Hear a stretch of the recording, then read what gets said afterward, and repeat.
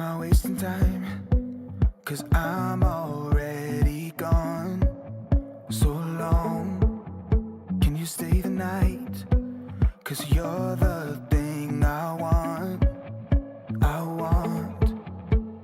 I know you're feeling different when you're stressed out, but even with no makeup you still stand out. 'Cause no one makes me feel the way you do now, like you do now. The way that you move your body, you make it look like a hobby. Every time that you touch me, it's electricity. Things we discovered underneath last night's covers. Everything came so easy. It's electricity.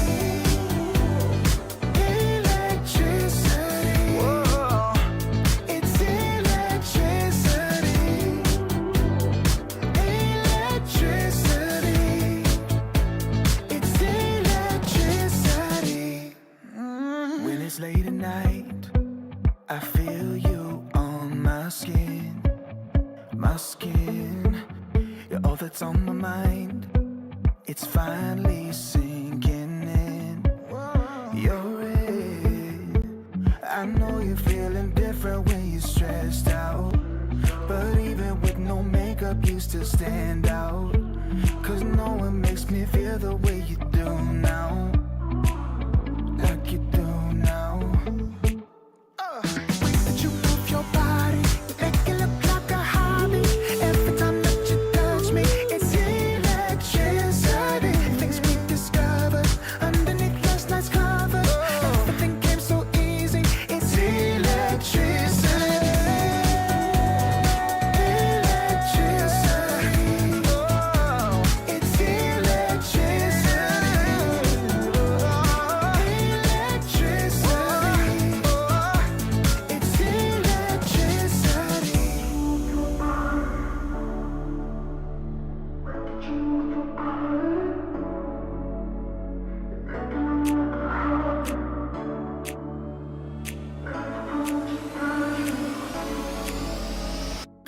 You move your body, you make it look like a hobby. Every time that you touch me, it's electricity. Things we discovered underneath last night's covers. Everything came so easy. It's electricity.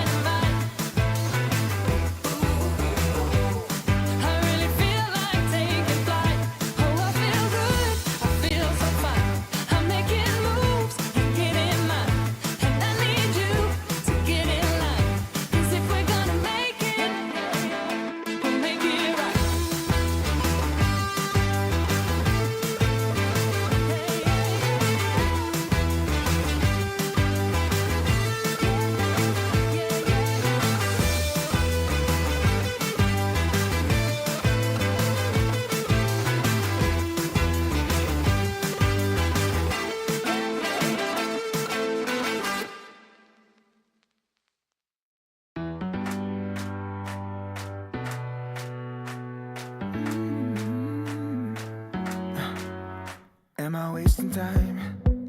'Cause I'm already gone. So long, can you stay the night? 'Cause you're the thing I want. I know you're feeling different when you're stressed out, but even with no makeup you still stand out. 'Cause no one makes me feel the way you do now, like you do now. The way that you move your body, you make it look like a hobby. Every time that you touch me, it's electricity. Things we discovered underneath last night's covers. Everything came so easy. It's electricity. Electricity. Whoa. It's electricity. Electricity. It's electricity. When it's late at night, I feel you on my skin.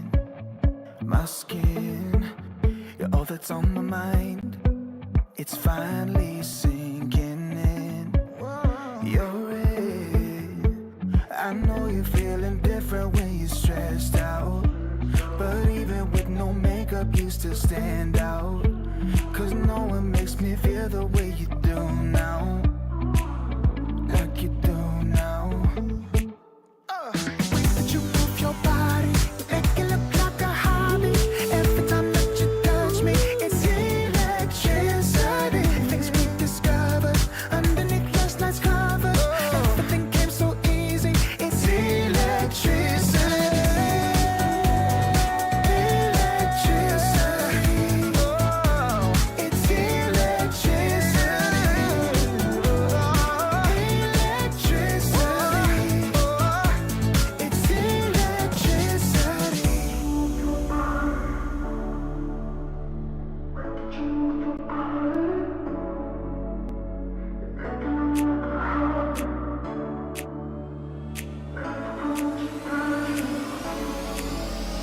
The way that you move your body, you make it look like a hobby. Every time that you touch me, it's electricity. Things we discovered underneath last night's covers. Everything came so easy. It's electricity. Electricity. It's electricity. You move your body. Electricity. You move your body. It's electricity.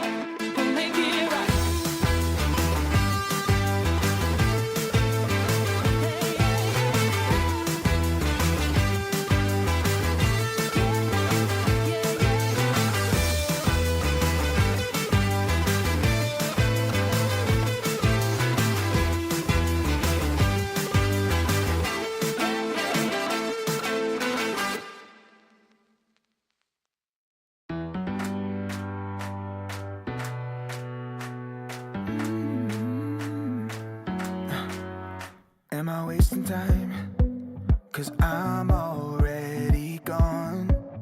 So long, can you stay the night? 'Cause you're the thing I want. I know you're feeling different when you're stressed out, but even with no makeup you still stand out. 'Cause no one makes me feel the way you do now, like you do now. The way that you move your body, you make it look like a hobby. Every time that you touch me, it's electricity. Things we discovered underneath last night's covers. Everything came so easy. It's electricity. Electricity. Whoa. It's electricity. Electricity. It's electricity. When it's late at night, I feel you on my skin. My skin. You're all that's on my mind. It's finally sinking in. You're it. I know you're feeling different when you're stressed out, but even with no makeup you still stand out. 'Cause no one makes me feel the way you do now, like you do now. The way that you move your body, you make it look like a hobby. Every time that you touch me, it's electricity. Things we discovered underneath last night's covers. Everything came so easy. It's electricity. Electricity. Oh, it's electricity. Electricity. It's electricity.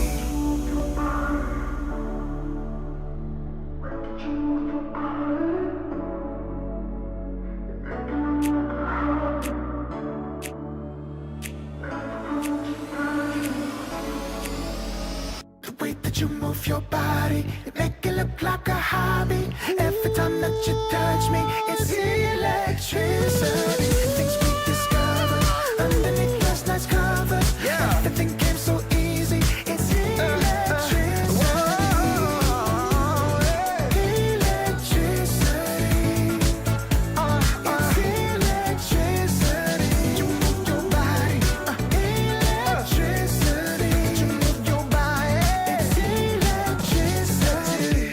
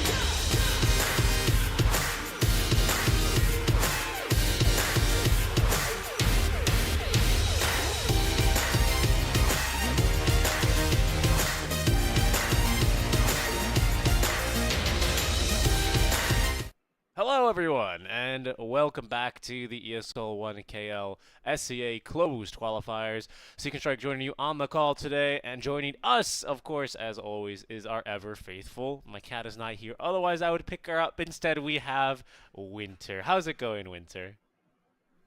Everything's great, apart from the fact that you always start the day berating me. Is that so? Berating. Yeah, berating me. You're calling me a cat indirectly. Yes, that is true. But much like a cat, Winter, you have some instincts, some Dota instincts. And today, Winter, we've got two teams going up against each other. We've got Aurora taking on Geek Fam. Do you have any predictions here on how this match is going to be ending up going today, as we are still, of course, in that second round of the upper bracket? Exciting games. Yeah, you told me to be PMA. I'm not supposed to start the day berating the teams, berating the players, so I have to be nice today. And I got my berate coffee. me. Yeah, I got my coffee. Everything's good. I had enough sleep, 9 hours sleep. There you go. I'm happy to hear it for you.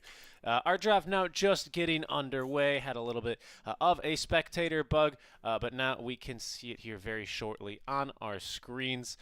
Winter, we have Geek Fam drafting on the Radiant side and Aurora on the Dire side. We'll go ahead and take a look as we have our opening hero already out. It's going to be Admiral Kekunka, but you were so a little bit surprised. You were surprised that Aurora went for first pick.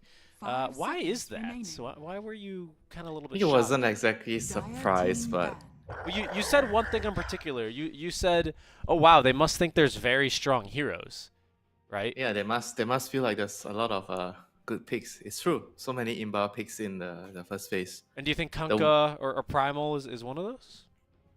Yeah. Primal is very, very annoying. Come on, bro. Strength, Blade Mill, Hard Meta. Look at the first two picks. Strength Hero, Yeah. Blade Mill Hero, Yeah. Hard Hero. I'm picking up what you're putting down. One of them's got a water park. The other one's a dinosaur. Yeah, then we're gonna see AA and Grimstroke next. You know what they should sell? You know, actually, What? at the main event here at the LAN, they should sell an ice Milo dinosaur, and then they put a little primal beast on the straw. You know?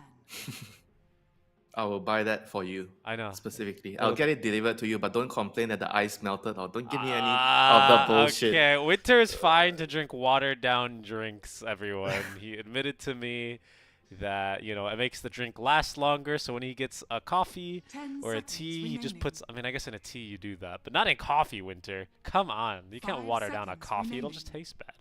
Copy ping. Oh, Radiant team back. anyway. No Grimstroke ban, huh? Out from the side of Aurora. So, do you think Geek Fam's just gonna pick the Grim? Honestly, Yeah, why not? There is no reason not to. Means with Primal. okay. Okay. Any prefer reason they Dark go Willow. for the Willow? Oh, I guess yeah, they just prefer the Willow. Fair enough.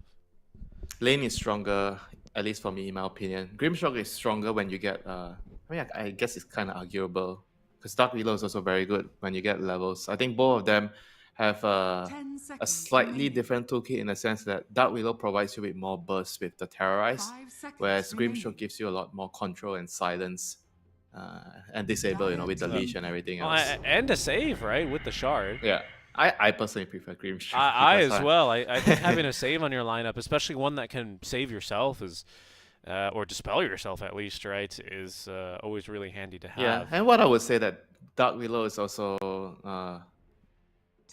weak against Conquer.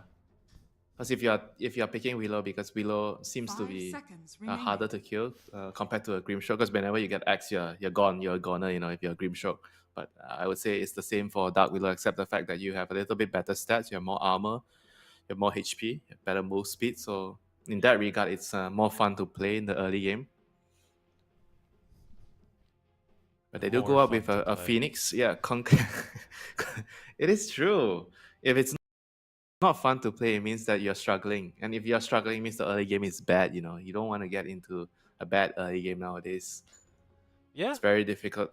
It's especially with as a support still under leveled, right? They did fix that slightly with the Wisdom Room tweaks, but every now and then I still hear you complaining about, oh no, 2 Wisdom Runes, it's over. I wasn't complaining. I was just pointing the fact that one team got 2 wisdom runes. You know, I think they should do to the wisdom runes the winter. They should make them spawn Nah, randomly. nah, nah. I'm not listening to any of that. You told me I couldn't give an opinion about Roshan, so same goes for you. What's your opinion on Nature's Prophet, though? You can give me your opinion on this hero. It's not one that we see a whole lot, to be honest, these days, is it? It's very good in pubs, but in high-level games, there's a lot more priority on a lot of other heroes. I feel like he's kind of like, is it S tier? S plus is the most imba hero, right? So he's probably like middle, like S tier, I guess. He's still a good hero. He gives you a lot of early game presence. We talk a lot about the global presence of like heroes like Dawn, Spectre yesterday. When you're playing a big map, it's good to have those heroes that can always be there in a moment's notice, and Nature's Prophet provides that. And like you were speaking about the Wisdom Rune, he's very good at stealing it. That's true, actually, yeah. He's so good at it, in fact, to the point that teams anticipate it. They usually, sometimes, right? They'll bring two people. But you scan. No, dude. no, no, of You course. scan your before you go in. Of course, You I mean, knock, you look, knock on the door. You knock on the Gaben door. gave you 2 scans. You better use them, right? You better use them. This Okay. is one of their favorite heroes. Geek fan really likes this hero. Scam likes to play the hero, and they used to run it on Cox as well. When Right, he was I was going to playing say, yeah. Yeah. Now I'm not sure if I think it's not so much of a what's his name, Mac hero. 10 seconds So I'm expecting it to probably be Scam's Keeper of the Light. It's kind of like an abuse, right? Because Wraith King Skeletons is so strong, so you keep Chakra. Oh, give me that cooldown for the Skeletons. I mean, it's not the not the most obvious combo, but it's nice. you know? Sure. I mean, cooldown for more stuns, for casual harass. You can double crit with it as well, right? Because you. Oh yeah, that's probably the better. No. abuse. It's got to be about the skeletons. I mean, come on, Winter. Don't be a fool. Nagasire. No, of course. I think the skellies are also very strong in the lane, especially against a hero like the 10 Phoenix, seconds right? remaining. I think he's still 0 base armor. Usually he comes with like a circlet and a couple branches 5 to lane, so seconds usually he has remaining. 1, which actually makes a really big difference, by the way. There's a reason pros do it. You should do it as well in your pubs if you're struggling Yeah. in trading early. I wish Tranquil Boots still give you armor. Ah, That right. is- Those were the days. I wish Sunray was still pure damage. Remember those days? Nope. Ah, those are the days, man. Let me tell you, like 8% pure damage in max channel on that Sunray was imba. This hero was slept on for so long. Yeah, they're gonna be sleeping in this game because there's a Naga. Uh-huh, I know, sure. right? I thought it was good because you're casting the game Winter. Ha Ha, ha, ha. So funny, Richie. What's I'll the give reason? you a award. What's the reason for the Naga pick here? What are you seeing with this? Imba hero. I mean, Naga's great. It's just a very, very good and solid carry. Like we saw in the series, IHC against who was it? Was it Neon? Who was- did IHC? Well, was it Let me check. the match that IHC were eliminated in, right? I believe. Yeah, Bleed. Yeah. How the hero can always 10 reset the seconds team fights. remaining. It's true. In the early game, you're giving your team a lot of information by seconds shuffling out remaining. lanes, and you have very Team ban. globally lineup because wave shove is going to be very good for Aurora with the MP and Naga on the team. So they're going to be constantly pressuring and looking for kills with the Kanka. And that's what you want, when you have NP, so that you can abuse your teleport to kill heroes. And Naga gives you that. And the other thing that Naga 10 gives MP is seconds remaining. he doesn't need a babysitter. So MP is free to do whatever you want. 5 seconds If you play remaining. MP, you will know the games that, why is my support not in the lane? Dire And then you're team like, pick. come on, bro, I'm MP. I'm TPing around. I'm helping my mid. I'm helping my What do you mean? offlaner. Never leave lane as 5, right? Right, one I turn. am not a 5. Just tell him I'm not a 5. I'm MP. As you teleport out to go steal the wisdom room, teleporting underneath the mid-tier 1 tower on the first Yeah, wagon. you have the license to leave. They always say you get license to kill as John Wick, but you have license to 5 leave as seconds MP. remaining. James Bond, actually. Oh yeah, James. That's No, okay. oh yeah, it was James Bond. Yeah, Yes. yeah, of course. That was what the double O means. Well, all right, I like the points. Right, Naga, very self-sufficient laner.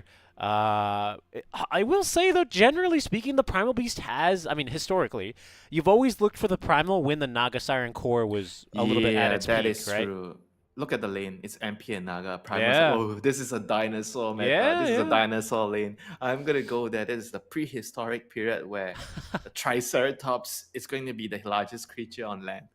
And Naga just wants to leave and go to the sea. Right, right. She's not that evolved. She's only like kind of coming out of the sea. This dinosaur is a lean, mean, red-blooded killing machine. Actually, I don't know. I guess dinosaurs are red-blooded. They were cold-blooded. Okay. I don't know the difference. A brewmaster though, going to come out. What's the broom for here? Is it just a comfort pick for Aurora? Strong laner. You want strong side lane so that the MP can TP to your lane to kill stuff, you know. So that, and it gives them more team 10 fight. I mean, seconds not like they are remaining. lacking because they have Egg, they have Boat, they have Song. Sure, but you can't go 5 wrong with more. seconds And remaining. Brewmaster is also a hero that I know Jabs, he really likes to play this hero. He values the hero a lot. He's very good against the Keeper of the Light. Like this pesky, annoying backliners hiding, channeling their annoying freaking spells. You get to toss them up in Right, the air. right. You get to These kill them. coddles, refreshing skeletons. Oh yeah, the dispel works on. I mean, it works on the skeleton, so that's kind of nice. Oh, wait. Oh yeah. Yeah, it Wait, does does damage it? to summon. Yeah, it should, Oh, right? It does I thought it damage to was summon I thought it units. was illusions. Isn't it only illusions? I mean, Let me it still does see. damage in general, I know, and it does like 1,000% damage or something to illusions, which is why it's so good against like your PLs. Sometimes Oh it's yeah, gonna you might be compensate to right. Naga. It might only be illusions. I'm not 100% sure though. I think you might have a case there. Either way, I am liking that lane. My biggest fear right now for Aurora is just how weak this Right. Naga tree, sorry, Naga Phoenix lane, Naga NP lane. Sorry. is If you looking. can't pick Timber here, Timber is like a dog shit hero. Okay, You never may now mind. select your heroes. So it's a mid Grave morph. King, yeah, Grave King. No, No. oh, it's just a safe lane morphing. It's a very, I would say, tricky morphing game to play. It's not easy to play this game. I don't really know like if morphing is really good against their heroes. I mean, he's okay, you know. Like I wouldn't say he's great, you know. Like some lineups, you see morphing come out, and then you know, like he's Yeah, great. and then okay, he's gonna steal the Like Hero he's Shaker they, Fissure. like He's yeah, gonna do all this. So I mean, but give me a little bit of confidence in this morph pick, right? You've kind of said okay, you he's don't. good at killing the egg. Okay, he's good at killing All the egg. right, there it is. That's what we want. Is this lane strong as well? Is this a hero that can lane into the Brewmaster? You could just kind of rely on the shift, or 5 seconds remaining. His partner is a keeper of the light, so like morphing, you want a beefcake, you know, you want a undying tree on your lane, or ogre, you know, for that sense, you know, like Kotal. I feel like their lane is gonna be a bit difficult to play because they have to try to somehow maybe shove the wave. I'm sure they're gonna be able to secure the range creep because it's Kotal, so he's gonna have that guaranteed for you. As long as the Kotal can make sure he gets the pull, I think the morphing should still be fine. It's not gonna be a like comfortable lane, you know. It's not gonna be a morphing running through the sea with no storm, nothing. You know, it's gonna be a rocky ride, but he'll get there. talk to me a little bit about where you see the strength of this nature's prophet. You know, now that we kind of see how the lanes are going to at least not necessarily shake out, but we see the laning matchups. Where can the NP look to kind of try and destabilize, given that he's gonna have maybe a difficult offlane? Morphing is not the easiest to gank. I mean, if you can pressure Morphing early game and Morphing is weak, because normally you don't have waveform in the early game. Mm-hmm. So he's gonna probably have to get a Quelling Blade. I guess that's fine, you know, to make sure that he can't die to the Sprout. And in the mid lane, it will be a... is it a Primal Beast in the mid? Yeah, it should be a Primal Beast. Oh yeah, Primal Beast is mid lane. That guy is tough to kill. So I guess the MP's not gonna leave his lane this game. But he gets to do this. He gets to TP out to place Observer Watch and win the Bounty Rune fight. It's very true. He's got both words, so second place down. Yeah, this is very common nowadays because if you always think about how you should start the game, as you should, if you assess your lineup, okay, our lineup has weaker level 1 fight, right? So you want to TP out to make sure that you get a 2-for-2 trade. Because if you have a weaker lineup, you're always like terrified to walk out and check the runes, right? Because you know the enemy has a better level 1. So you might end up in a situation where you lose out. So if you have the ops placed early, it helps you deal with that very, very well. Did Cox place a ward? Where did he go? Oh no, he just went out to kind of scout. Yeah, Mac put down a ward though, so that's probably going to be dewarded. Did they smoke Well, out? he was smoked actually. He was Maybe they. smoked. Didn't know. Oh, and you know what? Mac actually playing, well, unfortunately the illusion lasted a little bit too long. The smoke ended, so they might realize it was actually an illusion and not a ward. But Mac actually with a pretty nice move there, right? Because, of course, illusions don't break smokes. 30 And the reason why seconds to pros go. make this move is because, of course, towers at night, they can, I'm hovering, right, so you can see the attack range, Winter. They can attack this far, and they have true sight that far. But during the night, they can really only kind of see that far, right? Their vision's affected. So Mac, by standing there, kind of gave the illusion like there was vision there, but there actually wasn't. It was him smoked out. He gave the illusion to the illusion that there is that he vision. did. That he did, yeah. There was levels to it. There was levels. All right, Scam. Oh, Wait. he gets it. Is he Natsumi? gonna die? No. Natsumi is not maybe dead, but is going to take a bit of a bruising here early on. Yeah, I mean it's Water Boy level 1. I don't know, What do you actually. He could Oh, be dead. He dead. Yeah. All right. I mean, his team did get 3 runes for that, I guess. Yeah, I mean if the Koto is there to be beside him, he's not gonna die. I mean that's the thing with morphing, right? You don't really want to go and touch the rune unless you certainly know that there's no one around or you have a teammate around. Right, right. That's a pretty bad kill. Who got the kill? It was the MP, right? It was the MP. Yep, Q got it. Then not so. I mean, it's still bad, you know. It's But still- then it yeah. means early vessel. Who's buying the vessel? Is it the brew or the MP is buying the vessel? Yep. Early earn. Might enable him to rotate a little bit more here around the map. We'll see how that ends up affecting things as we do get underway. Yep. Now look at what Jabs did. He's dragged the wave all the way back towards his tower because Morphling was dead in the early phases, so he arrived to the lane a bit later, and the brew is able to abuse the fact of that. I mean, this is very, very top-notch play by Jabs here, and gets the deny on the range creep. Well played. And here comes the MP TPing with his buff, his damage. Oh, yeah. No one can fight the NP. NP is undying. Running a little bit low on that HP, but of course they've got plenty, a little bit of regen. Not plenty, I would say, this for is- Natsumi. This is really, really annoying for the Morphling right now. They have to figure out how to get this wave back, you know. If the wave is in the middle of the lane right now, near the brew, he's gonna have a tough time last hitting as a Morph here. Yeah, especially while... Okay, there it is. There's finally level 2 at the very least, but like you say, I think things are going to get a little bit more difficult here before they get too much easier. This torrent there by Armel does catch Mac. Mac, though, had the onslaught ready. Bottle delivered. He should be just fine here, but of course, you know, Kunkka in melee matchups does sometimes start to really lay it on thick, right, with that harass, with the cold, the cleaves. I mean, in general, Primal Beast tends to get bullied in the lane. As he's a melee hero, you need to get in close range to last hit creeps with your trample or your right click. So you tend to get harassed down a lot. And top lane, Phoenix has to Got away. dive out of there. Yep, did not catch him with the brambles. He will be just fine. Dire's Did middle not tower dive is through under a attack. bramble. Somehow, yeah, normally. I thought he was gonna get hit by that bramble behind. As I will it. You know, I gotta say, Natsumi, you know, even though they did take that early death, still do CSing fine. I would say Jabs is having a fairly easy go at it, right? In a lane that could otherwise be a little bit difficult for him.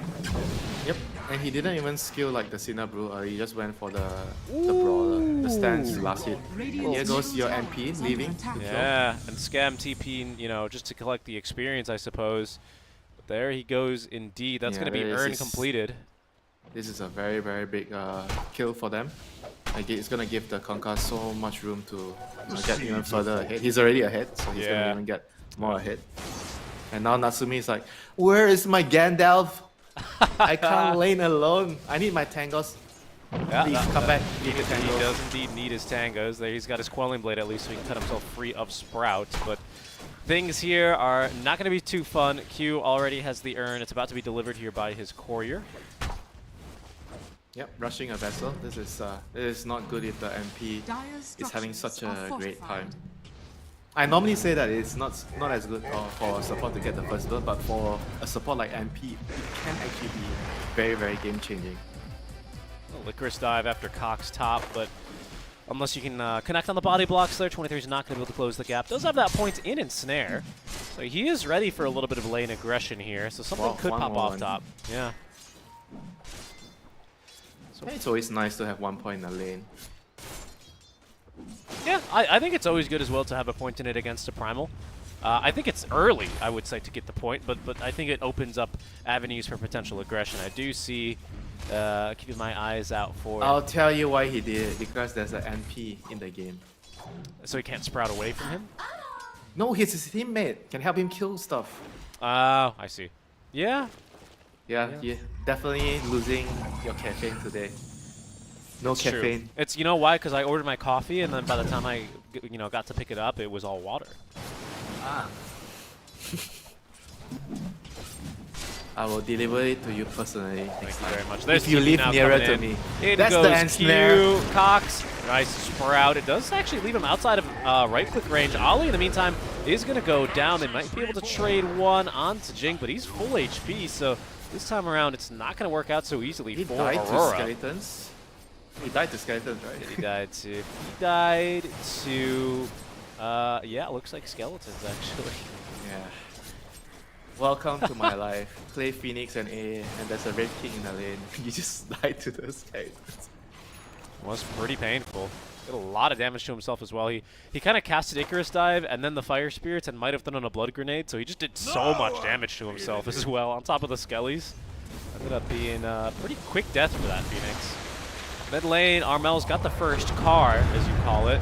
Although Mac is going to do well to be able to burst through the creep wave rather quickly. Should neutralize any threat of a push, but we are hitting the 6-minute mark. Nice job by Scam. He just quickly denies away the illusion rune. Mac, Primal. he's not too thirsty, so he didn't really need the refill at least. Primal Kanka. Runes are gonna play a vital role. Who's gonna get the gank and everything. But as of right now, the Primal's happy, clearing up some stacks, getting ready. I hope to help his team fight for the 7-minute Wisdom Runes. I think nowadays you see it more and more from the mid laners going to contest the Wisdom Runes at 7 minutes. They are the ones that are complaining, why are my support so low level? Why I can't fight on the side lanes? Everyone's so low level. And then your support just gives him a reply, you didn't come and help me get the Wisdom Rune, don't complain. Damn it. First scan's out. It's an Aurora scan here, but 10 seconds to go on the Wisdom Runes. Oh, they're getting the stacks instead. Alright, let's Oh, shoot yeah. through. Oh, Q, MP. he's going for it. Did not scan. There goes the Sprout. He It got actually sprouted himself away, but he might actually be able to get a kill onto Jing. Ollie is going to come through here as well. 2 blood grenades tossed here, both sides, but it's going to be just more damage, frankly, out from the side of Geek Fam. 23's got the creep wave pushed under tower, so Ollie's going to be able to safely get away. That is until at least Mac is going to join the fray from the mid lane. Do end up losing the stack, I believe, to the Kunkka. Wisdom Room is going to be claimed by Geek Fam, but I don't know, a couple more supports going down for Aurora. It's not looking so great for this early game, I would say. I don't know, the kill onto the Primal was pretty big, though, so I don't want to discount that. Still, haven't been too successful on these rotations. Yeah. Jabs is still, sitting with his ulti. Oh, he's even rushing the Radiance without a Midas. That's the Kinda Jabs we expected- know. I mean, I kind of expected him to get a Midas, actually. Let me think about it. Why is he deciding not to get a Midas and just get a Radiance? He feels like... Because normally it's good to get the Midas because you want to get to your talents, your levels. And the attack speed is obviously also very good on this hero. Yeah. Maybe he just feels like he's just having too good of a game and he's gonna be very, very strong anyway, so he wants to get to the Radiance faster. He just farmed. He's keeping pace with the rest of the cores. I wouldn't say he's, exceptionally farmed, but Oh is wait, getting the very Brave King is comfortable. fatter than him. Yeah, Alright. yeah. He's on the Radiance war timing against the Brave King. Who's gonna get the that pace? they are. I think they met in pubs before and said, dude, my Radiance timing's so much better than yours. And Cox went, nuh-uh, mine's better. Here they I'm go. not gonna buy boots, Armel ganking the creep wave down bottom. Couldn't resist with a little sneaky Tidebringer. Not Sumi and Scam getting out of the way of this one. They will twin gate top. 23 Savage will, I believe, scout them here with the illusion. Really think they can get a kill here, though, on him. Lots of heroes Here top comes lane right Mac. now, though. Mac is gonna find him, I think. Yeah, he's gonna find him. Yes, he is. No song. No song. He knew the real It's a one. pulverize. I guess Wow. he did right away. 50-50 guess. 23 Savage does have the ensnare. Consumes the Lotus, but finds himself rooted by one Bramble. Navigates around the other swiftly. He will be able to get himself to safety down bottom. The push from Jabs and Armel should result here in the tower. Seems like a couple TPs are coming through. Here comes Armel. Has that X mark down. Boat incoming as well, right on top of Cox, who does have that reincarnation at the ready. Lots of heroes now joining the fray as Mac from the side is going to onslaught in. They're right on top of Q, and they put him down immediately. But Jabs, he's going to be able to get off the split. Boulder hurled towards Cox as they pick up the kill. A great lift, immediately interrupting Primal Beast Pulverize. That's gone for the fight as Ollie has to Icarus dive back. Just shy here of the experience he needs for level 6 as Armel is going to die underneath his tower now. Cox rejoining on the reincarnation. Jabs in some trouble. Natsumi dropping the tip onto him as Jabs fighting versus 5 has no chance. He goes down. Tower default to boot, and it's going to be Aurora taking a pretty miscalculated fight against Geek Fam. Maybe if they had the egg, they could have taken the fight. Yeah, I think Armel overestimated how strong they were, and also a very, very good move by Natsumi coming to join the fight. They just had more heroes there, so they had everybody. Whereas the Naga couldn't really contribute much in that engagement. He didn't really want to come to the fight. I mean, he's kind of useless anyway. And he doesn't have his items, no song, skill, so he can't really take a fight there. Sometimes you see Naga saving a skill point for song, just in case for moments like this you need to, not to win the fight, but to bail your team out of to reset. sticky situation. Yeah. But Not this time. I can get why Aurora tried to take the fight. I would also try. You feel like you're strong with the boat and the split, but they just didn't got to the tower on the same time. It was the Conquer X marking starting the fight. He used his boat, and then 2 heroes TPing now, so they're like not there at the same time. I'm just surprised that because Aurora have this pretty Wait, good he ward died down. to what? Neutral? Did he die? Oh, he died to the stack, I guess. I won't lie. I won't lie. Okay. That was unexpected. That to the Ancients. I think he tried to do both camps at once, and the Ancients said, no, I don't think so. I demand some respect. You have to focus on me. Sumi just doing morphling things here as well, down to 70-something HP there as the stack started beating into him. Max Agi, but he has it all under control. Not to worry. Imagine dying to Ancients. Couldn't be I made. mean, so far, still everything is going well for Geek Fam for sure. After the engagement, they have to just try to chill a little bit, wait for the Wraith King's ultimate to come back off cooldown. Maybe they can go for a pick off with the trio, the Dark Willow, Primer, Kotal. Aurora making a move though. Amarl's bottled up the DD rune, has a blade mail completed. Action top as they may look for Scam. They're going to open it up now with the X mark into the boat. Should be a fairly easy kill here, especially with the Sunray on top. Down goes Scam. Can they push this tower? I guess with the DD rune they can give it a go. Doesn't seem like Geek Fam are eager to defend. Instead, they will smoke up as Mac and Jing head towards this bottom side of the map where they do have a Jabs farming away. Jabs, who, by the way, is still technically keeping pace with the Radiance timing, or at least the Relic Rush. That might change after this kill, though. Yeah, I mean, he doesn't have boots, and now he's dead again. 3,200 gold. Tower does go down top, so it's an objective, at least for the life of the Brewmaster. That was not that bad for the trade. They kind of slipped past this Observer Ward in the jungle. He felt like he could farm there because he had a pretty nice good ward here placed by the Nature's Prophet in the jungle. But unfortunately, he didn't really scout them. They took a longer route, so he got caught. But it's okay. They got a tier 1 tower on top side of the map, so Still at least they got something. Pretty close here as far as the Relic goes. I think Cox is gonna probably just get it before. But it has been pretty close. I don't know, actually. Jabs has the Relic already on the way. It's gonna be a very, very close series, game for sure, the first game. Oh, I don't care about the game. I'm talking about this Radiance time in Winter. That's all that matters.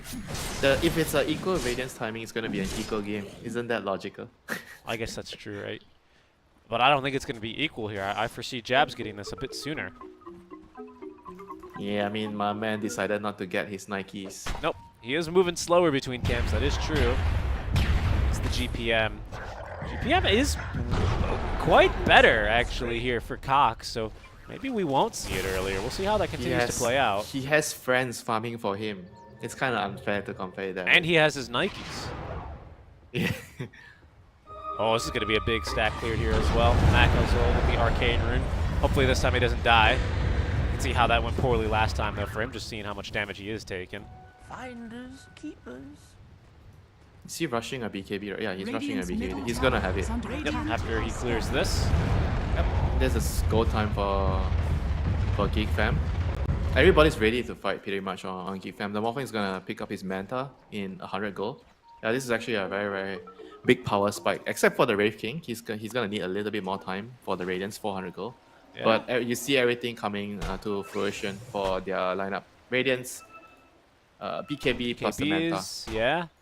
It's a pretty nice time in here indeed. Aurora are going to smoke down bottom, where Jabs will now tag in for tagging a Wild Ring Ripper. Okay. I don't think they know that the Radiant team has a very strong timing now, so they have to be very, very careful here not to lose too many heroes. I think this fight is going to be very hard for Aurora. Radiant It are is. scanning. I tend to agree with you. They also don't have 23 Savage nearby, nor do they Ollie. have the NP. TP in, but this fight's already looking bad. Early Supernova, Natsumi trying to waveform in for that, but of course he does not have the range.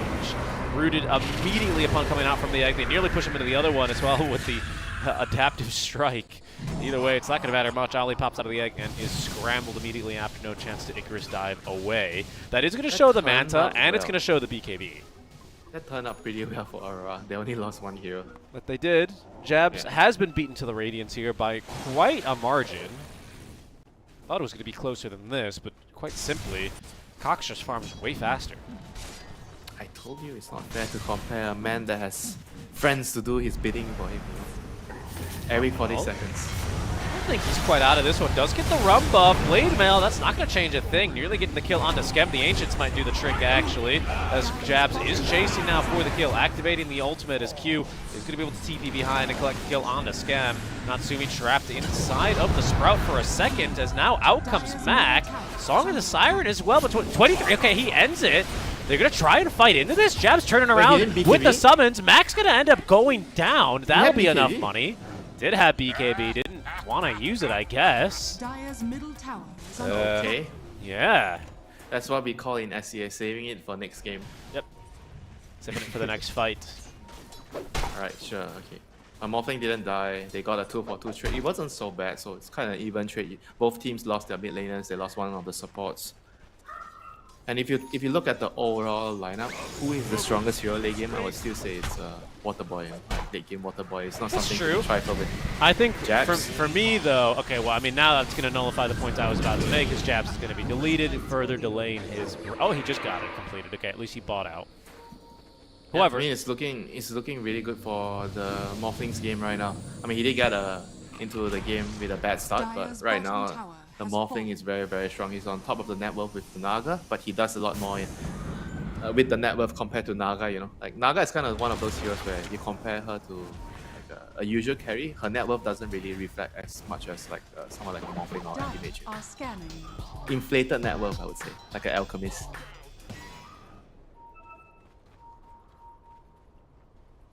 And RML is going to get pulverized by Mac. Just, I would say, testing the waters to see if there's anyone nearby.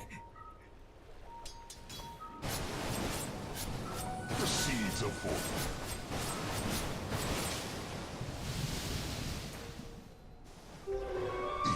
I mean, it's back to farming for Jabs. He's going to need a lot more items this game. Still quite surprised that he didn't go for the Midas. does he have his boots yet? Not quite. Might not even buy them quite yet, as he's got the shard immediately queued up. I'm not sure if this is something very common not to have boots on this hero. I guess it's not that bad because if you're always in your ulti form, you don't really need the boots. Dire's But like you top mentioned, tower it's still is under still attack. nice to help to get to places faster so you can farm, with the boots. He's gonna die again. I feel like there's a chance he might die again here if they find him. Well, we'll see if he sticks around. He's playing this one a little bit more patiently. Seems like he'll be able to dodge this particular kill attempt. And what does the Naga have soon? Naga's building a heart. Still didn't really get any significant pickoffs with the Orchid yet. And the Naga's still like very, very fat at the moment. But in the team fights, I feel like her illusions are gonna be very useless because there's Illuminate, there's Blinding Light. There's a lot of spells that just clear it out quickly. There's Radiance, there's Trample. Radiant's middle tower is under attack. You're gonna need to farm like so many items this game. And it's gonna come down to like the team fight execution, how you're gonna use your song in tandem with the egg, the board, the primal split to win you the game. It's not gonna be like that, you know, a free Naga game. People would say like, oh, this is a free Naga game. They have nothing to do with my illusions. This is not that kind of game. No, it's definitely not, right? They can clear through illusions really easily. Oh, a DD rune in the river. That's a nice 20-minute rune. We'll go straight for Natsumi as they... Yeah, there it is. The inventory manager. They gave him the bottle. He's close to Scotty, just 600 gold off, but they're going to go for the DD play. Might not even need it for this kill. In fact, they don't. Armel goes down so quickly. That's a very nice smoke move out from Geek Fam. They find quite the target there. Just farming in the triangle. Yep, Geek Fam is in a much faster paced lineup right now. Their lineup is already ready to go, whereas for Aurora, they have to still get items, you know, that's why they're getting picked off. They can't really come together to make a smoke play or, you know, move together. And they have to use Song defensively like this, you know, so it's, again, you know, another opportunity for them to move forward and take the map if you're Geek Slate. It's Roshan? Yeah, I think it's just Roshan, you know, it should be just Roshan here. They're gonna even pick up the Wisdom Runes, make sure the MP doesn't steal it. It's very, very good heads-up play by Scam here. And you see the scan by the MP. Yep, not falling for it this time. A little bit too dangerous for him. DD Rune active for Natsumi. He might be able to just solo Roche, although they could use some skellies to help tank. He needs a friend.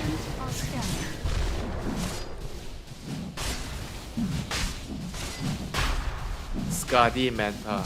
This Morphling is so huge now. It's big. Aegis now to keep him confident as well as they look to be twin gating across the map. Apply some pressure into this top lane. Yes, I mean, everything's looking really good for Geek Slate right now, or Geek Fam right now. They are gonna have a very, very fat Morphling. They have very, very good scaling towards late game. You have Wraith King, you have Morphling. You have a lot of tools to deal with the illusions from Naga. I'm liking like Geek Fam's lineup a lot right now with the current state of the game, even though they're just barely shy of 1k lead.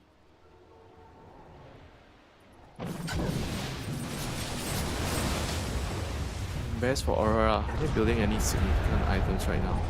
I mean, Kanka's getting a BKB. Brewmaster got a shard, okay, that's nice. MP is getting an Aghanim's. Okay, Aghanim's could be something that can allow them to win the team fight.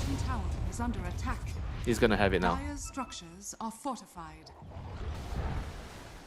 Yeah, there's going to be that Torrent Storm. That alone, yeah, you still need a little bit more. I mean, this heart, okay, like you were saying, that's something. Q has his eggs, water park, but yeah, okay. damage. Do they have enough damage to kill the water boy? I'm not entirely I don't know. I mean, this sure. is not. You take a look at this draft. What are you looking at, right? You're looking at a tanky primal beast. You're looking at a Morphling who's already tanky with an Aegis. You're looking at a Wraith King. X-Mark here is going to be thrown out. I'm not convinced this is necessarily a fight that Aurora really wants to take. Yeah, I mean, they're running into the Aegis 3 minutes. Alright. They feel like they're strong though. Okay. I mean, they've got items, right? So they certainly aren't cashing, you know, checks without any balance in the account. I just don't know if there's really enough for this purchase. Okay, realistically, who do they need to go on? I think the backline, because the frontliners are always too tanky to go on, and Morphling has the Aegis. So if you can take out the Kotal would be nice. He has a gem. Cox is so far going to be the target. They will commit for this. There's going to be the split. Ollie repositioning as he does have the Supernova down. Not a bad one there as they get the first life out from Cox. A blink out immediately though prevents him from getting stunned by the Supernova. They swept up Natsumi here on his first life here in that Torrent Storm. Cox now getting focused down. Plenty of damage being done here as the Song of the Siren He's going to come through. They have a lift onto Natsumi as the song allows 23 to reposition. He's surrounded by opponents, however. And Jabs, his split is about to end. Still tons of damage dealt, though, during that duration, as Armel finally able to get some right clicks down in the fight. That's Cox finally down, as he has expended already that second life. The reincarnation already used. Mac looking worse for wear here as well, as Armel is going to be soloed by Natsumi. Natsumi still having another life, but losing the first one here and not having a whole lot of supports. Only his 2 supports alive, as he's going to be able to purge off the Manta style there quite easily. Jabs now being healed by the Sunray. Careful for that mischance. Okay, never mind what mischance. Q letting out the ultimate. There's going to be the eyes, or the curse of the old growth. Not really doing too much here, but the ultimate coming through finds the root onto Natsumi, but he simply waveforms away. They don't really have the damage for the Morphling Winter, but the fight, other than that, not looking that bad for Aurora. Yeah, that was a very, very, very strong showing there. You know, I thought they would actually lose more heroes against the Aegis Morphling, but they were able to get. They killed the Aegis. They killed 2 heroes. So I mean, all in all, it's a pretty good trade for Aurora. But you could see, like in the fights, how the Morphling is he's doing a lot of damage, whereas compared to the Naga, Naga's not exactly doing a lot damage as much as the Morphling in the team fights, but he's able to use the song in a timely manner there to reset the fight and allow his team to at least get a better trade there at the end of the day. But the Conqueror is gonna need a BKB in the team fights now. Like otherwise he's gonna get just controlled way too much. There's too many spells and annoying spells. Roots, there's a blinding light, there's mist, you know, there's so many things. There's stuns. He's gonna need this. Okay, Jax actually went for a blink. Okay. You know, So he feels like he just needs to. I guess he feels like he needs to he needs to initiate, because the Kanka, at this point, he just wants to maybe wait for something to happen and throw his boat to turn the tide around. Same goes for the Naga. Nobody wants to start the fight first, so it's up to the Brewmaster, I guess, to do it. yes, and Blink is the initiation item. Phoenix can't do it, right? Ali can't really. Sorry, Q can't really do it. Yeah, but either. Brewmaster Blink is not like, oh, a centaur Blink. No, you it's know, yeah, like it's no Blink Tide Ravage, is it? Well, I mean, I get that, but I suppose he feels like he doesn't really have much else to offer, perhaps. Look, it's nice to get out of the team fight, so you can blink out after your primal split ends, so you don't die. And you are also gonna be considering getting a overwhelming blink later, which is also good in the team fights. Shiva overwhelming blink, you slow the enemy till they can't move. I mean, we'll just have to wait and see. You know, this game is gonna come down to all the team fightings, like how both teams execute their spells and how they're gonna use the vision to their advantage. The vision part is your favorite part of the game to talk about, where they are placing the wards, the sentries, which areas that they are controlling to decide whether they should take a fight there. yep, gem purchases, which Geek Fam have held on to, by the way. He already had it like quite a while. Actually, Yeah. he didn't really mention it. He got it quite early. Still managing to hold on to that one. It's looking pretty good. I mean, this Naga Siren's starting to really come online a bit more, right? You can see 23 having that full heart. Yeah, but nearly into she the can never butterfly. have the same impact as a Morphling in the team fights, you know? Like, she's no Morphling. Like, if it's a head-on engagement, close up, she's never gonna be the same as a Morphling, you know? She's Right. good at, like, drawing out the fights, kiting enemies out, you know, resetting with the song, getting a pick off with the end snare, maybe. Well, you will have a fight where this butterfly is active, which it is now. Butterfly is complete, and even though there is an MKB in the quick buy right now for Natsumi, he's not close, right? So you have a moment here. You've got maybe one fight. Level 20 Morphling online soon. GG. Level 20 Morphling is huge. Mac getting out of there just in time. Mac also with a heart, so he's significantly more tanky. Now he has the waveform attack targets on Radiant's Natsumi. middle tower has And fallen. Mac is also building a Shiva's next, which is great against the illusions, but the heart is gonna allow him to just be nigh unkillable right now. The Sunray is great against it, percentage damage, always nice. Yeah, it's just Geek Fam stacking on top more issues of well, you can't kill us, you just don't have the damage necessary. Yeah, and Cox has an Aghanim Scepter, so you have to kill them. I mean, I can't say kill them twice, right? Because you can't really hit them. But they continue to have impact on the team fight, and a Morphling who literally has nothing to lose anymore is a terrifying prospect to fight into, especially one with this amount of damage potentially. You can see him right-clicking for over, what, 400 right now before reductions. That's a scary number. And obviously with the Crystallis. I just feel like I can't really see what timing Aurora is gonna get Your admiral is on board. to feel like, okay, we are actually gonna be able to take this late game. I just feel like they don't really have any clear item timings that are gonna make them very, very strong. Don't you think refresher on Kunkka is going to make things much more difficult to fight into? Yeah, but can you get there before the game ends? You know, the Morphling is already at critical mass that can end the game. Eager to get out of that one. That's what I'm concerned about, you know. The Morphling is just way too strong right now. And if he gets the next Aegis, I feel like you're gonna lose your base. Radiant's bottom They're tower is jockeying under for attack. position right now. Almost said boom, but Dire's Geek Fam bottom tower pushing is out this under bottom attack. lane. Roshan is in his spawn window, and given that it is turning daytime for the next Radiant 5 are minutes, he scanning. will spawn bottom. So they are going to be in pretty good Radiant's position middle here to tower claim is the under second attack. Roche. That is significant, but these Naga illusions are starting to get pretty annoying now. That they have a butterfly and a heart. Bounty. Just kind of pushing them into the lanes, dragging them away. So Roshan's gonna Radiant's top be tower up is under attack. right now. We'll see if who gets to scout it first. It's on the bottom Dire side, so are it's scanning. kind of easier for Geek Fam to get it now since they're already around the vicinity. Radiant's But top Aurora tower does is scan under it, so they attack. know what's happening. It's a daytime Roshan. They're gonna bring heroes down. Jebs has to get there. Hopefully not through the twin gate. Yeah, that, Oh, he's going to the twin gate. that You might be see. difficult for him. I mean, he's tanky. He's got this Ogre Seal Totem, Radiance, double Yeah, bracer. It's gonna be too late. I feel like if you're not moving now. Yeah, they're already starting it up. He is TPing actually the tier 2 tower. Radiant's middle tower Okay, is they under might give attack. this a go here, Winter. Naga Illusions in are delaying this. So that should give an opportunity. Q, of course, he can just TP in. Don't mind that arrow farming away. Yeah, Jazz Jebs is is- trying to finish his AC. He's close. Well, 300 more gold for him. And Roche is just not going to give him that much time here, Winter. Down it goes. Natsumi claims the Aegis. Cheese for Cox. So now you got 2 lives here onto Natsumi. Which is going to proc on that Aegis, won't it, for Natsumi? I mean, they have a shield rune on Armel. They want to take the fight here. Under attack. Alright. We're gonna give it a go. Nah, kind of getting pushed around in this fight. Okay, Jab's just Oh, blinking there he to the goes. back line. Finds a lift onto the Wraith King. Song of the Siren here is going to keep at least the Morphling locked down, but Jabs cannot get on top of these supports. He's dragged this fight so far out. The Q is looking for a place to TP in here as well, but Jabs is kind of just getting his minions slaughtered here.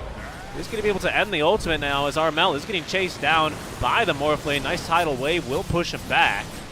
But Aurora just not getting that initiation quite right. Didn't lose anything, but a couple of ultis now are going to be missing.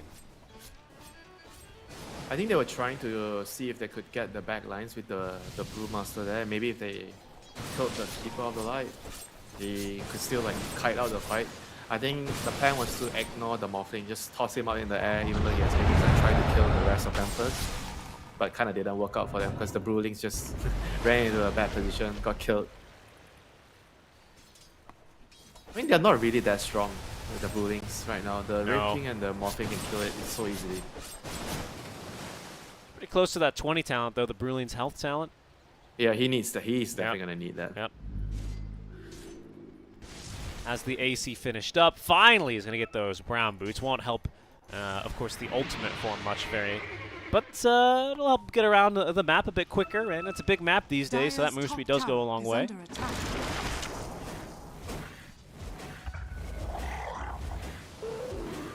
I still don't see Dire's any like structures significant are items that can fortified. actually change the face of how the Dire's team top fights are tower gonna is under go attack. enough for Aurora. They just got a Radiant's hex structures are on fortified. the Naga, but she can't really find any openings. You know, if they are huddled up together, they have a lot of ways of saving each other. And right now, Morphling has Aegis, you know, so how are you gonna be able to kill him twice? You know, that's gonna be like the question. Oh, start with the Hex. that could be one Right. way. I mean, that's one way to That kill was him quick. just the once. All right, that was quick. Yeah. And a little silence, of course, on Tsumi has BKB. He's got the Lotus Orb on top now, 23 Savage. Popping the Song of the Siren does give Aurora perhaps an opportunity here. They've left two completely isolated. They could get a quick kill on the Jing as Armel. Oh, finds both supports with a tidal wave. Jabs as well, opening up onto Skem as the Torrent Storm is going to hold down Cox. He's going to revive on his second life. Armel chasing the Dark Willow as the Supernova will pop. Stuns double up both stun. Mac and Cox. Cox BKB and TPing away. Will be able to make it out alive. He's got the X mark on him and will actually be brought back from the fountain. A stun onto Q. Mac being chased away by Jabs, who's outside of the split form. That's the second life onto Cox now. His reincarnation's going to time him out any time now as Mac is just running for his life. Hexed up though. Nice. Aurora, they have gotten this team fight perfectly, Winter.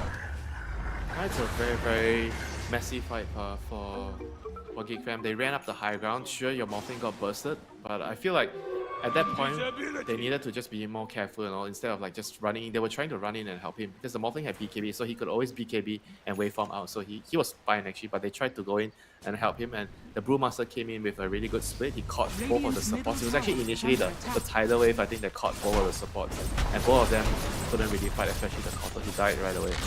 And the fight became so awkward after that. I mean, the egg starting 2 BKB dealers on the goal. Pretty nice there. Yeah. Not gonna lie. That was a big one. Good X mark. You know, that's a play you can make now with the debuff immunity changes. Brought back through the BKB. Well, not through the BKB, but I suppose after the BKB. And Aurora immediately pushing all of the lanes here. You can see Q getting ready to go top, push this wave out. And for the first time in what feels like a while, we've got a pretty big net worth lead now building for Aurora as they do take a swing, or things end up taking a swing, I should say, in their favor. Yeah, Geek Fam, they have to figure out how are they going to approach the next team fight. Who is supposed to be standing where and what they're supposed to be focusing. Are they supposed to just play behind the Morphling, not initiate, and just make sure that the Morphling's alive? I think that could also be a better option instead of trying to commit into the egg and the song. Just stay behind the Morph, let him hit the tower. That could be a nice way to go about it. I mean, you have the Wraith King to blink in a moment's notice if they are trying to go on the Morph. You have a Terrorize. For Aurora, you know, I guess if it comes down to execution, things will get easier for them. You got that 20 talent now taken for Jabs. I think Mel's recently hit 20 as well. He's got that 8 Torrent to AoE talents. So things kind of looking up for them. Ollie's still a little bit behind as far as levels go. But, if you know, he gets to his 20 on the Phoenix, that would be huge. Yeah, exactly. Things are looking not so bad. I think it'll come down to this next Roche fight here. I don't really know if Geek Fam are going to be too eager to look for fights outside It of might the not next pit. might not end with the next Roche fight. It's like a Naga game, you know. It's gonna. No, if they don't get I the- don't think it's going to be over, but I reckon that's when we'll have our next big fight, you know? I think both teams are eager to try and get a little bit more of those levels in. Natsumi Yeah. kind of close to 25. Items as well. I think they're gonna need like an armor item. They don't have like a armor aura on True. the Wraith King or the Primer. I thought the Primer was queuing up the Shivas, then he changed his mind. I think the Wraith King needs to get. He's queuing up Orchid. I'm not really sure if I like this. I think they need to just stack auras. You know, get AC and Shivas. Those are very good against the Broodings and the Naga Siren Illusions, and then you get the what's that called? The Bongo Boots. The super drums. The super drums, of course. Yeah, you get it on one of the supports. I think it's very essential in all these mid-late game fights to have as many auras as you can on the team, so that you can actually make a huge difference in the team fights, especially the AC and the Shiva's aura. You know, I think those two are obviously very, very impactful against the enemy lineup. I mean, realistically, what is the Orchid gonna do for you right now? I mean, you want to silence the Phoenix? I'm not entirely sold on this. Radiant's bottom tower is under attack. Sure, Jabs does not have BKB, right? If you want to say, okay, I'm going to silence the Brew. But he's always like using his split in a very safe area. So it'll be difficult to get your Orchid on the Brew. It's true. Maybe it catches him off guard the once, right? And perhaps in this kind of a game, that's all you need. Is there any logic behind maybe, yeah, maybe. that? Right? But I would say that Orchid is not an item where, 40 minutes down the road, I'm going to buy an Orchid. It's not something that comes to mind. No, of course not. Usually, you know, in my games, I think about a 40-minute Midas. But you know, that's what I mean. Orchid, it's not really an item that you think of, which is why it might just catch Jabs off guard as well. Look, Is there an argument about getting Orchid over Hex if you want it to disable the enemy? I guess the stats, you get some attack speed. you can build it into Bloodthorn to let everyone else hit the Alright, Naga fine. for the It's a accuracy. It's a damage item. Yeah, but then it begs you to ask the question, are they running into damage issues? I don't think so. Morphling has more than enough damage to kill people. no, It's more about you're surviving. right. You're right. I believe isn't the silence duration simply longer than the hex duration? What is this? This is a 5-second, right? Yes. So if you catch it onto a support, right? Maybe it's not about the brew. Maybe it's about the Phoenix. Oh, he's got a Yules. Maybe it's about, I don't know, the NP. I guess his spells aren't that crazy. You're really stretching things. Look, here. of course I'm stretching things. All right, I'm trying to justify a 40-minute freaking Orchid, okay, on a Wraith King. But it is damage, right? And I think maybe that's for him if he can get on top of some of these supports and do a little bit more of that. Maybe he values the Wraith Did form. you click on the Wraith King? Look at his armor. He has 10 armor. You think he can stand and right-click people? And what, you're saying a Scythe is going to change that aspect of him? No, I mean, I said if you're buying it for the disable, then Scythe will be better. But if you're buying it for damage, you don't have armor. And you're not really lacking damage because Morphing does a ton. So what is the justification? That's what I'm saying, you know. Sure. And sure. you're giving me a bunch of reasons. Oh, the Bloodthorn. Oh, longer duration, silence. Yeah. Can we just agree that it's not an optimal? No, item? I could. No. You know what, Winter? Fine. I think chat's saying, "Mom, Dad, stop fighting. We'll fine." You know, when we get to where we're going, we'll deal with it. How about that? I agree. Then. I would prefer to see an armor rider. Really, no AC, no. What else would he really want to build? To be honest, Shiva. I mean, Shiva's is coming on the primal. yeah. So that's something. He bought the Shivas, right? Yeah, he has it. It's on his way. It leaves him without buyback, I will say. Especially as we are now entering this Roche window. Once again, he's going to spawn down bottom. Oh my god, it's so fun, Richie. Skeletons against Naga Sirens. I think the Nagas are a little stronger, however. A little, yeah? Yeah, just a little bit. I don't know. Those skeleton talents, they're pretty scary. Alright, so what happens with Roche, right? He's got a... Oh, he just has the Scepter now. Taking the Twin Gate down bottom. Is under attack. Who've they caught here? Who've they caught? Did they see him? I think they saw They see the- 23. I think they saw the... No, they saw the primal, right? He was under the ward. Yeah. Smoke broke. I mean, they're just so quick to go into Roche, though. Jabs isn't even nearby. He's going to have to take the Twin Again, Gate. he's late again. He did not get the memo. no. Radiant's top And the Roche is just going to go down. to the Radiant. I think there's an This Ag's happened the last blessing time. on this one, and it is going to go into Mac Geek Fam. They are not eager for a fight. They're going to get out of here. Oh my god, this primal is so scary now. Shivas, Aghanims, Heart, BKB. He's big. Okay, maybe the Wraith King being Radiant's top useless tower is gonna is be under fine attack. because the primal is gonna make up for it. Useless. He is useless. What is he gonna do in the He's got the Ags. He's got Wraith Okay, form. fine.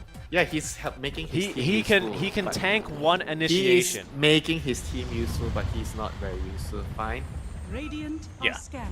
That's fine. We'll see. Maybe he turns this one around. I mean, still going for that Orchid.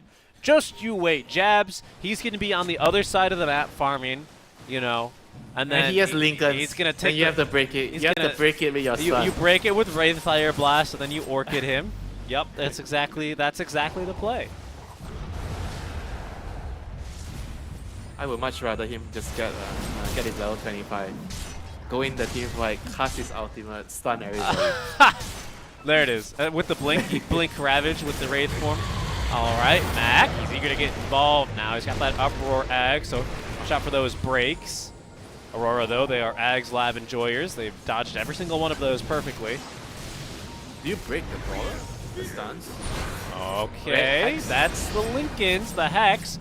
Should absorbing a little bit of harass.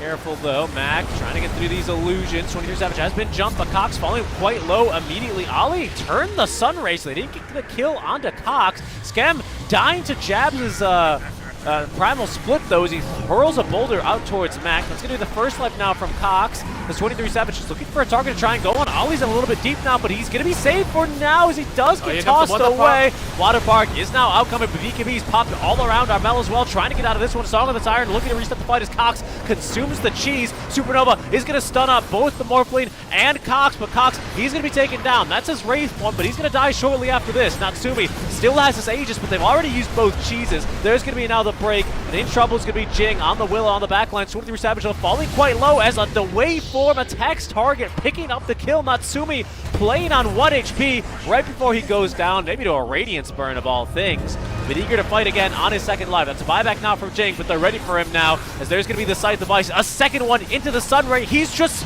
scythed to death. Yes, buyback. Naga bought back for this. I guess the Morphling's gonna have to buy back here to hold the base. They don't have Wraith King. What did he bought all his items? He doesn't have buyback on Wraith King? He bought... He spent all his gold?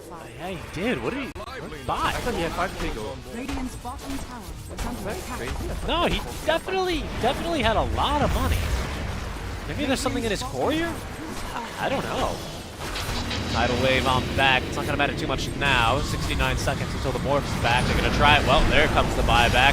We'll see how Aurora want to play this. There's a Song of the Siren here if they want to try and get back. Looking for a kill onto Mac as the Torrent Storm making any sort of initiation very difficult for Natsumi. Radiant structures are fortified. I mean, you saw how much the auras, make a difference. The AC aura, especially in the team fights, giving them that extra attack speed and everything. Winter, he has the Orchid. Really? Yeah. He bought it? Oh, so was it on a almost a full Bloodthorn. Yeah, it's in a secret shop. Oh, maybe that's why.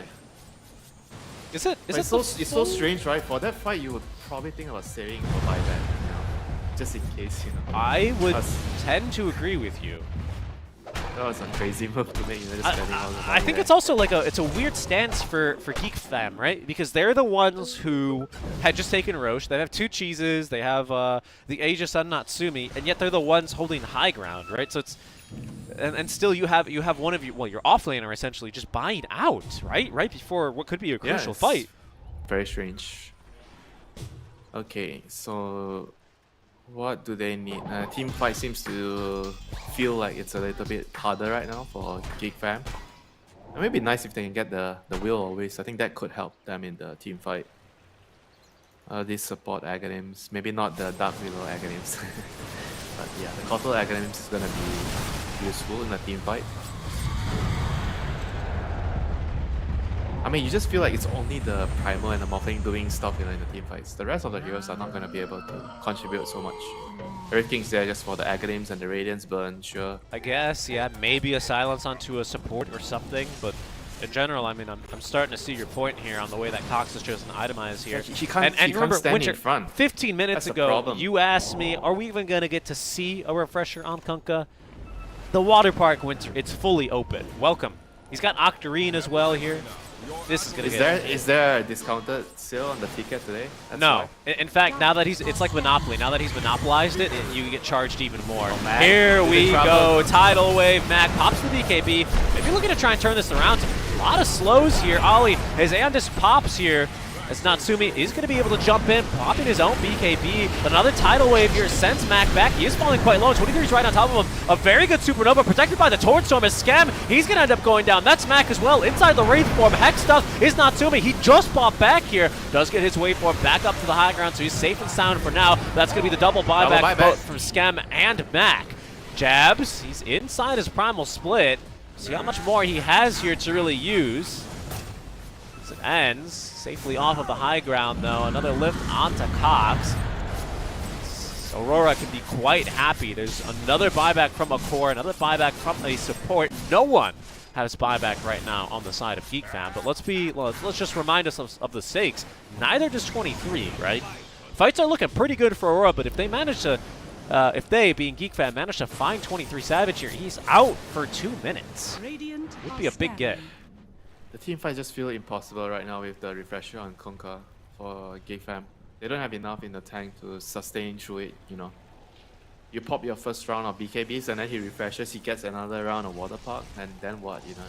Like the Morphling is getting controlled so much.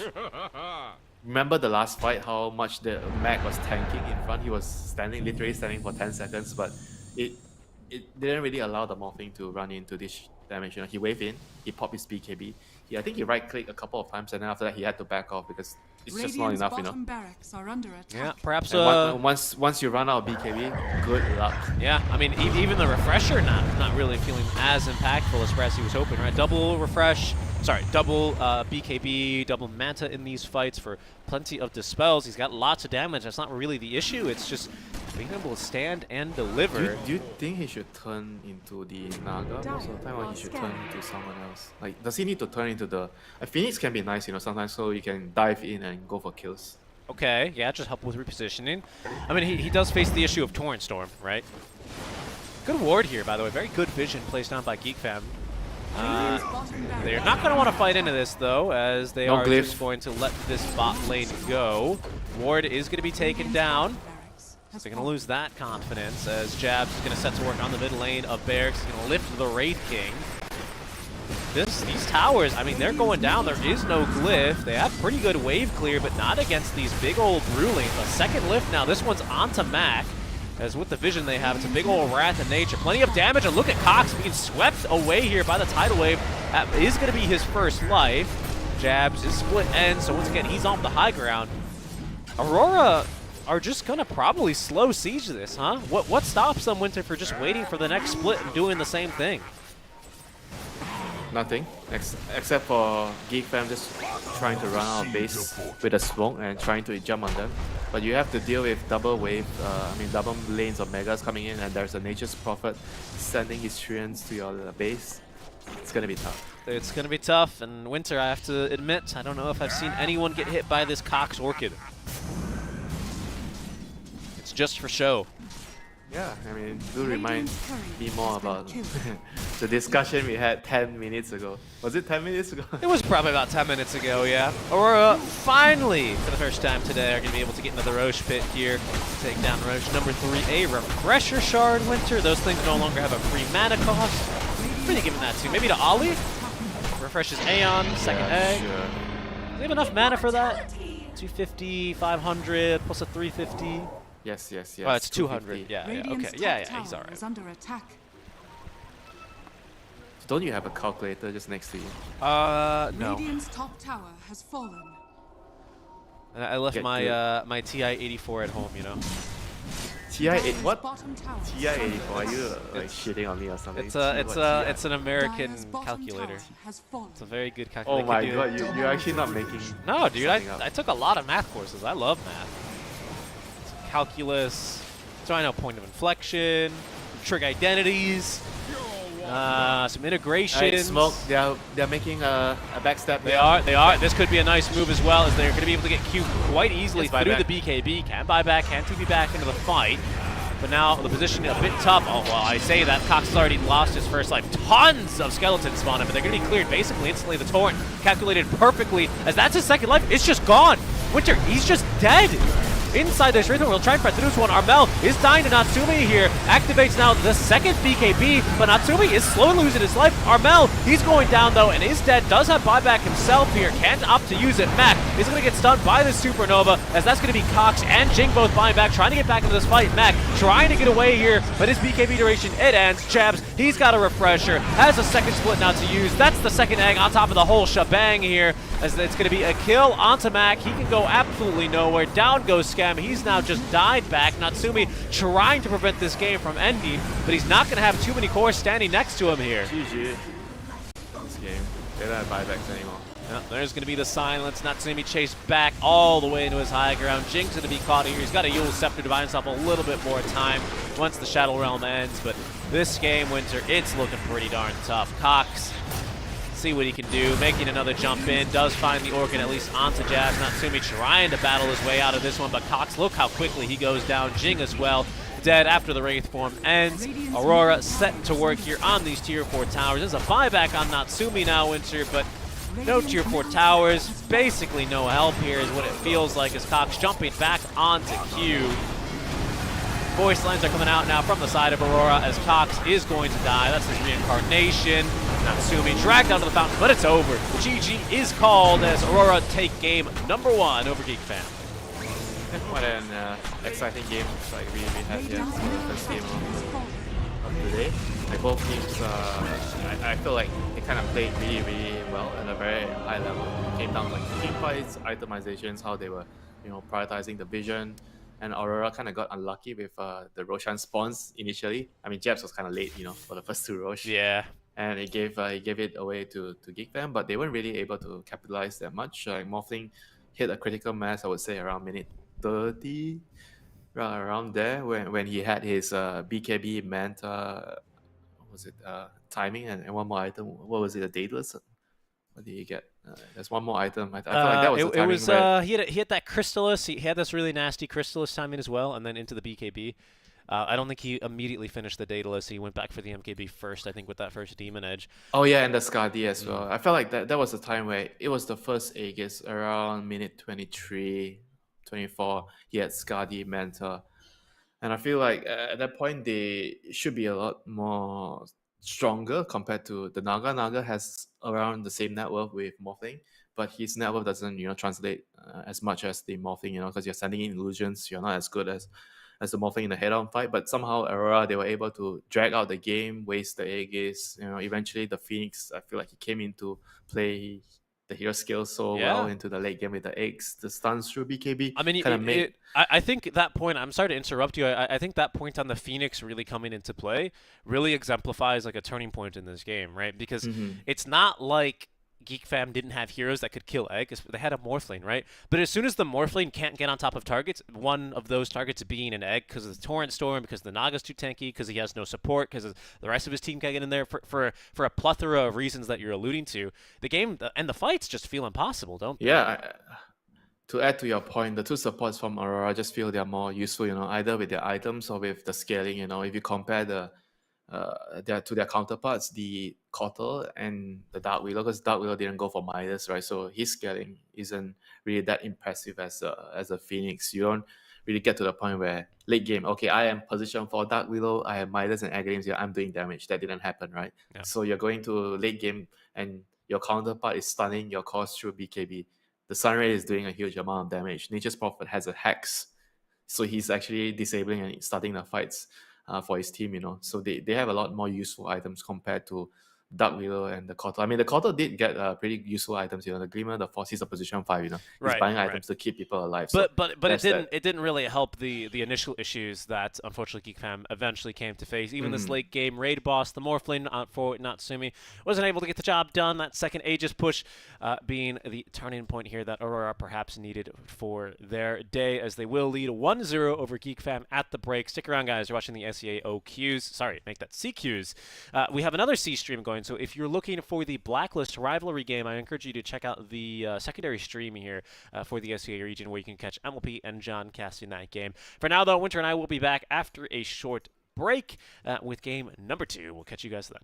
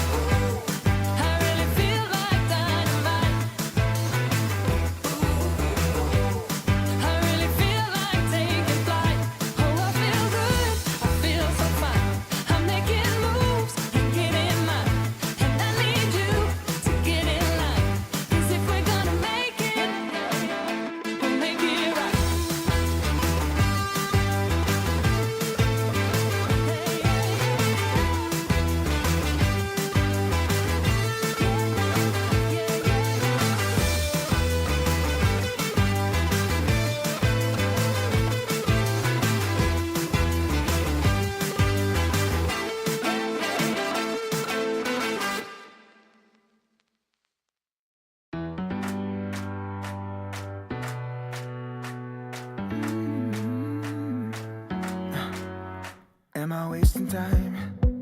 'Cause I'm already gone. So long, can you stay the night? 'Cause you're the thing I want. I know you're feeling different when you're stressed out, but even with no makeup you still stand out. 'Cause no one makes me feel the way you do now. Like you do now. The way that you move your body, you make it look like a hobby. Every time that you touch me, it's electricity. Things we discovered underneath last night's covers. Everything came so easy. It's electricity. Electricity. Whoa. It's electricity. Electricity. It's electricity. When it's late at night, I feel you on my skin. My skin. You're all that's on my mind. It's finally sinking in. You're it. I know you're feeling different when you're stressed out, but even with no makeup you still stand out. 'Cause no one makes me feel the way you do now. Like you do now. The way that you move your body, you make it look like a hobby. Every time that you touch me, it's electricity. Things we discovered underneath last night's covers. Everything came so easy. It's electricity. Electricity. Oh, it's electricity. Electricity. It's electricity.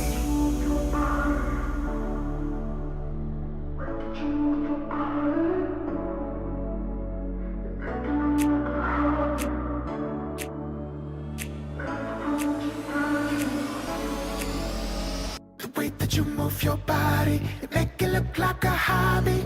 Every time that you touch me, it's electricity. Things we discovered underneath last night's covers. Everything came so easy. It's electricity. Hello everyone, and welcome back to the ESL 1 KLCQs.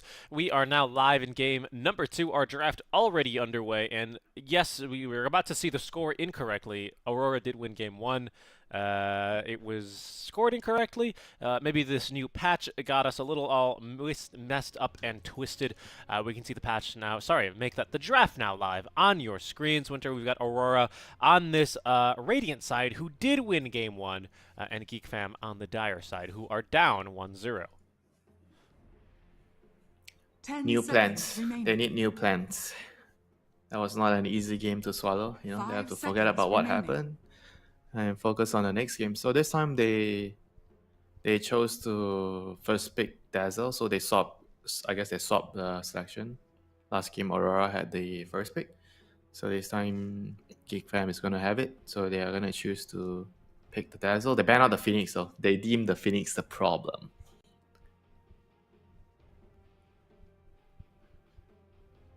Not sure about banning out Phoenix first base, but Radiant team pick. okay. Dire team pick. Do you know what it let through? Let me pull up the bans from game 1. I'm curious to see. I mean, Primal's still in the pool. Well, he made it through last time as well, right? So I think it's not as much of a 10 priority if seconds your remaining. team only has one person playing it. 5 But for Geek Fam, seconds it kind remaining. of it should be two, right? Because Cox used to play Primal. yeah, he Now can he's definitely. playing off. Yeah, Mac plays Primal. Not sure. Maybe they just don't really What- want to. What they let through is Muerta. Yeah, Muerta's banned. What got Chaos let Knight's through? banned, the usual field. Chaos Knight, Muerta, The Freebreaker. Dazzle. This is the Dazzle got through. yeah, Dazzle. I wouldn't say.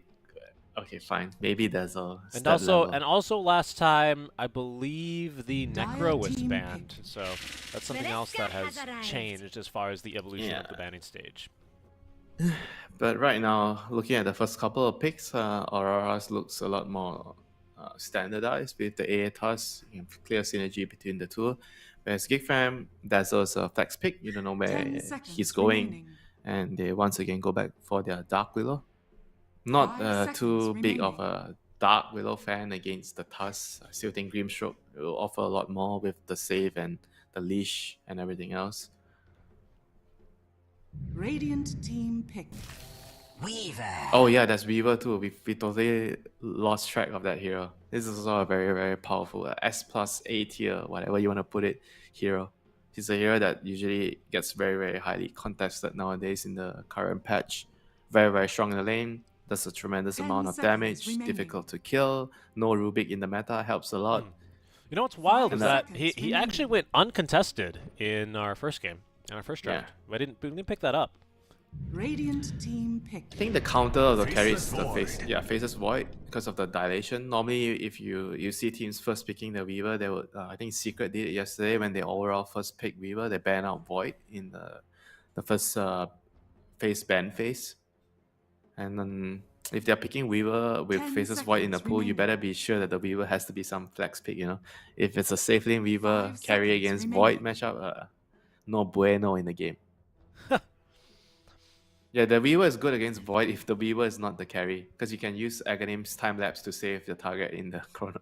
But if you're the carry, you don't want to buy the Aghanim's, No, you and do you're not. the target. All right, so this is a concept you were talking about the other day, where you have this big old team fight ultimate Chronosphere with a long Dire Wave cooldown, clear hero, and you yeah. want something short cooldown that can also assist in Chrono. Lena is always that gal for you, huh? Lina, Park. I guess Lina's better because you do a lot more Radiant damage. team ban. Yeah, those are the heroes that you want to have on your team. Heroes that can wave clear, cut waves, so that they buy time for your big CD spells to come back off cooldown. And Skig Fam again, very, very logical. Wave King, you have 2 lives against the Faceless Void. This time I'm expecting the Wave King to be the carry. 10 seconds Weaver is gonna remaining. be probably the off laner with Radiant Dark team Willow. ban. But the laning wise, I feel like with Dark Willow, I would still prefer Wraith King to be paired with Dark Willow, since you're gonna have very clear synergy with your spells. The stun, skeletons into the Bramble, and the Curse Crown if you want to get it early, or just Shadow Realm.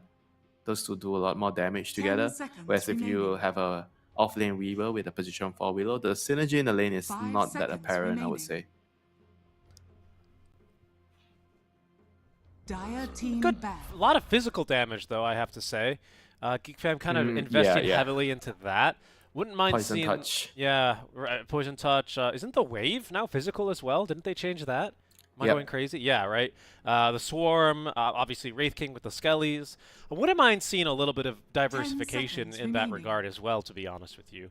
Yeah, maybe they just still do offlane 5 Wraith King, seconds position remaining. 4 Weaver, and then they pick like something like a Spectre. I think Spectre would be nice with Uh. their lineup. It's good against the AA, all this kind of backline here, AA Lina, and he's pretty tanky, right? So you kind of can tank through the Chronosphere sometimes. And you have a Weaver support. Hopefully he gets an axe to help you. I think that could work. I agree. I think it makes sense. Do you think it's a waste to draft a Weaver in these days and not run him as a core, though? Do you think Weaver... No, not really. The value of the hero lies in the fact that he's flexible. Okay. You don't need to ban for a hero. You feel good as Dire a team captain pick. whenever you can pick Radiant opening team hero or pick. something you pick early and you don't care about banning for it. Okay, so I guess Weaver is definitely support. Offlane Night Stalker with Weaver. Okay, that makes sense. A hero that can abuse the minus armor, the Swarm in the lane, and the Silence fantastic against Tusk. It's fantastic against Faceless Void. You're 10 great at hunting the seconds Lina. remaining. You're gonna see 2 heroes flying around trees, the Lina and the Night Stalker. 5 seconds Yeah, of remaining. course, classic Alina flying around trees. We all know her for that. You know. Yeah, I mean it's a good solid pick here against what Aurora have. I think I like it. I like it too. It is more physical damage, but I guess if you're in for a penny, in for a pound, right? I wonder what Aurora are going to run in exchange. They're looking for an offlaner, if I'm not mistaken. So they'll be able to get a pretty good idea of what they're into. Centaur still there in the pool. Very, very good hero with the Ice Blast. I I think they just need like a beefcake. You know, they don't have a beefcake now. Void and Lina, so they just need somebody to stand in front. Wait, Primal's still in the pool, right? Am I crazy? You're not crazy. Primal is still in the pool. Yeah, Primal's still in the pool. There's Primal, there's Centaur, there is Magnus. Maybe Jabs likes his Magnus, but I don't like Magnus against the NS. I think the silence is way too good against you. It's true. Do you think Primal suffers from the same issues against that silence? Whereas the Centaur, I feel like he doesn't care as No, much. you don't care as much as Primal too, because I feel like you're tanky and then you have very long range initiation. Your initiation tool is different from Skewer. You know, Skewer you need blinking and get Skewer, so you're gonna get silence. But if you're already charging him with onslaught, you don't care. You already did your job. You already stunned somebody, and you're getting BKB on Primal. You don't want to get BKB early on Magnus. What's it gonna be? A Oh Visage! my god, Jabs is feeling frisky. I'm on first game. Time to experiment something, you know. I have a melee position 4.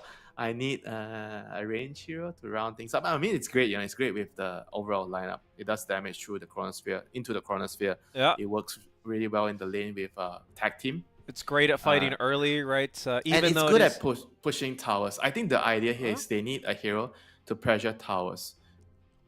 I know we mentioned about, okay, chronosphere on cooldown, you need wave clear, you know. Visage isn't really that, but she's going to be there to push down towers and create a diversion away from the void when there is no cooldowns on the void.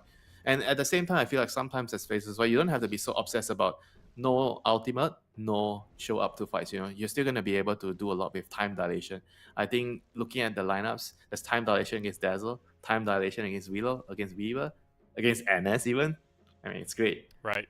No, I see that. I see that. I also think like Soul Assumption, even though it has been nerfed, it's still good early, and that skill has range. Like it's got a really generous cast range on it, and that could help reach your Dark Willows, your Dazzles when they're a little bit further back in the fight, even maybe a Weaver, right? Yeah, I mean the birds are great at doing that, you know, for sure. I think it makes a lot of sense, you know. It's just not conventional where you look at the common drafts nowadays. This is not a hero that you would immediately think of, but I see a lot of logic behind it, a lot of hidden ideas behind it, and I think it could really work well. If It's got the Yatoro. Yatoro is the best carry. So okay, this guy has K1. What a big contrast. Okay. That's so good, man. I love it. I love seeing a little glimpses into the pros' personalities like that. What does it mean, Winter? Who'd you have? It means one guy likes to farm, one guy likes to fight. Who's your idol, Winter? Who's your idol? My idol on what? As a carry player? As a support, right? You're a support player.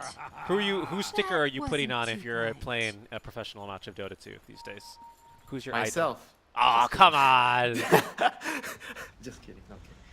Okay, support players. Well, Insania. you could put whoever. Oh, that's a good one actually. I agree with that. I love how Aiden plays the game. You like how he plays Ancient Apparition? I like how he plays bench with double braces. Yeah, that's true. Alright. Oh, this is cute. Oh, unfortunately, I don't speak. I assume Tagalog. No, I mean they were standing next to. I don't understand what they were saying. Obviously. I know. I saw it too. Played a little bit with the vision. I think they have a ward, and I think they're wrong. Actually, there is no ward. He just kind of walked in a tower range. Not to worry, you can time walk it off. Is this a Rambulan? Is this considered as a Rambulan? Is it? No, right? Because there's only one Pinoy player on Aurora. That could technically be a Rambulan. That's first blood, by the way. Okay. What? Alright, I did not see. I think he got caught. He had no jump, right? He jumped away from the river. He had no jump. He jumped from the river, and then he kind of just got killed. Just physical damage. It's okay. I think, well, last time it was Natsumi that died for first blood, but always the Radiant carry. Having a little bit of difficulty getting to the lane, it would seem. Is that 3 runes as well? It is 2 apiece. Okay, we're gonna get a very amazing mid matchup. Dazzle against Lina. Yes, they will clear a wave and right-click each other. It's hard to see 2 range heroes in the mid lane nowadays. It's always melee heroes. That's a good point. That's a good point. It's a kill as well down in this top lane. Shards into... Oh, actually, the shards into Soul Assumption. Yep, then they had 3 heroes here as well. with Ancient Apparition now completing that TP down bottom. It's going to give a little bit of more of a leg up here for Jabs. Kill does go to Q, but I don't think they're going to be too unhappy here on Aurora in general to have that little advantage now for them.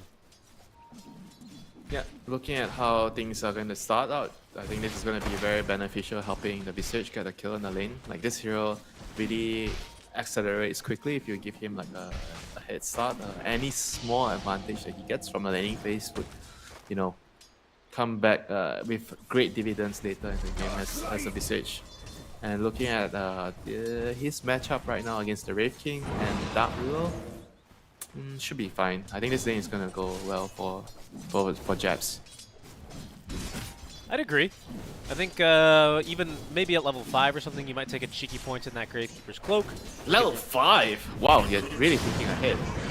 Yeah, on a Visage. Well, because I think it's pretty easy back and forth. You know, I think you probably go, what, 3-1-1 or something like that? I think if you just want to farm in this kind of a game. I think 3-1-1 is the standard. No. I'm just thinking ahead because I think that's a big, not a big reason, but it's a reason why I think this Visage is pretty good here. Scam is in trouble. I don't know, actually. I think Jabs might have gone a bit deep here. Scam is still going to die. Ooh, and Natsumi just doesn't have the reach, didn't have the skellies.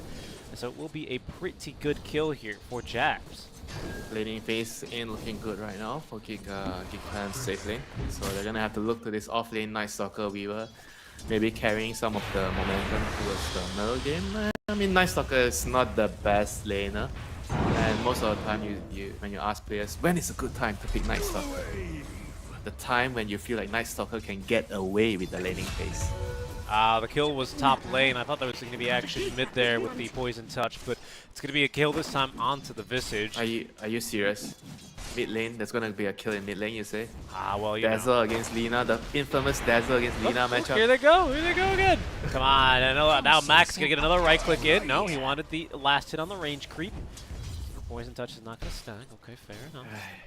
Freaking Mr. Garcia derailing the conversation. All right, look, I don't know about this bot lane. I think obviously we're going to have to wait until nighttime to really see if this is No, I wasn't talking about the bot lane. I was talking about when is a good time to pick Night Stalker, and a lot of the off-laners will tell you when it's a game, when it's a matchup, but you think that Night Stalker can get away with the laning phase because Night Stalker is weak in the laning phase. Yes, of course. But you were talking about how you think this lane with the Weaver can actually get some damage done. And I'm saying, I agree, but I think we're going to have to wait till nighttime when that's the real... Pardon me, power spike in this lane, right?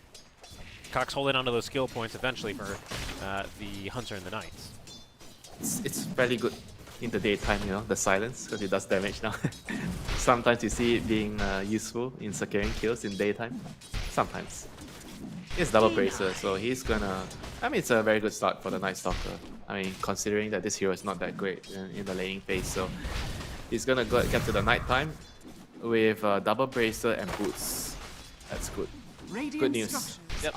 And this is certainly a game, like, just to your point, the AA, this lane, not, you know, too scary with the phases. Tell me you did not miss that. I got it. Nice. Because I was totally not looking at that. I got it. Jabs has already got that, yeah, not the Solar Crest, but the Medallion ready to go. That's an Urn finished up, though, in this bot lane. Things could start popping off. Bottle refill coming to this mid lane, but other than that, nothing too much of too crazy. Oh, Wraith King's alone.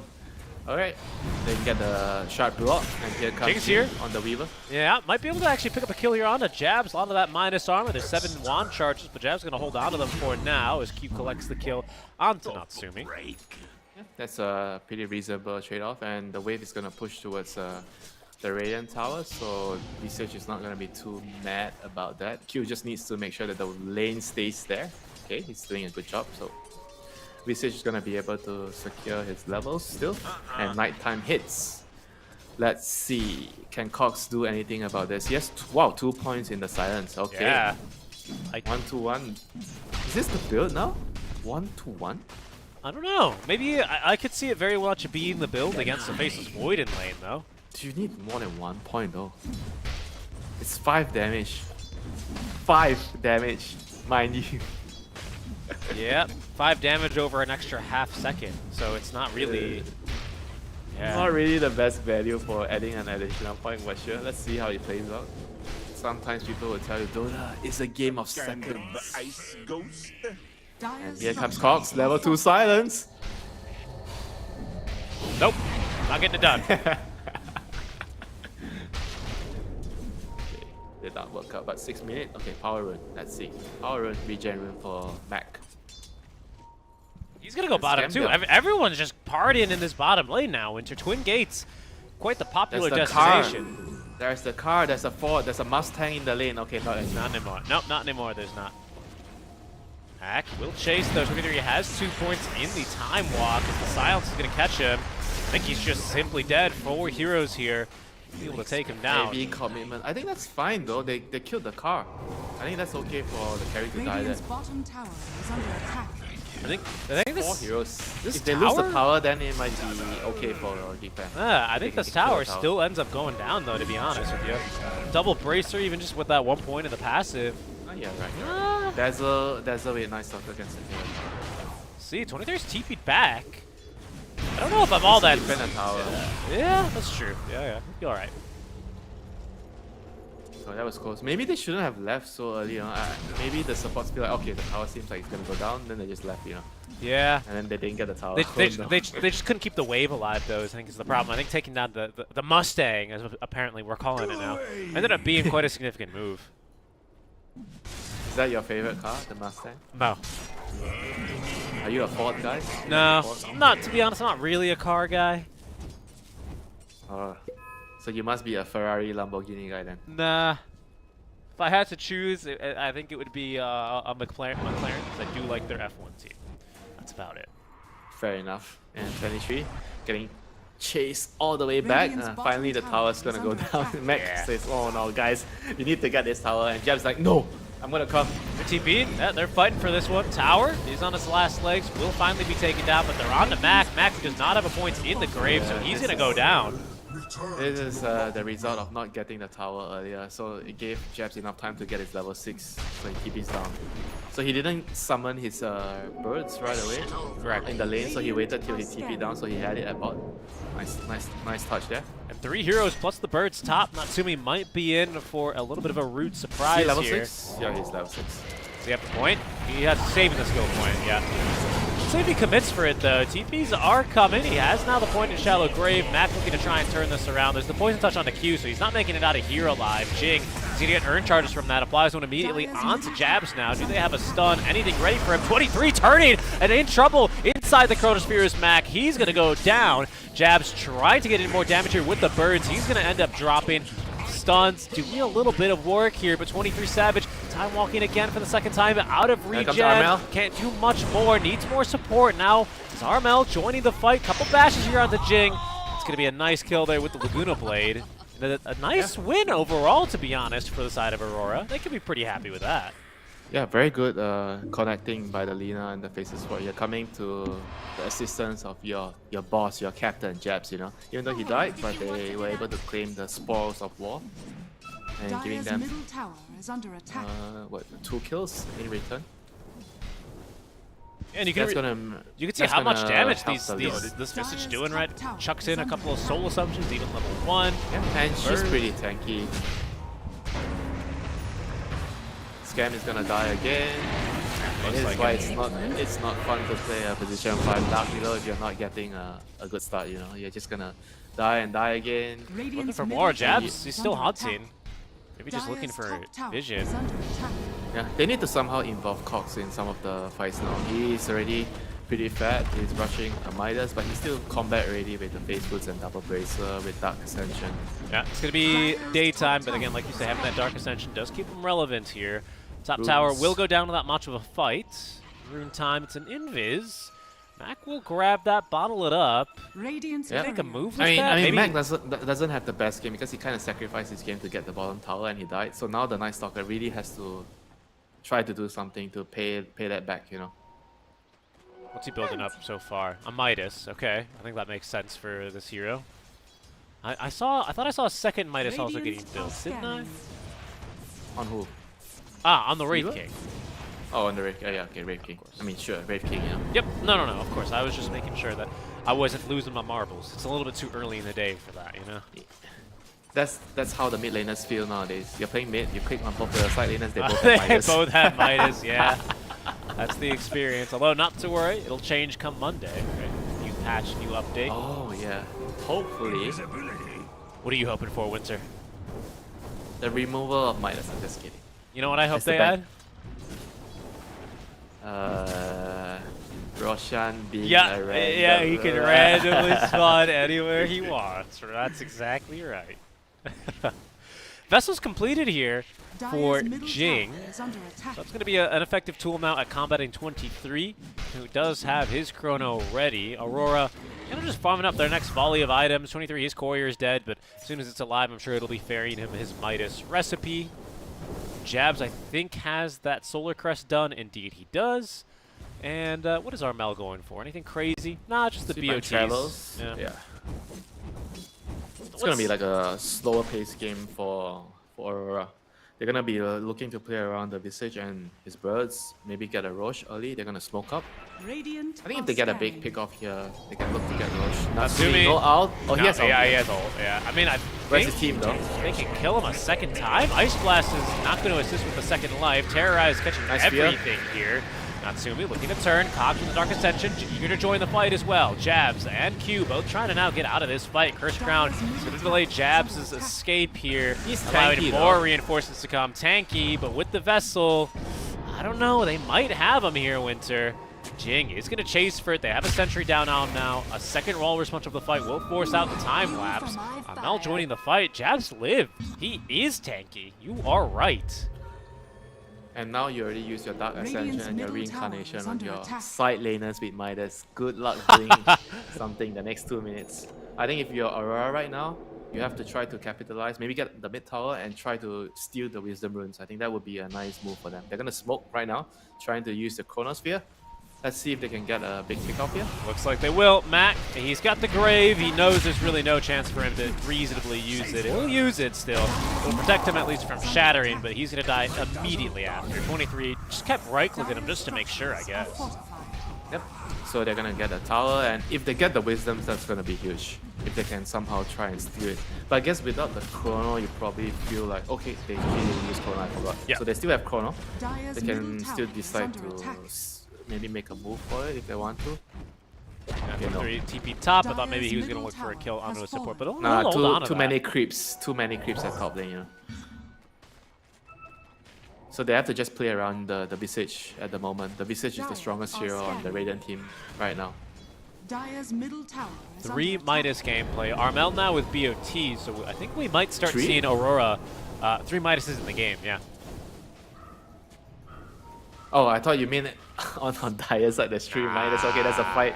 There's a fight brewing. Cox doesn't have his ultimate though. That Scam is in trouble, but has at least a Shadow Arm to protect him. Jab's in trouble here. He might just go down. Sets up for a 2-man Ice Blast, but the follow-up, Oh, that's huge. I think it's just slightly lacking. Cox barely gets clipped there by the LSA. Sets up for the Laguna Blade as 23 jumping in, has the Chronosphere. There's no Walrus Punch, but there also is not enough time to get off the time lapse, so 2-for-1 trade.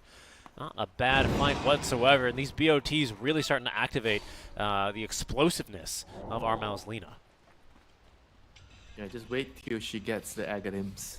That's when she gets to have a lot of fun flying around, bursting heroes. Like I think the Weaver and Dazzle, they're gonna both suffer a lot to. And the Willow probably, right? I don't think Yeah, she's going to be in for too good of a time either.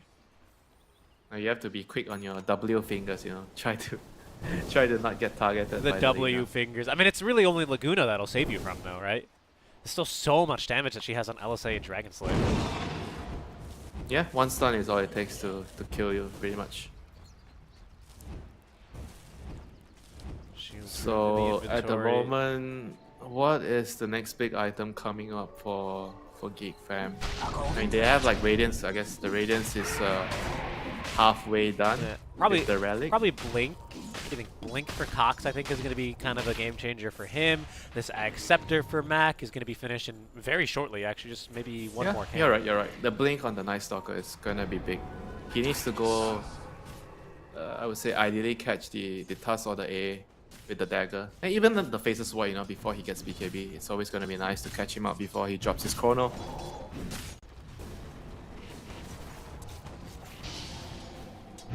And for Aurora, what are they looking right now? I think they have pretty much everything they need. I think BKB is probably the biggest item that you can hope for. The Phases Void. Oh, and the dagger on Q. He's actually pretty close to it. He is really close. Dagger on Armel, he's pretty darn close to that one as well. Axe is much Double dagger. Okay. That's about it. I mean, other than that, it's kind of just a game of farming. I think no one's really at their spikes quite yet. I would say Geek Fam are probably going to be the ones to make a move slightly before. You can see Matt getting to work on this big old stack of H's with his fresh Ag Scepter. Hot diggity dog. Look at him go. He's waiting for the Tormentor to spawn to kill it with the couriers. Yep. For, well, 3.5 minutes for that. Yeah, I think other than that, it's probably just going to be Blink Dagger on Cox. I'll have it with this wave. So I reckon we're about to see a little bit of action now from Geek Fam. Radiance is about to be finished up. You've got this Ag Scepter on your Dazzle, Blink Dagger for Cox, and it's still nighttime for another 3 minutes, not to mention he has Dark Ascension. Where do you make a move now if you're Geek Fam, right? They're hitting a spike here, clearly. Where do they want to fight? Who's the ideal Pick off, target? maybe try to go for a pick off on the Void, the Phases Void, because he has the biggest spell in the team fight. If you pick him off, it'll be hard for their team to retaliate. But if you're not looking to have a big engagement, if you're just trying to get a pick off, jabs would be nice too, if you can kill him. Maybe Q, they might have to settle for him. Cox, Blink Yes, ready. the Blink. In they go, so it seems like it's going to be difficult now for Q. He already got the Blink. He bought out He already for got it, a yeah. Blink, so it's fine. It's fine. Tower's going to go down, not much of a chance to fight. Aurora already is splitting to the side lanes in order to make the best out of a bad situation. Winter, we are wrong, actually. There's not only going to be 2 heroes flying around in the trees, it's going to be 3. Jabs is building his Ag Scepter as well for that Silence as Oh, the Grave. I forgot about that. Me too. Thank you for reminding me. So very mobile fights, to be honest, especially in this kind of a patch where we're generally used to seeing tanky strength heroes with Blade Mail and Hearts just kind of not die. It's going to be a very mobile game. Careful, 23. No, 23. Terrorized, control. but not a lot of follow-up. He is going crazy here, though. His path is getting Oh, all he can't messed snowball up. him. He got rooted. He's okay. Radiant's top tower is There's under no attack. follow-up, and the rest of Aurora coming on in. Just a little Terrorize used. And the Dark Ascension from Cox, I suppose, is kind of a bigger commitment. That will signal a very weak couple of minutes, especially when it comes to, well, yeah, this moment here. Good positioning by Cox. He'll break the smoke with the ward, blinking him back, giving crucial information to the rest of his team. Nice move by him. Can they still find a pick up in this corner? Oh, Will they settle for Jing? Probably not, right? yeah, I think it's back to farming. He needs to finish his Black King bar ASAP. Speaking of the King, Natsumi on the Wraith King is going to get his Blink Dagger now finished up. When is he going to start to show up to fights? I mean, he's got this Radiance, but otherwise has just been in the jungle and doing well at it, I should say. He's leading in terms of net worth by about 1,000. GPM is looking pretty solid for this stage of the game. Is the Blink Dagger going to be his go timing here for the Wraith King? Yeah. You need to come and help your team. If you can, you know. I always tell you, if you're playing the carry, you don't want to just farm and leave your teams to the wolves, you know. You have to farm at the same time, help them. I always say that you need to get rich, but you also need your team to get rich. You know? You don't want to be rich alone. You need to share it. Wealth is health for your friends as well, basically, is what you're saying. Okay. Speaking of sharing, are you sharing your lunch with me? No. Twin Gate is now activated. Lots of heroes coming through here as well. They're going to make that jump onto Jabs. Q as well has been caught, rooted up. He cannot snowball himself out of this one. Ice Blast incoming, though. Could be a big one. Only clips Natsumi. 2 dead already here for Aurora. Seems like the fight unlikely to continue, even with the Lina and Faceless Void still being alive. There's no Laguna for Armel. There is a Chrono. Cox thinking about making another jump here and will commit at least. Perhaps for Ollie, is allowing Natsumi to blink in after. Good LSA, but a big heal from Mac. It's going to prevent Natsumi from going down. Or they're interested in other parts of the map now. Good fight here from Geek Fam. Yeah, you see the power of the Night Stalker in this kind of skirmishes when he has the blink. He gets the jump, gets the silence on 2 heroes, the Task, the Visage. And yeah, and it's gonna be very difficult for Aurora to fight whenever they get jumped like that. Tower has fallen.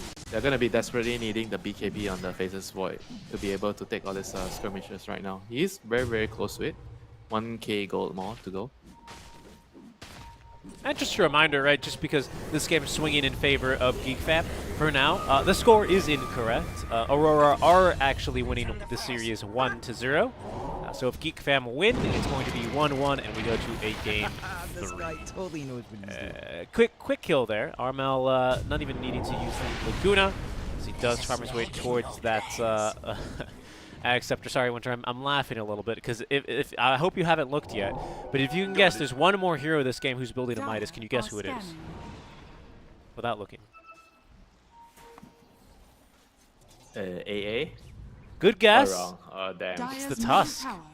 Q is Position building 4 a Midas. players should have known it. Yep. I think in the current meta, it's actually always very good to buy Midas on the hotspot heroes. Like, a lot of them skilled, like Phoenix. I mean, we didn't see it last game, but Moeta, position 4, Dark Willow, all these heroes. There's just way too much money on the map, you know, you need to abuse it. Get your share of the gold, my friend, on the position 4. Get that money. Continue to scale. We'll see what he buys. Probably, I think, Ag Scepter has been really popular when we've seen this hero still get picked. The Walrus I kick. mean, I feel like that's the best item you can get via gold on Tusk. I mean, realistically, what else do you want to buy? BKB? Probably not. Yeah. That's why it's like the trying to be the carry build. Deso would be kind of an interesting option, but I agree. I think the Ag Scepter is just going to be flat out the best one here after the Midas. Cox is coming along, though. I mean, his farm now with his own Midas has been pretty steady. Nearly at that BKB. It might be that next big go timing. Jing as well. He's got that Rod of Atos. Is he gonna get it before he dies here? I don't know. Jing does a great job at breaking the smoke. Cox did blink onto this camp, though. He's got Dark Ascension. Will commit for it now, but waited just a second, and that'll be the death of him, Winter. Jabs is chasing now after Jing. He's got Silence as the Grave. Just needs a little bit of detection to be able to find him. Look at this. Look at this guy. Popping the new birds. Doesn't stop Jing from getting off the time ups. And now the Grave as Mac has TP'd in 23. Not throwing out the Chronosphere. Will force the blink out from Mac. Going to be a 1-for-1 trade, but much better here as Aurora force out a big ultimate from Cox. Yeah, and Natsumi is tipping in. He has a BKB. It's a fresh one. Don't think the enemy team knows about it. This is gonna be a good play from Natsumi. Hey Winter, another question for you. Do you think that when it turns nighttime because of Dark Ascension, should Roche go to the Dire side? Yes. Okay, let's go. BKB Natsumi. That's a big one. We'll see if we can get it done. It blinks in early to terrorize as well. They're going to try and get through this Faceless Void, and they've got him. No chance to activate the BKB. Was not expecting that initiation. Jabs as well. He's lost his birds. Remember, he resummoned them to style on and try and get the kill onto Jing. He's going to try and go for the steal on the Aegis. He's rooted up. He's still invis. Going for it now. Roche falls. Jabs. He picks up the Aegis and the kill. Will lose it immediately and very likely the second life, but will at least deny the utility of it to his opponents. Well done, Jabs. This guy is just saving his team. If the enemy got the Aegis there and the last hit, I feel like they could be just losing one lane of Rex shortly. Right. 3-4 minute spot for the Faceless Void to farm now. See, that's what I mean, Winter. Why are you laughing at that statement? It's because I agree. I'm not laughing at you. Don't be so defensive, Winter. I'm laughing that, like I said earlier, we're in this meta where these big, tanky, cumbersome strength heroes are in the meta. And this is a match where we very much have bucked that trend. It's all these mobile heroes kind of jumping in and out, being sneaky. Stalker. Yeah, but even Night Stalker, Wraith King. But even, okay, Wraith King is one. I'll grant you that. Who else?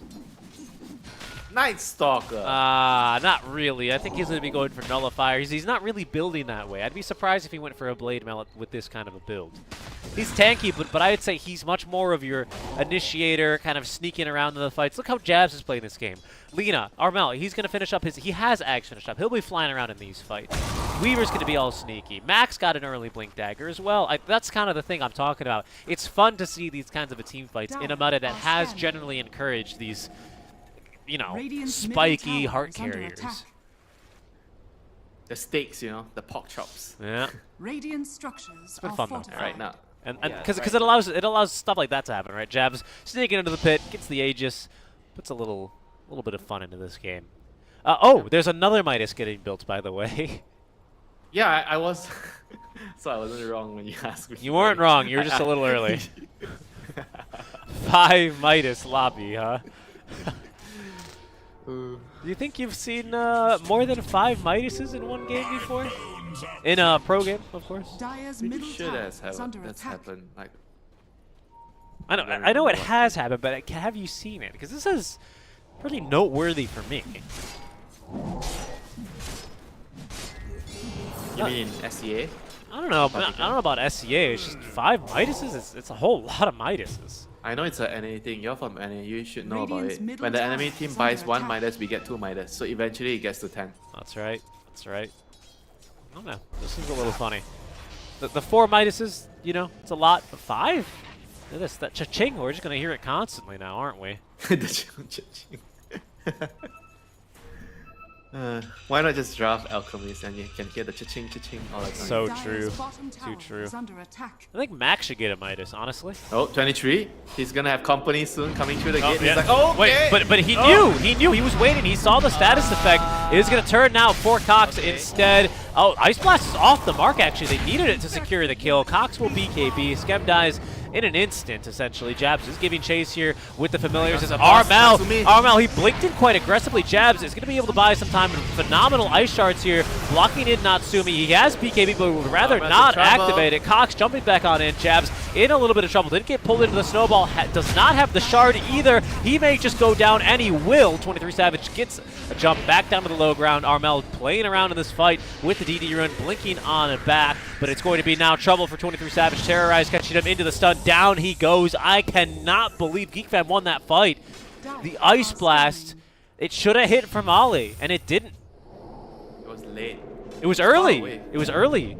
Was it early? He triggered it too. Well, okay. So what he did was he triggered it too early, so that it didn't go far enough to hit the. So it was late. It was. Oh, no. It was early, right? Because he pressed the button early. Okay. Because he needed the AOE to be bigger, or he needed to let it fly a bit longer, basically. I mean, it was tough to coordinate that, I would say. Not that easy. No, I have to say, I think it was a blunder. He was chronoed. He just didn't send it far enough. It was a blunder, so it was a double question mark. Yeah, double question mark for sure. This sustains. A little bit unlucky. I thought you were always nice to the players. I usually am, You but- give them a benefit of the doubt, so it's a exclamation mark and question mark. Dubious move. It was a dubious move from him to blunder on the Ice Blast. I agree. No, you can't put dubious and blunder I in the know, same. I know. Like it's a bit harsh, but you know that would have been a one fight. Unfortunately, had Cox been hit by the Ice Blast. Unfortunately, GeekFam now in a pretty good position here. Nice little reverse tie walk out for 23. As Natsumi was eager to jump in and say hello. Yeah, time to huddle in your high ground and wait for the The next Chrono. Chronosphere to carry you in the next fight. I mean, it's gonna be hard, you know, against the Dazzle. You have to figure out a way to deal with the Dazzle. You get the Tusk Dagger, I guess, with the Visage Birds to jump on the Dazzle. That has to happen. The Weaver's not buying X, really? He's buying Lotus? I guess you need it for the time dilation. Okay, fair enough. Jabs should just be dead here. Nothing really much for him to do. Cox popping the ultimate, but well worth it. Good grave in time. Armel is being focused down. No Ice Blast. It's a good one, though, actually. Q jumping in, trying to secure the kill. Jabs might just have it with the familiars, although maybe he can get one better. Looking for the kill onto Max seems unlikely now as Jabs the familiars. They die so quickly if he does not have that Great Cloak aura applied onto them. Q is going to die as a result, as Aurora chasing pretty hard for these kills, I have to say. Not looking good, my friend, for them. Roshan is gonna be up in, it may be up in 2 minutes, so that's gonna be Dark Accession up by the time that happens. So I feel like it's gonna be difficult to rely on Visage to try and steal the Rosh the next time again. I mean, imagine this, right? If they don't fight the Rosh, there's a Wraith King coming up with 2 lives, there's a Night Stalker coming up with 2 lives, it's gonna be hard to defend that high ground. So I feel like it's gonna be very, very important for them to contest the next Roche. If you're Aurora, you can't give it up. I agree. I think they're gonna have to fight, and luckily they'll Double the Midas charge. They'll Oh, have the sorry, cooldowns. Oh, who? I got tilted by the Oh, two Midas Ali! charge. Come on. You can't find a camp now, unfortunately. So he's forgiven. Well, I mean, sometimes it be like that when you're playing an Ancient Apparition. Here goes. Here goes. Ready? There it is. Ah, look, he's gonna stack it. Doesn't really want to Midas any of those. Leave me one, 23. Leave me one. Ah, just go Midas the range creep. What do you Midas? What creep do you Midas, Winter? I don't even have a Midas. Are you kidding me? Have you seen my games? You think I can buy Midas? Yes, I believe you can do it. Oh, that's very thoughtful of you. That's very encouraging. But reality is, there is no room for the support to buy a Midas. At least for position 5, there's very room in ops. Well, If I do it, I get behavior score reduction reports. And you're already telling me, oh, Winter, look at your behavior score. And now you're telling me, Winter, go buy Midas. go get the Midas. Ooh, Jabs did lose a familiar there. Fine, though. He's got more to summon in 20 seconds and probably wants to get level Dire's middle tower 18 is under before he attack. resummons them. Pretty slow, methodical game. Almost everyone now in the game but Jabs has the shard. Couple of scepters. Oh, he doesn't have the shard? No, Okay. I'm surprised as well. I think maybe because the silence is becoming such an issue for him. He's like, what's the point? It's still nice though. I agree. It's a good one. Gives you that active to the cloak. Alright, Roshan is Radiant up in are 15 scanning. seconds. They need... Okay, they're scanning. They scan the Dire's river and they middle scan tower Roshan. is under attack. Okay, well, what's up with the river scan? They wanted to check the rune? Is there something I'm I missing out? guess it could be the rune. I suspect it was because Armel was just showing on the mid wave, so they wanted to see if anyone was maybe coming to chase him Oh, and kill him. okay. That makes sense. That makes sense. Okay. No one in the Roche pit though. No scans now for Aurora. Alright, how are they gonna fight without Dire's scans top tower is under and attack. some skeletons running up your base? Some skeletons. Yeah, that's a Okay, lot. not some, a legion of them. That's a lot of skellies, that's for sure. Hey, no, Legion is not the right one. Legion is the 1,000 Radiant's units, bottom right? It's tower a is swarm. under attack. Do you play the game? Do you play the game, Heroes? What game? It's called a different name based on the units. Like I think a swarm. Heroes? It's the game name Heroes? Yeah. Huh? Of might Dire's and middle magic. tower No, is I under And never- whenever you click on the enemy, it'll tell you a swarm. A legion means more than 1,000, so there's a swarm, there's a legion. Dire's It's a Is pack. that the game? Is that why people in C say SS instead of ulti? They say super spell. No, that's because of Gunbound. Ah. You know Gunbound? No. I was so surprised. never mind. One time I was playing Shadow Shaman in my pub, and they kept saying, Where's your SS? SS, and I was like, I'm here. What do you mean? It means your R button. Yeah, I didn't know that. Why don't they just say that? SS. 23, haste rune for him. You should reply him. You want my screenshot of my behavior score? What do you want, bro? What do you want from me? 12k behavior score, bro. Get off my back. Still got smoked now here. Aegis is in the inventory. Oh, I took the Aegis. There it is. It's on Mac, actually. They have found a target. It is Q. It cannot cancel his BKB TP out. He did go for BKB instead of the Ag Scepter first. Winter, thoughts on that here? Radiant's middle tower is under attack. On who? Sorry. On Q. He's got BKB instead Q? of... he did not go for the Ags. It's because of the silence. He can't blink into snowball safe. So Yeah. with the BKB, he's gonna be able to. And you also mentioned that Mac has the Radiant's Aegis, so middle you tower can't has focus the fallen. Dazzle. You can't focus the Wraith King, and if you don't focus the Dazzle, she's gonna grave the Night Stalker and the rest of the team. Good luck killing anyone. And wait till Jing gets the Aghanim's. Just wait. Just you wait. X on to Jabs. Courtesy of that poison Wait, they're touch. shipping out? Yeah, Okay. They did find a Okay. kill. It's kind of a weird move. 23, he just left. He showed on the top wave. Geekfam decided, I guess they need to go Catch deal it. with it. Yeah. Good move, you know? Yeah. That's a very, very little thing, but Gave them a kill. And it's going to burn some time off of this Aegis as well as they continue to run the clock. Indeed a good move. Those little efficient plays always separating. Are you trying Good to make carry. a joke? Efficient play. No. Come on. That guy hasn't played in many years now. You leave him. You let him be. Let us I'm just trying to have some fun with my friend. You let him be. Poor guy. I mean, honestly, after I saw Yatoro win like that at TI, I also want to retire from Dota, from playing Dota. He's just so good. I'll never be as good as him. You know why that's why Envy retired, right? That's weird for you to say. You're not even a carry player. Why I know. Would you? I'll just never be that good. I think all Dota players, we have that innate ability to want to be good, right? It's why we play ranked over all pick, right? And what's the point? You'll just never be as good as Yatoro. My friend just recently told me what happened to the dream of being the best player. I'm like, oh, it's long gone. Yeah, see, now you get it. Bush coming up to the high ground here as Japs is going to go ahead and keep those birds alive. Still does not have the shard. Root. Is saving for buyback. Full root onto Q, but not much else really done here. Good hold out from Japs. Aurora. Jabs has 5,000 gold. Just letting you know. I know, that's what I said. He's being chilling. I think he wants to buy out the site while saving for buyback. He's not too close, but not that far either. Grave It's a Wraith King, guys. keep the Wraith It's a King Wraith King, alive. guys. It's okay for now, but he's going to die to those Ice Shards. Swarm Beetles are going to give some vision onto Ollie and Amal, allowing Cox to jump back on in. He also finds 23. There's going to be the Chronosphere, but he's caught Jabs in it. Uh-oh, that's going to be some trouble. Grave, but the Ice Blast on top. Cox is a dead man walking, but Jabs, he's a dead man flying. As he's going to go down, Terrorize does catch up. Natsumi is going to be not able to get that kill. Really good snowball. Aegis was popped as they do get that kill onto Math, but Q's going to have to die for it.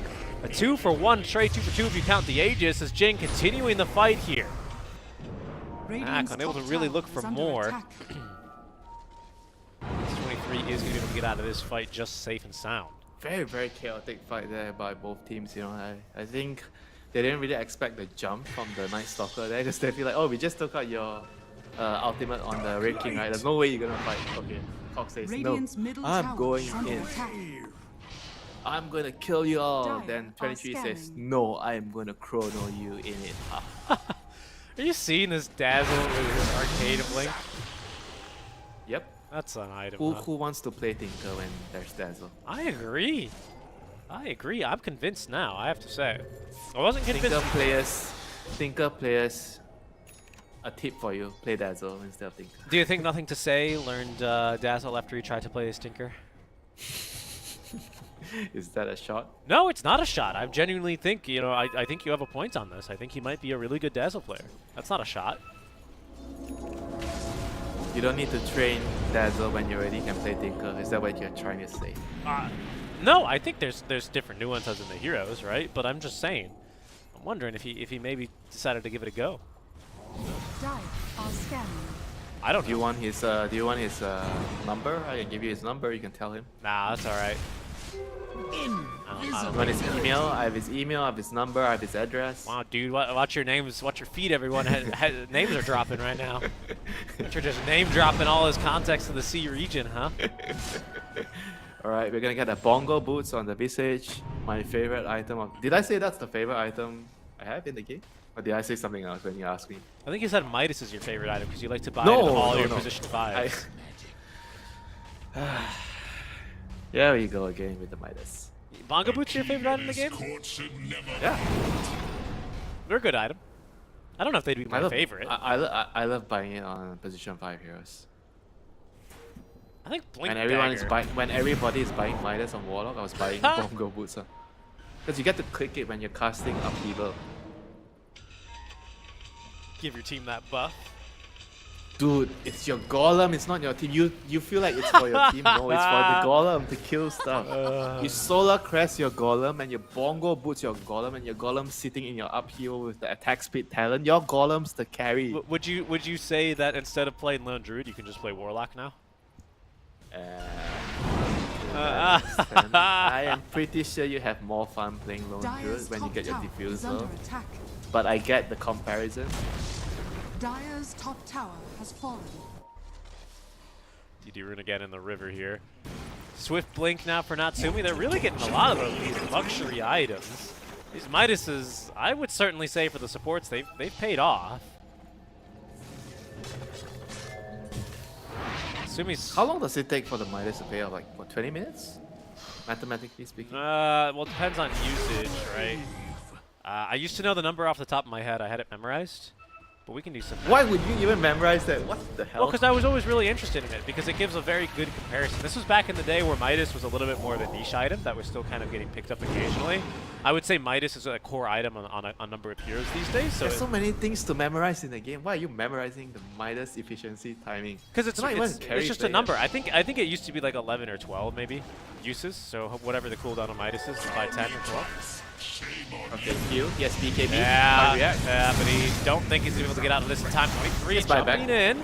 Does force Jing to use that time lapse. Now Simi running in with a DD rune. Double Out chrono. comes the Chronosphere. Oh, they did not save Cox. The Grave save for Natsumi. Trying to maybe save this DD rune. But now the fight's kind of breaking apart. We've got this kill, the first life on Natsumi. He's got a BKB for the second life. 23 and Q both jumping back in. Buybacks all around here as Cox rejoining the fray. This could be another kill onto Q. Perhaps a dieback with a kill onto 23 Savage. Down he goes. He can buy back, but he doesn't have ulti. He doesn't have BKB. And he might not have much of a team left to fight with either. Jing, he's located the leader in the fight as they have taken down Jabs. Mac doing a little bit too much damage, and that's 4 dead here on the side of Aurora with 1 buyback. I guess there's still buyback. They can still maybe use buybacks to defend here. But that's a pretty huge blow for Aurora. It seemed like a good chrono on, who was it, the Wraith King and the Night Stalker, but Night Stalker bought back. I guess you know who's the true carry when your Dazzle decides to grave the Wraith King. You still have the Night Stalker. You still have the Night Sucker, you still have Reincarnation.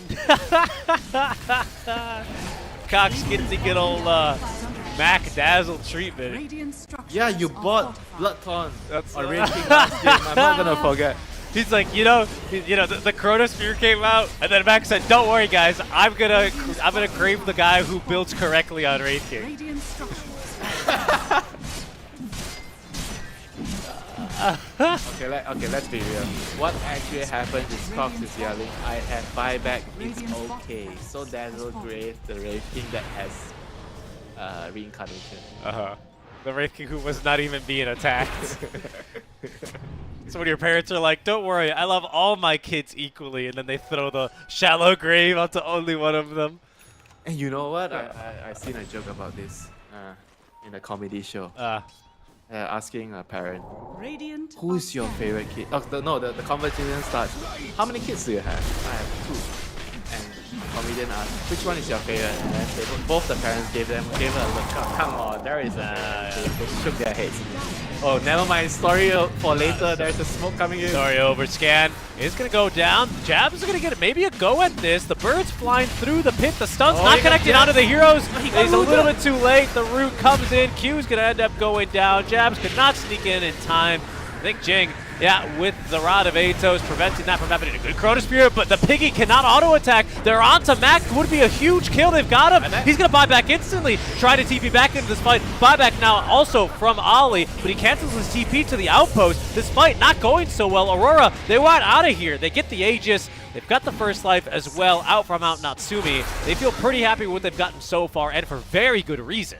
That's a huge fight for Aurora. I can't believe they take it. Wait, he has refresher. Okay, I was wondering how does he have another chrono? Okay, so he has refresher. Do you push now if you're Geek Fam? I mean, you have to try and do something, right? 1 chrono down. The game's not gonna get easier if you let the refresh come off cooldown and you try to link the fight again. They don't have their Aegis, I believe. They use the Aegis, so they still have cheese. Again, just a reminder, right? I know you know this, Winter, because we just casted the game together, but Geek Fam did not win Game 1. Aurora won Game 1. So if you're just tuning in, see you now. What you're trying to say, guys, there is a Game 3 if Geek Fam wins this. That is one of the things I am saying.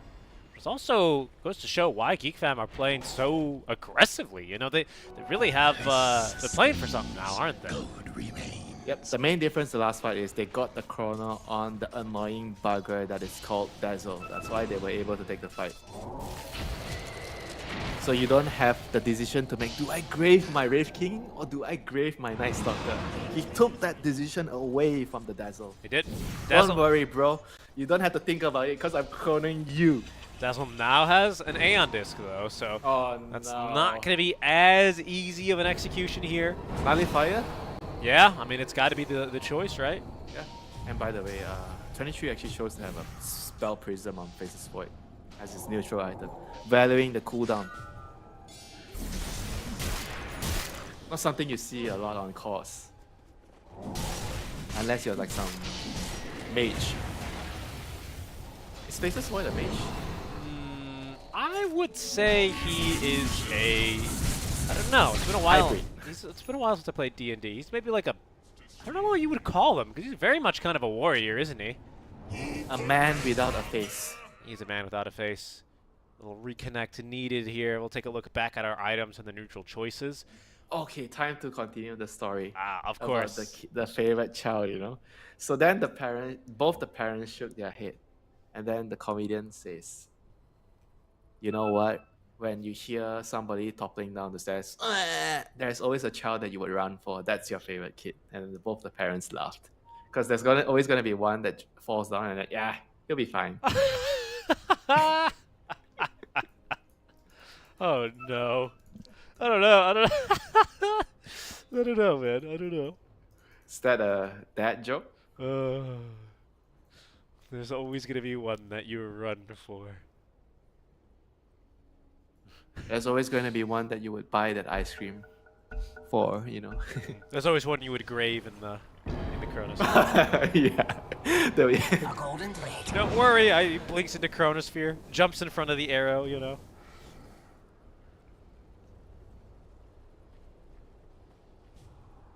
This Stormcrafter is kind of a ridiculous item now these days, isn't it? I feel like this thing's just getting stronger and stronger. So much move speed. Look at this Lena, man. I mean, 35 move speed, 200 damage, zap. yeah. Oh, it zaps 2 heroes? Yeah. Okay. For a pretty decent range. Not as much as like a Vlad's range, but significant enough. 700 range. It's not bad at all. All right, big fight. Aurora, though, they've got a ward here on the high ground. Double chrono is at the ready. Jabs also ready to try and find the target here. He's got a jab. Geometry Sight is on Scam. Geometry Sight on Jabs. That's what we're looking for here. Outside of this Roche window, the buybacks are few and far between, with only 23 and Scam having buyback at the moment.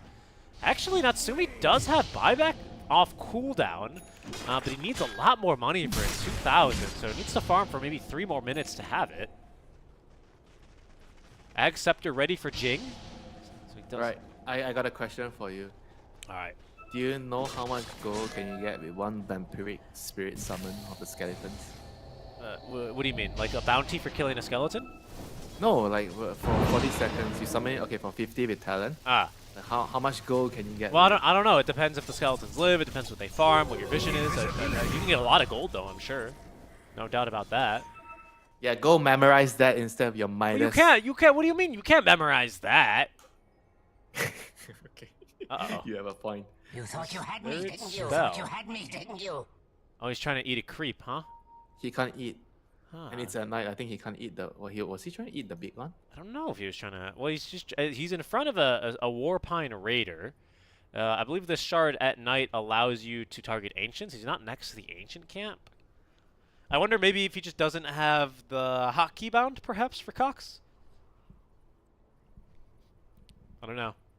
We'll see. Hopefully he gets that fixed soon. Things you can eat with this are creeps and summons. I don't believe you can eat Visage, or the Visage birds. It's a hero unit. Yes, You can't. exactly. You beat me to it. You're so smart. If you can eat the birds, you can eat the lone druid dog. Oh, the bear. Okay, the bear. You Yeah, could. the Well, you can. Oh, the lone druid, right? The bear. I thought you meant the boar for some reason. The boar. You can't eat the Oh, boar. Beastmaster. Yeah. Not lone druid. Not lone druid. Okay. We'll disconnect again. Hopefully this one gets solved rather quickly. So now everyone in the game has their Ags shard. What do you think about that? Is that balance that Huh. everybody wants to get the shard? Why do you think Cox went for an Arcane Blink? Why not? Reduces cooldown on all your spells. Are you expecting a strength blink more? Does it? It doesn't do that anymore. After teleportation, you restore 200 HP and 100 mana. That's why they patched that away because Tinkers were being stupid with it. Oh yeah. Huh? Then why? I don't know. That's what I'm wondering. Did he need the mana? Maybe he needed the int. Is that Did it? he buy the wrong component? No, for come the on, strength because blink? you also have to buy a recipe. I mean, it's Cox, man. He bought. what do He you, bought the wrong item the last. what do you game. think? He went like blink and then he just bought and his finger slipped and he just bought it from the menu. I mean, come on. Why do you think he bought it? Genuine question. I genuinely didn't know Arcane Blink got changed. Well, I'm okay. just a noob. That's fine. That's fine. That was not the that's not the test question here. The test question is why buy on a Night Stalker? He's a strength hero, so he needs intelligence for mana. I guess it's for the mana pool. Yeah. That's the only thing I can give you. Yeah, that's what I was thinking as well, right? Because I don't think he really had that much plus int prior to that item. Yeah, because if you think about his items, the items you buy on NS, you don't really buy anything to use mana. Really, just Unless nothing you're at all. trying to buy a Octarine Core. I mean, I don't think I've seen any of those items on NS. Me neither. I want to see this at work. Blink. I think there's only one item that I would consider buying if I need to buy Lincolns for some reason. That's the only item that would give me actually mana regen. Yep. All stats. Oh, there's one more. You used to buy Harpoon on this hero. Oh Used to. yeah, that's true. That's very true. But then now nobody buys Harpoon except if you're the Rhinoceros. Well, he's using it to farm, right? Because it does restore a pretty decent amount of mana every 7 seconds. So basically, it gives you 1 void every 7 seconds. Oh, for free. okay. So I guess because they changed Hunter, they're not having mana cost, so now you need the mana item. Ah, I guess. Yeah. What's going on over Because here? you used to not need to buy any mana items because of the 23? shard. Just gonna say hello to Natsumi. Natsumi with a godlike reaction time forces the BKB on the time walk away from 23. They might just chase after him. He is gonna be perhaps in a little bit of trouble. Refreshing just for that second BKB charge, but he didn't BKB. What? Winter, he didn't BKB What? into the fear. Okay, It was a bait. snowball. It was a He's snowball fine. save, He's and they kick out fine. Cox. He's gonna activate his BKB, the Chronosphere. It catches both cores. Ice Blast. It might be a big one coming in. This time it's gonna be a grave onto Cox, and this time it's 23 and even more Trundle hexed up and killed. What the hell was that? 23? What was that? Q couldn't even save him from himself. And now Natsumi, I'm not sure where Q is going with this, but a nice blink on back after the snowball will see him to safety. But he just has to buy back. But he doesn't have Chrono, and he's not going to have BKB. What in the world was that? I have no idea, Mr. Garcia. We should just not talk about it. I have no idea. He refreshed and then decided not to pop his bikini for some reason. And then he got stunned and then like Taz was like, not this again. Like he was running, oh, I have to die for you. Again, I have to blink in to snowball you. I was also so impressed that they kind of... Oh no, Natsumi, What he's the alone. heck is... I don't know what's going on anymore. He's underneath the wood. Carry players, man, the carry players. Oh, what the are they time lapse. doing? Okay, he's got a time lapse. Alright, there's a viewer and a Taz in the Oh game, so my. they can both clean up the messes Radiant's the carry middle players tower make. is under attack. Q also kicking Cox back the way they wanted to go was an interesting choice, but did set up at least with the Chronosphere. That's Radiant's top all tower right. Whatever. is I guess under we attack. it didn't matter at the end of the day because guess what? Roche isn't up. His Chronos are going to be back already, basically, because he has Spell Prism, so it's fine. It's not even a problem. Yeah, it's fine. It's fine. It's fine if and only if Roche has longer than a what? A 40-minute, Radiant 40-second, are sorry, scanning. spawn. He needs to sit 40 minutes. Well, I guess that's a good way to patch the game. Yeah. For 40 minutes, Roche. all right. Natsumi has broken the 40k net worth barrier. Mac is not that far behind him, we should say. Is there a barrier at 40k net worth? Yes. He's Is that a broken. record? No, come on. I'm just saying, he's very rich. He has a lot of money, Winter. He doesn't have any boots, but he does have a swift blink. Can you even? Is there any? Couldn't you just say that he has a McLaren? No. It'd be easier to understand. Couldn't there be more? Is there anything else that the hero can get? Is there anything else he can change out I guess the Ag Buy Moon Shard. Moon Shard. So he's still got 8k to invest, basically. Radiant are scanning. Buy Moon Shard. Buy. Wait, he doesn't have Aghanim. He doesn't have Ag, so he can buy the Blessing. It is kind of a long Roche here. They do have 2 Chronos and 2 Ag Scepters, sorry, and 2 BKBs rather, ready to go again. Roshan spawning very shortly here.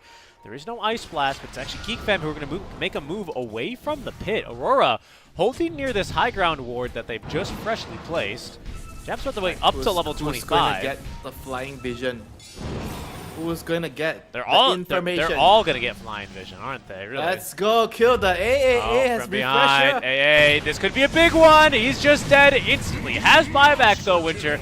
Might have to use a 23. He walks away to the creep wave. They've showed as well on the Lina. That's going to be the kick in from Q. Let's see what they can get. The Scythe device. They're going to try and get through Cox, but he has the A on disc, and now protecting him is going to be the Grave. Silence now onto Q. There's going to be the Chronosphere. They found Mac. He has an A on disc. Can they still get through him? The stun following up. They need a little bit more. Mac stunned and killed off. Has a buyback as well. And a tier 1 tower to rotate to. Another Chrono. The Ice Blast on the mark for 2. Japs is still alive. A beautiful LSA connects onto the 2 of them. And they're even going to get the Weaver. That's going to be a dieback onto Cox by the looks of things. 3 buybacks in this fight. 100 gold shot on buyback. He is just short. Oh, I can't believe it. Midas in the middle of the fight. Ollie, what a gamer. 23 Savage still managed to get away. But the buybacks, Geek Fam, they need something here. What can they really get? Natsumi's having trouble keeping up as Armel is trying to find Mac. Japs as well onto the backline. Skep holding on to a little bit of damage. Dazzle, he's just down. Armel, he's doing so much damage here. 23 barely getting away. He time walks back in, this madman. Natsumi, a little bit of that time dilation slow, but with the cold feet of all things, will clear him on his first life. 23 again in some more trouble. Time walks through. Time walks back into the root again. What is this man doing? He can't be stopped. He's cooking. 22 Savage again time walking all over in these fights. Silenced up yet again as Jabs and Q still running around in these fights. Armel's brought back as well. 23 Savage so low on his HP. Played it on a knife's edge as Armel will Laguna Blade himself. 23 damage. He's not even right-clicking anyone. He's just dancing in this fight. Jabs, he's brought back if I'm not mistaken. And he's still alive. The snowball save is still good. I can't believe it. 23 died. He's going to buy back as well. This game is ridiculous. Jing running for his life. Basically has no downtime here on his Sakuchi. He's even going to get a blink away. I don't believe it. They do catch Scam. That's going to be a dieback for him. Winter, what the heck is going on in these fights, man? Late game Dota, baby. This is some... Late game Dota. He got a chrono. What, the first chrono? What the hell? Chrono was great. Dire's middle tower is under attack. Everyone bought back on the side of Aurora, by the way, in that fight. Everyone. Everyone. 1, 2, 3. Oh yeah, you're right. Yep. Everybody. Everyone bought back. 3 heroes from Geek Fam bought back. 2 died back. What's the price? Roshan? The price is Roshan, and on this Roshan, it's going to be a refresher shard. On who? Ah, maybe Armel? Lina? Dire are scanning. I like the Lina. Unbelievable, this game. I mean, this is a crazy late game Dota. So the only players that have buyback right now is the Nice Soccer. No, you know what? I've missed see team fights like this. I have to be Yeah, I honest mean, with they you. graved the Nice Stalker in the Chrono. He had his Aeon Disc pop, and then they graved him Yeah. still, you know? Yep, they did. Making him extra safe. No, they have vision. They're making a jump. That's a kill. Again, all these kills are basically permanent. Jabs as well would be a nice jump, but he gets off the Scythe device here onto Cox. Jing as well from behind. That's going to be Aeon Disc procced onto Cox. 23 Savage has 2 Chronos here to play with. Ice Blast does connect onto Natsumi, but he wants someone else. He wants Cox Night Stalker, but he's Scythed off. He is protected at least. Now the BKB, the Lincoln's as well refreshed, but 23 falling low. Jabs as well. He's in a bit of an awkward spot. He still has his Gravekeeper's Cloak, but again, trapped inside of the Chronos here. 23 Savage trying to get through Cox, but Mac from the other side will be able to save him. Jabs is dead as well. That's a dieback. Only Armel is the only core besides 23 here is left in this fight. There is no refresher left remaining here either for 23 Savage. He might just be dead. Armel doing whatever he can, trying to save his core, but he can only watch as 23 Savage will die back. Then for 2 minutes, he might just be next as well. They have the swarm. This has to be GG. That's game 3. What the hell is this? it can't be a SCA game without a game 3 after after what happened in the first Look game. at how It was much damage Mac did in that fight. You're kidding me. 11,184. GG? He's the true carry. It's over. You think the Night Stalker and the Wraith King I'm wearing the whole game is the carry? I am the carry. I am Dazzle. I don't know what this game was, honestly.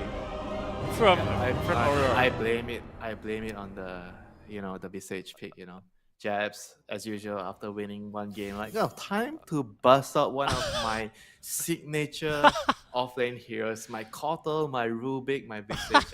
It's okay. It wasn't that bad. Their enemy team just played well, I think the early game was kind of good for Aurora. They were playing, they started out with the lanes well, with the Visage especially, and then they have a couple of questionable chronos after that. They couldn't really kill. I mean, it was hard, there's a Dazzle, there's a lot of saves, and they kind of got ran over from this Night Stalker, and Nasumi was also really fat on the Wraith King. So I guess it was all in all, it's kind of hard when they got to that point. Because if you can't kill stuff in the chrono, during the chrono, there's so many saves, then it means that your lineup has problems closing out the team fight. Yeah, you could say that again. That was an interesting move. I also have to give mad props to Ollie for selling basically his whole inventory to buy a Dig and 5 and trying to burst the Weaver at the end of the game. Yeah, I mean, that was basically right as GG was called. He was like, guys, don't worry, I'll defend, and then sold those items and bought a Midas. Sorry, bought the Dig. And, this Night Stalker pick in the end, worked out really well. The silence and everything. Giving them the vision, allowing them to win a couple of really crucial fights because of how well it went with the silence, jumping on the back line. A fun game, some wild team fights. Yep. Can't complain. I can't complain either because you know what, folks? We are going to a game 3. The score was input incorrectly, so it's now 1 apiece as we head into game 3 for the upper bracket. As a reminder, if you're looking for the Blacklist Rivalry game, that's going to be on the secondary stream. I don't know what the score is, but you can go over and check out, hopefully, Mike and John as they are still live with their coverage. But for now, Winter and I will be heading to a break, and when we return, stay tuned for the finale of Aurora versus Geek Fam. We'll catch you in a bit.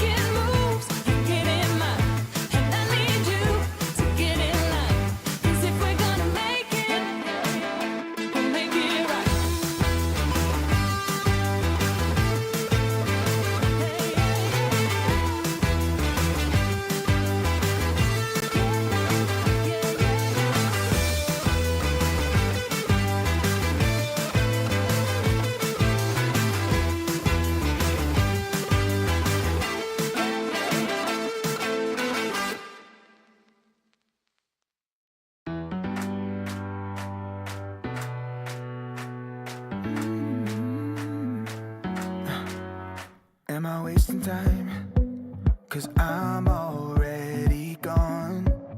So long, can you stay the night? 'Cause you're the thing I want. I know you're feeling different when you're stressed out, but even with no makeup you still stand out. 'Cause no one makes me feel the way you do now, like you do now. The way that you move your body, you make it look like a hobby. Every time that you touch me, it's electricity. Things we discovered underneath last night's covers. Everything came so easy. It's electricity. Welcome back, everyone. The ESL 1KL closed qualifiers continues. We have a 1-1 draw between Aurora and Geek Fam. Only one team can move on into that upper bracket final tomorrow. We'll see who it's going to be. Winter and I taking on the action. Our draft already underway. Let's go ahead and jump in without further delay. We have Geek Fam back on the Radiant side, Aurora back on the Dire side, and pretty standard Phase 1 bans yet again. We can see that Phoenix this time not banned out. Remaining. Any surprises for you as we start this second banning phase here, Winter? 5 seconds remaining. Pango is a surprise. You don't think the heroes? I mean, he did receive some adjustments, right? Has been quite strong for what's felt like 3 years. What's changed about him, or what's changed about the meta where he's no longer able to do the same kind of job as he was before? There's always primal, similar heroes that do the job better. Like Pango got a lot of like Dire very team ban. small nerfs every time, so eventually I feel like a lot of it adds up. It's not as impactful in the early game. You still obviously have the swashbuckle diffusal timing, which is the scariest part about the hero in the first 20 minutes. But apart from that, getting there isn't that easy 10 anymore. seconds remaining. And 1 or 2 minutes slower than the previous patches actually 5 matters a lot seconds for, remaining. especially when you're playing support and you're able to, get a little bit more items off the ground, and you're able to survive that mana burn or that burst damage from the swashbuckle. Makes a huge difference. Makes sense. We'll see how he's going to be able to get it around this game. Do you think it's in any way a response to the Kunkka pick? Is that why Geek Fam feel like it's a good pick here, or is it just comfort maybe? Not exactly. I think it's more about maybe they have their own reasons, why. And Pango is definitely decent against Kunkka with your Rolling Thunder. You can avoid most of his Torrent Storm, Water Park 10 damage. seconds remaining. But I wouldn't say it's like a hard counter, I mean, it's 5 okay. seconds remaining. Dire team pick. I mean, you see Weaver getting ignored again. I think Weaver is also really good against Pango and Phoenix. Both of these heroes are not exactly that great against Weaver. The minus armor and the bug latching on you. And once again, we're gonna see the Ice Cone. Radiant team pick. Great with the Kunkka. Ice Vortex, X-Mark amplifies all the magic damage Kunkka is doing. Obviously sets up for the Ice Blast too. Whenever you're A, you're very happy if you have a hero on your team to set up for your Ice Blast, so you don't have to just wing it, some may say. Just wing 10 it, seconds cast your remaining. Ice Blast and hope it lands. Radiant team pick. Naga Siren. Another Naga game Dire for us in team store. pick. This draft is moving along. A Rubik! Okay, Geek Fam maybe kind of bucking the trend, maybe just trying to pick anti-Aurora lineup here. What are you reading into this, or how are you reading into this? It's Weaver. You get Shukuchi and it's Kunkka too. 0 cast time, cast point on the Torrent. 10 That's great. seconds remaining. Anything you steal from Kunkka is great. X-Mark, the bolt, 5 the Torrent seconds Storm. remaining. That's true, actually. That's a good point. Dire team Not the back. greatest laner overall. Primal's I still in think. the pool. No surprise to see him into the Naga. Still in the pool. And maybe a Phoenix, right? I mean, this is a weak lane, so expect that to be abused a bit. So Yeah. that could be trouble for Geek Fam. And you have to remind everybody how polarized stops the roll. I'm pretty sure it still works that way. 10 seconds remaining. Yes, So it's I'd a be surprised. to see hard it, counter. Yeah, it's a hard counter towards 5 the seconds Pango's remaining. roll. Just a very good hero, I just feel like this hero is Radiant just team ban. has too much utility. He's tanky. He does damage. He can stop BKB heroes, magic immune heroes with his pulverize. He has a stun. He's difficult to kill. What more can you ask, man? The only thing he doesn't do is he can't hit buildings. 10 seconds remaining. Okay, so they ban out Centaur. Radiant team back. Maybe we might see a carry weaver. Maybe. Let's see what else do they decide to ban here.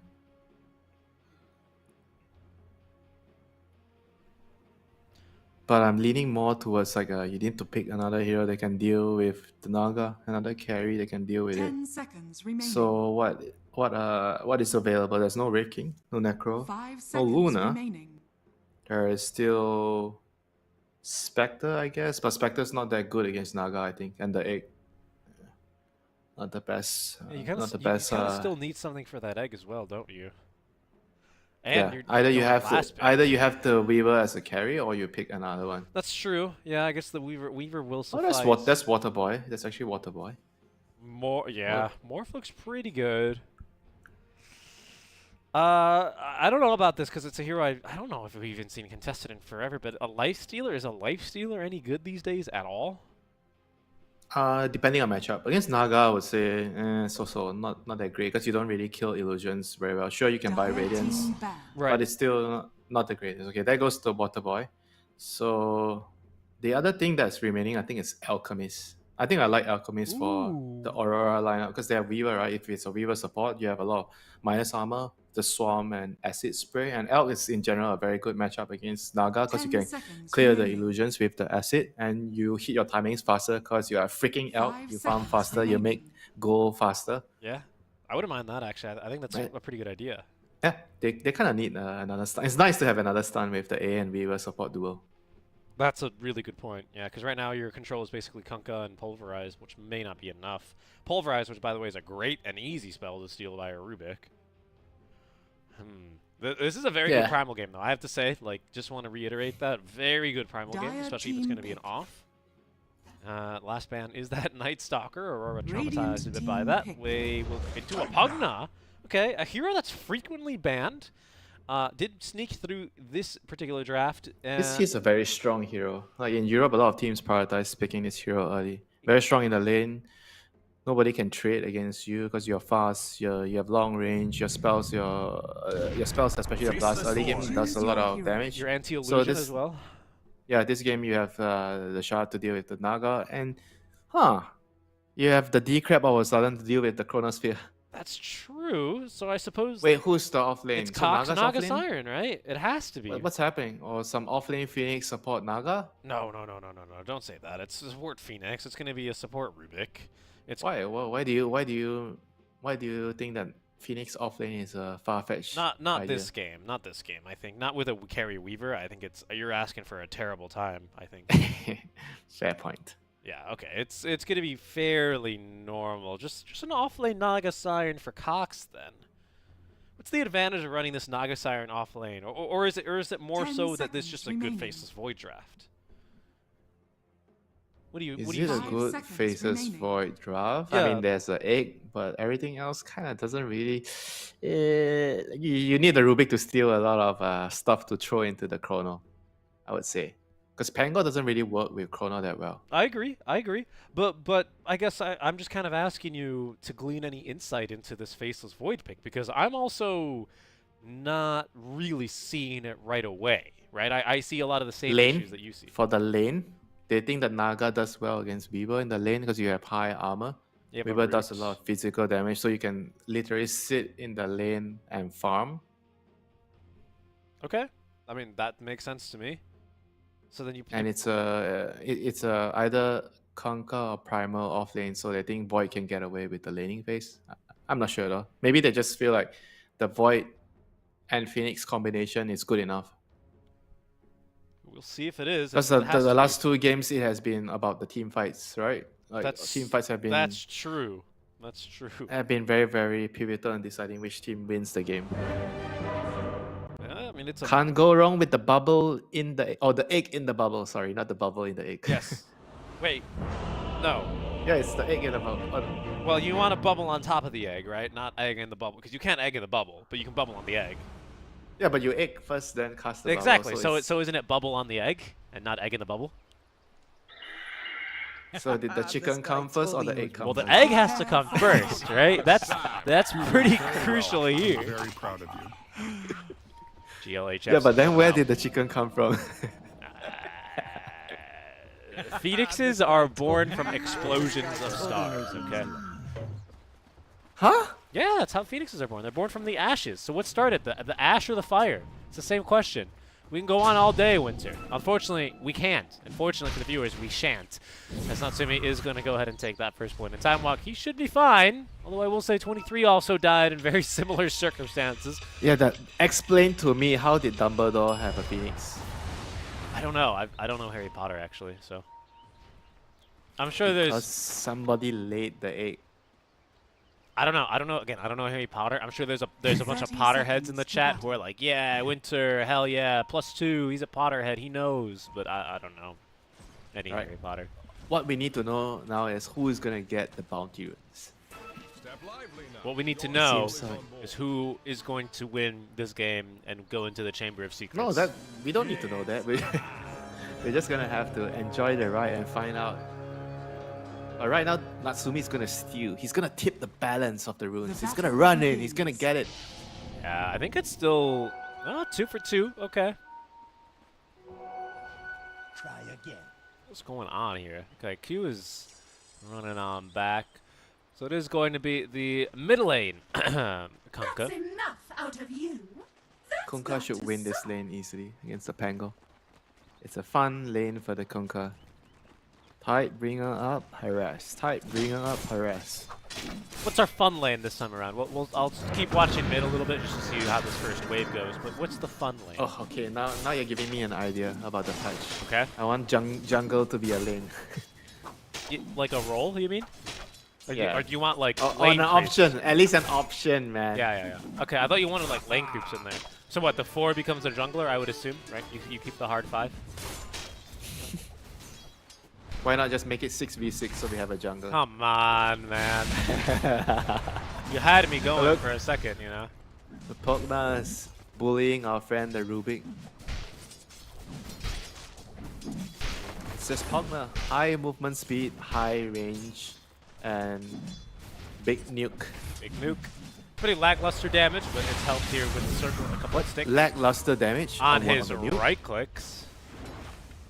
How's that lackluster? 54 is a 54? respectable amount. Yeah, but this is +4. It's 50 base. It's not that great. It's got good int game, don't get me wrong, but starting, it's... What do you mean good in game? He has the highest in game. Yeah, exactly. It's very good, don't you think? Good and best are two different things. Well, best is a superlative. That's all it is. Huh? He's factory the best. Am I missing another No, hero? you're right. I was just saying, best literally means it's a superlative. It's a superlative. It just means it's first, you know? He's the first there. It's a definitive word. It's good communication. Sometimes I just don't get you. That's okay. It's okay. That's what my wife tells me too. Sometimes I just don't get you. Why are you still in front of that PC after the whole day? Why? And then you're like, don't worry. I just need to tell this guy in my pub about how wrong he is. He doesn't get it. I need to educate him. He doesn't know that he's playing on the dead lane. It's my lane. Freaking carry players playing on the dead lane. How many times do I need to tell you you're dead if you're in the dead lane?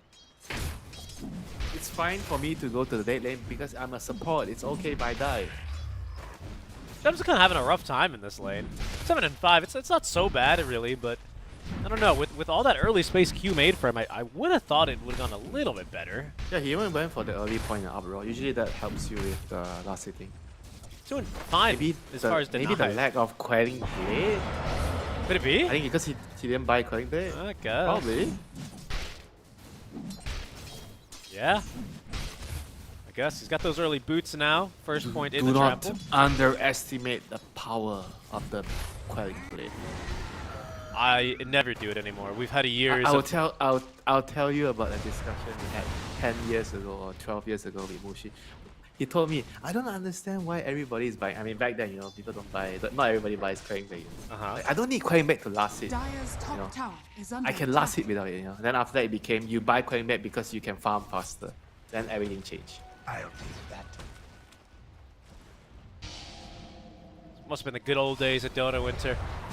Quelling Blade, the Yeah, innovation. you know, you take a lot of pride. I can last hit without Quelling Blade. That's true. Ha ha! You can't. You suck. And then you have like a 14-year-old who uses Quelling Blade who just beats you because he has more gold. And then the post-game Yeah, chat. and then you realize why is he always 2k net worth ahead of me? Why? And then your teammate quietly tells you, "I told you it's because of the Quelling Blade." Yeah? You always tell me, "What do you know about Quelling Blade? You don't buy them on supports." Did you ever have a moment like that, Winter, where you're like, no, I'm not buying Mechanism on supports. It's an offlane item. I'm not buying this. I'm not buying that. If that moment ever happened to me as a support, I will be out of the team.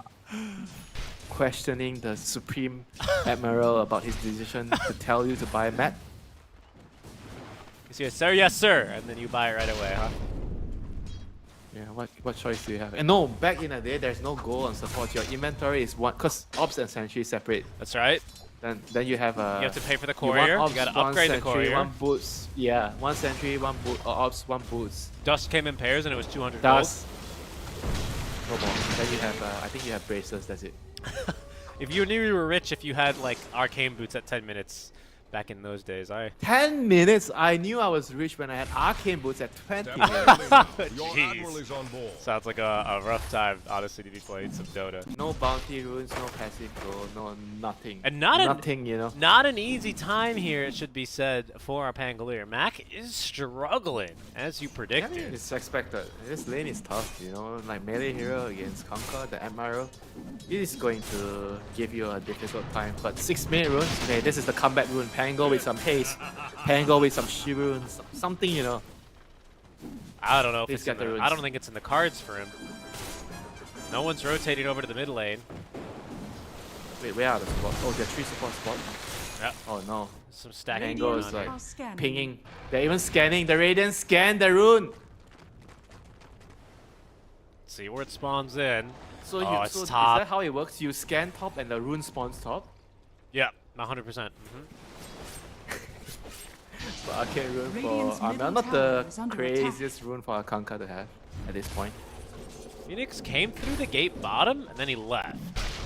Top lane seems to just kind of be you farm, I farm with the Weaver and Naga.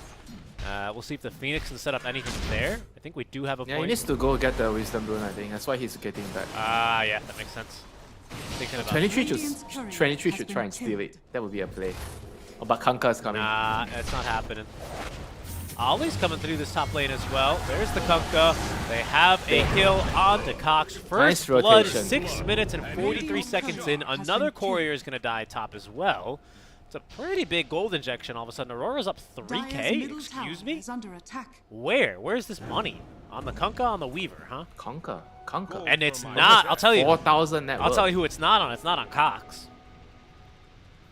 Am I supposed to laugh? No, I don't understand. that's not fun. He's poor. What do you mean? Amazing what you'll find. Why are you supposed to laugh at that? Yeah, because you're making fun of him being poor. Well, no, that was just a point about saying, wow, Kunkka is rich. He has double the net worth of the enemy offlaner. Okay, was a then why point. couldn't you just simplify it? Why do you have to complicate things as usual, Richie? Am I supposed to laugh?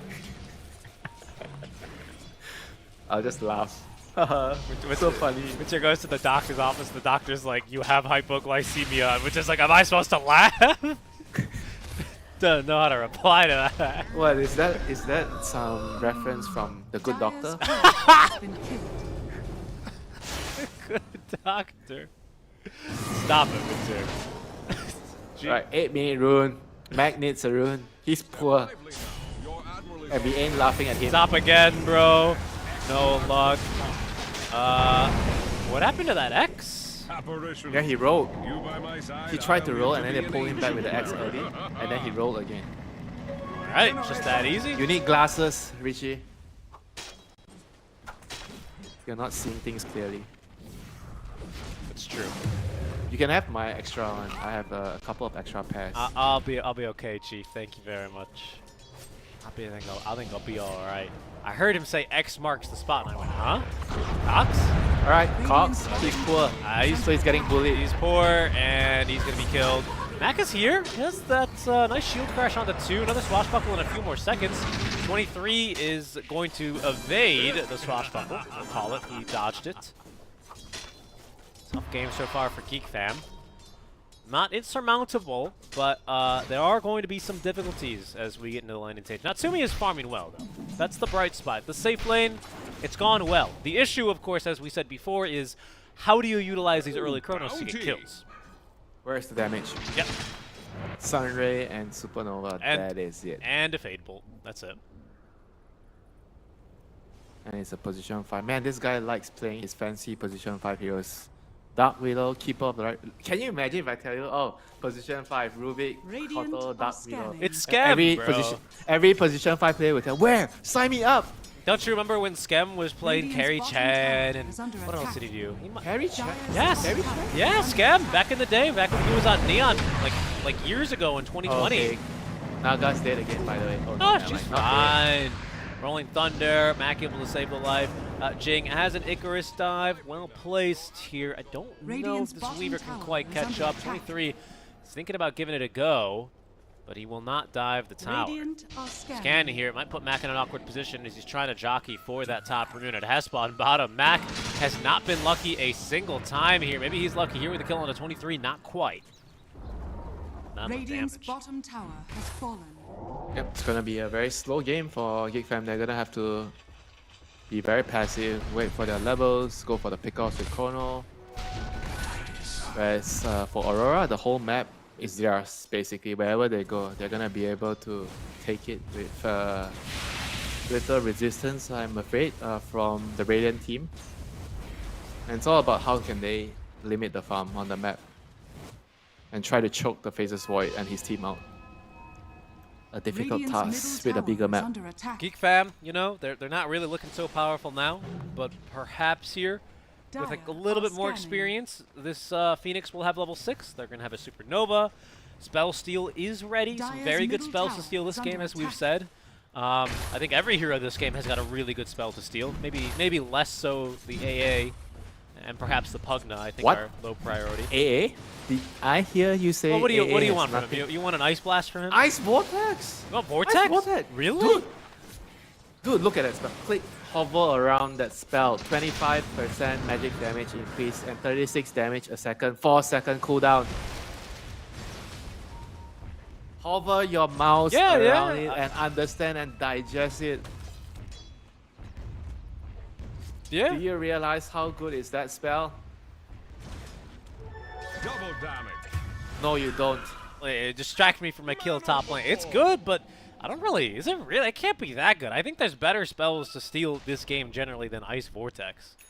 Look, I know the Radiant's strength top of Ice tower Vortex, is under okay? I'm an attack. ability draft player. Radiant That thing's structures broken in ability draft. Oh, and Ali is going to be broken now as he's killed off. Dire's Full middle feet tower will is proc, under but not attack. really much You here. call That's yourself a Radiant's top Dota tower player. is You under play attack. ability draft. You play turbo. Yep. Dire's structures This guy's a have fallen. Dota player, elitist. I guess all Dota players are. Jabs charging on in here, eager to defend the stack. Schem is not really going to be able to get away from this. He stole Ice Vortex Winter. Oh, really? Yeah. Why aren't they dead? I'm sure he got some last hits on the Ancients with the Ice Vortex. Dire's middle tower is under attack. Come on, it's not that bad. No, it's not that bad. I just think of all the spells to steal in this match, I think anything from Kunkka I want more than Ice Vortex. Sakuchi, obviously. I would beg to disagree. I would want Ice Vortex over Torrent. What? Really? How The can level you one- how can you say you are a support? I cast Ice Vortex, I stand behind. If I'm not a support, I'm what? Carry? You need a stun. You have 2 stuns. You set up for your own torrent. You put the Ice Vortex and you fade both, you get the kill. You get the kill. You kill secure. You should just play Oracle. You'd love There the is hero. no such thing as kill secure. Haven't you heard from Aiden? No such thing as kill secure. It's true. There is just kills. I agree with that now. I'd agree with that. And all these core players think that the support players don't deserve a single kill in the game, but all the deaths. It's You need to tank for me. Block the smoke gank, but you can't take any kill. You can't take the last hit of the tower. Not the rush gold. Radiant are You better scanning. pray Tormentor does not give you the shot, otherwise you're gonna regret it. Winter's got so much pent up Dire's frustration. top You know, tower they is got to under do. attack. They should have got you for the support. Remember last year, was it the TI bit where they did Dire supporting are supports, right?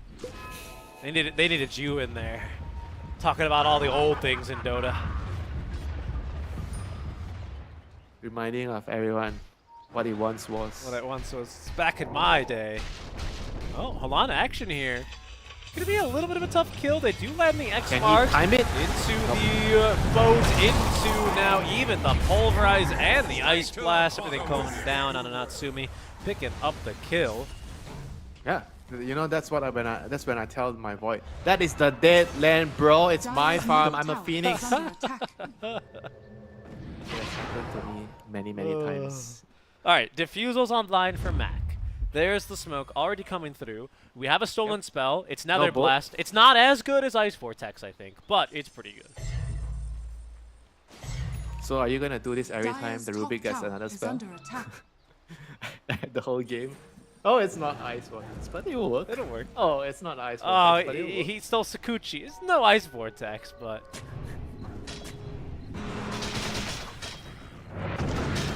Look, I just don't think Ice Vortex that much to write home about. It's the best spell for AA. That's not his ultimate, for sure.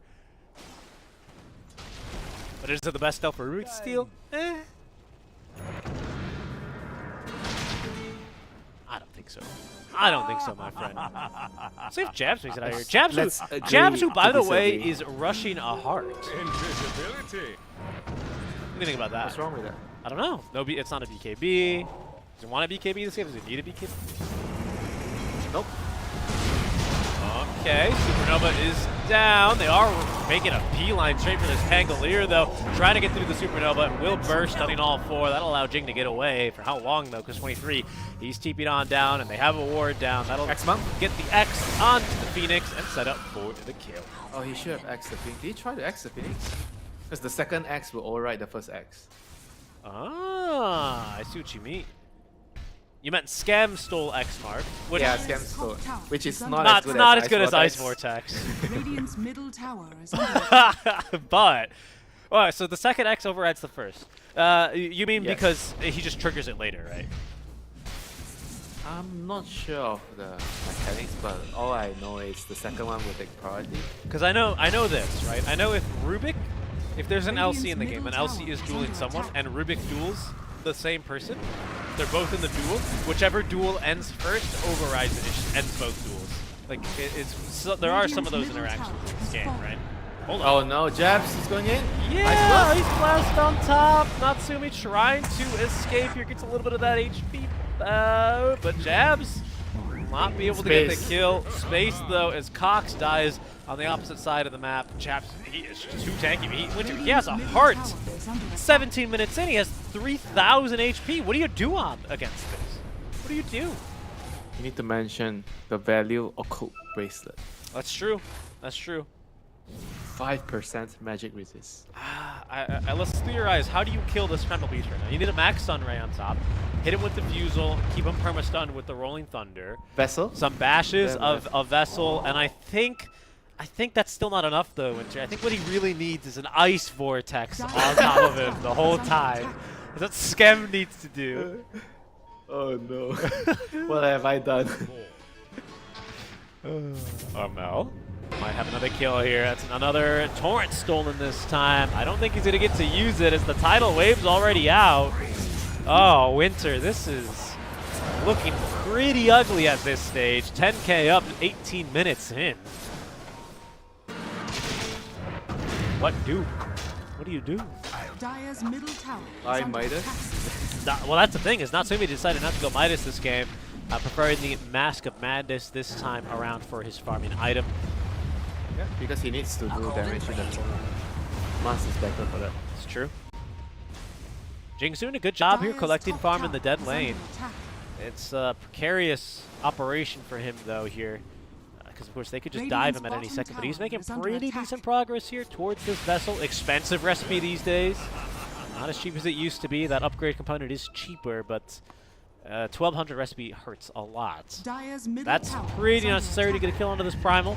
Even that being said, you know, Primal's going to have a Blade Mail relatively soon. How's Cox Naga coming along? Basically just kind of a soft carry build, huh? Mant style into the Orchid. Radiant structures are fortified. I mean, he needs the game to go on for, what, another 30 minutes for him to be useful? This reminds me of the first game that we cast. Didn't we also have an offlane Naga sign with another hard carry where the game ended up kind of going... Offlane Naga? Was it? No, Was it a carry Naga? 23. Dire's top tower is under Not of this. Was it of this series? I meant of the very first game we casted in the qualifiers together. Dire's structures are No fortified. offlane Naga detected. Okay, just this game then. Radiant's bottom tower Let me is ask under you attack. an important Dire's question. top What is the tower difference has between an fallen. offlane Naga and a safe lane Naga? Do they do anything different? Do they operate differently? You know, that's a curious Tell me. question. I was just about to tell you the same. I would assume an offlane Naga is going to show up to more early fights, farm in a Huh? more dangerous Top position. tower Well, is okay. You are expecting a Naga to show up hear to me out. Hear fight? me out. Only if it's a deep Are you in incursion. Dreamland? Are you in Disneyland? Because you need her to song. I expect an offlane Naga to have a point in song by level 7. Whereas for a safe lane Naga, I wouldn't bat an eye if she ignored it until level 12 or something. That's the biggest difference. You are in La La Land, I tell you. TP out. All right, Skem being brought back, and he's going to be killed off. Another quick and easy kill there for Aurora. Basically anywhere they go. They're just kind of rendering the entire map unusable here for Geek Fam as they run around and pick up kill after kill. I'm not really getting much value from this diffuser. I mean, that's the thing with the diffuser now. With Pango, nerfed in the early game somewhat. Its diffuser timing is slowed by 1 or 2 minutes, and that matters a lot for this item. Because this item, once you get it, and if you don't get value out of it right away, it doesn't really help you farm. No. Yeah. So then you fall out. You fall off very quickly. No stuns here to stop Mac TPing away. 23, unfortunately, just chasing him around a little bit, wasting some time, but not a big loss, especially when the rest of your team is still up 12k. And we should mention just how rich these supports are. That's another thing we've been seeing in this patch, isn't it, Winter? Not in my games or your games necessarily, but in these kinds of games where teams can move around the map and effectively take over certain parts, and the supports end up getting way more farm. Not to mention that Midas that Ollie is rocking here. It is oppressive, the lead that Aurora have. Don't forget the stone. The Philly Stone? Yeah, there's a couple there, huh? Yes, the stone on A. You Dire rejoice are when you scanning. see that item.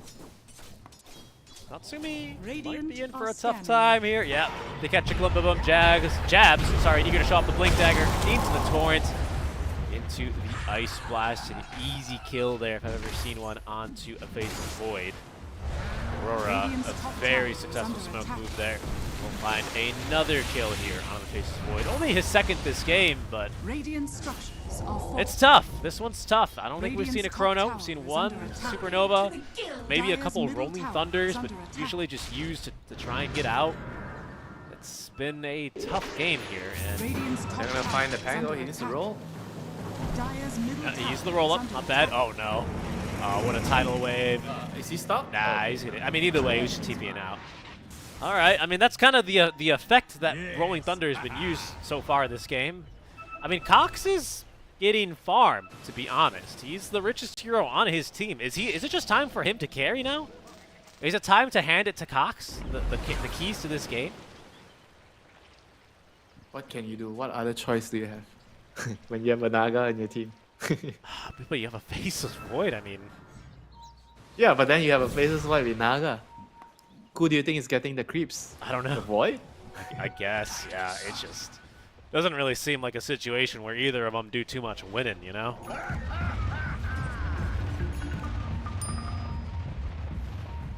I mean, it's tough, you know. They're gonna need this game to be very, very long. And Aurora doesn't want the game to be long. They're looking to end the game with, yeah, I guess within the next 10 minutes, ideally. If possible, you know, if they can get the A gates, go high ground with it.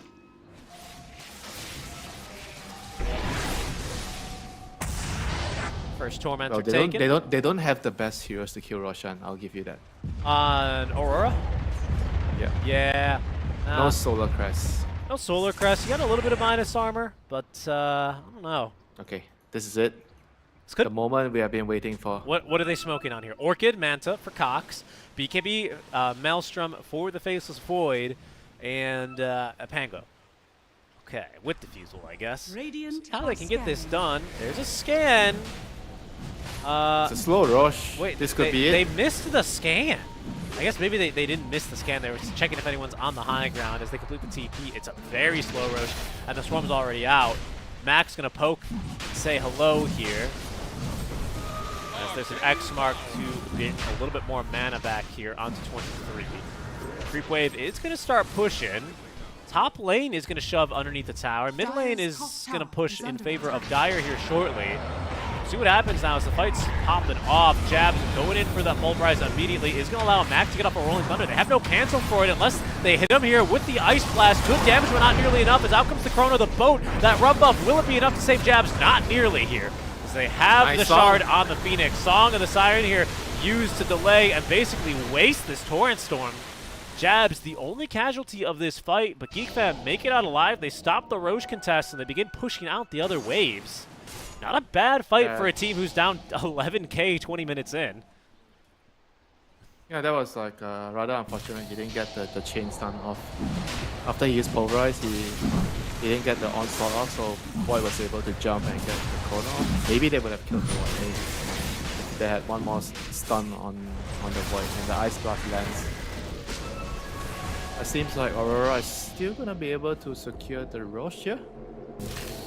Yeah, but I think this is good enough for GeekFam. They've already managed to slow down the game by quite a bit, a couple of minutes, more time for them for their Faceless Void Naga Siren combination to farm. And the longer the game goes, the better it is for them. Roshan has fallen to the Easy dark. Aegis then at the end of the day. They do lose the offlaner, but now Aegis here for the Weaver. Are they still on track for that 10-minute window that you kind of had forecasted here for Aurora Winter? Are you? Yeah, they need to be a little bit more worried now. The game has been slowed down the last 2 minutes. At this 10k goal lead, 9k goal lead, I wouldn't say it's a comfortable lead, for them. Right. If they are not making it grow, then they should be worried. Dire's middle It's tower Naga is and under attack. Void Radiant eventually are is going to scanning. outskill all your heroes.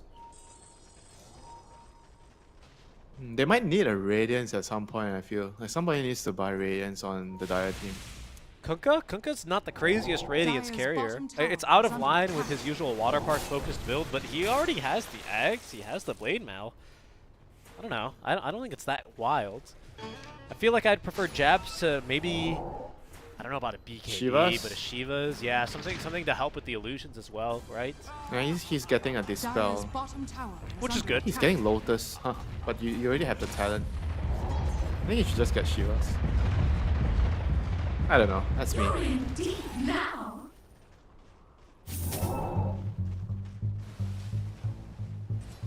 It's rather strange that you get the talent and you're still getting Lotus. Back so soon. You really need so many. There's Ensnare. Illusion. There is time. I guess there's a lot. There's time dilation. There's Ensnare. Yeah, there's two basically I think you're super Radiant's concerned middle with. tower is under attack. And maybe having an extra Dispel for your friend Weaver. Maybe one for your Kunkka. For my friend Weaver. Weaver is not my Radiant friend. He's my structures enemy. I trample on him. Dire's bottom Cox tower gets the is song under off attack. just in the nick of time. Could have been a scary moment here. Ice Blast is going to hit him. Is there a shard? There is, but the Ice Ooh, Blast wasn't close. in time.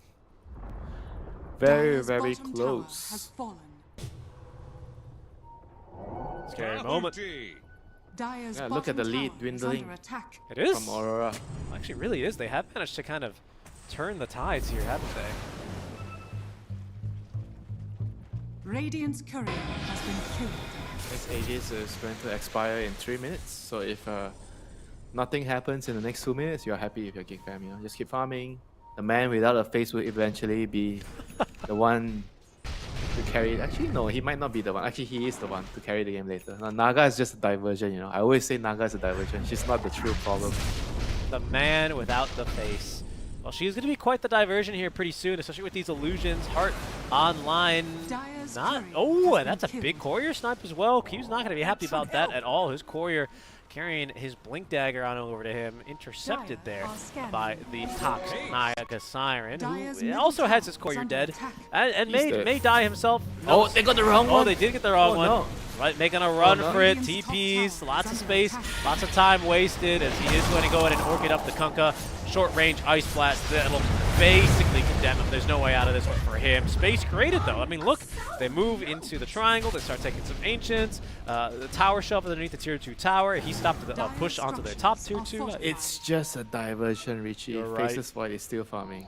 Uh-oh, Mac. Holy Thunder, utilize. Oh, yeah, they got it. polarize. Yeah. They got it. Really good placement there by Jab. Perfectly intercepting the Pangolier. Dire's The bottom person who tower broke the is lane under turns is the attack. MVP. Radiant's Might have courier has been been Ali? killed. Maybe Q? Q more likely? 2 MVPs on this team. I think it was Q. He's got an Aether. Again, pushing out. Haven't really felt a whole lot from this Rubik yet either, have we? Unfortunately. Radiant's middle tower is under attack. This game has been Dire's just a bottom lot of tower is hurry under up and attack. farm dead lanes for these supports so far. Not Radiant's really middle gotten tower too has much out fallen. of, well, anything. Not a lot of impact. Aurora up to high ground. They're still with Aegis here for a while longer. That's a nice spell steal, though. It's Kuchi taken. Don't want to get too close, though, to the enemy lineup when we use that. Radiant's middle tower has fallen. But 30 seconds on the Aegis still. I just don't think there's much stopping this push. There's no chance, really, for you to do much about it. They're just shooting fire spirits and over. They've nuked the wave. This should be enough, though. That should be enough if the quick wave is gone. That's enough. I mean, that's big, you know? Like, more time. Well, 2 or 3 towers down, but the racks live, and that's the important thing here. They, How many chronos have you seen so far? Were you counting? one. Scanning. All right, they fought bottom near the bot roche pit, I believe. Oh yeah, the primer, right? Yeah, I think that's it. I don't think we've seen any other chronos. I think we've seen 3 or 4 rolling You know thunders. what? Geek Fam sees everything here with the ops. It's MVP ward if they can get a big chrono over this. Yeah. Who do you want? You want the backliners, right? Oh, this could be it. This could be a big one as well. Oh, Mac going on in, and he's managing to actually get right on top of this Ancient's Apparition. In they go. AA is down. The They egg. get a little Ice Blast. The egg is going to be safe and sound here as well. They caught 23 inside of the Chronosphere, but this Torrent Storm making the fight impossible. That's most supports down already. But unfortunately, they have lost Natsumi. 23 Savage able to burst through him. Cox, he's going to be able to pull out of this fight here. Song TPing away. A buyback from Q. Don't know if Mac is going to be quite as lucky. Jabs, no blink available. Seems like he will be able to get away. That was nice for Geek Fam. You know, it sucks you lose the void, but it was a 2-for-1 trade. You force a buyback. That was pretty good. Yeah, nice. Naga is not dead, so somebody can still farm. That's true. Mac as well, trying to get that little bit more farm in as he is just so desperate to get this Ag Chapter online. He had been trying to rush it previously, but I think quite wisely diverted into this Lincoln's. Even then, of course, he's still having trouble. At least he's got now a more reasonable chance to get that thing off. Rubik is trying his best to cut the wave. But Rex is gonna go down. Yeah. Radiant's He's got Sakuchi, but, you know, it's not Ice Vortex, so he can only clear the wave. Come on, let me go. He's going to be able to be a bit annoying here. He'd really like to keep this Sakuchi going for the power rune here. Oh, no. Oh, no. Winter, not like this. Oh, I think he makes it out alive. Holy moly, Skem. Heart and mouth moment for him there, but he's going to get out just fine. And he gets now the shard, so he's got that shard upgrade. Throw himself around in these fights. Throw his allies around. Is there more a powerful shard in the game than Rubik's, honestly? Because you get every other shard. You're asking me that question when there's a Phoenix in a game. Yeah, but if there's a Phoenix on the enemy team, then Rubik can get it too, right? I guess he Oh yeah, okay. Oh, that's what you were asking. I thought it was just innately broken, huh? He's got that Nepo. He's a Nepo baby, that's why. Hold on, who have they caught here? This is a kill. This is 23 Savage. This isn't just any kill. This is a core kill. If they can find him, he's dusted up here on the side of 23. He's got that 30% miss rate. They are kind of killing themselves on him. Natsumi trying to close the gap here, but out of mana, out of time. 23 trying to fight through this one, and he just can't. He's going to go down. That's a big kill there. Like that. I mean, this is very, very bad for Aurora. They have to try to back off, play chill a little bit. I don't think they can afford another death like this, another pick off. And just look at Scam go, man. He's just cutting these waves, just forcing rotations, making moves, making opportunities for Geek Fam. Cut this lead down here to 5K. Not really the most action-packed game, but the way that Geek Fam are hanging on to this one is quite impressive. Is there something you think Aurora can be doing better, though? I mean, we want to build up Geek Fam, right? But let's also have a little bit of a reality check, Winter. What's 23 doing up there alone? I wasn't paying attention. I think he was trying to clear one extra wave before you go away. Right. Because normally with Weaver, you tend to take dangerous farm. You try to push the limits a little bit, you know. Exactly like how people play TA. He's always playing, all those heroes you're always playing in a very dangerous place on the map, and sometimes you die. Yeah, of course, but I just mean, overall, Aurora, they've gone from what, a 12K net worth lead here at one point? Yeah, that's why I said it wasn't good enough, you know, the 12K goal lead. They know it, you know, that's why they're constantly trying to push the boundaries, trying to find ways to extend the lead. The Hex on the Conquer is going to maybe give them an avenue of picking away some kills, especially on the Faceless Void. Okay, I see that. What's this next window then? You're looking for a 20 talent on someone, perhaps Kunkka's. You're looking for the refresher on top of the Hex on him. What are you thinking here? Is there any moment where you're like, yes, this is it. This is as big as you're gonna get. You got to go now. The Hex, I think. Okay. Talent-wise, I'm not sure what could change the game. Maybe the 25 on Primal. Is the damage sufficient on 23 yet? Or does he maybe need still a Daedalus to really, you know? Yeah, he needs Daedalus. Okay. So there's still a little bit more headroom here for Aurora as they smoke up and will sweep their side of the map. Nothing to be found here. There's a counter move now coming. Geek Fam, go ahead and muster in the triangle smoke and head into the enemy side of the map. Roche still down for 50 seconds. It's a long timer here. He's still going to spawn top no matter what at this stage. See who's ready for it now.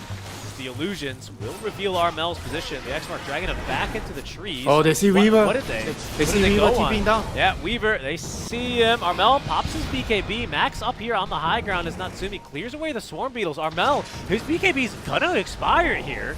23 jumping in. Max in pretty deep here. Operates the roll up there. He's going to try and trap some enemies here on this other side of the Roach Pit. Armel falling a bit low. Jabs, there's no way he can get through that egg. Oh, he caught the bug. Look, the bug has been caught with the Ice Blast. Not even necessary. The damage there between the Phoenix and just Natsumi's right clicks puts him down. Pulverize now, in addition to Jabs' new Ag Scepter doing quite a number here onto Skem, but it's not nearly going to be enough as Q goes down. That's a dieback for him with a penalty applied in Skem. The healing too much from Jing. He's stealing the whole damn team. Skem still will fall. Trying to keep alive Natsumi, but they got the Song of the Siren for that. Now, Armel, he will be able to make it out of this fight. No, he's coming back. He X-marked himself. This fight's not over yet, Winter, but Ollie sure thinks it is. And Jabs, he's got really not much else to offer. Armel, what can you do against this? Just trying to save his allies now. The Force Staff pushing back Jabs. Again, still no mana on the hero. Probably will lose this gem. Armel waiting in the wings, seeing if there's something, anything that he can do. Maybe an opportunity here. The Pulverize, not enough. Natsumi, though. They got real darn close, that's for sure. But a tip well earned there by Jing, as it's the Sun Ray that keeps Geek Fam alive in this fight. It keeps them alive in this game. Dire's top tower is under attack. And that's a huge turnaround for sure. You know, Natsumi, he was really, really patient. He missed the first opportunity when they saw the Weaver came in. But then after that, he still found the Weaver in the corner. Ideally, that's the only hero that's going to do a lot of damage for Aurora. Apart from the Weaver, the rest of the heroes don't do a lot of damage. I mean, that's the issue with single core Weaver, you know. Back in the day, they always caught. Single core Weaver doesn't do enough to win you the game. Single core Weaver, yeah, I see that. Kunkka no longer played really as the because if you think about it, in terms of the Void's perspective, right? You only need to chrono the hero that disrupts the biggest amount of damage. But when the enemy only has one hero that does that, then it makes your job very, very simple.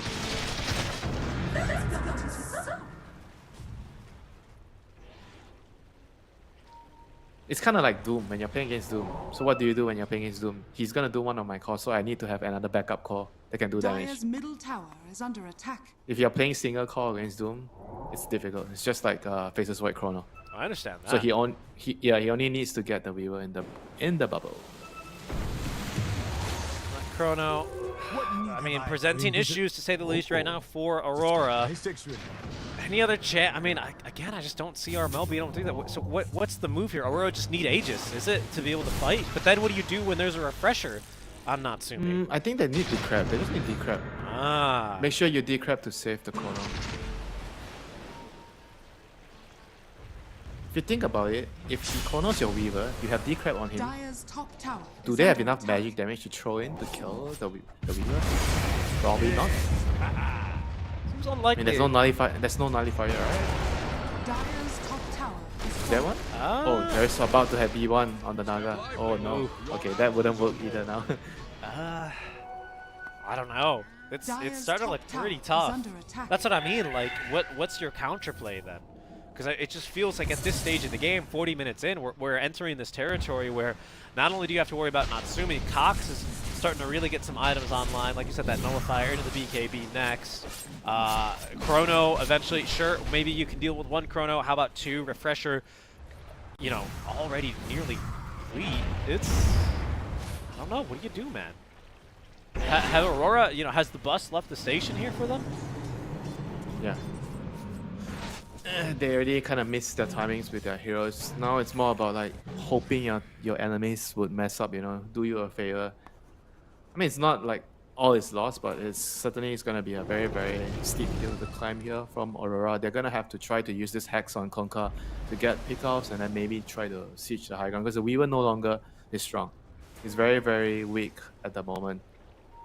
Even so, because the Nullifier is already ready from the Naga, so you can't really save the Weaver anymore.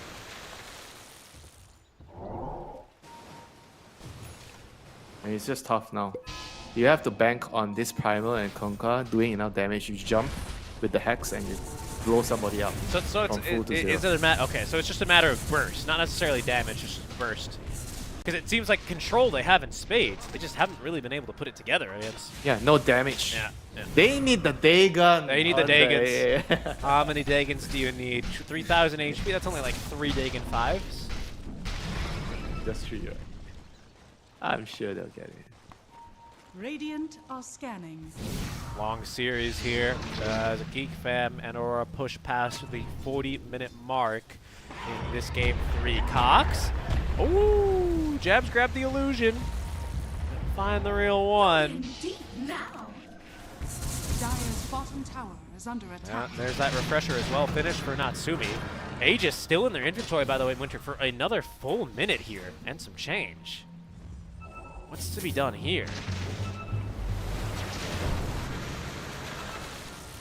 Aurora, they seem like they want to try and maybe look for an opportunity.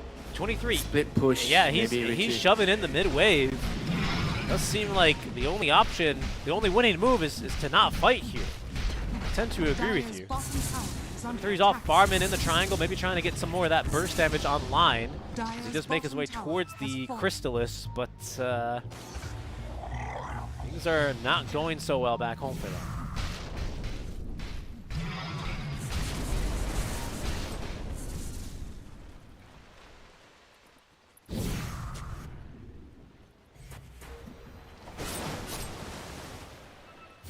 I mean, I'm not even sure if he has enough damage now because he decided to move for the Satanic. Still have the data, but Primal. Survivability. Primal, Okay. he's fine. He was just He's X'd fine. out. Does grab the Wisdom Rune. Not a bad move out from Jabs, our Rune Snatcher extraordinaire, who snatched an Aegis previously in the last game.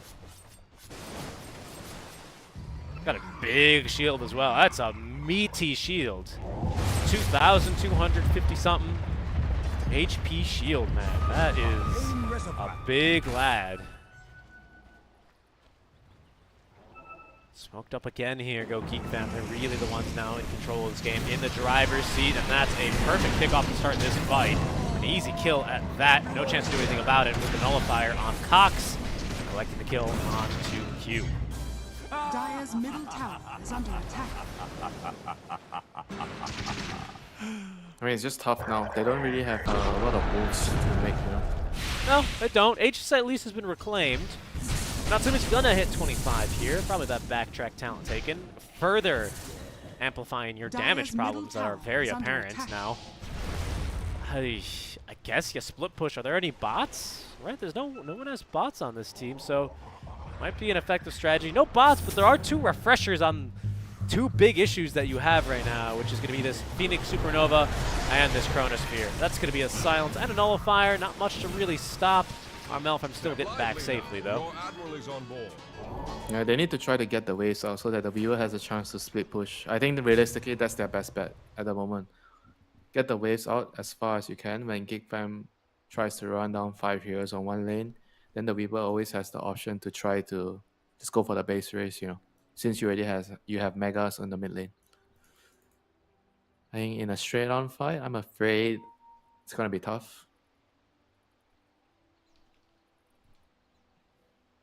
Yeah, because that's why I wasn't very sure about the Satanic. I was talking about the Satanic because I just feel like go broke or go home, you know, just go all damage and hope you can win the game, you know. A Satanic, it gives you some HP, sure, but is that what you need to win the game at this point? If you survive the Chrono, say you survive the Chrono because of the Satanic, but can you kill the enemy off? I don't think so. So split push is the name of the game then, huh? I mean, it does kind of...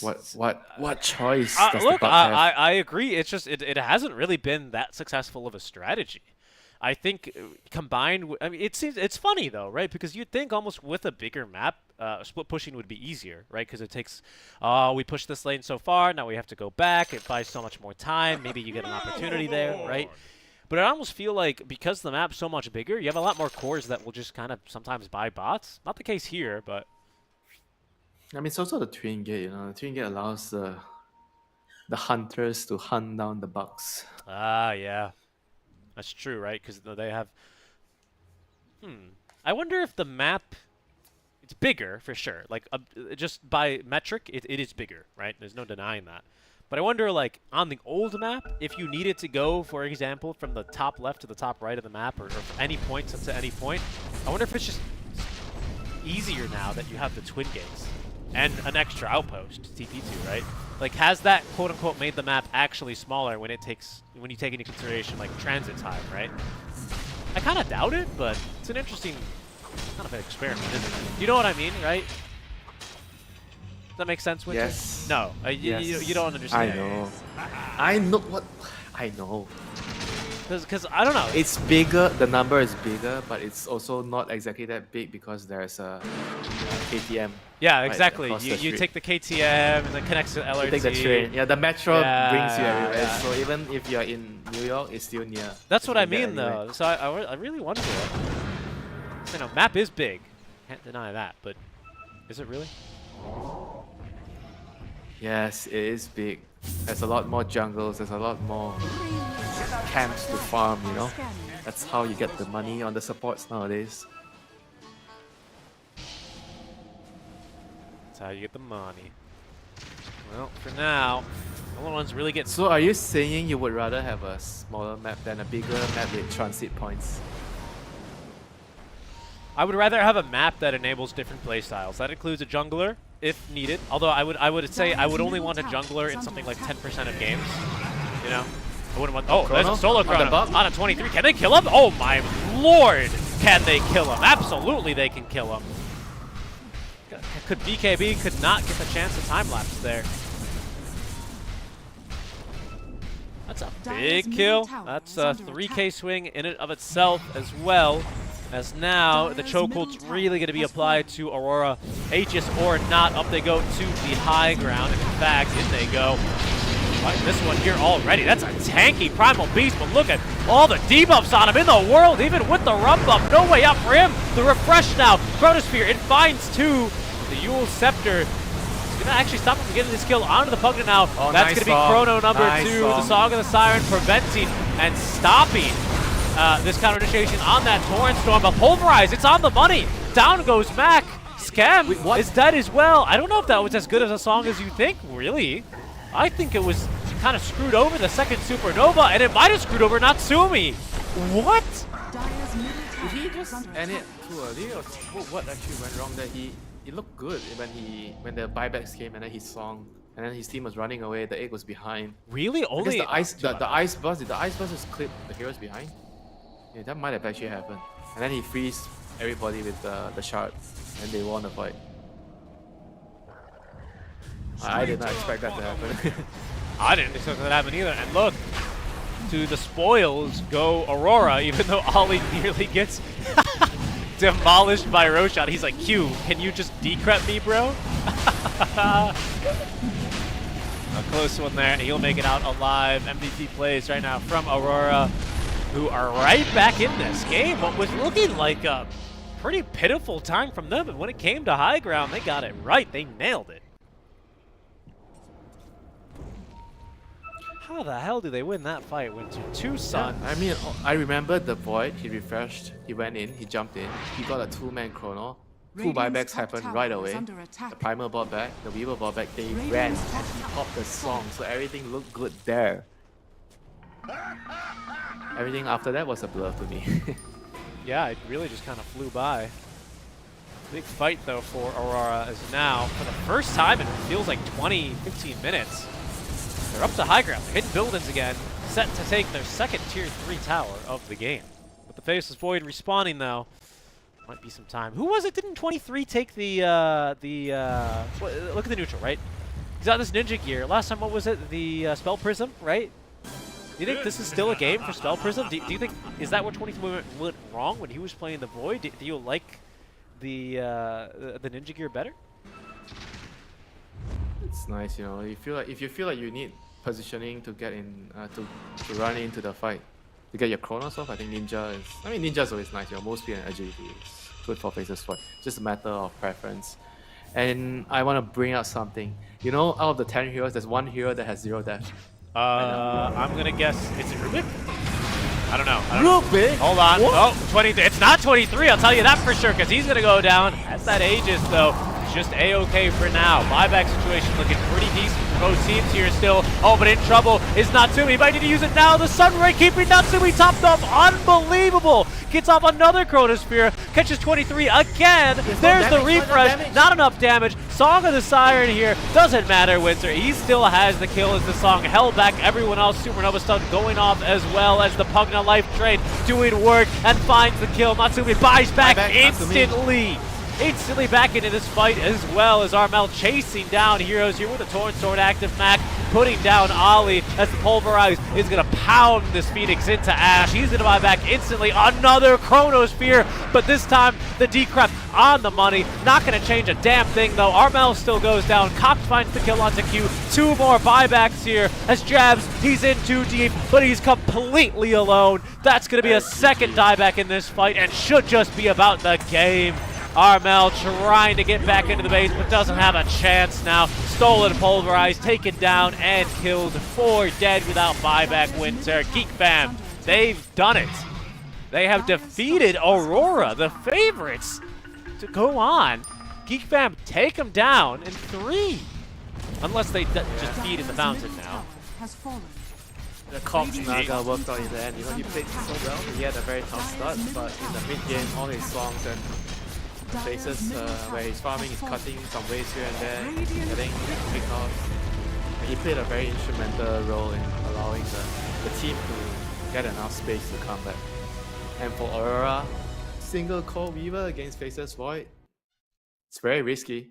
And there's this like the bot fight. I think it was the fight where they killed Roche and the Primal tried to go on the Void, but he didn't chain his Pulverize and Onslaught together, and they couldn't get the kill onto Natsumi, and he turned around and chrono him and killed him. And I felt like that was the start of the game starting to tip towards the Radiant side, because they were able to buy a lot of time for the team to get their items, their levels on the Phoenix. Everybody's scaling really well. Scam is stealing Shukuchi, cutting waves here and there. It just became way too annoying for Aurora to deal with.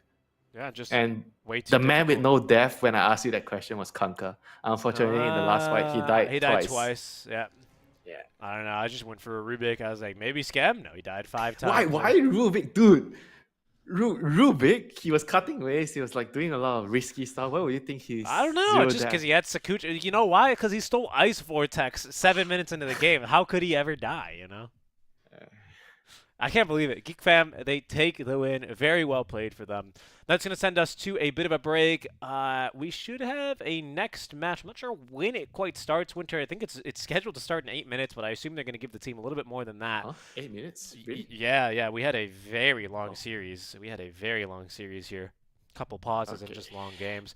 So I want to send us to a break so we can get rested and a bit more recovered. We are going to be following the loser of this match. So we follow Aurora, I believe, as they take on Bleed Esports. That's going to be coming up next, folks, but we're going to go ahead and get some food and rest for just a bit. When we come back, we're going to have game 1 of our second series of the day. As a reminder, lots of the other regions are started up soon, so make sure you check out all the other sister ESL channels if you just can't get enough Dota, as the other regions should be booting up very shortly. We'll catch you guys soon after a break. Whoa, it's electricity. Electricity. It's electricity. When it's late at night, I feel you on my skin. My skin. You're all that's on my mind. It's finally sinking in. You're it. I know you're feeling different when you're stressed out, but even with no makeup you still stand out. Cause no one makes me feel the way you do now. Like you do now. Way that you move your body, you make it look like a hobby. Every time that you touch me, it's electricity. Things we discovered underneath last night's cover. Everything came so easy. It's electricity. Electricity. Oh, it's electricity.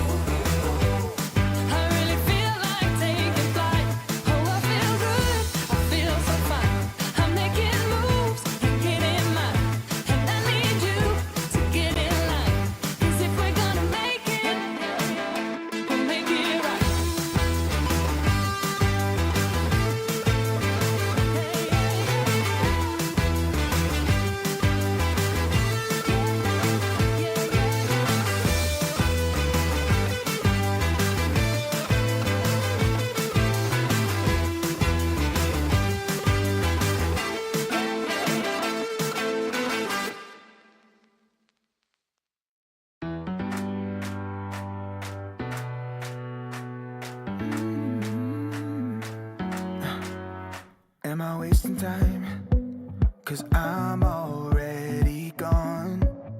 So long, can you stay the night? 'Cause you're the thing I want. I know you're feeling different when you're stressed out, but even with no makeup you still stand out. 'Cause no one makes me feel the way you do now, like you do now. The way that you move your body, you make it look like a hobby. Every time that you touch me, it's electricity. Things we discovered underneath last night's covers. Everything came so easy. It's electricity. Electricity. Whoa. It's electricity. Electricity. It's electricity. When it's late at night, I feel you on my skin. My skin. You're all that's on my mind. It's finally sinking in. You're it. I know you're feeling different when you're stressed out, but even with no makeup you still stand out. 'Cause no one makes me feel the way you do now, like you do now. The way that you move your body, you make it look like a hobby. Every time that you touch me, it's electricity. Things we discovered underneath last night's covers. Everything came so easy. It's electricity. Electricity. Oh, it's electricity. Electricity. Oh, it's electricity.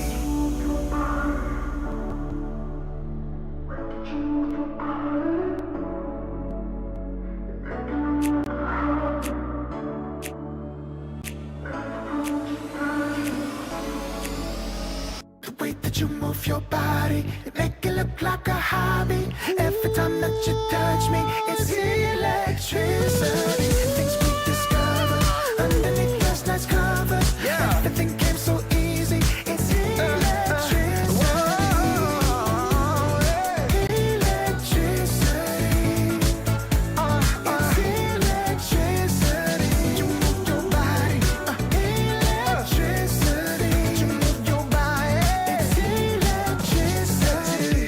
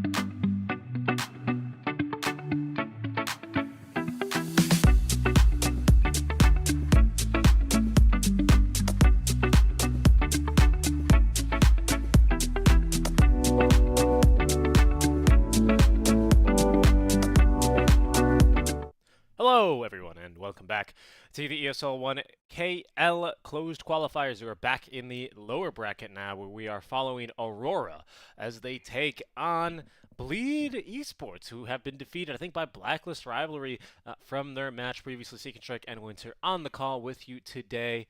Winter, what are you thinking about this matchup? What are your thoughts? Where are you at? How's it going to go? What are we going to see? Based on their performance, I would say Aurora should be ahead. It should be quite an easy series for them. I feel like they should be much stronger. From what I've seen, at least they should be much stronger than Bleed. So let's see if I'm wrong or Aurora is just that good. We shall see. They have to fix some of their drafting issues if they want to move forward and try to get less risky drafts. I would say, because overall their team has a lot of players that are just really, really skilled. They're very, very experienced, and sometimes just a slight imprecision in the draft can cost you a lot. Okay, we'll see how that draft is going to go as it's already underway. Live on your screens as we hear the rumbles and the roars of the Primal Beast that Bleed have just picked up on their Radiant side. First pick from Aurora was this Kunkka. Phoenix again making an appearance here in that first phase of bans, Winter. So they've let through, well, obviously the Primal. Dazzle is still in the pool as well. There's a Grimstroke if Bleed want to go. We haven't seen a Dazzle, sorry, we haven't seen a Grimstroke today, have we? I think that's kind of unusual. Yeah, especially with Primal. I think there are certain combinations that I feel like the Grimstroke is just so good with Chaos Knight, Primal. There's just so much synergy. But I would say that maybe the priority has shifted a little bit towards more of a laning phase support. Like the Willow is a lot stronger. We've seen in the previous games by Geek Fam. I do feel like Grimstroke provides you with a lot more options since you have a save on top of that. Sure, he's not the strongest laner, but he gives you a lot of tools in the draft. You have a stun, a silence, and a leash. I think he's in general, very useful hero. I wouldn't say that he's not good 10 seconds right now. remaining. Just teams are prioritizing certain things, like especially the lane, 5 seconds remaining. I get that. I don't know, it just seems like he'd be the lane hero, but I guess maybe teams have a different impression, a different understanding of how he works, or I guess in particular how he drafts. Naga, the next ban, as we have just one more before we're into our next pick phase. Anything you think Aurora are not going to want to play against, or they do want to play again? Anything that you've liked from them or haven't liked, Winter? The overall idea on how to put the draft together. What I like is the way they were moving and playing the map. That's just the X-Talent team. But right now, it's more about like figuring out which hero to prioritize. I mean, they prioritized the Weaver before, but now they're banning the Weaver and the AA as well. So if you're banning AA, generally maybe you're thinking about a carry that has some lifesteal. 5 seconds AA remaining. counters most of the carry, or you're just banning it because you have a lot of heroes that are strength. You want to buy hard, and you're banning out the AA. Otherwise, I feel like it's a bit unclear what they are just choosing to use the bans on, because it seems like they're just banning whatever they gave them a hard time in the previous series, which is one of it is the Naga. SD is a new one. It's not the strongest laning hero, but it's fairly useful at disabling the Primal with the Purge, Disruption as a save, and you can set up for the Conquer spells. Not that Conquer needs a setup. Right. But it's a save as well, which I always can appreciate about the hero, right? The cleanse as well. That's right. That's nice. Is very true. I like the point you made a lot about the purge kind of disabling Primal Beast. Not literally, of course, but effectively, yes. Especially, I think of this very much like a hero like DP, right, who is very dependent on her move speed. Not necessarily during the ultimate, but just in general during the fight to do damage and to otherwise be annoying. And Disruption is just going to stop you from doing that. Sorry, in the Demonic Purge is what I was referring to as well, by removing your move speed, basically. But Disruption can also, of course, be very useful in that respect. Bleed, I think our team as well, who have played and shown that they are not afraid to just give Tommy the ancient apparition basically every single game. Oh, yeah, okay, yeah, that's true. Yeah. That might be the priority in terms of banning the A and the Phoenix. And he's damn good on the hero, I have to 10 say. I've always been seconds impressed, especially watching. I think we casted just one of their series yesterday, but he was 5 always seconds on the money remaining. with his Ice Blast. Remember, I think we had that fishing conversation, if I'm not mistaken. Nope, I don't remember. So he might have to play Treant Protector this game or some different hero. There is Treant. I mean, Warlock is not that good. Otherwise, I would suggest that hero. Don't be mad, come on. Don't give me the silent treatment. I'm just thinking about what else I've seen him really play Dire a team ton. pick. Didn't he kind of? Yeah, I was about to say the Venge was one that he's pulled out before. Minus armor for TA, but not the strongest laner. I mean, do they actually need the save from the swap? I guess it's kind of nice against Conquer, but not 10 amazing. seconds remaining. It's good vision for the It's fight. okay. I like the vision, right? I think it 5 gives you like a pretty seconds easy. You get vision. You know what I would say? Venge has high armor, so you don't get bullied by the skeletons There in it the lane. is. There it is. That's the real All answer. this AA Phoenix against the skeletons in the lane. Oh my god, get me out. Aurora then looking for maybe another support here to round out this phase. I think they should leave their support to last. Just pick just decide whether you want to, because you don't have the aura last pick anyway, and this pick gives you a lot of value because you can pick a core and ban heroes. Yep, so they're gonna do that. They're gonna pick Brew, since Brew is also really good at dealing with TA in the lane and break refractions with the Cinder Brew. You have a lot of team fight presence, and if you look at team fight, Bleed literally has very little It's true. or none. 10 seconds Yeah, remaining. not a whole lot of team fight. Really great single target though. I wouldn't want to be swapped out of position against this kind of a 5 team, seconds but remaining. I would be okay with it if it Why- meant that why there was a not? boat. Let me ask you, who is he Team swapping? Is he gonna swap the Wraith King? Nope. Probably If he swaps the Conquer, there's disruption. If he swaps the SD, Well, there's the bolt on power if you're swapping within range of a Shadow Demon disruption, then I think you've got a very bad swap there. You know, is what I would okay, say. nice 10 comment. Yeah, seconds yeah, but remaining. you get what I mean, right? I would say as far as single target, they're pretty set for the side of Bleed. 5 Otherwise, seconds I agree with you. They remaining. are really lacking there. I like this brew as well, Radiant right? Because he can team also back. be a vessel carrier, a vessel buyer. Against this primal beast, it is a way of kind of making sure if he goes for an early heart or whatever, just a heart early as he tends to do Oh, I think I know what they're gonna do. They're gonna pick Elder Titan. for Bleed. No, Aurora. The last hero. 10 seconds remaining. Elder Titan. What speaks to you about the Elder Titan? What is it about the pick that you 5 think? just seconds nice. remaining. It's like AA. You X mark, you put the spirit there, your bolt and torrent and everything does More damage? a bunch of damage. Okay, I see And that. it works. Dire It works with team SD. You can kind of secure the lane. Kinda. He's not the strongest laner. Right. Kinda. You got percentage-based damage on that hero as well, don't you? And it buffs your double radiance incoming from your Brew and Wraith King. It would help the lane because you also, with 1 point of natural order early, 10 do remove a lot of seconds that base remaining. armor. You talked about that as a strength for this Venge TA as well, right? She's 5 got a bit. seconds remaining. So it helps you a little bit there. I mean, I could see it. I could very well see it. I like the ET as a hero myself. I don't think I'm quite as big a fan as someone like Fogged. That man loves Elder Titan, but you know, it's a fun hero to watch. It's strange that you Dire like the team hero. pick. You're an offlane player. You know, I'm mostly a support, right?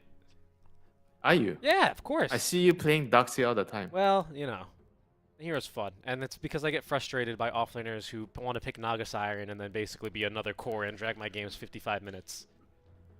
10 seconds remaining. Excuses.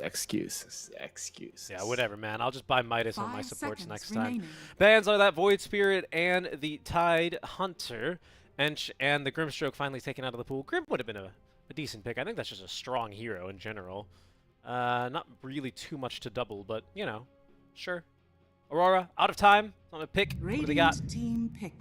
A Mirana. Mirana. Wow, that's a blast from earlier this Disrupt year. arrow, X mark arrow, Yeah, sure. wow. I can't believe I missed that one. mean- Disruption arrow, you know, that's I another mean, one. the hero is not that great of a hero right now.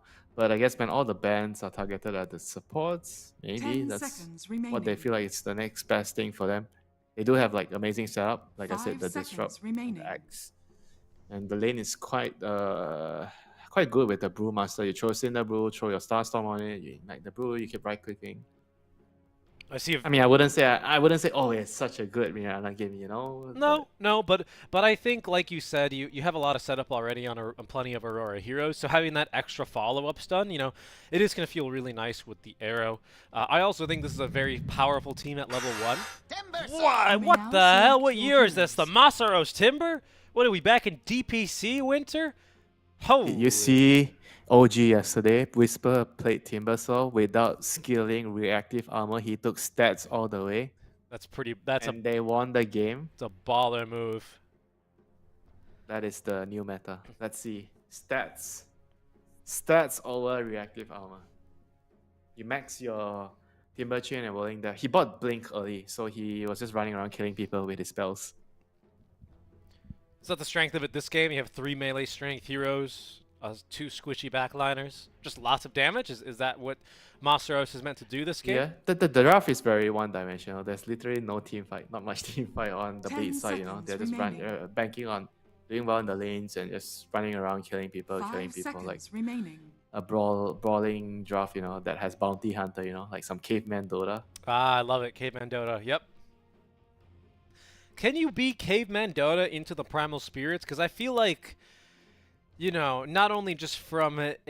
It's a long cooldown, Richie. That's a good point. That's a good point.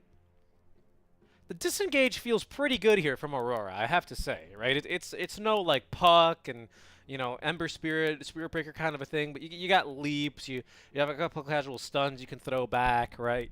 Feels pretty decent, so I don't know. I like this draft. I like this draft from Bleed. I think they very much have an idea of we're just going to kind of run away with the game from the lanes, and Aurora can get back into it with some team fight if things end up going that way. Have Bleed... Okay, tell me more about this this OG Whisper Saw game. What else spoke to you about it? I already told you about everything. No, but he what? Didn't skill reactive armor. but, he bought Blink, he max Q, he max W, he ran around killing people. What else do you want me to tell you? What kind of heroes were in the game? What other heroes were in the game? Go check. I'm just curious. Because it sounds like it's a very apt application to try and compare and contrast these two games. I'd be interested to see what Whisper decided to pick that hero against as we get underway with game 1 of our second series of the day. Okay, he was playing against Centaur, Void Spirit, and Spectre Force. Prepare for battle. Ring a bell? Just the Centaur? I don't know, man. I mean, it is Whisper, so if it's not the Bat Rider, it's going to be the Timbersaw for him. Sometimes the Mars. He played Dragon Knight yesterday. Wow. OG Dota. We're heading for a big ol' 5-on-5 crash here, I want to say. This could be exciting. Taiga is going to get down the ward early. We'll see what Aurora do here. They'll get their own obs down. It's DJ retreating back up to the high ground. Masaros up in front. Hasn't skilled anything yet. He's going to see plenty of heroes now as Jackie setting up with the meld. They're going to turn now onto 23. See ya later, son. What an initiation. What an opening volley out from Aurora. They take a 2-1 loss to the hands of Geek Fam. Perfectly executing onto a kill there. What is the lesson we learned, Richie? Never run up the high ground. Never run up the high without ground. vision. It's a scary proposition, and what's even scarier is giving a carry Jackie a free 300 gold. Thank you very much. It's fine. It's not the mid laner. You got to see the positives out of it. The battle begins. I just throw an arrow at Jackie like that would have hit him. Oh, that's funny. Runes, well, someone forgot about the river rune here. Do you think if the arrow picks up runes just like the hook, it would be too OP? I think it's fine if it pushes them. That would be funny. Push? Yeah, you know, like a Spear of Mars. Why can't it just pick up the rune? Why would it pick up the rune? That doesn't make any sense. Just like Pudge. No, Pudge doesn't pick up the rune. He hooks them. Yeah, then he picks them up. Well, sometimes. It doesn't have to. Doesn't make any sense. What if you threw an arrow and it was just random? How about that? Okay, looking at the lanes. Let's see. Interesting lane. We have a Timber Definitely Saw the against Timber. a Wraith Yeah, King. definitely the Timber lane. Easy lane for the Timber Saw. I said no. Should be free farming. I just can't wait to see if he actually chooses to go max Q and W. So not a single point in reactive, huh? No, he literally had stats over reactive and everything else was max. Is reactive really that bad? I don't know. I don't play the hero. Yeah, me neither, honestly. I mean, his build was Arcane, I think Kaya and Dagger. It's pretty cool, honestly. Well, we'll see what he ends up building. So no Ag Scepter either, obviously, because that's on the reactive armor as well. I remember for a while, though, that was the last time we were really seeing Timber Saws was on that Ag Scepter, just doing tons of damage. Yeah. But for the bot lane, this is not going so well for Jabs and Q because he decided to go for Arrow. The laning presence is not that good.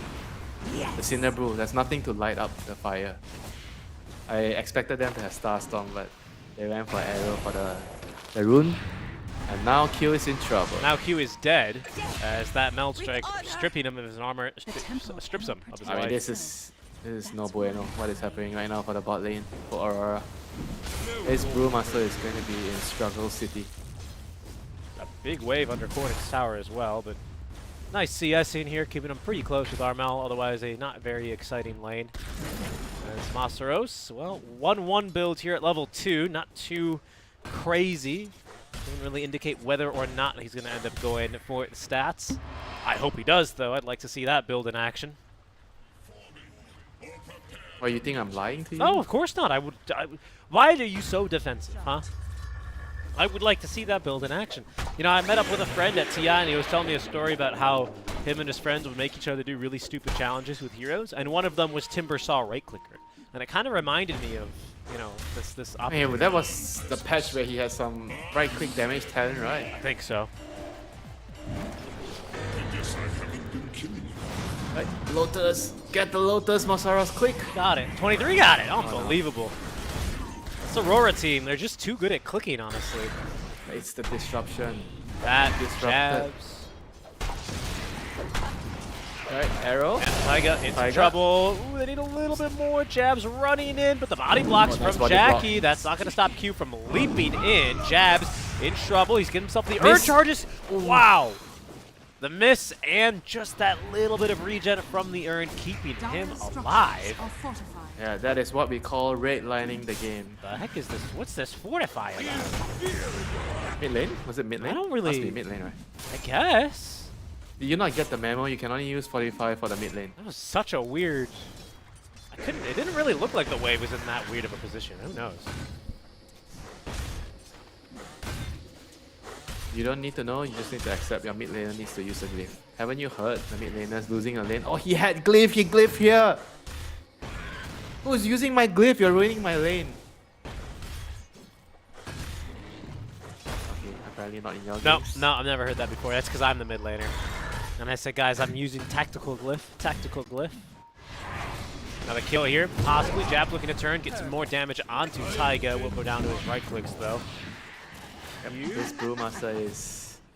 Q has leap charges Very, very here. poor. Taiga, he's going to throw the magic missile. Jackie making his way on over. Oh, but didn't hit the meld strike.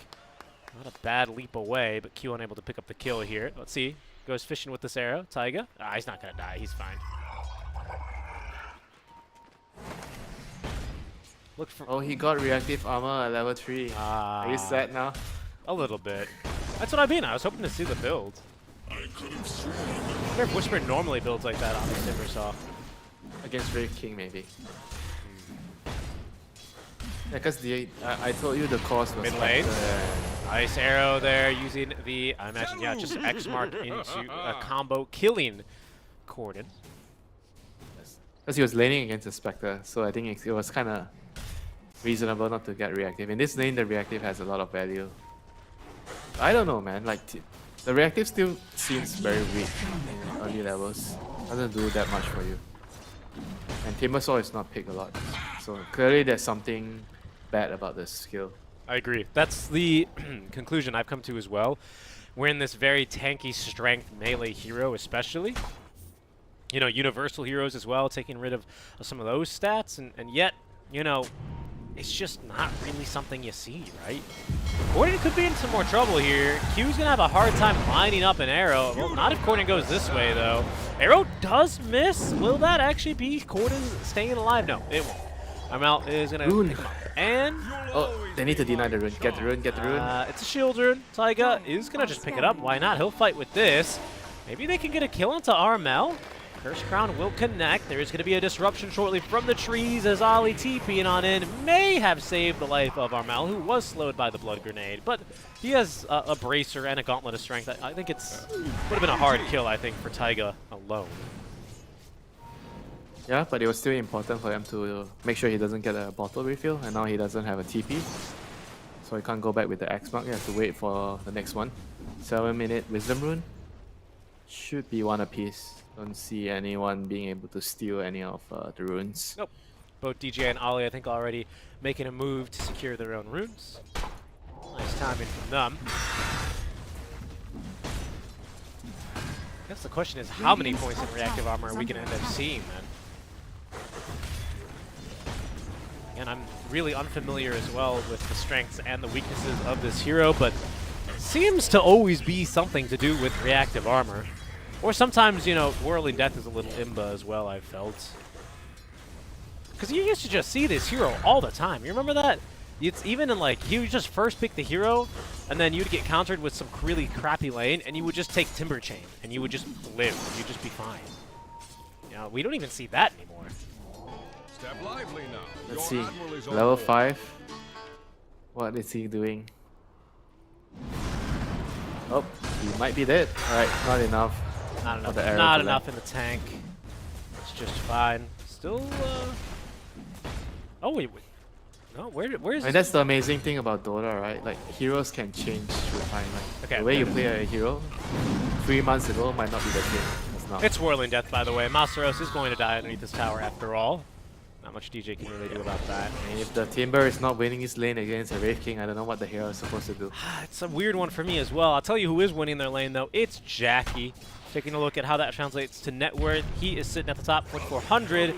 Sitting not quite at the bottom. That spot is reserved for the Masaros Timber. It is Jabs, though, 2,600. Not too much better than the Timbers are right now. So this lane's gone well.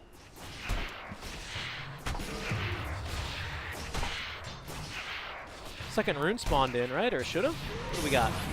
Yeah, okay. Nothing too amazing. Shield regen, bot lane. Ooh, level 6. Jab's making a play for it, but Corden TPing immediately to lift, canceling the pulverize, and I think Jackie, yes, indeed, will go down. The boat didn't do him in. It was the right clicks, I think, from the primal splits. Corden now in a bit of a rough spot as Bleed rushing into this fight. Didn't really seem like they calculated necessarily what Aurora was going to be able to fight them with. Taiga now returning to the fray, has a level 3 magic missile as the short connection on the arrow. Almost enough damage here to get through the primal beast, but he just proves to be a bit too tanky. They didn't land the Torrent. If they landed a Torrent, probably would have gotten a kill. No, he's gonna get a refill. Beast is back. The beast is back, and the beast picks up a kill onto Ollie. What about that Lotus? There's a Taiga. Taiga, nice. Collecting that Lotus. Okay, well, let's see. All right, so this is, you know, usually where Timber Saws have been able to recover even from bad lanes. He has Chakra now, right? We'll see how this goes for him as he does build into the Kaya. For now, Aurora don't seem too scared of him. There are more reinforcements coming for Bleed as Corden and now Taiga and DJ all making their way through the Twin Gate. In some trouble is 23. The disruption not stopping that Chakram as it's Masaros who picks up a kill, does not connect there on the Timber Chain. It's Jackie now making his way into this top lane. All 5 heroes from Bleed here to fight.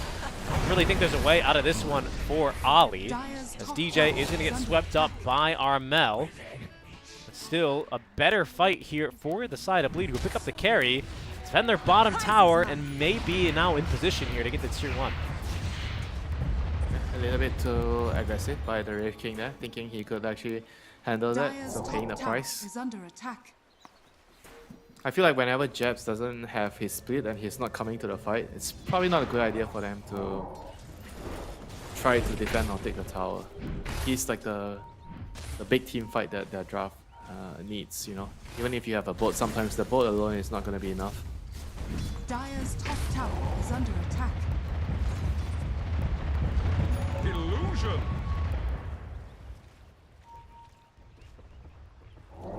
Radiant's bottom tower is under attack. Dire's top tower has fallen. And right now the supports are just trying to get their levels up. Oli is still level 5. Mirana's level 6, so Q's happy. He has some stacks built up on the Shadow Demon, so just needs his team to clear out later so he gets the Radiant's XP. bottom tower has fallen. So what's happening? Double Blade Mills are going to be online for Aurora on the Kanka and the Wraith King. It's pretty good against the Timbersaw. Maybe that's why you don't see Timbersaw as well, because of the Blade The Blade Mills? Yeah, that might be. I guess AA is really popular now. Very strong hero against this kind of a hero as well, right? Remove all of his HP regen.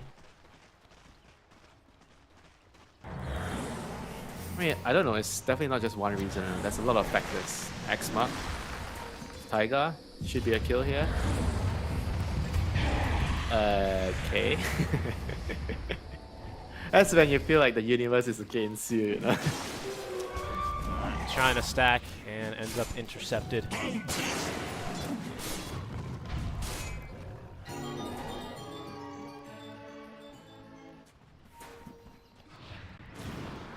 An easy shot.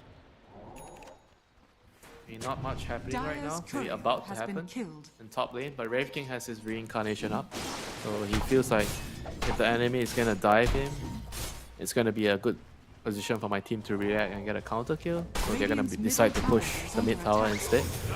Jabs has his ulti up, X-Mark, arrow. In. There it is, into the torrent. Both connecting. Jabs as well with the ulti. Taiga looking for a swap out. The Void Primal Spirit pushing him back in. We're getting a lot of good damage in, especially onto these pandas with Brewings. So far safe and sound. Jabs will run 2 of them away. The Earth Spirit still around as well, as Armel's going to die underneath the tower. Masaro's doing some significant damage, also with that Bedlam. Flying on top, he is doing tons of it. Mid laners will go down. Bleed defend the tower yet again, and Aurora end up using, again, a big ultimate to split. Done yet, though, as it's going to be yet again another kill for Jackie. 4, 1, and 3 so far. Early Crystallis for him, Winter. After the Dragon Lance, no Blink, no Deso, just straight for that. Yeah, it's a very, very good like farming item on TA. It's like a greedy, really greedy build. And it's also like a more of a scaling build. Not sure how to explain it. So if you go Desolator, so you get really strong early. Okay, never mind, X-Mark. Until we'll have to wait. Nope, it's a swap, and Taiga is going to have to die for it, but it is at least better than Jackie taking a death, as he was so a bit aggressive. if you get Desol and you don't get kills, you fall off a cliff. Right. And Desolator doesn't really upgrade into anything. The Crystallis upgrades into either Daedalus or Silver Age, both items that TA would consider later on. And he also helps her to farm. Middle tower has fallen. It's a bit similar to, you remember the Gyrocopters going Aghanim's Crystallis to farm? Ag's Crystals. Yes, of course. Yeah, that was a build. Yeah, it's very similar to that. Also does a ton of damage. With the additional minus armor you have, like for example on this Venge, I definitely see it being very good. Taiga, this game, he's going for his own Ag Scepter, so just trying to be a little bit more annoying here on the Venge. And our DJ, Dark Willow, just going for the Yule Scepter. Nothing too incredible here. What's this Mirana going for? Just the Ags, huh? Huh. Yeah, I was actually kicking on her. I'm like, what do you buy as Mirana? I thought maybe Back in the day, you would get Arcane's mech. Yeah, that's what I was thinking. I was thinking perhaps a mech this game might be good. You know, heal up the Brulings as well in the middle of the fight, which you might be able to use. Armor's nice this game. That's true. Yeah, armor's very good this game. Haste. Yeah, the Ags' damage, I guess. You know, AoE damage as well. Sure. I mean, to put things into perspective, right? Now the position for what you do in a game has changed a little bit. I think it's important for you to scale. That's why you see a lot of minus position for heroes transitioning into physical damage or at least some form of damage in the game. But does the axe doesn't exactly help. Does it actually help you? Okay, maybe never mind. Axe Mark, they got the TA. Yeah, into the arrow now. Vessel charges apply, Jackie. Doing a couple of right clicks on the way out, but will be hitting the pavement.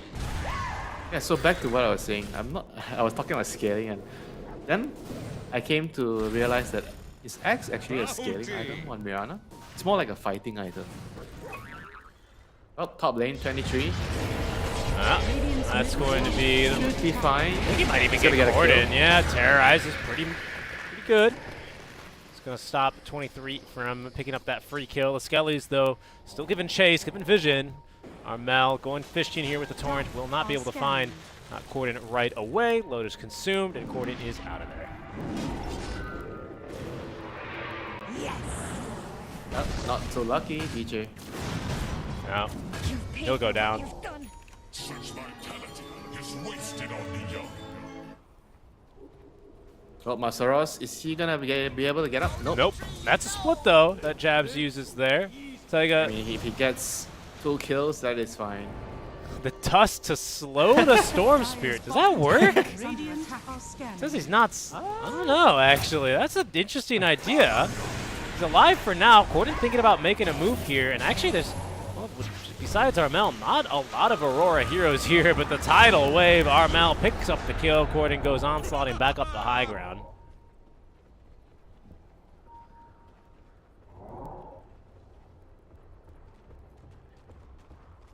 All these small little things always interest you. What's that? All these small little interactions with the dust slowing the ruling. Yeah, that's. I've never thought about doing that. I mean, I guess maybe he wanted to throw a magic missile at the Storm Bruin so he didn't get lifted, but it also could have slowed him, right? And speaking of slows, this is why Gordon not really meant to have such a great game this time around. They have Masaros here. Nice disruptions, going to avoid a lot of this damage to Gordon. Back to full move speed, but definitely not back to moving on his own fruition, as he, despite the swap, is still going to be taken down by the damage of Ali. Masaros trading away Armel in exchange, though. His Jabs trying to beat into Taiga, who's ticking down to the urn. Will go down. Almost got denied again by a neutral. Masaros still in the vicinity. 4-4-1 build right now on the Timber Saw. Trying to do as much damage as he reasonably can. Jackie now trying to stand his ground and fight. But against 4, can't really keep fighting, nor do they want to, as Ali sees a DD rune in the river. Maybe decide to back out for bleed. Under attack. He's gonna have Top Blink tower has on the fallen. Timber, so it's exactly the same build as yesterday from Whisper. Kaya, Arcane Boots into the Dagger. If you can't tank, you have to play to kill the enemy. I mean, would you consider Timber like an anti-tank hero? Yeah, I mean, traditionally he is, right? He's just tons of damage. Strength heroes have traditionally been, melee strength heroes in particular, actually, have traditionally been the tanky, right? He's very excellent against those, both in lane as well as with Whirling Death. Yeah, I mean, I would certainly say so, in theory anyway. Doesn't really seem to be practice. Yeah, Gordon Another is. kill, another X-Mark. He killed on bottom as well. This is just chaos from Aurora. Masaros, he might be next. Jab's committed here for the split, so we'll see if they can pick up another one here with 23 in the vicinity. They just need a lift or a hurl boulder. They might have yet another kill. Great Fire Blast. It is pretty deep now. Masaros just a little bit too tanky, it seems. Yep, Jackie has his blink now, so he's very, very strong. They're gonna start with the X-Mark. Mass TP's coming in with the arrow. That's a very, very long start. Jackie, without refraction, he's basically defenseless here. Oof. Jack just beats into him there with the Drunken Brawler stance. This is getting real bad. Aurora just out-maneuvering Bleed at almost every single step here, Winter. Yeah, they're not very sure about what they need to do as a team right now, Bleed. Do we play around the Timber? Do we play around the TA? TA wants to push tower, play for Roche. It's nighttime, but it's going to go 21 minutes. So Roche is going to move bottom. They have lost their timing. Yeah, they definitely don't know what's going on right now. They have to try to string together like a smoke, get a kill, and maybe open up the Roche on the bot side. You know, they have TA and bench. They should be able to get it very easily. Looks like they're just gonna move into the Roche pit and give up the top tower. Maybe that's the only thing they can really do. 20 minutes in, Aurora Radiant's top seems tower like it'll be a is tier under 2 attack. into maybe the Tormentor, but if Bleed can pivot this into a different objective, you know, give themselves a better fighting chance in one of these next upcoming engagements, that just might be a worthwhile trade for them. Radiant's top tower is under attack. Like you said, you know, they don't really have much of a choice here, so they have to take the trade, put the Aegis on Jackie, and try to... I mean, you might have to wait for one more item. Dire's bottom tower is under attack. Your shrine has fallen to the Radiant. You need BKB on a TA. I don't think TA can right click a bunch, you know, in the fights. There's too many stuns and disables in the team fight. Yeah, that's true. Even still, I think Demonic Purge is going to be a big problem for her as well. Being able to maneuver in the fights, you know, TA did. I mean, what can you do? I mean, look, I agree, Yeah. right? But you know, it's not her job. The SD is the Primal Beast concern. Primal Beast has to deal with the Shadow Demon. It's a team game, Richie. You can't do everything on your own. You need your team to lighten your burden. that is true. And an 8K net worth lead, or a deficit anyway, for Bleed, as where they stand, is quite the burden here. What's upcoming for them to make this easier? That BKB for Jackie, like you mentioned. A Heart for Corden to be a little bit tankier. Just feels like this game don't really know if the Timbersaw pick has really panned out the way that Masaros and Bleed were hoping it would. I don't know. Do you feel like that's accurate? Because they needed, remember the first 4 picks, Primal, Dark Willow, Bench, TA, and we were talking about a lack of team fight. So they needed like a team fighting position 3, right? Somebody to provide you with a big AoE ultimate, some beef kick, standing in front, tanking for the team. Timbersaw is kind of like a hybrid, or neither, you know. He's not even the team fighter, he's just a damage dealer, he's a core. He's trying to carry the game on his own. Unfortunately, he didn't get a good enough start for that to happen. And now his team is struggling. They have to try to fight around the TA.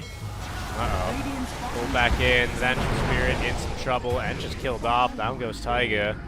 Q has an arrow but has no vision here on the Willow TP in a way. So it's going to be the only casualty for now.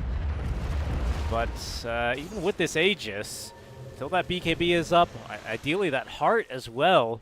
I don't really know if Bleed are going to be looking for any kind of fights. BKB as well for Masaros might just be what the doctor ordered. And that's still going to be about another 1,000 gold away. It's not impossibly far. His GTM is just fine, but... I mean, the thing is with BKB, does he have enough damage? I feel like damage is the problem, you know. They can't kill people fast enough. With their lineup, you're counting on Primal grabbing one and you try to get the sword to start the fight, and you must immediately kill one target right away. And Corden's running away from this Primal split. Did he pulverize and cancel it immediately? I think he did, right? That's fine. I don't really think he's using pulverize anyway for the next 20 seconds. Arrow? Do they have arrow? Arrow is going to be on cooldown for just a bit as Masaros is doing as much damage as he can. Catches a boulder in the arrow into the tidal wave. Goodbye, Corden.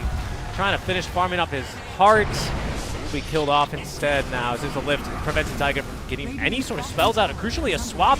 Masaros in trouble and is just dead. Ali getting that kill. Taiga coming back down into basically into the arrow. He falls on it. And now DJ, high ground, just barely enough to protect him for now. 24 minutes in, Bleed with the Aegis being chased further into their base. And Jabs is certainly feeling himself. It's okay. If this is anything like the Aurora that just lost, Jabs is going to pick some crazy wonky hero game 2, and then Bleed can win game 3, right? Right. You wish. New series, you know, we don't talk about the past, you know. We focus on the future and the present. Yeah, indeed. Indeed. Just give me a moment, Winter, if I can get you to reconnect to our little call here. We've got a little bit of just some audio issues on your side. But for now, looking to try and make this a closer game for Bleed. Again, their issue is just the team fight's not there, right? So it just needs to be a string of pickoffs from Aurora, and from where they stand, that's just a series of mistakes. It just doesn't happen really all that much, to be honest. Radiant are scanning. Am I good? Yes, I think you sound much better now. 23 going in onto Masaros, who is trying to do a little bit of chopping the swap out, saving his life actually. But the team fight looking worse for wear now for Bleed. As Taiga just trying to run on through. Jackie attempting to escape, dragged back by the river. As Armel channeling that tidal wave, ready for the torrent. Mistimed it, allowing Jackie to get off the BKB, trying to TP out. No such luck for him. Dead for 52 now through the Aegis. Aurora, this one just might be over, honestly. This one might be in the bag for them. And the Wraith King is just far too fat right now. He has the Agony, so it means their team fight is a lot stronger. Not that they need more team fight. But this split lineup just can't find enough room and ways to do damage and kill people right now. Just too much single target heroes. And also the Timber not working out for them.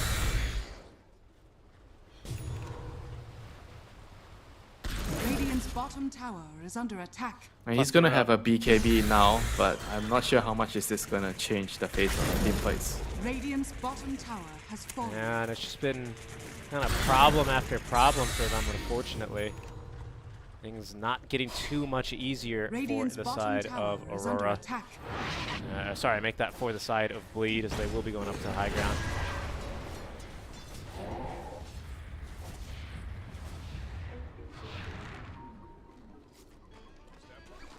Yeah, unfortunately for them, they just have to try to wait on the high ground and hopefully some miracle can happen for them. I mean, at this Radiant's point, bottom tower it's is really under difficult for attack. them to take a team fight. High ground is their They only even threat. get Corden. Look at this, into the arrow. Tidal wave as well. Vessel, all the debuffs. Pulverize, sorry, not doing much against him there. Swap out from Taiga to try and save him. Another arrow nearly at the ready. They actually did get through that Wraith King pretty effectively. Monsters the BKB active, but Corden just tanked a ton of damage to start the fight, and Monsters ain't living too much longer, even with that BKB. Taiga will be able to live. No, he's not. Okay. Trying to dodge through the trees. This one just about over here as Aurora. But getting ready to close this one out. Radiant structures are fortified. Time to go back to the drawing board or drafting board if you're Bleed for next game. Radiant's middle tower is under attack. From what I've seen, okay, never mind. Maybe one more fight. One more fight, perhaps. Maybe. Good damage onto Armel. Arrow does catch Jackie. Tidal Wave pulling back DJ. That should pretty much effectively kill him as 23 jumps in. Kill goes to Ollie. But this one all but over. Masaros, no BKB for 30. Oh, nice blink out. Good reaction time from him. But 23 will find him. I don't think 23 can kill him. Oh, maybe he can. That Blade Mail. Wow, that Blade Mail. Alrighty. Essentially, this one is over. Yeah, they have to try to figure out who to play around with. Like I see TA and Timaso as both very independent heroes. They don't really work well with each other in terms of their timings and what they want to do in the game. And I generally feel like when you pick a hero like TA, you need to have the draft be targeted around her. You know, it needs to be around the TA. Everybody knows about the meme, the tight TA gives you everything. It's kind of like that, you know. Tied TA, man, it gives you everything. Swap in, there it is. First aggressive swap we've seen on the 23 Savage. He has Reincarnation, he has Ag Scepter as well. Vote is going to be able to connect onto Taiga. Disruption, the Tidal Wave back. Armel collecting the kill now on the Vengeful Spirit. Will able to escape. Corden as well, pretty tanky, standing up front bravely with the heart. They will be able to get Aurora off the high ground, but it's just been constant small losses here for the side of Bleed. No mid lane of Barracks, no tier 3 top. Not much of a shot back into this game, it appears. It's just so hard, right? When they just don't have amazing team fight. I guess high ground is... need to try a smoke, man. Go behind and try to kill somebody. I don't know, man. They just need pickoffs, right? They just, they gotta play to the strength of their draft, perhaps? Going from the front doesn't work, I think. They just need to try to bring the Timber, try to be sneaky, go behind. Hopefully you run into the Shadow Demon, you kill the Shadow Demon from full to nothing. Then you take the fight. Split active now as they do look to go for one last fight here. Pulverize onto the jabs. Brulings, good damage out from Jackie here. Nice micro though by Jabs. He sent the Storm back to make it invis to avoid the right click, but now Corden in a bit too deep. Terrorize catching a couple of heroes here. The swap out not going to be good enough to save Corden. Taiga as well shall be condemned by his active selflessness. Has the Ag Scepter, but won't take too much longer to kill him on his second life. Jackie completely out of mana, doing what he can here with the right clicks, trying his best, but Aurora just not going to be leaving the high ground that easily. Saros, BKB active, Ogre Seal Totem, trying to escape the wrath of Aurora. He's just looking a little bit too hard here.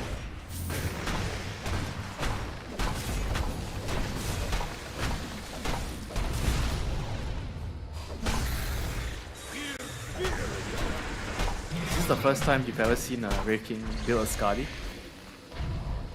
Have you seen one? I don't know if I have. That's a good point. I don't really know if I have. I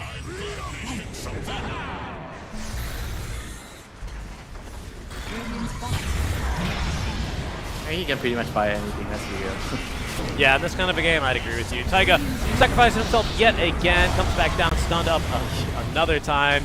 Really good tidal wave, and drags him even through the Bramble Maze. Buyback now from Corden as Bleed are doing whatever they can to try and stay in this game, to not go one down versus Aurora in game one of their series. But now with the Megas confirmed, it's basically over. DJ is going to call it. Game one in the bag here as Aurora will be able to take it 1-0. Yeah, just a very, very clear outclass here in the first game. In terms of draft, in terms of play. Maybe the draft could work if they had a better start, but maybe they're also overestimating how strong this Timber is against or how weak this Timber is against all this. You think you have the winning lane against Wraith King, but the Wraith King plus the Shadow Demon is still doing well against the Timber's lane, and Shadow Demon Wraith King is not the strongest lane combination. Yep. And they are still getting the work done. Tough game there. Not much more to be said, I think. Bleed trying to... A Masaro's classic, right? We know he can and frequently did carry games on the Timbersaw in seasons past, but unfortunately those days may be behind the hero for now, at least in this current iteration. We'll see what Bleed now backs against the wall. One game away from elimination. We'll come back with, as we are going to go to a quick break. Aurora, they lead 1-0 as we head to a break. We'll see you guys very shortly.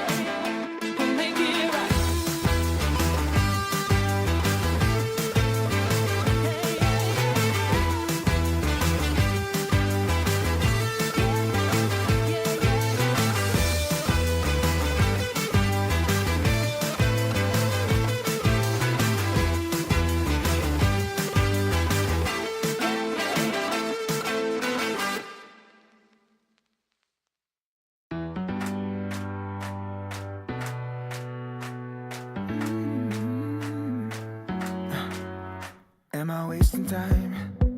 'Cause I'm already gone. So long, can you stay the night? 'Cause you're the thing I want. I know you're feeling different when you're stressed out, but even with no makeup you still stand out. 'Cause no one makes me feel the way you do now. Like you do now. The way that you move your body, you make it look like a hobby. Every time that you touch me, it's electricity. Things we discovered underneath last night's covers. Everything came so easy. It's electricity. Electricity. Whoa. It's electricity. Electricity. It's electricity. When it's late at night, I feel you on my skin. My skin. You're all that's on my mind. It's finally sinking in. You're in. I know you're feeling different when you're stressed out, but even with no makeup you still stand out. 'Cause no one makes me feel the way you do now. Like you do now. The way that you move your body, you make it look like a hobby. Every time that you touch me, it's electricity. Things we discovered underneath last night's covers. Everything came so easy. It's electricity. Electricity. It's electricity. Electricity. It's electricity.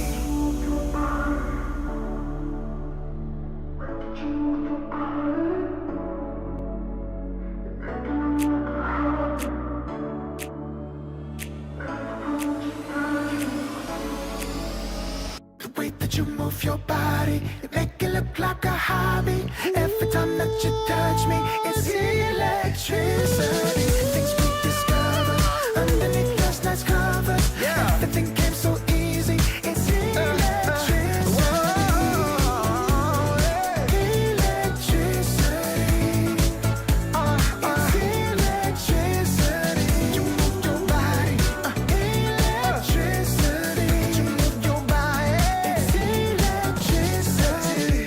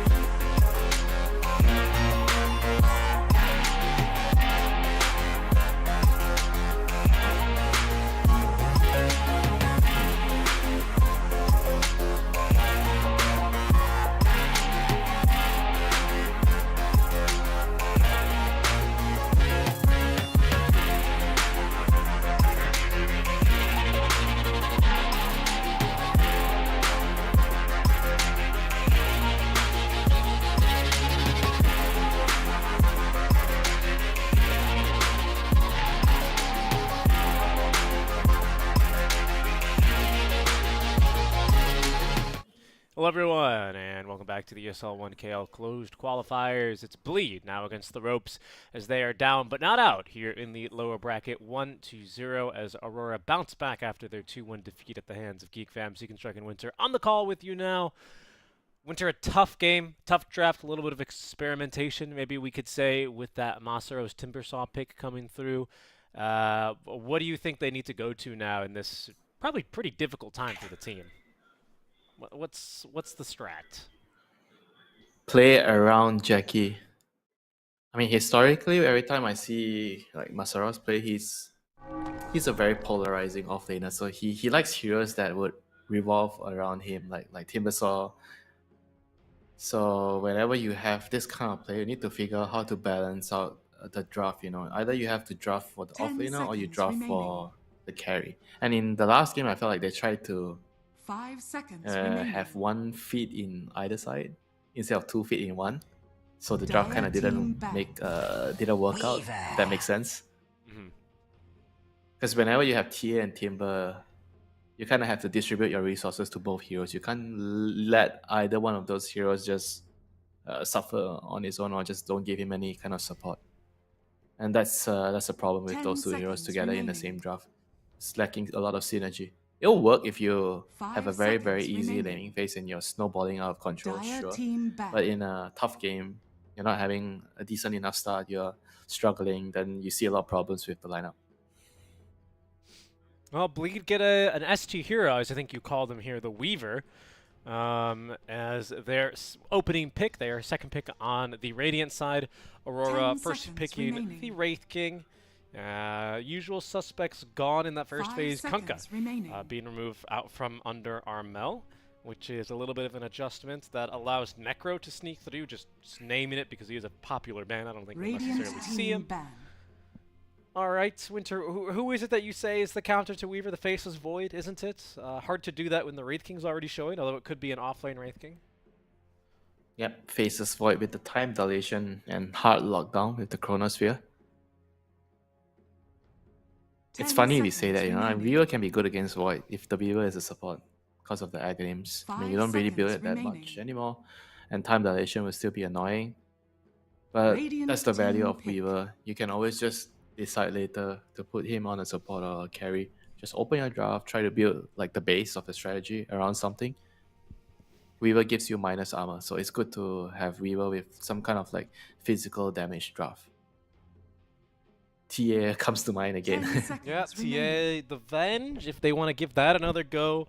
Alternatively, Taiga 5 also has seconds the AA. remaining. They've been very keen to play. Doesn't really synergize with that minus armor we're going on about, but it is, I guess a little bit of a comfort hero. It's a hero that Taiga's performed very well on in the closed qualifiers. See what they want to go for here with their next pick. I think that's going to kind of steer us in the Dire direction team of the pick. draft. Still Willow again, so probably for DJ. So keeping Taiga's hero a bit for later. Pretty standard stuff so far, honestly, for in this draft. Yeah, nothing too surprising from what we've seen today. We've seen like Willow being 10 prioritized over seconds Grimshock over remaining. and over again. And for Aurora, I think they've been trying 5 to figure out seconds what works remaining. best for them. Every game, I think, let me see, like almost every game they've opened with a different hero today. Dire team pick. Probably a support. Rubik again? Okay. It's a Weaver, people are trying to find out what works against this Weaver, like what used to work. Like, Rubik used to work a lot. Because it True. makes Rubik a very, very good hero in this particular game.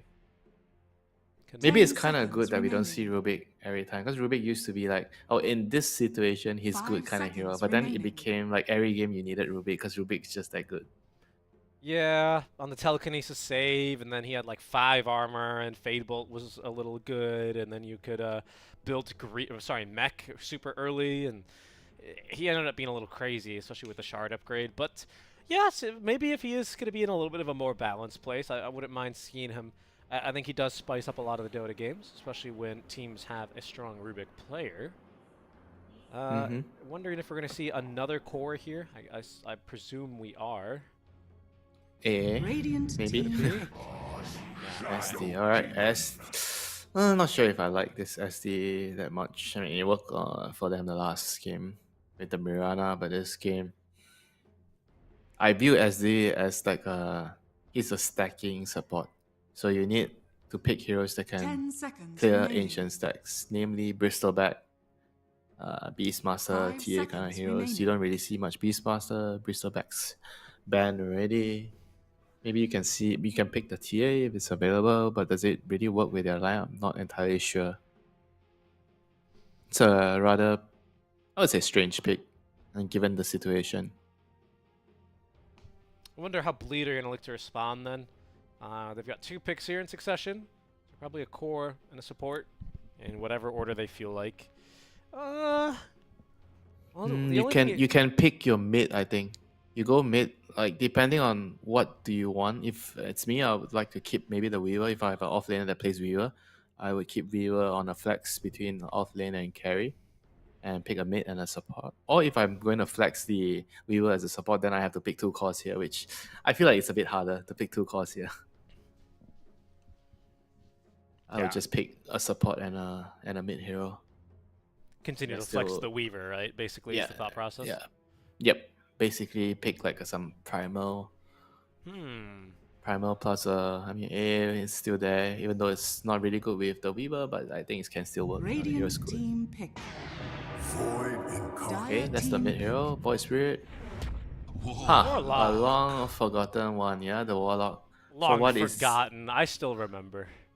Those heroes seared into my memory with those damn golems in the lane. They're the imps. If you remember Warlock as a 10 golem seconds hero, then remaining. you have not played against the true Warlock players. It's not about the 5 golem, it's about the seconds remaining. upheaval. That's right. That is true. But Dire team ban. the Fatal Bonds in lane used to be annoying. And we will actually see the Necro. I wasn't honestly expecting it. Usually gets banned by many teams in that first phase. He snuck Yeah, through. Made note of it. then it might actually make a lot more sense to SD. Maybe they are trying to block the Shadow Demon pick, since Shadow Demon is a hard counter 10 to Necro. seconds remaining. Alright, either way, they have a plan. They want the Necro. Right, 5 they got Necro. seconds remaining. Whereas for Bleed, they have an open-ended team decision to ban. decide whether Weaver is going to be an off-laner or carry, given the situation. But you're going to also have another problem, which is this Necroforce is going to destroy the Void Spirit in the lane. It's going to be Right. really fat. And you're going to need a Vessel hero. So you're going to need a Vessel, but you're also dealing with a cleanse from Shadow Demon. So 10 it's a lot of seconds Yeah, remaining. so it's not a good, problems. not really a great Vessel game either. Vessel 5 usually doesn't feel seconds that remaining. great either versus Wraith King, just because you kill him once, he revives again, and usually the Vessel cooldown doesn't let you put another one on him. It's tough. It's tough. Weaver at least is a Vessel carrier, right? He can do it. Usually more from the off lane is where you'd see him kind of build that kind of an item. So maybe if just on that logic alone, you could try and shove him into the off lane, and then pick a carry. I mean, it depends what Aurora last picks as well, right? That's what Bleed have. They've got the benefit of last pick here. Radiant team For ban. them, they're going to take out the Primal themselves. Aurora also removing the possibility of a Brew. If they're banning offlaners, it means that the Wraith King. Wait. They're banning offlaners. 10 seconds remaining. It means that I think the Weaver is set in carry. Looks like 5 it. seconds remaining. I mean, either that or they're thinking I about. mean, I picking- feel like they also need offlaner, but maybe they also decided that the Wraith King is going to be offlane, so they want to pick a carry last. Does that make sense? Yeah, I think it makes sense.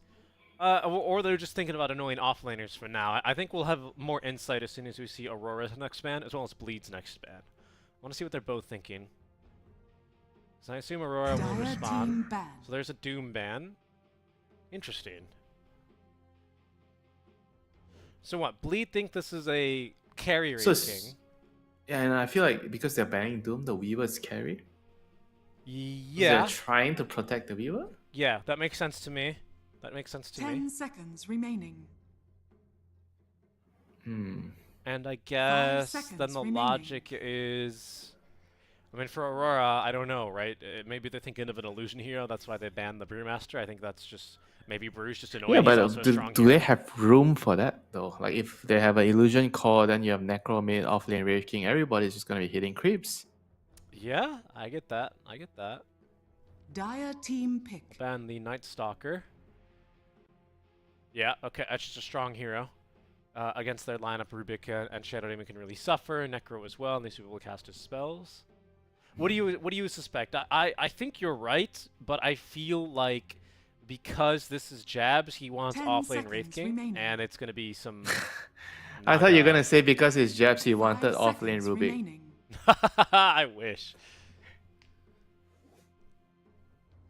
I reckon. I don't know if we're gonna see an illusion carry, but I think we will see another carry hero getting picked here. Question is who, right? Because it can't be a Spectre, Naga, or a Faceless Void, or a Bristle. And then obviously CK as well. He's banned every game. Bloodseeker? Bloodseeker's pretty good. Radiant team pick. Okay, it is going to be a Centaur. I was wrong. Yep. So it is. Centaur Rubik lane. Very, very good lane. You kind of need like a core that can enable the Rubik in the early game. Because Rubik wants to get a quick arcane boots to have a lot of impact. And you need a kill 10 lane for that. And seconds Centaur remaining. Rubik provides you with that. Like Weaver is very low HP core, right?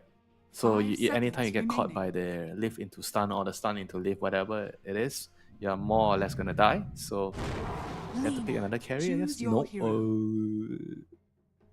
Okay. So Void. Okay, Void carry. Okay. Is there some patch notes that I'm not reading? I guess he's going to go like Deso, like the crit build, remember? When we started seeing that? That was the last time Yeah. we saw him?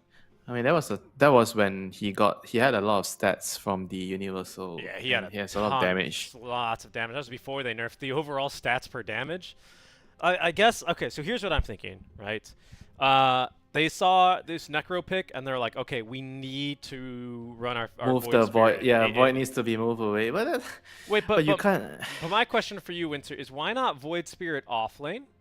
No. Their draft is totally unacceptable. Oh, wow, Onyx, that's a yeah. strong word.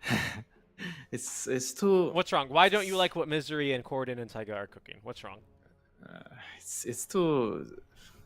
The cores just don't make a lot of sense to me because all these cores are like semi cores that, they are very single target focused. There's not much team fight. You have team fight from the supports. I get, Warlock and Dark Willow is gonna provide you with the supporting, team fight spells, but then you don't have a beefcake, right? Who's going to stand in front? I ask you a simple question, right? What is the formation of this team for Bleed? Like, who's gonna stand in front when it comes to the 5v5? Who's supposed to stand in front?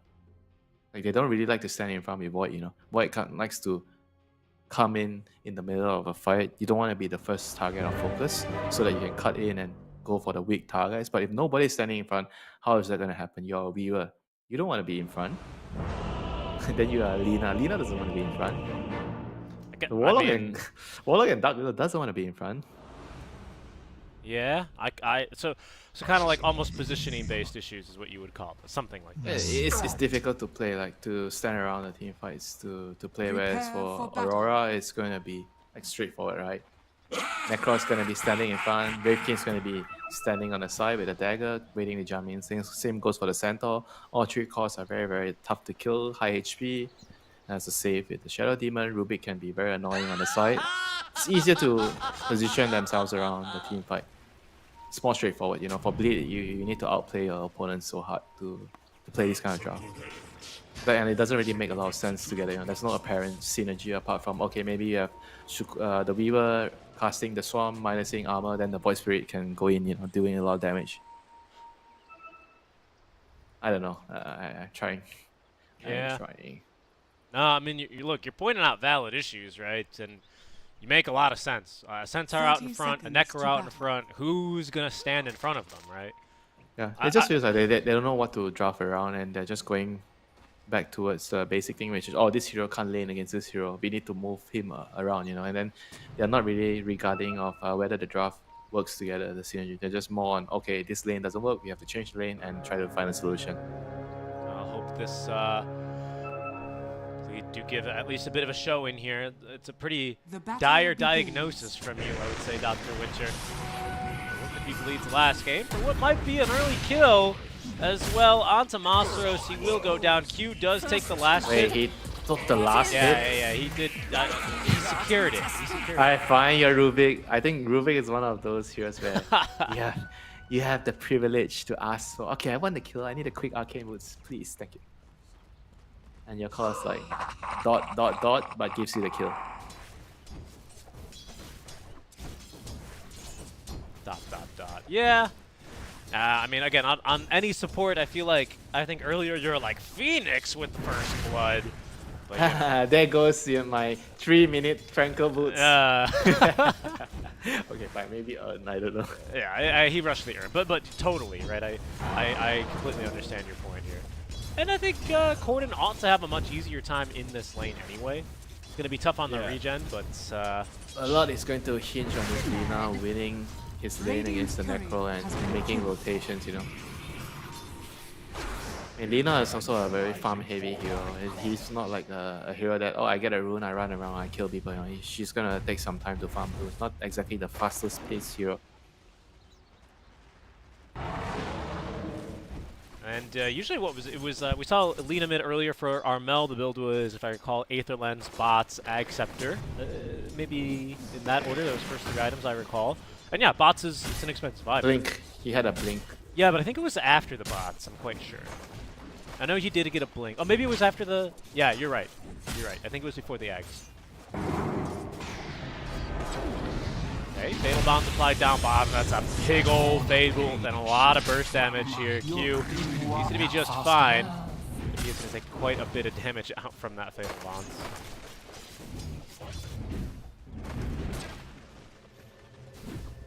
I think bot might be our fun lane. Jackie, so far so good. You know, this is a hero, lots of stats, Bracer, with the Circlet, 2 Iron Branches, and the Quelling Blade. It's easier for him to CS. Get some good denies in. Can you check out Santos' damage without stats? 69. Nice. Nice. Level 2, though. And he has 1 stick, actually, so that's not true. What stick? It's a branch. Yeah, it's +1 damage. It's not a stick. That's true. Okay, you're right. You're talking... Okay, no, I know what you're talking about now. Okay, fine. You're referring to a different stick. You're referring to Ironwood branch. Ironwood branch has a stick, but you're right. That's confusing. I shouldn't say that, because there's magic stick. This game. Right, 23 Savage. I think he's just dead. Knows the stun out to try and make sure Masaros can't take him down, but won't change the outcome of this. Ollie getting in some really good damage, though. Just doesn't have enough mana, unfortunately. A little bit more. 2 stacks of Shadow Poison, not nearly enough. Ollie at least will be able to take away the Lotus. I don't know if he's out fighting DJ here, especially with the Swarm applied. He will consume that Lotus. A little bit more right clicks. The mana useful, but oh no! DJ lived on like 15 HP. Masaros. Oh, come on, Masaros! Okay, wasted 1 right click on the bug. Could have killed DJ. Yeah. It's okay though. He wanted to die anyway. He has no resource. It's better to die.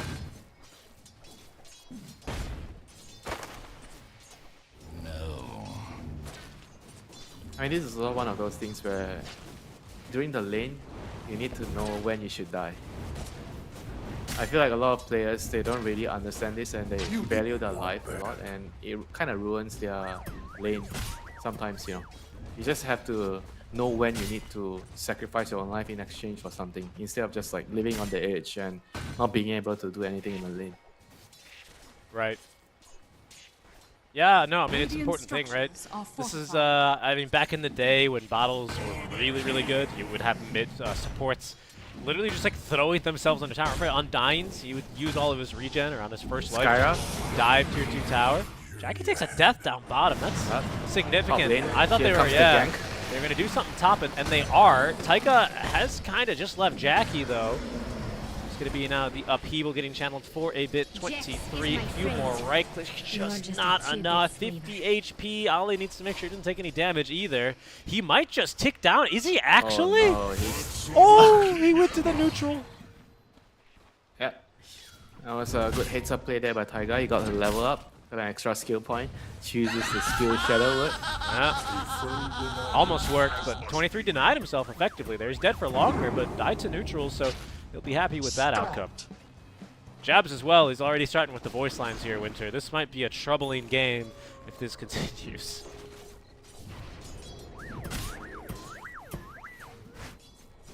And the Santos having a good time. Like this lane is there's not much pressure that he's facing. He's free farming, has a Vanguard already.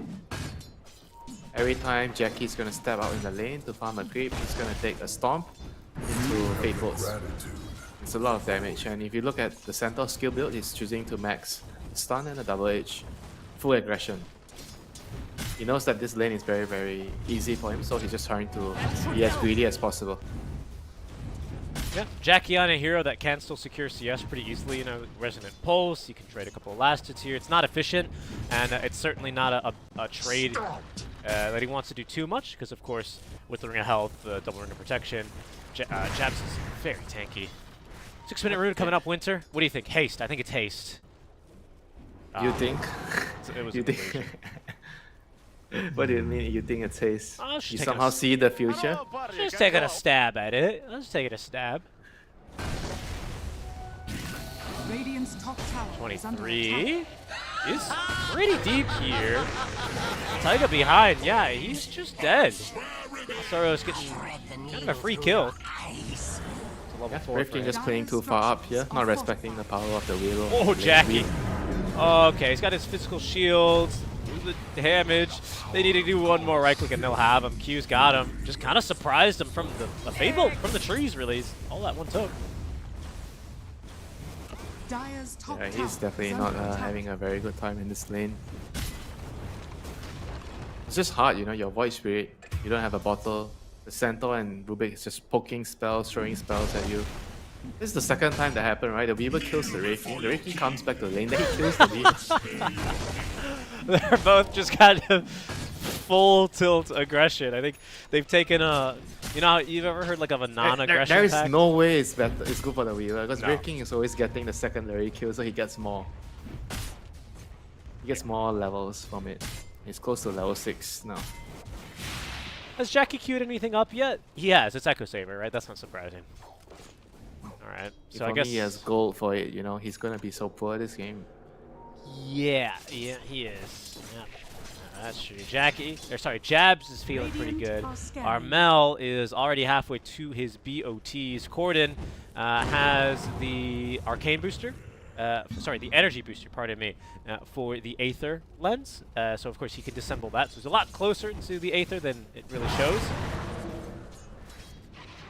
But then still BOTs needed. So Armel will be active. That's all to say, Armel's going to be active on the map earlier, right?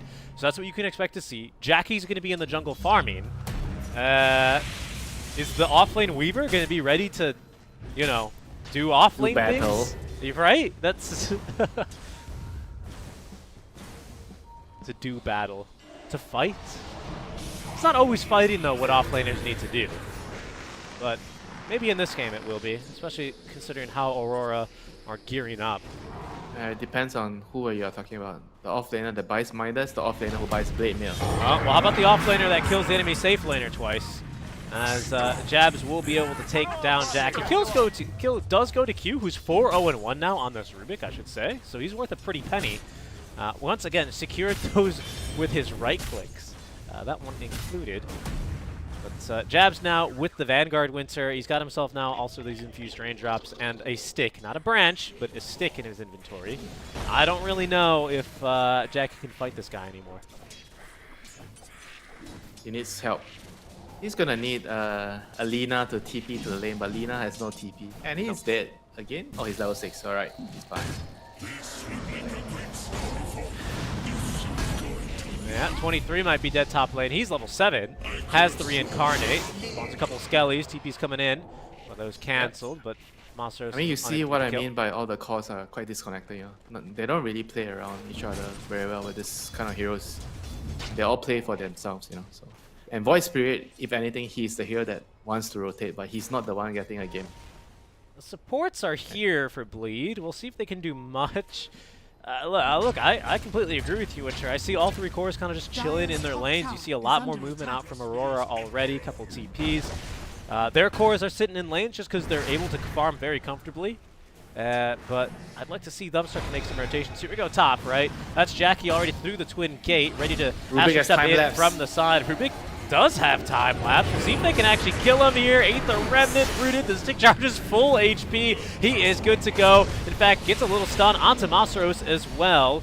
Ooh, Taiga channeling the upheaval. Might be able to, and does actually get this first life through 23 Savage. Corden is here. That's LSA stolen. That's a spell. If only Q had mana to use it. And Aboot's at least giving him a bit more. It's the reincarnation, but that's about it. Q with the time lapse, saving himself. Jab's getting to work on this bottom tower. I don't really think Bleed can push him away from it at this moment. What moves do they have to make already? What? What do they do? Radiant's bottom tower I is think under Lina attack. is the only one that can Radiant kind of structures change are fortified. the face of the game. He needs to come around and try to set up some kills with the Laguna. I mean, apart from that, I don't really know what else can they do. The Void Spirit is just too weak. He tried to make a rotation. They're Can't kill the they're still laning here. That's a stolen LSA, by the way. Not doing enough work, and in fact removed now. That's a big old kill. 379 gold into the pocket of Corden.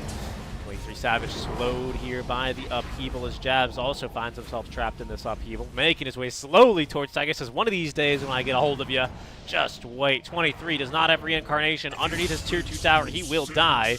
As Masaros with the Max Sakuchi. How do you die to Sakuchi? What does it do to you, like physically? Shifts Good out of question. visibility, gaining max movement speed, doing harm to enemies it passes through. But why?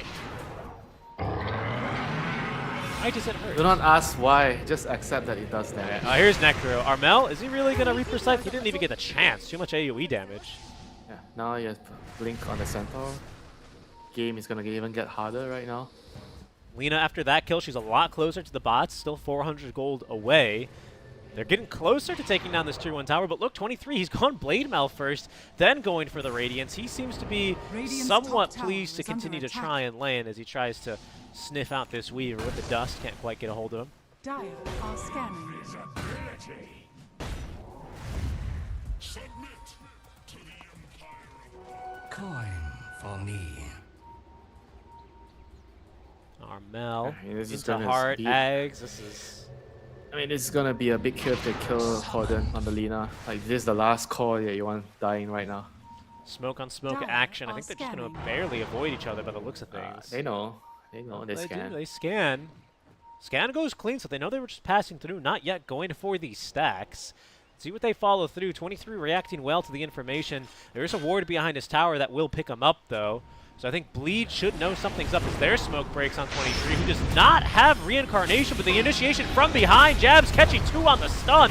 Rock is going to be dropped out from Taiga. That collects the kill onto 23, but it's 3 for sight out from DJ. All the ultis coming through. I think that's Q with the stolen Laguna Blade. That's going to be able to assist in the kill onto Taiga, who's the last to go. A 3-for-1 trade. 23 Savage, he dies, but so does almost the rest of Bleed. Yeah, I mean, this is worth it. You know, he came out. He knows that his team is coming, even though his ulti was still like around 10 seconds off. But he wasn't selfish. He came out. He baited the enemy team in. Maybe also didn't expect the range of the initiation from the Lina with the Ada lens with the stun. Yep. Got caught. I gotta say, Winter, Masaros got a stick charge, make that a wand, in order to escape time lapse once again stolen. Sorry, Sakuchi stolen. That's not good. A bubble from the void. But I just wanted to point out, you know, that little fight occurs, and it's Lina with her 2 supports, right? You still had Jackie and Masaros farming in the other lanes, respectively. Stampede, that's going to be maybe, yes, it is from mid, where they have Corden picked up and likely killed as he comes down from the telekinesis. Right click from Armel does the trick this time around. Is under attack. Aurora moving very confidently already as the DD spawns in the river. Structures are fortified. Yeah, they're going to connect towards bottom, continuously choke out Bleed. Bleed is getting a Radiant's middle tower very, is very under small part attack. of the map only to farm. Dire's top tower has Masaros gets the top tower, so that's something for them.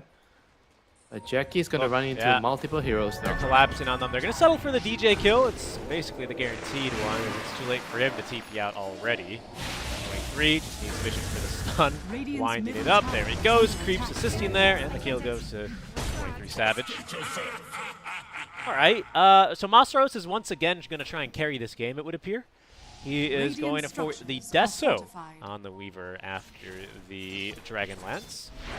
See how that works out for him. For now, it's going to be more trouble for Bleed as over in the mid lane. Wait a second, Jackie going on in. This could be a kill. The Laguna blade is not going to be enough. The double stun into the Reaper site. Goodbye, Taiga. Dead for 30 seconds here already. That keeps Armel alive because of the stacks of Reaper site regen. He is A-okay for now as Master is trying to fight through this one. Ollie with a, is that a TD room on him? No, it wasn't. It was the Bedlam Spirit. Pardon me. I don't believe it. I don't know how Aurora lived through that, to be honest with you. Armel getting away with murder there. If you can't kill him when he doesn't have a heart, good luck killing him with a heart. And he's gonna have it. He's close, right? I mean, they're gonna run into so many issues. You know, they can't kill the Necro, they can't kill the Centaur. Wraith King has 2 lives. Lina needs to farm. Weaver needs to farm. Void Spirit needs to farm. I mean, this Desol has to do something for Bleed. I mean, it has to. There's no... He needs to... This is the fight he had him. He chose it, but he's still so far away from it, Winter. He needs 3,000 gold. Yeah, they're gonna smoke up. They have a Golem ready. Mid lane, though. Well, they did have a Golem ready. I don't think Taiga's going to use it now. More right click, down he goes. The smoke is going to continue, though. DJ now playing with Jackie. He's got only this Echo Saber.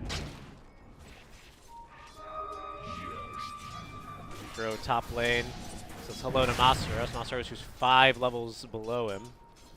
Yeah, they have to try to get this kill. If the Necro can farm here without dying, I mean, you basically have no more play. This is the only play. If Armel walks up, they have to punish him. Well, he's walked up. Can they punish him, though? I don't think Bleed are so sure about it. Jackie's nearby. I mean, he's got a set amount of burst damage, right? Resonant Pulse max. Got that level 1 Astral Step. Pretty good right-click damage. Oh, no. Look at this. Jab just immediately on it. Oh, my goodness. Masro is just executed there. No hoof stomp for 5. Further chance for a kill, but that's the core that they were looking for. And all the while, 23 in the Skeleton Army just takes down the Tier 2 down bottom, basically for free. This is going to get worse before it gets better, I think. Jackie, still a reincarnation. There is a golem to be dropped in the Fatal Bonds as well, but Jackie's just deleted. Taiga just trying to do what he can here, as they will at least remove the reincarnation life from the Wraith King, but they're already up onto the high ground. Winter 17 minutes in. Corden trying to push them back, but they've lost DJ, they've lost Taiga, they lost Jackie. That's a heart 17.5 minutes in, pushing a 12k net worth lead here. Aurora. Yeah, Jabs, I think I'd have to agree with that one. It's looking pretty one-sided here. Yeah, there's so much they can do, you know. I mean, the Weaver Desol is so far away. And there's no very clear timing with their cores that they can play around it. Lina wants to get bots, Aether Lens, Dagger. Even if she gets all those items, she still wants to get the eggs and a lot more. It's tough, you know. There's nobody to play around. Everybody is like a backline hero. Like, nobody can stand up, defend towers, and show themselves and be the target of focus, so the rest of the heroes can throw their abilities on them. Radiant's top tower is under attack. And now, Bleed looking for a way desperately back into this game. I mean, you're right. Who's the frontliner? Who do you play around? I don't know. It's feeling pretty hard here, unfortunately, for Bleed. Not really a way that I think they wanted their qualifier run to end. 23 Savage is farming so much on this map. Jackie is the poorest core on his team. Corden is finding farm, but still needs 1,000 here for the Blink Dagger, as DJ is going to whip on the Terrorize. We'll see what they can pick up from him now. Is Jackie looking for a kill? This could be a nice one onto Q. He will go down. Master is getting involved here as well. But here's Jabs now. What can he do against him? He's got a Reaver and a Vanguard, and the rest of his team as well showing up for good company. See ya, DJ. Put to the grave for 30 seconds as Armel slowing Jackie to a crawl. He has to disseminate Resonant Pulse in 1, but 7 seconds till his next Astral Step. Nice footwork here, but a Blink Dagger from Jabs is going to be avoided. Jackie trying to get out of this one. Astral Step at the ready, but it's just in time for the stun. Being chased down. Will be able to make it out alive for now. Masaros also pushes the creep wave to the tower. So something, at least, for Bleed.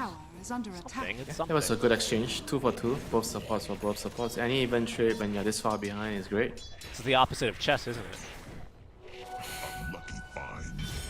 What do you do in chess? That's You don't the want same to. as- I've been always taught you never want to trade when you're behind in chess. It's always Radiant's disadvantageous. bottom tower is under Oh attack. yeah, because you don't want to go into endgame Yeah. when you're like 2-3 points material behind. All When right, everything that's gets a simplified. golem drop here on the 23. Does not have reincarnation for 15. Trying to lifesteal off the golem, cannot win that win. That is a big kill. Taiga claiming the bounty, but a kill is a kill for Bleed right now. Most importantly, space on the map. Look at these wards right now that Aurora have down. They're watching the mid lane next to the tier 2. They're watching the tier 3 exit down Radiant bottom. scanning. Shows kind of the way they thought this game was about to go. Could still be going, honestly. This could be something. Armel is positioned pretty aggressively here. Masaros doesn't quite yet have Deso, but there is a Lina here. Armel getting really aggressive, but he has heart. But he has heart, Winter. He has Dire's heart. middle tower is under attack. Yeah, I don't know how they killed him, man. Even if the Weaver had Deso there, I'm not even sure if they can kill him. Yeah, I have to agree with you. He's not going to be the only one with a heart, because Jab's just finished one up, not to be outdone by his mid laner.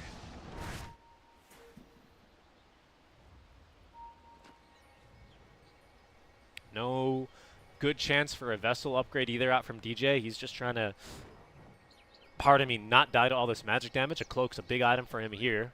Increases his survivability by a lot. It's, things are getting hard. That's Masaros. Trying to take the Twin Gate here. They have a disruption for him. They will be able to at least snipe Q. He's worth a pretty penny. 584 gold, worth more than Masaros. But still a core for a support. More money here onto this Corden Lina, though. Certainly never hurt them. As the blink now completed, Corden continuing to try and scale upwards towards this Ag Scepter. Radiance is finished, though, for 23. Into his Blink Dagger next, and he'll have his typical trifecta of items. DJ's been scouted. They might be able to catch him here. Jabs has Blink Dagger ready to go. DJ is getting into the Shadow Realm, but I don't know if that's really going to save him here. A very nice Terrorize. Might be enough, actually. Oh, well, that is unless they want to use Stampede for you, DJ. And they do.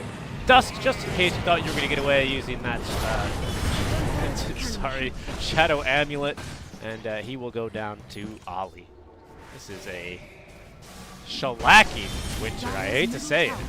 Only a 9k lead, but it feels like a lot more, doesn't it? Yeah. Just because of the hero composition, you know. Even if it goes late game, you're playing against a Necro or Wraith King, it's not gonna get easier. Lina is like so easy to kill no matter how much net worth you have. And she might be richer than the Centaur and the Wraith King, but in team fights it's so much easier to kill her. One stun, she's gone. Dire are scanning. Yeah, things are not looking up right now for Bleed. Manta style nearly completed, though, for Jackie. He just needs another last hit and he'll get it. That's a significant damage item for these universal type heroes. Even though it's not as crazy as it used to be, it's still a pretty good one. Masaros really living on the edge here, but he needs to, I suppose. He needs to get this last little bit of gold for this Desolator. He's so close now, Winter. Will we get it with this camp? Not quite, right? Just a little bit more necessary. Plus, Taiga Yeah, it should be go time once they get the Deso. It has to plus be. Deso. It has to be. I don't think you should wait for any more items. You can't get better than this. Okay. Jackie trying to get out of here. I think he doesn't have any Astral Steps left. He does not. Eighth Revenant does hold down Armel for a while longer, but he finds himself now in the clasp of the Reaper's sight. Very good Terrorize. That'll connect on the 3. DJ doing his best here as Taiga's going to hit all 4 now with the Fatal Bonds. Certainly the supports are not going to have a nice time, but Jabs and Armel Radiant's middle just getting tower tickled is by under this. attack. I will say Corden is now going to be able to finish up this this Ag Scepter, so a little bit Radiant's more top damage tower for is him. fallen. So you will have this Radiant's now middle tower is trifecta under of items attack. as soon as they're all alive. Manta finished up. Taiga with a Glimmer Cape. DJ with a Glimmer Cape. And, Radiant's you middle know, tower an has Ags on your Lina. The Deso finally completed. And the big one, the Manta. It could be something here, Winter. And the Deso, finally. It could be something. Dire's bottom tower We have to is hope, under right? attack. Do they look for a pickoff, or do they look for a big fight? What's the strat? Smoke into the ancients. Try to find a fight. Play around your vision. All right. Put the ops down, high ground. I mean, if you don't fight now, I don't see when else can you fight, you know? So they have to try to maybe make a play. Roche is also possible. Roche is possible, right? With the Swarm and the Deso, as well as with this Void Spirit damage. I mean, he hits hard, you know. We should not really ignore that. 211 damage is not bad at all here for the Void Spirit, especially with the Astral Step applying to anything he steps through. Of course, the issue is he's playing into a Necro and a Centaur with Heart both, so, you know. Smoke play around. What has Jabs just bought? Oh, he bought his Shard, I guess? Yeah, looks like it. This is a good one. This is a crazy Shard. It's one of my favorites, actually. This hero is so much fun to play right now, in my opinion. When you're ahead. That's true, yeah. Otherwise, it's a hard game, as we saw in the eye, for sure. Oh no, 23 just picked up a DD rune. Just a real nice one for him to be walking past. Lead will spot that. I think they saw him walk past this ward, but I don't really think they want to fight him for that. Can they contest this Roche? Do they have to contest this Roche? Do they have a choice? Dire's middle tower is under attack. I mean, they can't though. They feel like they can't, that's why they're not going. They're just trying to get a trade off. I feel like this is their last hope, you know. If they couldn't fight at the rock, then it means that basically the whole entire game they're gonna be on the base waiting. And they're pretty good vision set up in the jungle. I'm not sure if these three observer wards are gonna be that useful for them. Because after Roche falls, you won't be fighting outside your base. No. I mean, maybe these are just kind of like the farming wards. It's, hey guys, we have to abandon our jungle, let's move into theirs kind of a thing. And that does give them a little bit of confidence. It's good vision, generally speaking, but when the map's this big now, and it's like, alright, well, they're not in their jungle. Well, they're in ours, or they're pushing your high ground, as it seems like Aurora are starting to now push out all the waves. Mid lane is shoved in for bleed. Someone's going to have to go and deal with that eventually from Aurora. Radiant's bottom tower is under attack. Maybe they just like to go bottom. Radiant are scanning. Dire's middle tower is under attack. And they're trying to force their hand, not trying to split up. They don't want to get picked off. You know, the last thing you want to do when you're pushing with Aegis is to lose one hero, you know, like the Travels hero. Yeah. Going out of the map and dying and stopping the push. Radiant structures are fortified. Fortify already used. Structures. Counter Fortify, aggressive. So Aurora really trying to force their hand now. Oh my goodness, 23. Do you see all those imps? Holy moly. Armel can tank the tower pretty easily, by the way. As 23 Savage, I'm not sure. I didn't see what procced his life there, to be honest with you. He does end up going down. He has Aegis, of course, but probably would prefer not to use it in this manner. 2 minutes until he has the next reincarnation. Spell stolen. Oh, that's going to be a good one here. Fatal Bonds. In goes Jabs. Does have vision here on Taiga. As in jumps 23 Savage now, nearly cleaving him here in one shot. But like it's just tanky enough to get out of here. Now applying the upheaval slow. Creep Wave has been nuked. Lena at least able to do that from range fairly easily. And guess what's going on I can't here? believe this Top Warlock and is mid. defending. Top and mid are pushing pretty hard. Aurora will be forced back at last, as they don't want to lose any high ground buildings. They just needed to kill the Warlock there when he was channeling. You know, I'm not sure why they didn't decide to jump on him earlier. They decided to jump a little bit too late. The Wraith King lost his reincarnation. Then things got really weird after that. I mean, alright, Bleed is doing a good job holding the game up. Void Spirit is going to get another item. He's going to have some time to farm. I mean, eventually all these items are going to add up. Eventually. Still only a 7k net worth lead. It's just, is the damage ever going to be there? You know, how many high ground fights does Bleed need to win before they're back in this thing or even in control? Just Let's just start with one, you know. yeah, the journey of 1,000 steps begin with a single one, you know? It's kind of the mentality that I think Bleed needs to foster right now. Just win one more fight, just one more fight until you win them all.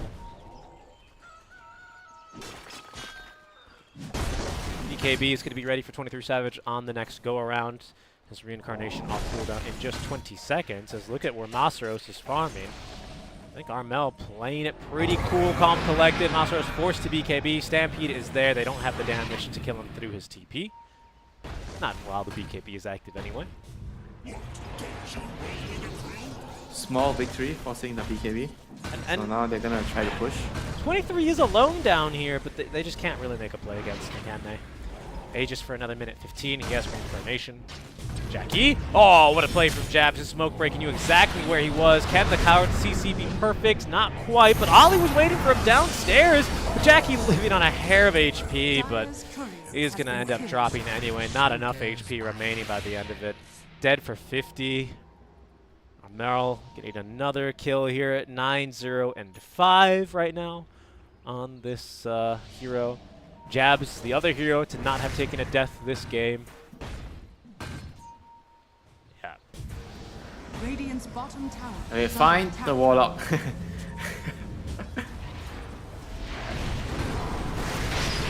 Alright. It's a kill.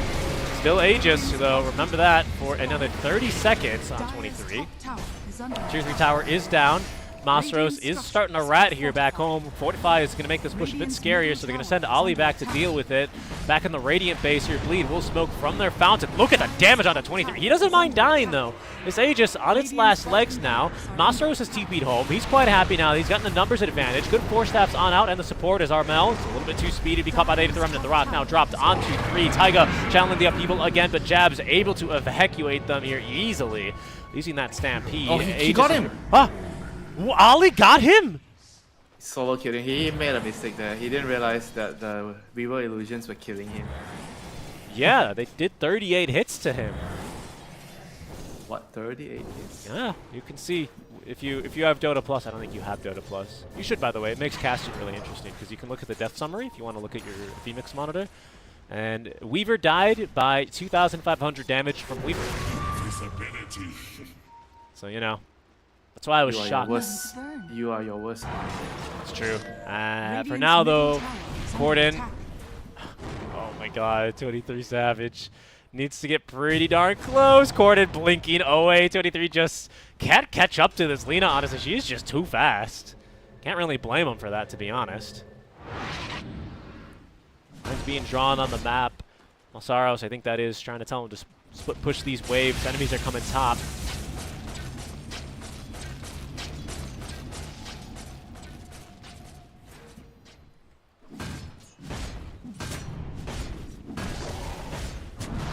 I feel like we're gonna have to see them wait for another Roshan.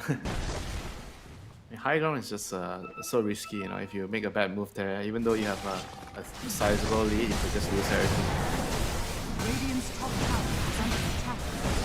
Yeah, especially against Golem and the burst damage from the Laguna Blade. The Skeleton's actually kind of hurting 23 a bit. He tends to die or take a lot of his HP as damage from those imps as soon as they just clear the skellies. Yeah. A golden thread.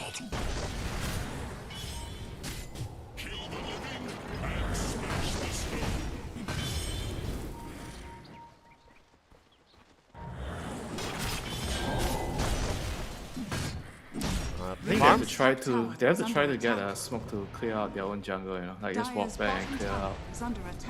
Kick them out of the jungle. I mean, this is not going anywhere for them. If they're not going to commit to the high ground push, they have to try to kick them out. That's true, right?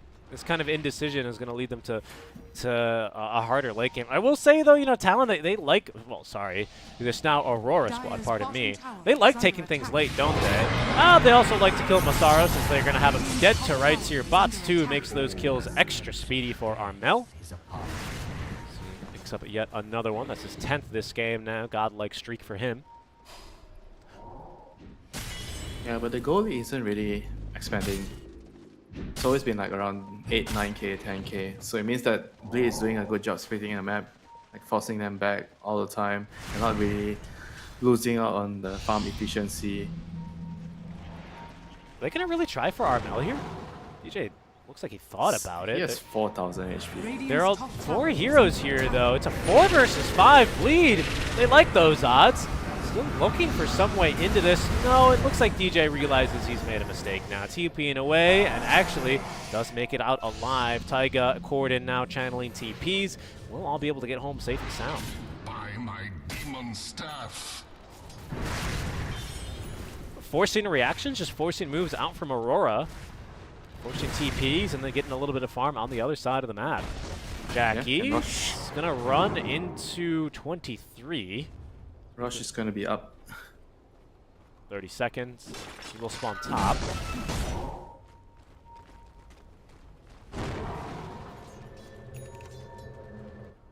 Oh, Radiant scan are bottom. That scanning. could have been an opening here for Bleed. I like the move, smoking up out of the base with a scan. Unfortunately, it is Roche time, so even the last hero down here for Aurora Q is going to end up taking that gate top. Roche in 7 seconds. Radiant are scanning. This Bleed will scan. Scan will leave, though, so Taiga will make a trip through this twin gate. Ends up on the other side, says hello to Q. See what's going to exactly happen here. The rest of Bleed are not keen to join him, however, as Taiga managing to sneak behind a really nice ward planted down here. Q going hunting in these trees. Might not really have an idea that he's here. More TP's being channeled as LaRoche is started up. Bleed at least making their way into the enemy triangle. Taking down perhaps the Tormentor, but otherwise still unable to contest this Roche Winter.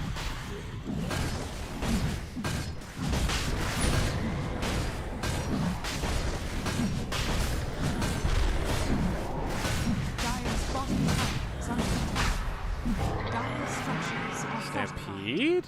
They see Taiga trying to cut a wave. Jabs, will he throw the stun randomly? Oh, he's just a second Dire's late. bottom tower is Q under and attack. Jabs were right where they needed to be. Just a little bit too late as Aegis Cheese picked up both by 23. Tier 2 tower does fall. Mouse Rose has managed to actually get all these outer towers along with some push efforts from the rest of the team. DJ down to the low ground here. They don't have enough damage for him. He will TP out in time. I mean, somehow they are actually losing network going for the Rush. They lost the tower, they lost the Tormentor, and it wasn't even worth it for them to get Rush. But you have to go get Rush. You have to, yeah. I mean, you don't have a Deso, you don't have any minus armor. It takes a long time to kill Rush. With this, though, Aurora, I assume they're going to force, they're going to force the issue, right, of high ground. This game, I mean, I don't know if there's a point where necessarily Jackie's totally online, but he's farmed up the whole data list since the last time, and a Lincoln since the last time we really saw him get active. Slowly catching up to the farm that even 23's managed to accumulate. Okay, quick little kill there onto Corden. Missed that one. Apologies. Just kind of getting jumped there by the hoof stomp, telekinesis into the Reaper's Scythe. He might have to buy back. Is there a creep wave? I mean, they have to cut the mid wave. I mean, protect the mid wave. That's the only wave they have. This viewer is just so annoying. Look at him. He's cutting all these waves. He's got himself a Daedalus now as well. I mean, just kind of how the game has been going for this team, right? Weaver up to level 20, and yet he does not have a single charge on his Deso or a single stack of damage. He's ready to go up to high ground. They've already sent the Shadow Demon back. I'll try and keep my eyes on that if I see the Weaver dying, but I assume he's going to have learned his lesson from the last time. Now just kind of trapped on this high ground, slowly ticking away to these imps. As Jabs makes the jump now. They want to try and take down DJ. DJ dying, double 4-step, double Glimmer Cape. He's going to make it out as even Jackie trying to get a little bit involved. He loses half his HP just for trying it. Masaros, this time he TP's back safely. And 23 is going to get the push started on the bottom lane. That's the Fortify out. Last Fortify that Bleed will have until it refreshes with time. Another upheaval just being channeled. So far, Aurora unable to really get in there and cancel it. And well, once again, they've lost the creep wave as Masaros is just going to go in and clear it off here mid. He's already gone. They can't really quite chase him. That's the high ground push. Aurora, this is not a solved problem for them. Now they're going to finally catch Masaros, but he's got a BKB. Will time lapse away. We'll see if they can catch him from behind, though. In trouble. That's Jabs, pardon. Jabs is down. Gordon, who didn't have to buy back, finding the kill. Even Masaros able to stay alive through the Reaper's Sight. This is not coming together. The Glimmer Cape is not going to be available, though, to save Taiga. I think he used his in order to save Masaros. He's dead for only 50 compared to probably the 3 minutes or 2 minutes or something that Masaros would have died for. Bottom lane. He's doing so much work on his Weaver just by cutting waves and prowling the game. And so is Taiga. Taiga's doing a lot of work here as well, to be honest. Masaros right back to it, top lane. Look at him go. This Geminated using the shot. Yeah. He's using the shot to push out all the way so quickly. With all that damage. Damage is, speaking of, being dealt now to the base of Bleed. These skeletons just doing a little bit too much as Taiga is going to buy back now. Nice stun onto Armel. He's actually got him pretty low. He's trying to get himself out the disruption as well, buying him a little bit more time. There's going to be the golem now. Drops Taiga, doing what he can, but the cheese consumed. Back to half HP. Here is Armel. Plenty of magic damage still to be done, so he's not safe from the Ghost Shroud. 23 damage. Dies to the splash damage as Masaros finally gets on top of him. Oh, he's going to turn down to the Radiance, maybe to Armel's Ag Scepter. As they do get through Armel, but it's the Ags, the Wraith form of 23 Savage, that allows him to strike back and take down Masaros. Either way, Winter, it'll end the push. Bleed somehow have held again. So difficult to push high ground. Yeah, they don't have the best heroes to hit high ground, but still, I mean, it shows to you why teams are just prioritizing farming the map more when it comes to deciding should we go up high ground. Should we try to force things? I mean, this is a very good example of how difficult it is to push high ground. That's why it's and this is the consequences of the bigger map. And one glyph, the glyph refreshing as well, doesn't help with no, aggressors. That's true. I will say for this most recent push, they didn't have that second glyph, right? But still, you are right in general. That did significantly slow down their initial glyph. They had to use their glyph. That opened up Masaros to try and split push a bit. I mean, Masaros having a game, I have to say, you know, has not really performed today as you would expect a traditional offlaner, to be honest with you, you know. But has looked pretty good when you've played these kinds of different heroes for him. I think that's been the story of a lot of our offlaners in C, hasn't it? Even just today, right? Who was the offlaners trying to be the carry? Is that what you're saying? Yeah, I mean, right? That's the first thing I noticed when I started playing pubs here in C years ago. Was everyone just wants to play PA offlane, or now this Weaver offlane, and you can see it's a thing. Dire's bottom tower is under attack. Oh boy, haste rune for Masaros, as if he needed it. Oh god, they just get a goddamn hex to kill this guy. Yeah, he only has a BKB as a defensive item, actually, now that you pointed out.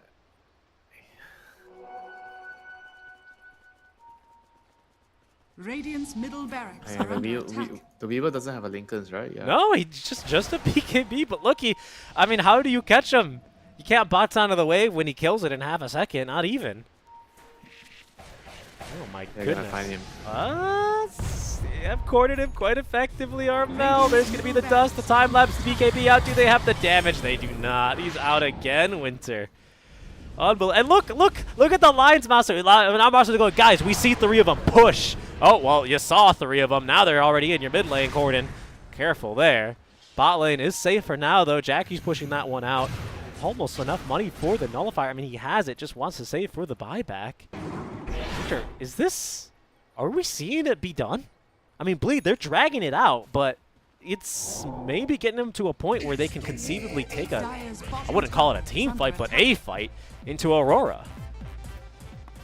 Yeah, you're gonna have to take a fight eventually. I mean, this can't go on. I mean, it can kind of go on for some time, but if you want to win the game, you're gonna have to take a fight. And check out actually what 23's picked up for his neutral choice. He's also gone for Spell Prism, so I think he just really values this on heroes with, I guess, important core ultis, right? He did this as well on the Faceless Void game. Of course, we didn't really get to see what his options of tier 4 items were. Valve, if you're listening, please add that for spectators. It'd be a great asset, so we can kind of see. But I assume he didn't have a ninja gear, so he just took this instead. He's level 25, though. Bleed are smoked up. Are they really going to make a move? Wouldn't be a bad time, to be honest, for them. There's a couple more heroes TPing in. Armel up to 25. Heartstopper Aura Talent, not surprising with the Ags. Gordon approaching level 25 as well. But still needs basically the whole level for it.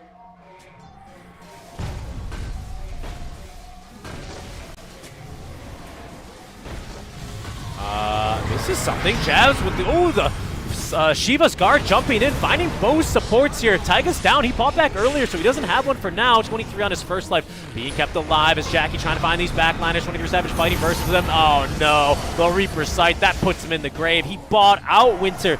I think he bought out for the Nullifier, doesn't have enough for the buyback. He's 14 gold short, though. He'll just get that in a few more seconds. Masaros is able to find one of the backliners at least. Needs to get a little bit further away from here, though. I don't think he wants to be too close to the rest of Aurora as they do hunt him down. Oh, no. Oh, no. Jabs making another jump. Jabs with the Gem of True Sight, by the way. Masaros does not have a time lapse for 17 seconds. Jabs will have a blink in 9 more.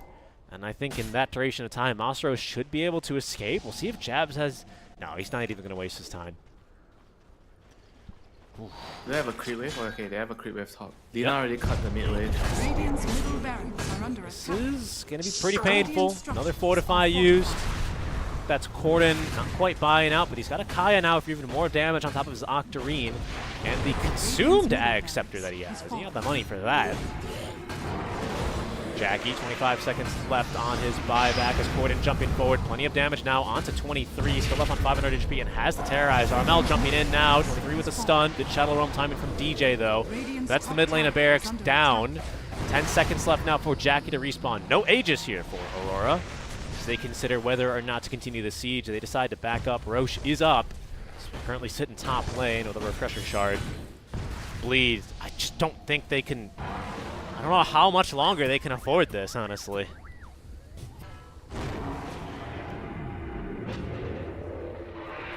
Yeah, like I said, they have to figure out when they should take the team fight.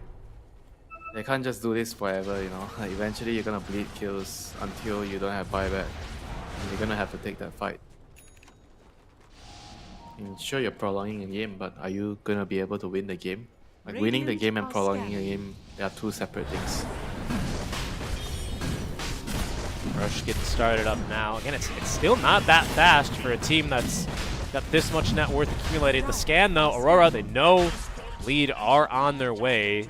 Swart's down here. That Zeus Scout, Masaros, Jackie as well looking to kick things off, but it's Jabs looking for a stun. Doesn't find anyone here, but the Stampede allows them to get in position. That's Taiga down for 50 seconds. Still does not have buyback Winter. Short by 18 gold and a minute. Sakuchi is stolen. Looking for our next skirmish. It's Masaros who's on the opposite side of the fight. Really, it kind of looks like Aurora have kind of been boxed in as Armel takes down Ollie's ward. Corden, oh no, they found him. He doesn't have a way out either. BKB on cooldown, dead for 95 seconds. The voice line's coming through. Masaros already drawing lines on the map. He's setting to cut top lane, and that's going to probably signal the surrender of this particular Roche. Roche on number 3, going away here towards Aurora. Yeah, they should be able to close out the game here with 2 heroes dead. And Masaros is trying really hard to cut the waves, but he's not going to be on time, so Aurora is going to have at least 1 wave in middle, and there's no wave at top, I guess. There's only 1. This wave in middle is their only wave. Yeah, the wave middle is the only one, so they got to get on that one pretty quick. But their wave killer is dead. Corden is dead. Masaros is the wave cutter. The wave killer is Corden. Wave killer is Corden. Radiant's top tower is Here under they go, up on the high ground already. The tier 3 towers down. There is no Fortify available for Bleed. In they go again. They have managed to find Taiga. He's getting caught at the start of every engagement, but he's got buyback this time around. Terrorize as well, getting 23 Savage pretty far out of the base. Masaros as well has been recalled for the defense with the double buyback now, especially the one from Corden. It is going to signal Aurora to get back a bit. Chabs is going to be holding on to the cheese now. Age is still good for 4 minutes, and they didn't get through the reincarnation life either. Taiga just again, he just can't stop getting caught. Poor guy.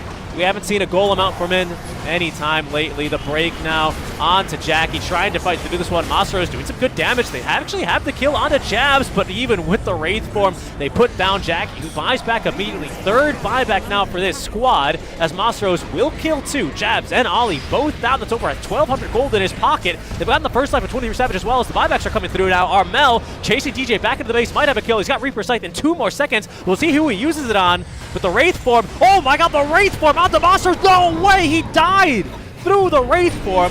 That's going to be 5 buybacks already in this fight. Corden is still all right.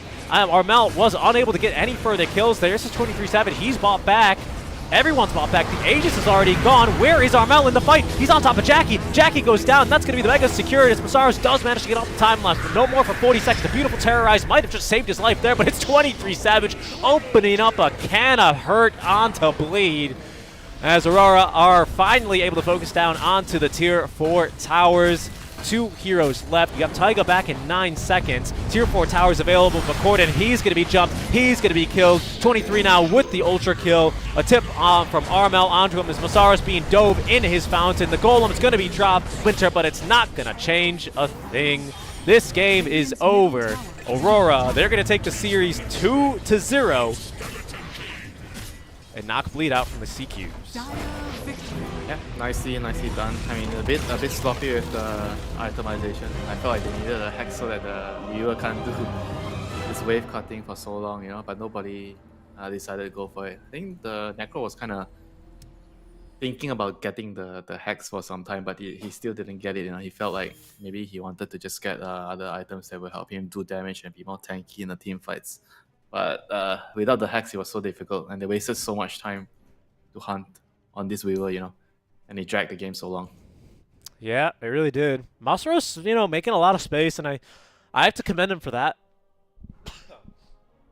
Pardon me, because this game basically looked impossible from Bleed. I mean, they gave themselves a tough draft, but I feel like Masaros, you know, played what he was dealt and genuinely almost made enough space for this lineup to come online. It's just, you know, the carry, Void Spirit, I think not really working out how Bleed had imagined it. I believe this was meant to be Corden's Void Spirit until it was countered by, of course, the Necro. And that's really where things went wrong, I would say, unfortunately, for Bleed in this game. They try as they might to salvage it. I think from there, things were just a bit too hard. Yeah, like I said, they don't really have a very clear direction in the draft on who to prioritize and like how to build the draft on. So it's very, very all over the place for them, and they're just trying to react towards what the opponent is doing. And as a result, their draft is lacking a lot of synergy. That it is.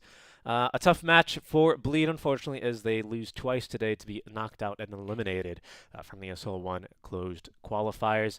That will move us on to our next and final match of the day, Winter. Do we have another match today? Oh, we're done today, aren't we? No, there's one more game. Is Dude, there? There's one more game. Yes. I don't see it on the schedule. Oh, here it is. I am a fool. Pardon me. I don't know what the match is yet. I believe we're going to be doing that upper bracket final here according to the schedule, Winter. So we're going to be spectating the winners from our first round today, which should be Blacklist Rivalry versus... Who did we cast? Geek Fam. So that'll be live on this channel, guys. I think we still have quite a while to go, about an hour and a half, if I'm not mistaken, Winter.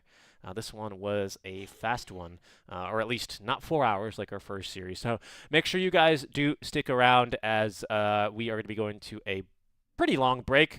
Check out the other channels as well. We have the ESL main channel running. The Storm stream has popped up. The Mango stream is running. There's lots and lots of qualifiers being cast here currently, guys. Make sure you don't lose a minute of the action by going to the ESL channels, or you can check out the YouTube streams as well, where they're all collated on a single page. For now, guys, we're now going to be going to a bit of a long break, and when we come back, the winner bracket finals for the ESL KL qualifiers. We'll catch you then.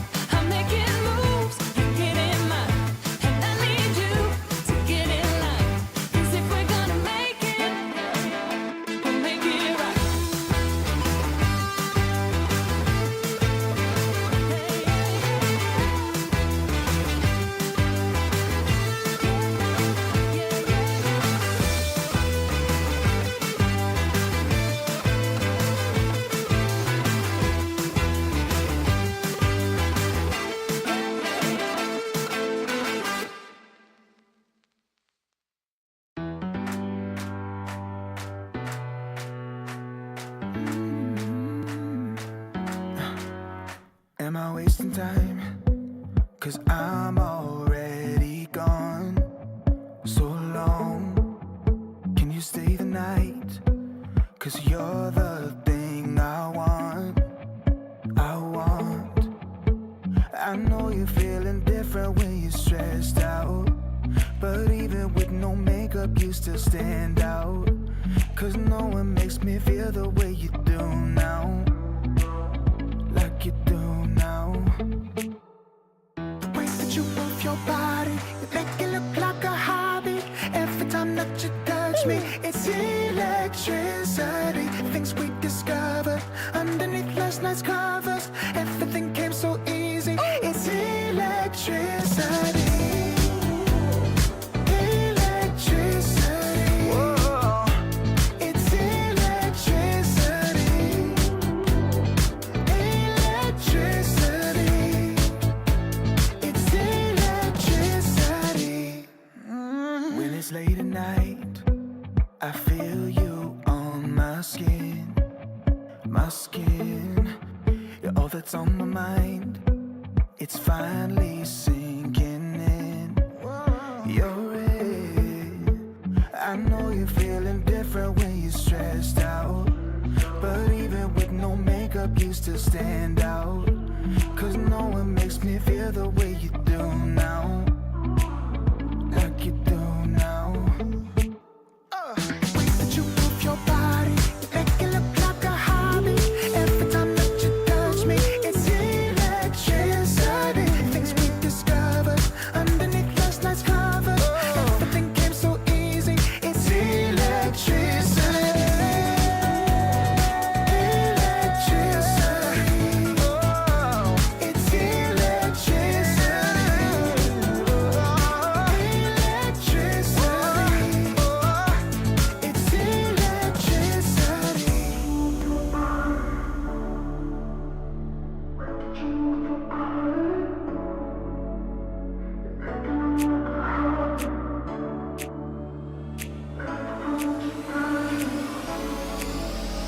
The way that you move your body, you make it look like a hobby. Every time that you touch me, it's electricity. Things we discovered underneath last night's covers. Everything came so easy. It's electricity. Electricity. It's electricity. You move your body. Electricity. You move your body. It's electricity.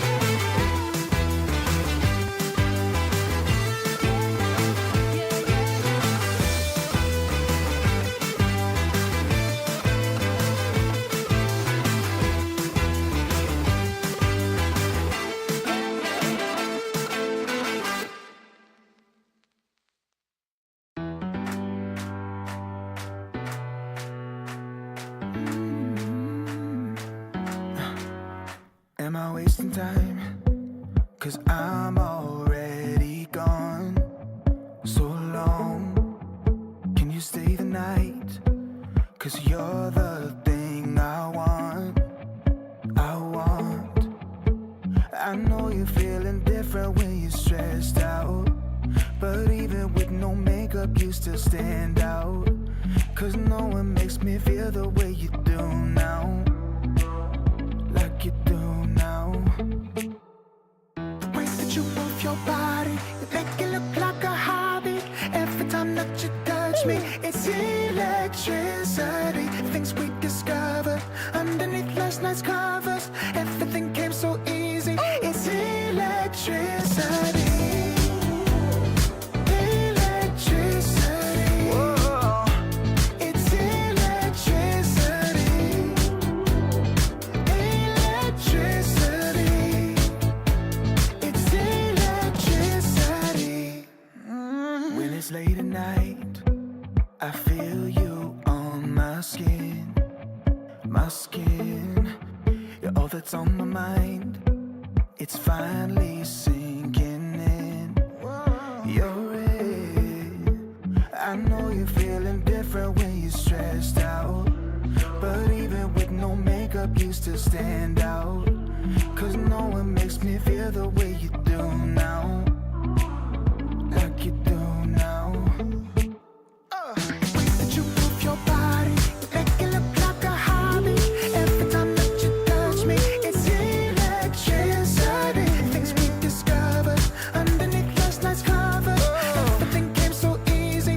It's electricity. Electricity. Oh, it's electricity. Electricity. It's electricity.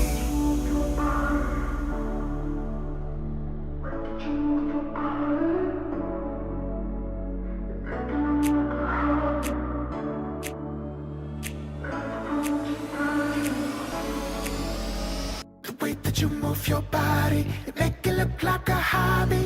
Every time that you touch me, it's electricity. Things we discovered underneath last night's covers. Everything came so easy. It's electricity. Electricity. It's electricity.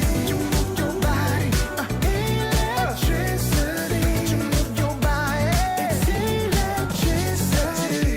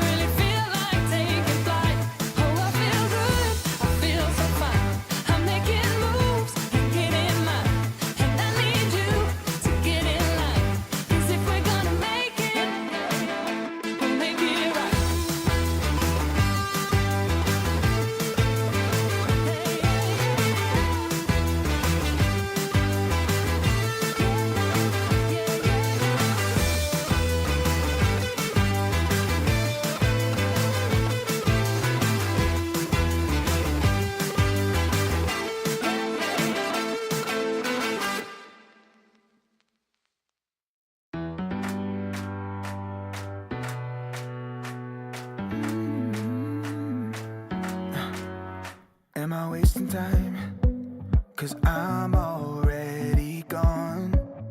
So long, can you stay the night? 'Cause you're the thing I want. I know you're feeling different when you're stressed out, but even with no makeup you still stand out. 'Cause no one makes me feel the way you do now, like you do now. The way that you move your body, you make it look like a hobby. Every time that you touch me, it's electricity. Things we discovered underneath last night's covers. Everything came so easy. It's electricity. Electricity. Whoa. It's electricity. Electricity. It's electricity. When it's late at night, I feel you on my skin. My skin. You're all that's on my mind. It's finally sinking in. You're it.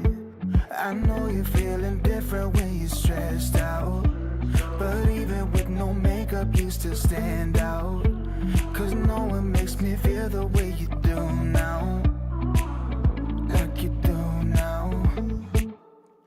The way that you move your body, you make it look like a hobby. Every time that you touch me, it's electricity. Things we discovered underneath last night's covers. Everything came so easy. It's electricity. Electricity. It's electricity. Electricity. It's electricity.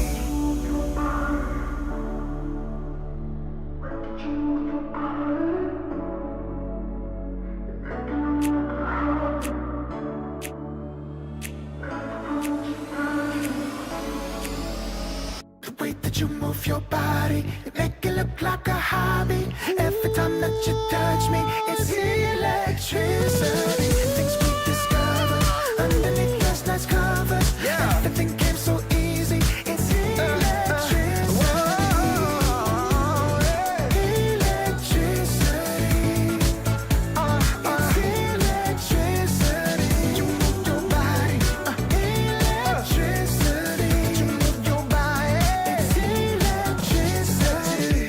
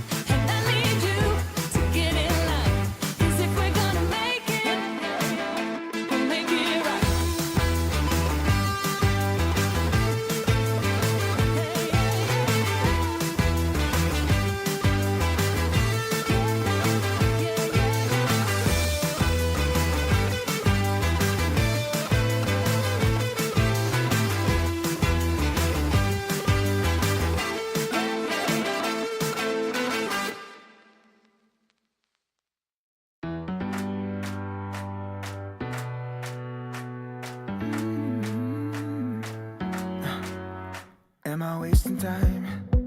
'Cause I'm already gone.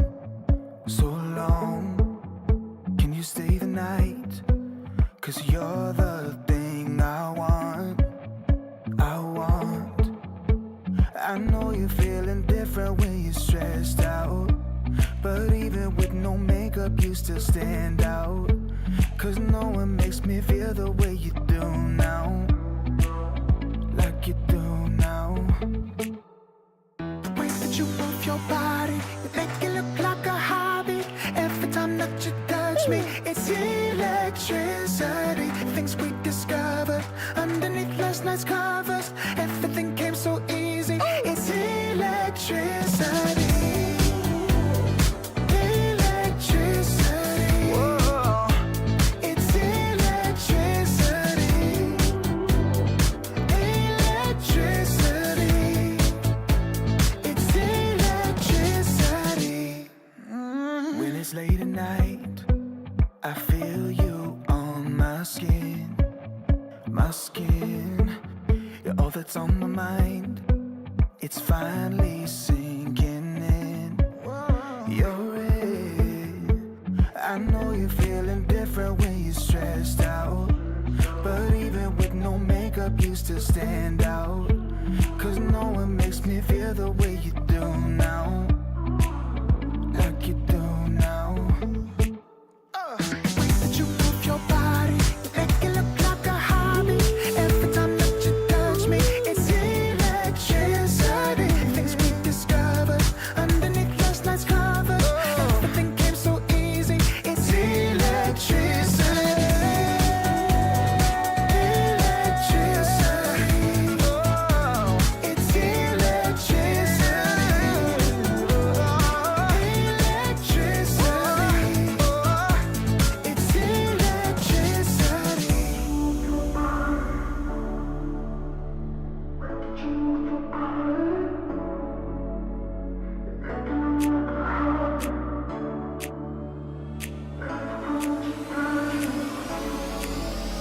The way that you move your body, you make it look like a hobby. Every time that you touch me, it's electricity. Things we discovered underneath last night's covers. Everything came so easy. It's electricity. Electricity.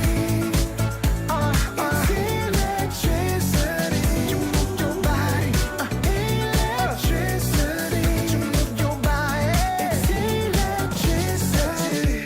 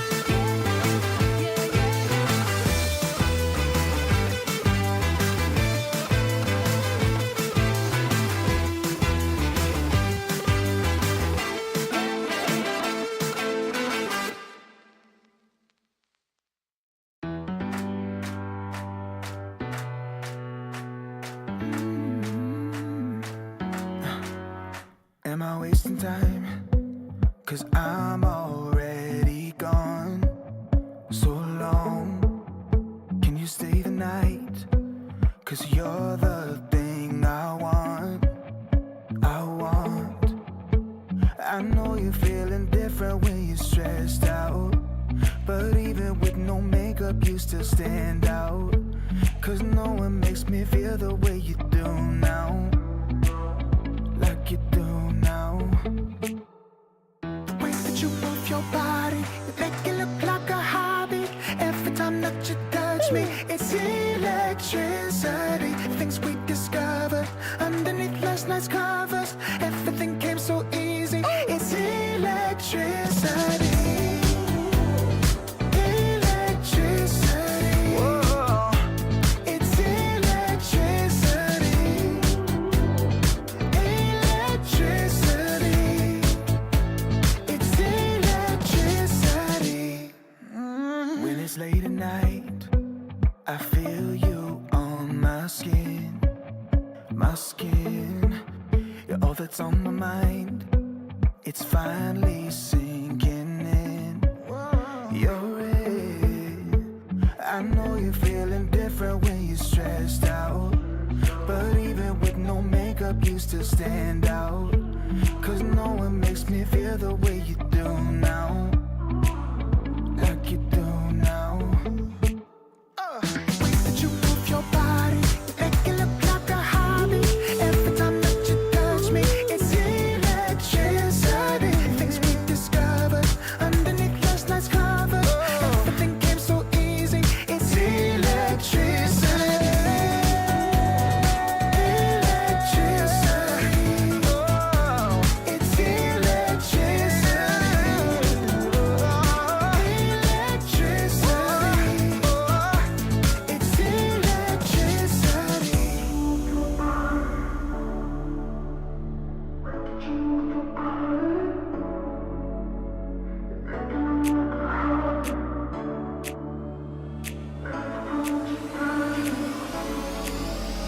The way that you move your body, you make it look like a hobby.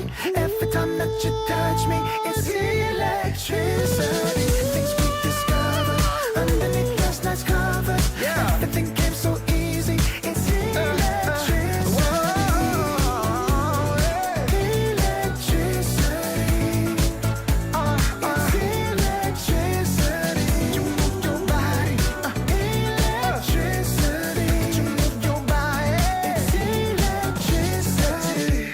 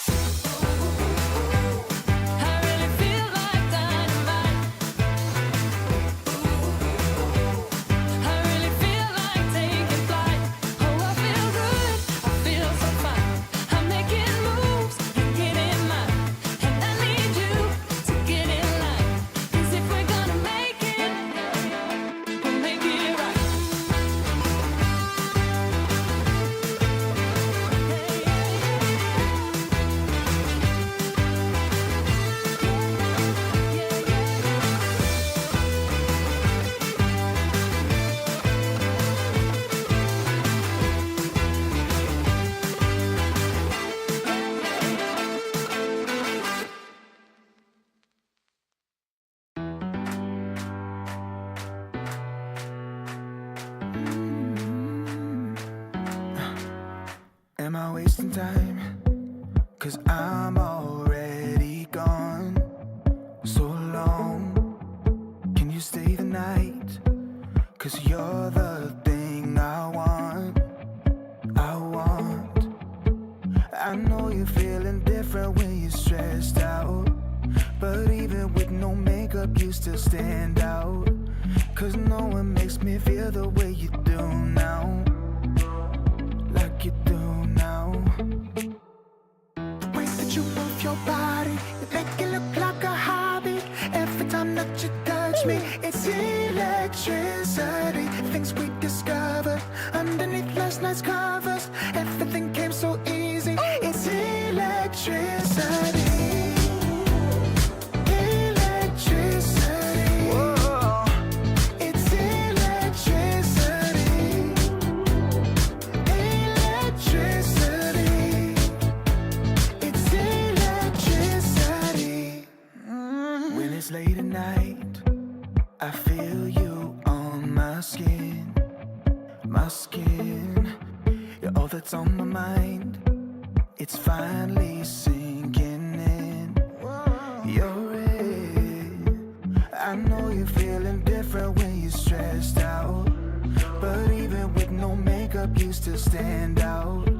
'Cause no one makes me feel the way you do now, like you do now. The way that you move your body, you make it look like a hobby. Every time that you touch me, it's electricity. Things we discovered underneath last night's covers. Everything came so easy. It's electricity. Electricity. Oh, it's electricity. Electricity. Oh, it's electricity.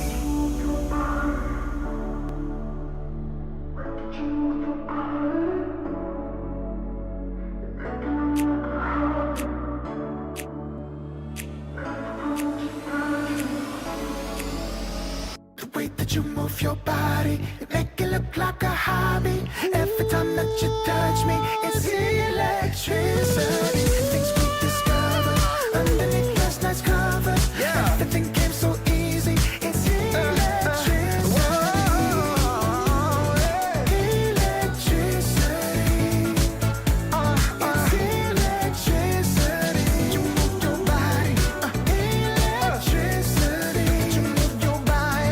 It's electricity.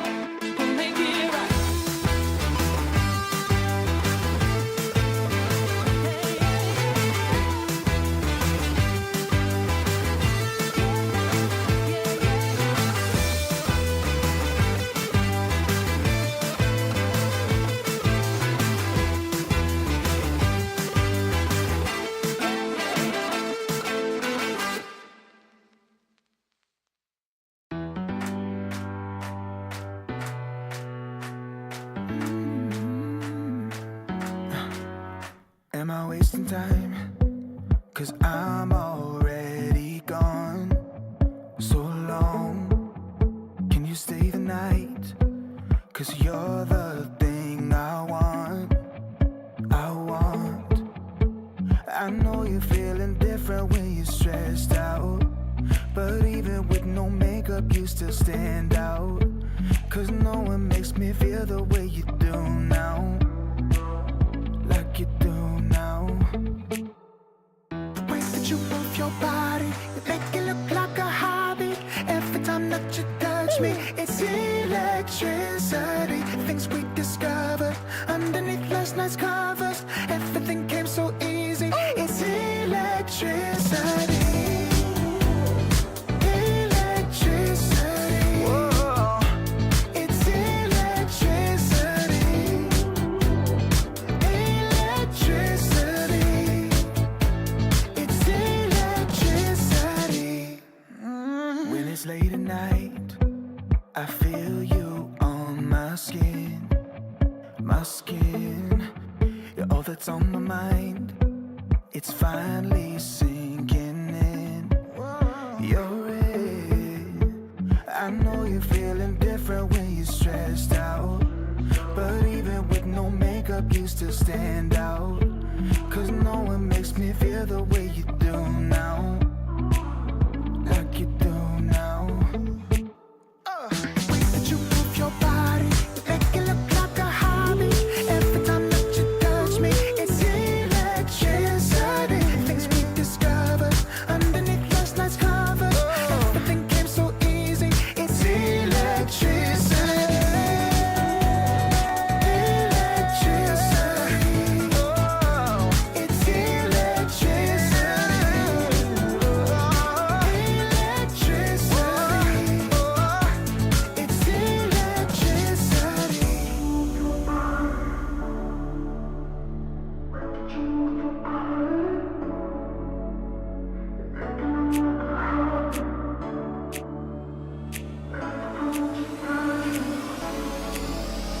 The way that you move your body, you make it look like a hobby. Every time that you touch me, it's electricity. Things we discovered underneath last night's covers. Everything came so easy. It's electricity. Electricity. It's electricity. You move your body. Electricity. You move your body. It's electricity.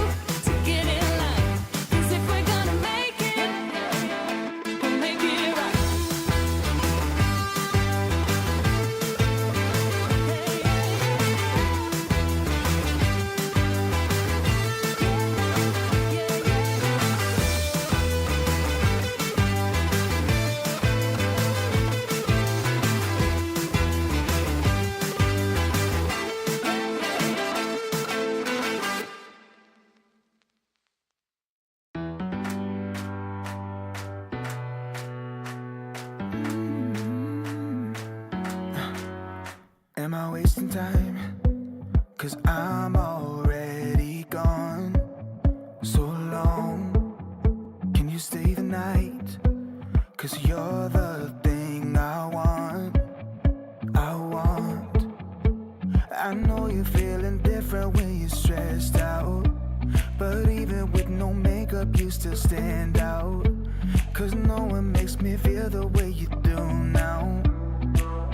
Like you do now. The way that you move your body, you make it look like a hobby. Every time that you touch me, it's electricity. Things we discovered underneath last night's covers. Everything came so easy. It's electricity.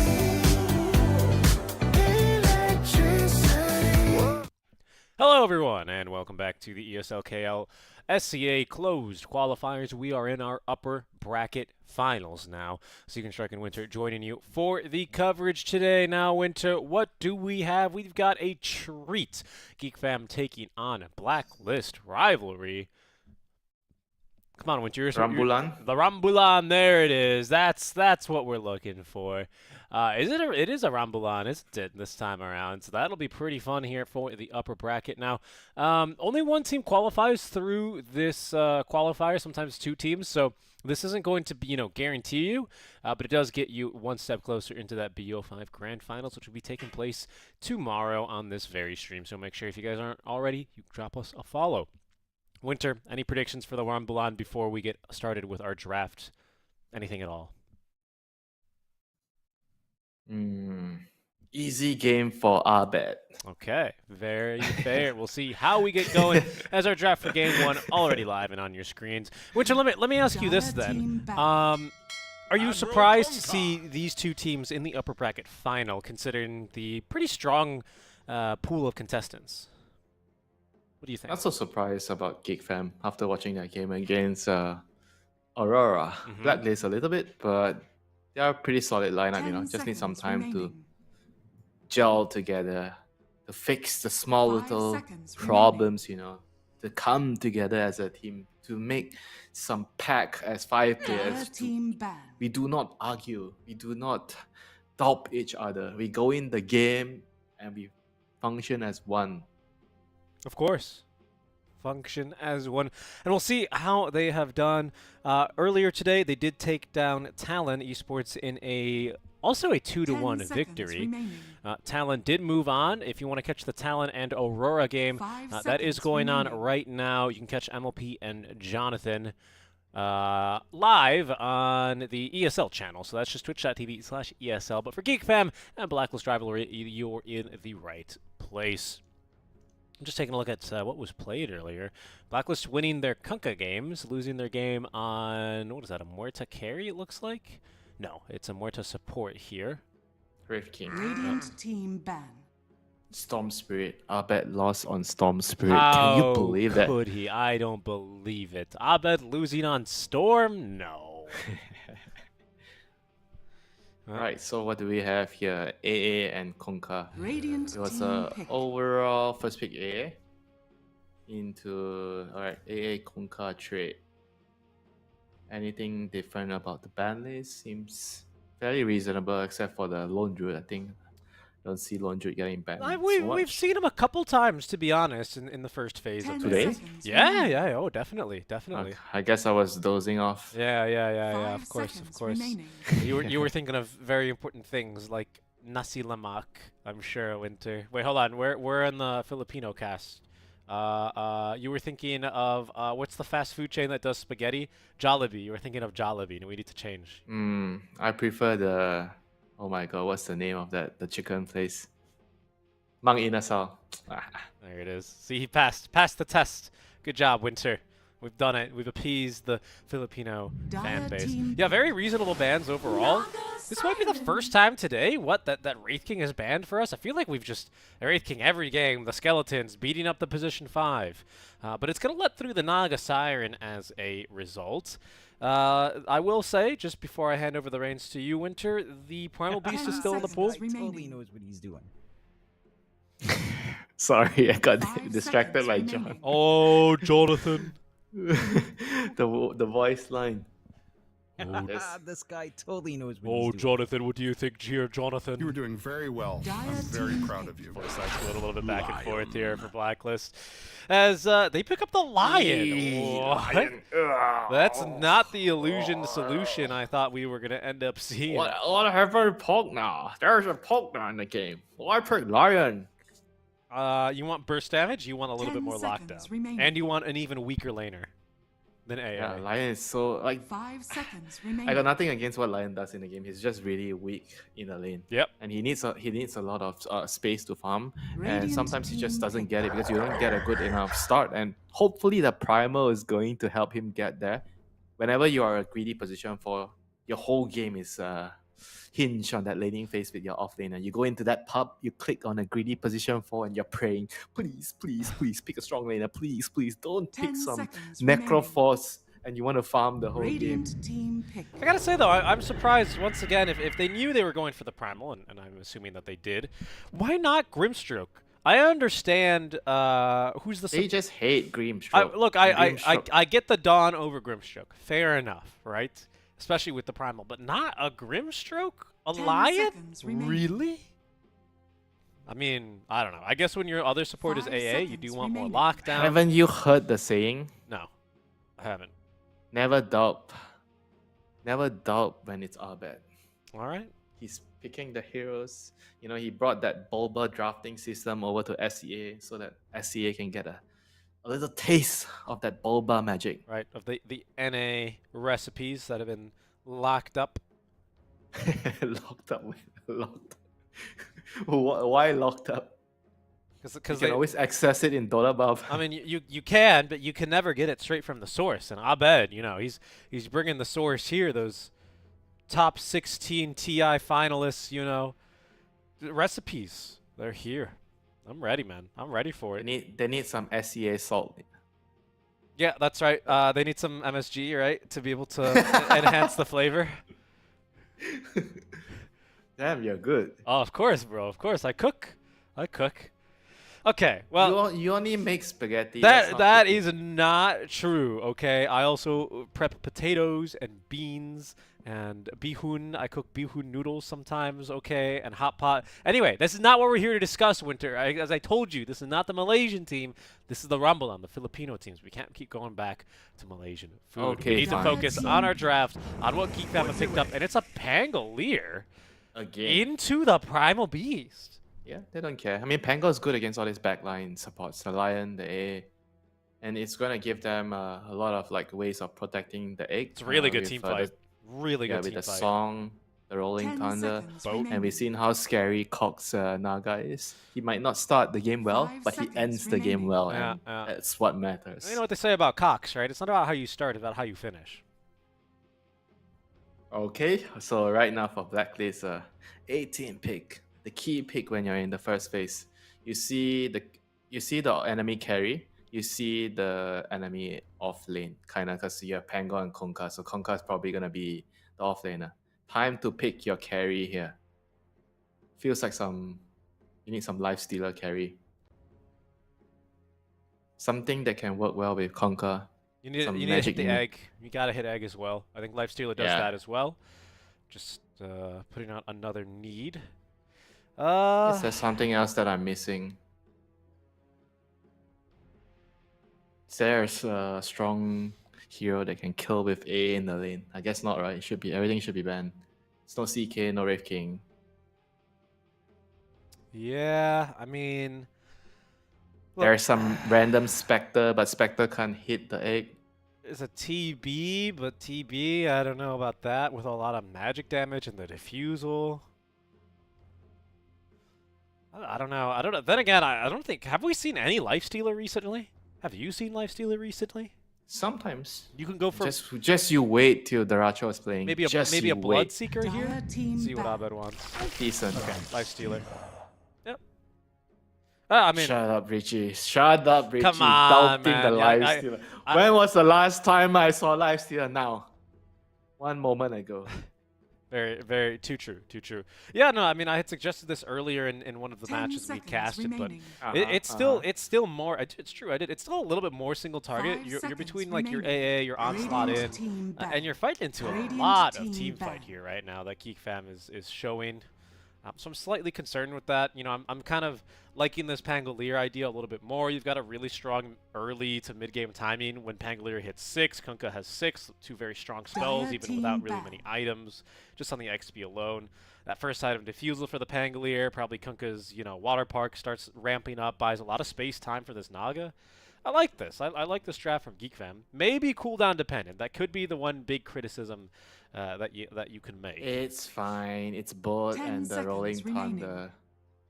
It's not that bad. 5 What are you seconds missing though if you're remaining. Blacklist?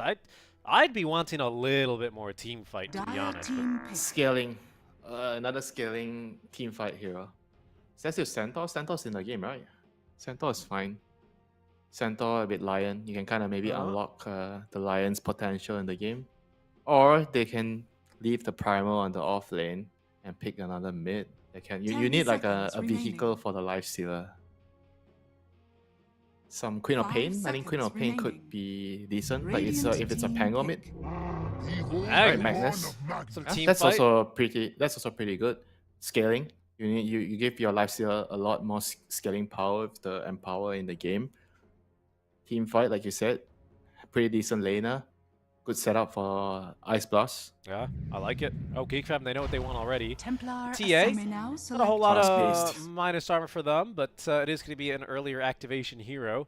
I think this is going to be a fun one. I foresee some really fun fights here early on. Raven Lifestealer, you know, another safe, consistent hero where he Wait, can what's perform. happening? Wait, what's happening? Who's playing what? Is it a position 5 Naga? What's this? Oh, yeah, it is Cox offlane Pango. So Mac mid Kunkka. It is a support Naga. That is not Lane swapping, I just some scam shenanigans. I can play position 5 with any hero. He used to tell me that. I'm like, nah, get out of here, you carry player. Carry wannabe trying to play position 5. What's the build? Is he gonna go for the reel up? What is it? That's her Ags now, isn't it? The Sure, reel. you get your shot first. You get your shot, you heal your team. But bet- you're playing against 10 Ice seconds Blast. remaining. then she's gonna reel him in, Winter. 5 seconds remaining. I mean, it's a strong laner, don't get me wrong. Naga plus TA lane. I mean, the safe lane is going to be very secure. And maybe he's going to use his illusions to stack jungle for the TA. I don't know. I guess that's I'd what like we're to going to see that. I'd like to see that out from Scam. Sometimes he can be a little overly creative with the drafts. Scam? This- Never. Yeah, Especially never when he never. was on Neon Esports. I don't think. Are you thinking of the right Scam? What do you mean? He was super consistent. He was like the one that did Dazzle carry, Chen carry. Ah, you don't know him well enough. TB. How many times have you gone to Banana Leaf with him, you know? Oh yeah? What's the tea? Spill the tea, Winter. No, never. Never. We are here to talk about all 10 players, not just one player. You know, we have 10 Pinoy players. It's a Rambulan. Let the best Pinoy team win. Whose draft do you prefer? Tough to say, though. Tough to say. Why is that? I You, feel like- you really like I this feel like Magnus the pick? I Or- feel like the Geek Fact drum is always very interesting. You know, every time I don't trust their draft and they somehow win, and every time I see their draft, oh, I know what they're doing, and then they lose. You know. Okay. So obviously, besides the support Naga, is that really your only reservation with this Geek Fam lineup? Do you like? the Okay, Pangolier? fine. I'll go with the Lifestealer. I trusted the Lifestealer. I wanted the Lifestealer, so Lifestealer is gonna be fair enough. Right. You play into your own ego, right? I wanted to be right, and I was, so I think they're gonna win. This guy totally knows what he's doing. You were doing very well. Yeah, I'm very can't go wrong proud with of that. Lifestealer with Empower, Prepare for Radiance battle. against a Naga Siren, Rage against the X This Buck the guy spot, totally so knows you what always he's have a doing. way to get out of that. I mean, the TA is gonna be like definitely an issue here because the TA is gonna This hit guy his totally timing. knows Her what timing he's is a lot doing. faster with the Desolator, Dragonlance build. She's gonna take over the map. Lifestealer needs a little bit more time in terms of getting to the Radiance. Whether you're going on Midas or you're going Armlet into Radiance. Probably Armlet. I think you need early Armlet to kind of participate in some of the fights because you have weak supports on AA and Lion. A little bit of all chat, leaving it open for anyone that does understand. Not me. What? I'll translate. They said 1K per head. I assume that Huh? that is the first thing that set this off after the pause.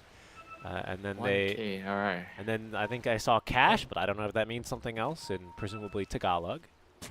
I'm sure it means 1 plate of rice for 1 kill or something. 1 plate of rice, huh? We'll see.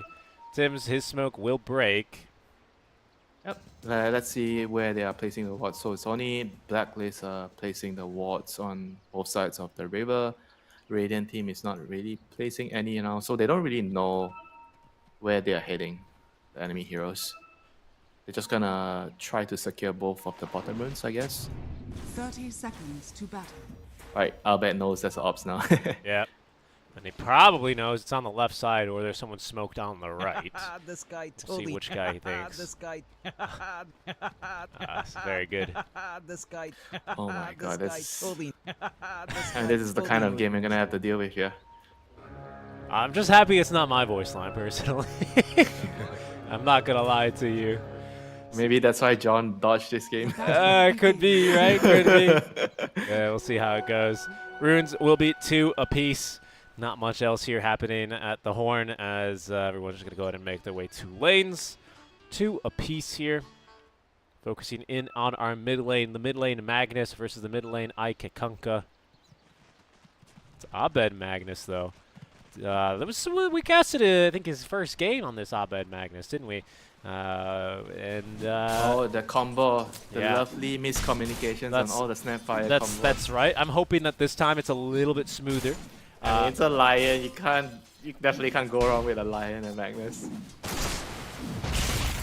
Well, I say that. Well, all right. I mean, we'll hold you to it, Winter. We'll hold you to it. As this first lane, nothing too crazy here. We'll have to watch for some skewer backs against the Kunkka.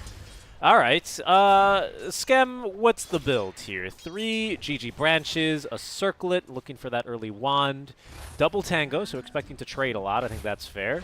And a sentry ward. It did take. This lane should be fine for the TA. I think with the Naga on the side, the TA should be able to free farm and, like I said, probably get some early stacks in the jungle with the illusions. He just needs to control the wave near his tower, get pulls, and as long as the pull cam is available, the TA is going to be fine in this lane. Because whenever the lane is in the middle, the Lion and the Primal Beast can always have a chance to kill the TA. It's a really good half pull as well by Skem. It's going to give good control. Sims is going to get a courier, but is only going to get a little bit of experience there, seeing as the neutral still comes. So good stuff here in the early levels. Let's check out top lane. I don't think Tim's going to be able to. Maybe he will be able to catch up with a stun. No, not nearly in range.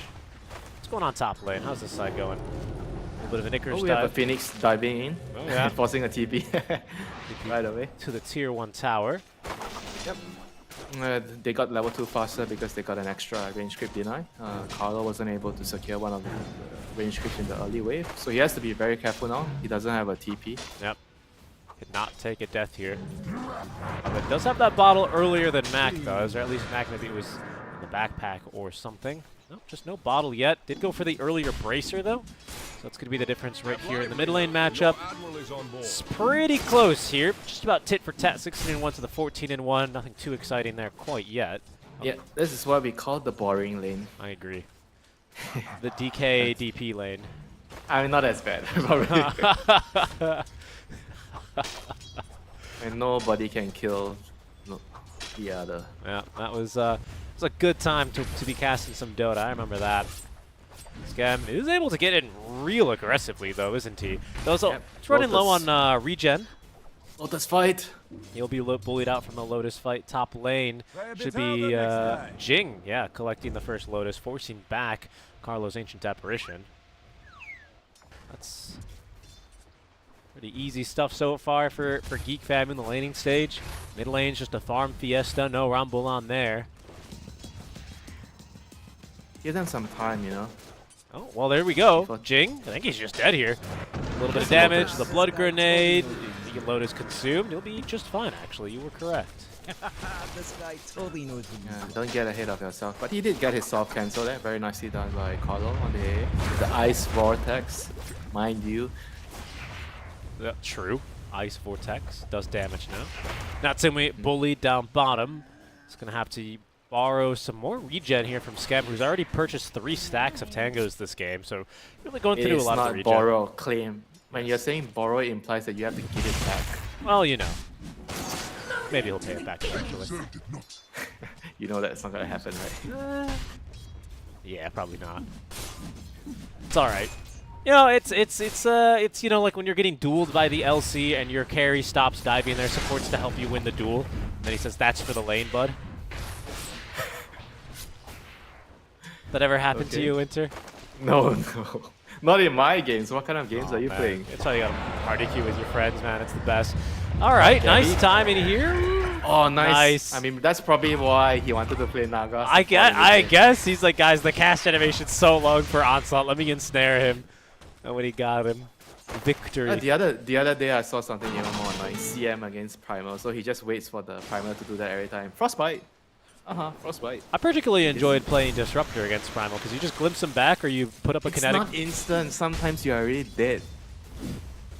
I mean, in the lane it's a little bit harder, right? But in the outside of lane it's pretty fun, right? Because you've got a really big cast range on that thing. I get what you mean, man. Things are gonna heat up soon, nighttime, so we might see some auto movements coming up soon, depending on where the lane's meeting. It's probably gonna be one of the supports thinking about moving. Bot lane, the lane is pretty far up, so maybe somebody can come over and take advantage of that. But Scam's doing a good job, is pulling the wave back, keeping his carry, his king safe near the tower. He knows what it feels like to be a carry in danger of dying in this lane. That he does. We'll see if it frees up any of these supports to try and come contest for the mid rune. Lots of sentries here. I believe there were some blocked camps here. They're kind of very busy though. Like this game, I feel like the supports are having a lot of stuff to handle in the lane because the laning phase is a bit more contested. Scam. And bot lane TP. Yeah, worse for wear. Gabby's pretty much used everything in the tank so far. This is going to be nice first stun. blood to a Lion right click Despite Jing's best efforts and a level 2 Fire Spirit, Tims will be able to claim first blood. That's very, very nice. Very, very nice for a Lion to get a huge boost in the early game. And we're going to have the first rune, Arcane Rune on the Magnus. So I'll bet Anthony picks it up. And Cox is going to be very sad here. Where's my support? My support just flew away. Mac is also stealing a little bit of the stacks here that were made. It seems like someone blocked the camp. I don't see any other reason why Blacklist would have 2 sentries here this early. So a little bit of wasted time here. Nice move out from Mac. He is actually going to continue rotating top. Let's catch a glimpse of Carlo on this observer ward. Raven's going to be a little bit of a tough He'll kill. probably know something is up because he's been missing for quite some time here. Who killed that courier? Something's afoot. This guy totally knows what he's doing. I agree. Courier killed off. I think that's going to be max gank essentially over. Yep, one wisdom room apiece. This is what we want to see, you know. A competitive game, you know. We don't want to see, oh no, 2 wisdom runes gone to one team. The supports are low level. We can't take a fight. The Pango's going to be level 6 fairly soon. He's actually doing quite well. I thought this lane would actually go harder for him. 39 to 48 on lifesteal. That's a Pango. It's not that bad. Yeah. I guess he's been pulling the wave a lot, so trying his best to equalize the laning pace. Probably very well. In fact, all of our cores, it's pretty even out from the lane, isn't it? Everyone kind of getting just about what they're pleased with. 1 death. I think an early kill. Oh, not an early kill. Just a couple deaths here and there, and it's been about it. Jing with a nicely timed Icarus dive is going to immediately shrug off the cold feet. Here comes the Arcane Rune. Yeah. Magnus, he wants some party. He wants some action. He would love to get an RP, especially with this Arcane active, but I don't know if he'll be able to find one top. This Raven, thought he was doing some secret shopping there. Not quite. See what they can find here. Max still holding on to his first boat. Might have an excuse not to throw one at the Icicle. A little bit of an icebreaker hull on this ship. With the Torrents now perfectly executed there for the kill. Skewer off the mark here for Abed. I don't know if he meant to catch Mac, but Mac is going to give him one for the road at least. He's probably just trying to run away, you know. Can't really kill him, to be honest. So Scam is going to pick up the second rune, Illusion. So we have Arcane and Illusion up. Still have the big runes, you know. The Haste, the DD. Invis? Yeah, Invis is pretty good this game. Shield even for these tanky mid laners I think is not a bad consideration, although it's not really an action rune, I would say. rarely. It's kind of action rune. I agree, but not in the Who way. takes the shield rune and I'm going to form some ancient stacks because I have the shield? Who does that? Come on. Maybe Primal Beast. I don't know, I'm man. very proud of you. You're doing If very you do well. that, I'm very proud of you. you can no longer play Primal Beast in my games. If I ever catch you playing Primal Beast and farming ancients with shield rune, I'm banning that hero for you.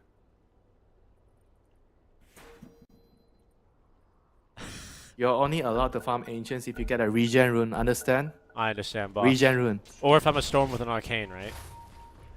Storm with Arcane, sure. Okay. Boba would say that's okay to farm.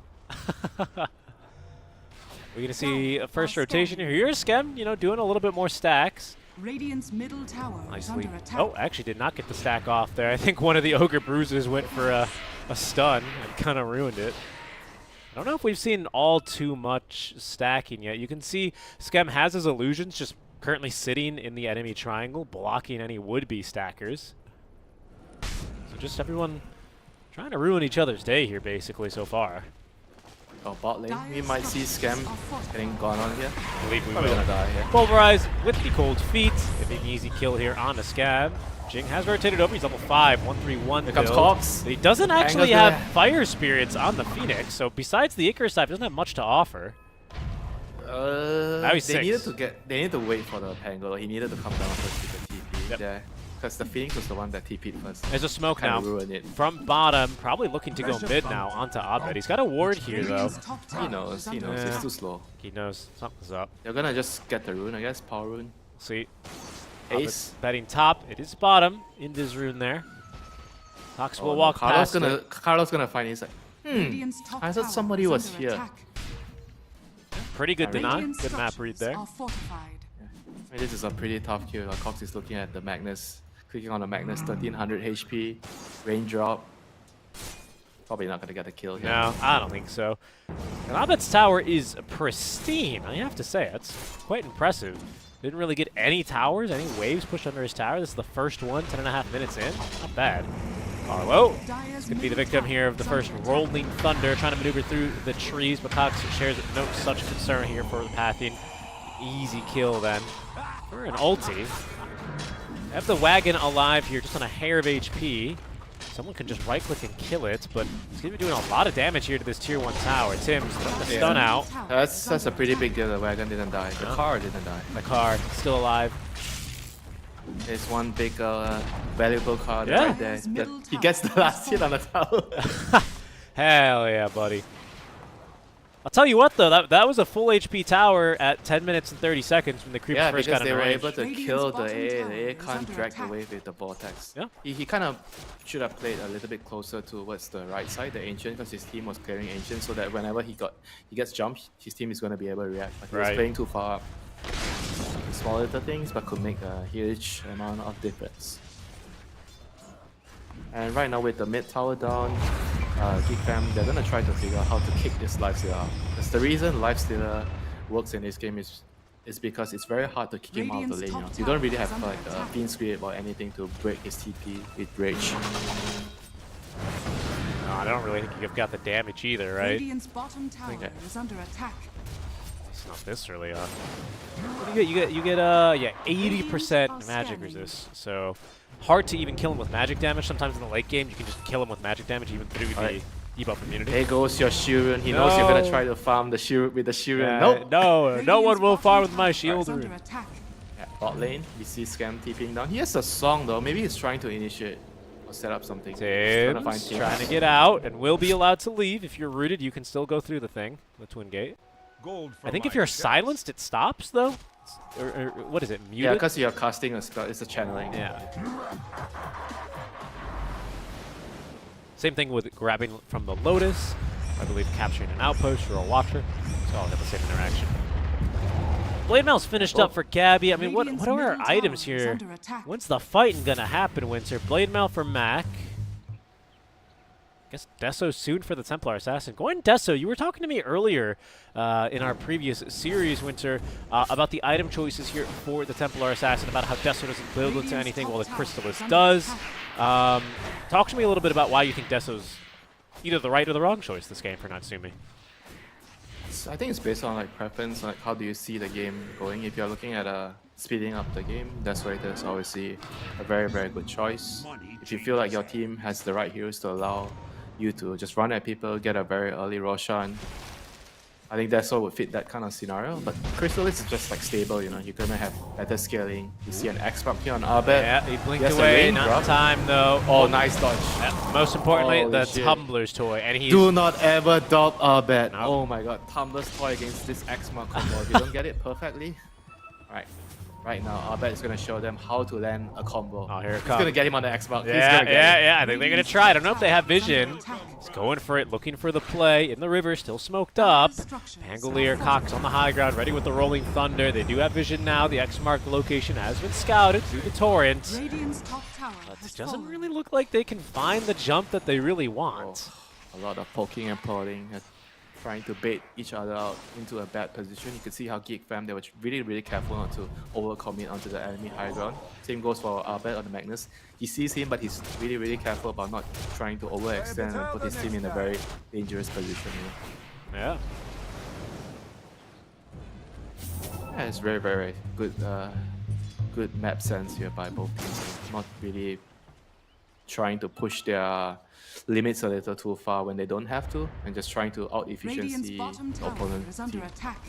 I mean, I feel like Arbet is the one getting a lot of like ancient stacks right now, right? If you compare it to He is, yeah. the Kick Fam side. I believe at level 6 he didn't have a single point in the Empower. It's now maxed at 11. So he's been kind of, you know, recognizing this is going to be a little bit of a slower build in this kind of a game. Raven with the armlet next into the Radiance. He's going to go ahead and take that Twin Gate down bottom. Bot tower is gonna go down now. The Life Stealer is here. The Raven Radiant boss is here. structures are fortified. I'm done with top, guys. Nobody can kick me out, and I'm gonna kick I'm their bored. carry right now. Time to switch the map up a little bit. Change of scenery. Last hit on the tower will be his. Radiant's bottom tower has fallen.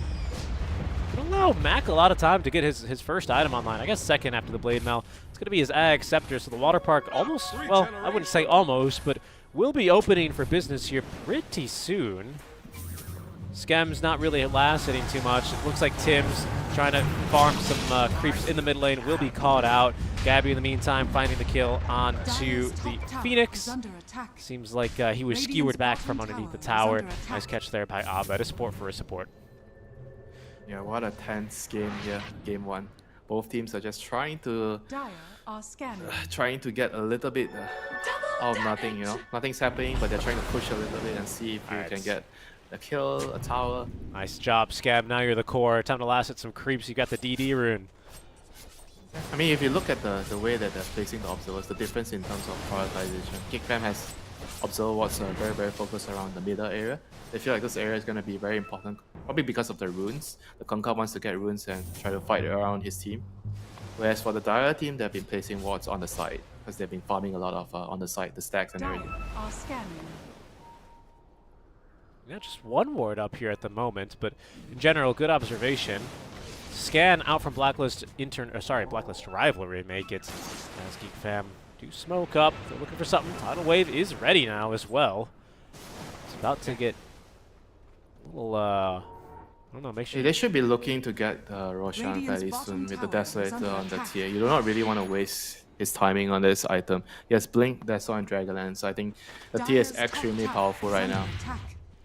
Radiant's bottom tower Yeah, is you're under also attack. sitting with a Blink Dagger timing now onto your Templar Assassin.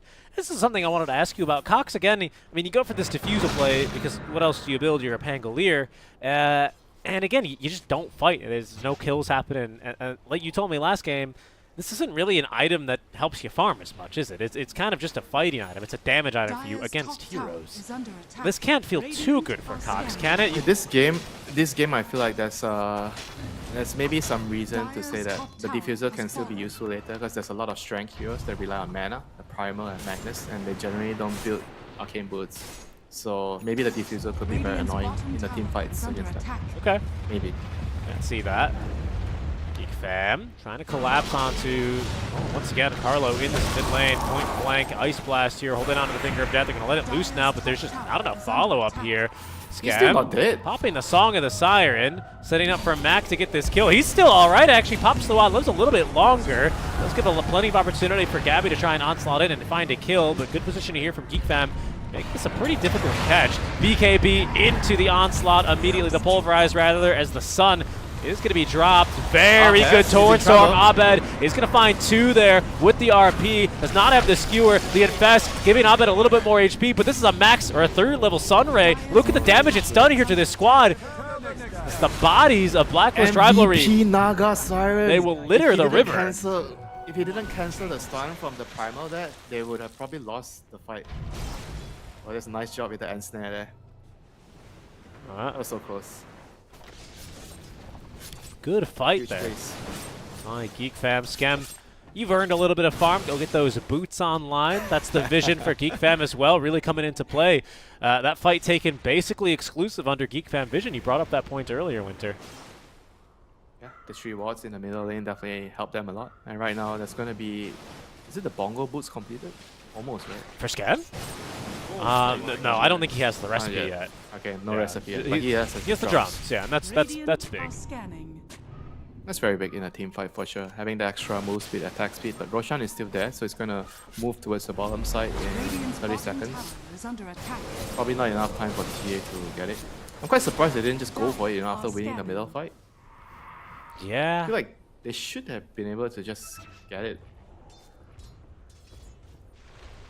Right now it's gonna go bot, so maybe they have to try to rearrange their plans to to move towards the bottom area. I ended up just going back to farming, honestly. I don't know. I mean, Geek Fam seem to be very content to just kind of take this and continue to scale a bit more with their TA now, having, the Deso, Mac with the Ag Scepter now complete.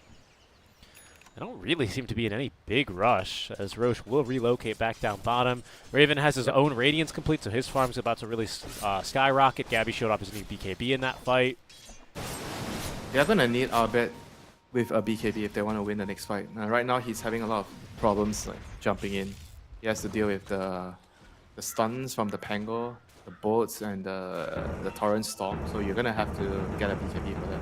It's ward in the middle of the lane, eventually dewarded here, making this smoke play from Geek Fan a bit more difficult.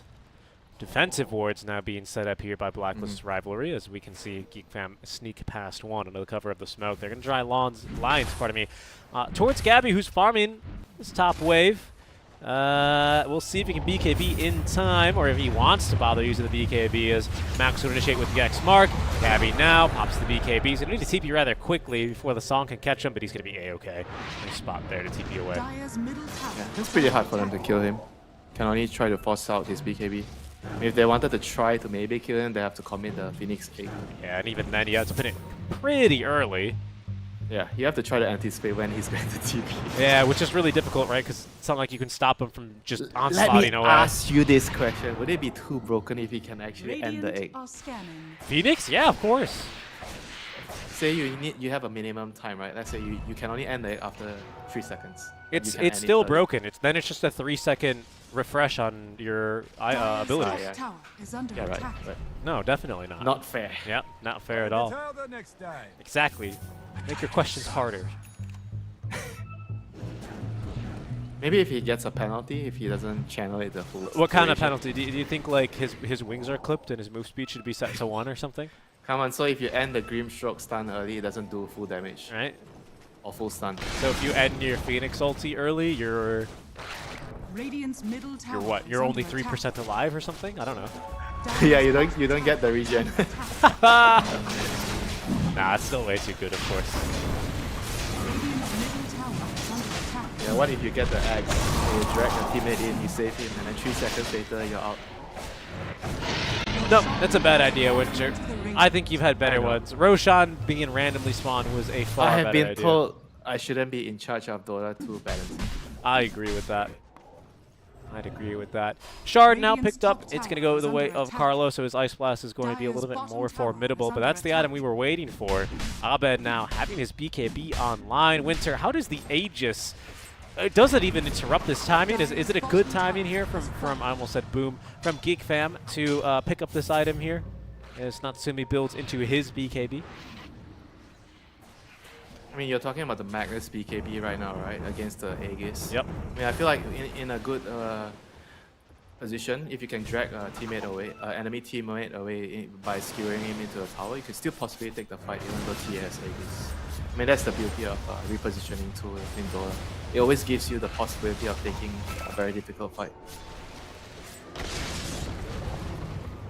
I think there's no rush, if you ask me. No, just keep yeah. farming. You have Empower. You have I mean, Radiance on Lifesteal. Lifesteal is gonna have. He's gonna be happy getting his AC. I think AC is gonna be very, very important for him. He's getting a Manta first. He just wants to keep farming, and he wants to dispel against the ensnare, so he doesn't have to pop his rage every time Naga ensnares him. For Lion, he's gonna get a pick here. Yeah, found the real one. There's a couple allies nearby. They're willing to fight for this. Good reaction time there by Raven. The onslaught in is going to be able to condemn Skem. RP is committed here. They're going to catch the Rolling Thunder. Cox, just barely managed to outrun the stun. Abed might be in for a bit of trouble. BKB TP away, so Torrent Storm is out for Raven. Not as lucky. His rage is now available. Jumps inside of Gabby. Gabby pops his BKB, charges up the onslaught to zoom. Away we go. Take his friend back up to the high ground. Sims as well, eager to escape. Nice getaway there from Blacklist. Good call. Once the Naga bought back, they knew it's time to ditch, do not lose any more heroes, and just be happy with the catch that you get, which is the position 5. It's difficult. Sometimes you expect to get a stack of candy, but you only get one. And you need to have the discipline to back off. That's it. You got to be happy with it. Swallow it. Yeah. Be ready to go to the next one. Yeah, so I was speaking about the Manta, like the bot lane. No BKB on Gabby. Oh, and the Blade Mail popped here. Does get rid of Natsumi's charges of Refraction. They're going to try and fight him. X-Mark bringing him back. Pardon me. They've got that kill easy. Radiant's middle tower is under attack. Yeah, so he just wanted to have a way to remove the ensnare, I presume. And obviously you have Radiance. Manta helps you push out lanes quicker. But AC is going to be the key item for the lifesteal as this game. The aura, the armor. Abed does not have his BKB, 10 seconds. He does not. Oh, nice stun here. Oh, the last Rolling Thunder was not going to connect. Quick TP away. Do they have the damage with the Deso? It was looking a little close, but Natsumi couldn't blink in range there for the Meld Strike, so he's fine.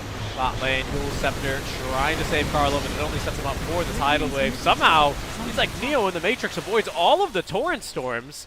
Might just die to creeps, though. That's a long ensnare. No, seems like he's going to be able to get away. The stun just off the mark from the Lion. Can't quite catch him.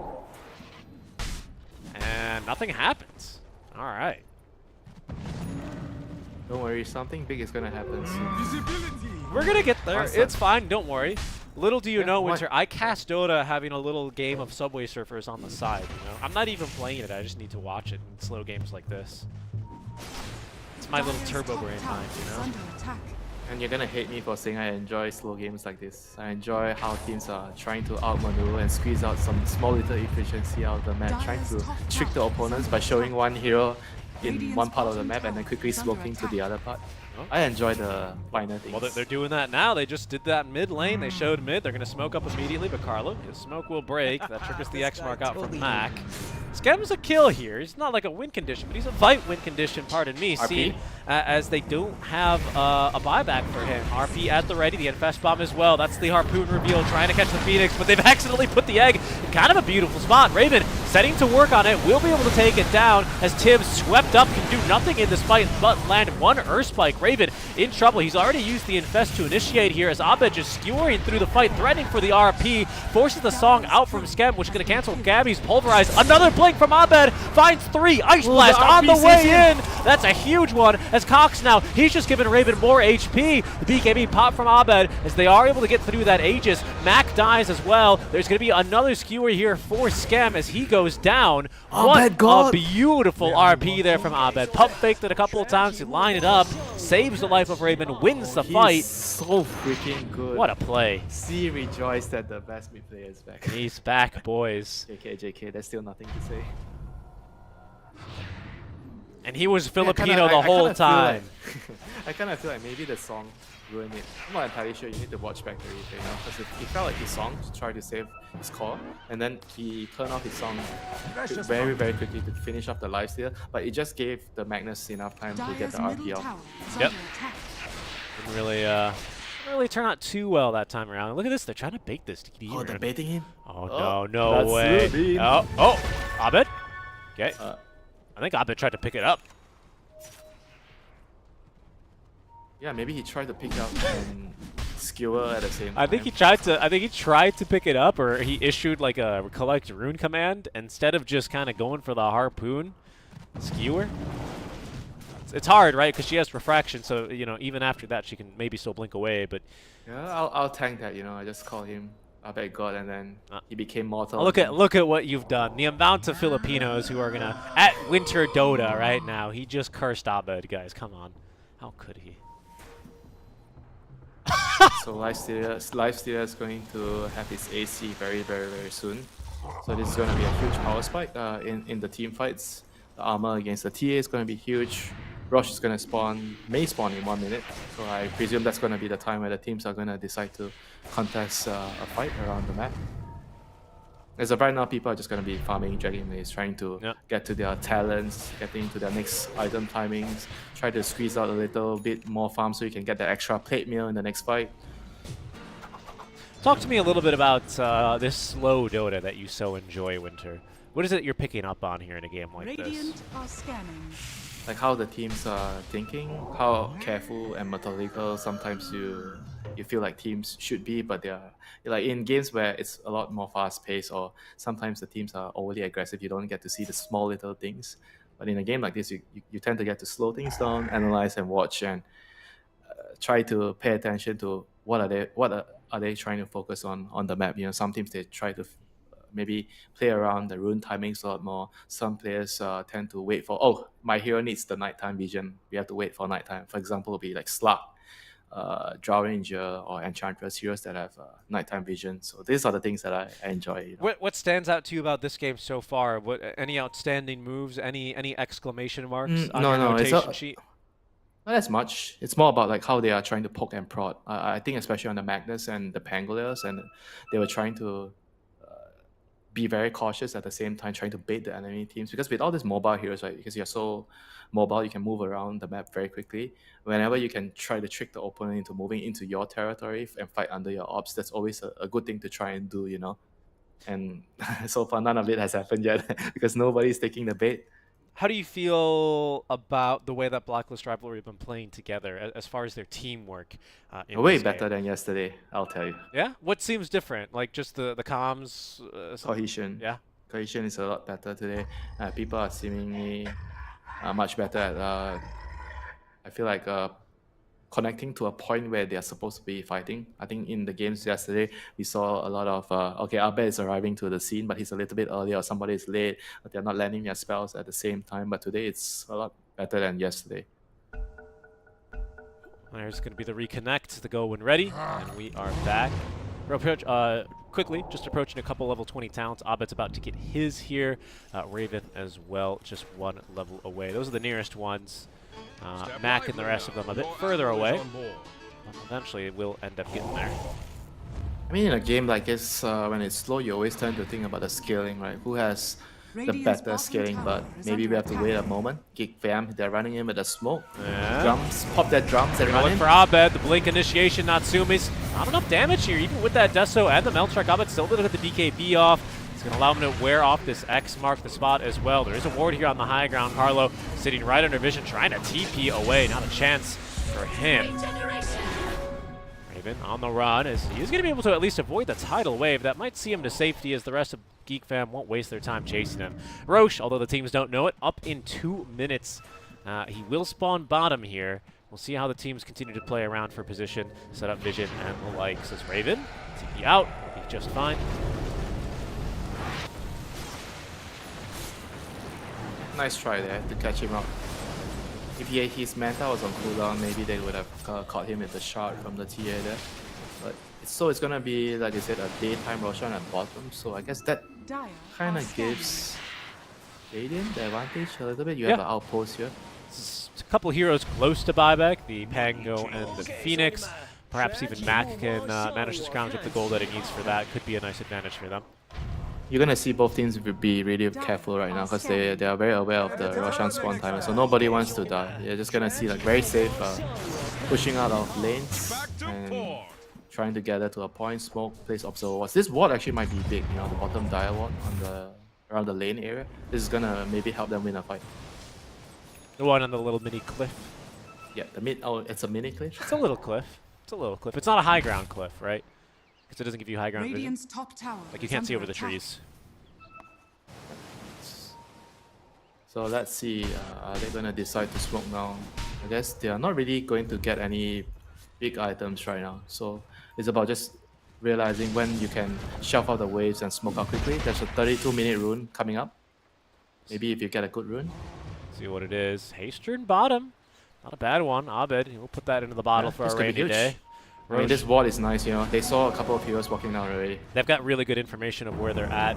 Gives really good confidence here for Raven as Gabby just kind of walking in here. He's going to be really silenced by all these TA traps. Rolling Thunder getting ready to go here is Cox. Jing as well High ground on ward. the trigger here with the Supernova. High ground ward, though, is going to have to go. Both teams now have one up, but Scam is going to be a bit quicker on the D ward, but still it's giving them enough time, enough information to make the jump on it. People here as the egg is down. Raven, Gabby, everyone trying to put some work onto it. The BKB's not enough. Abed hit him with the RP. I'm not sure if he really hit anyone there. Maybe Mac. Just one Cox, hero. though, is still just fine here. Very healthy in this fight. Tim's getting jumped. Phoenix as well as now Scam. Scam's second buyback in the game now after he was chased down. This high ground ward still really giving GeekFam good vision, but right now it's just giving them vision of Raven chopping them down one by one in these fights. Now he's on to Cox. It's at least another kill here in favor of GeekFam as the ward is finally taken down. Abed collecting the kill onto Mac after Gabby finds him with the Pulverize.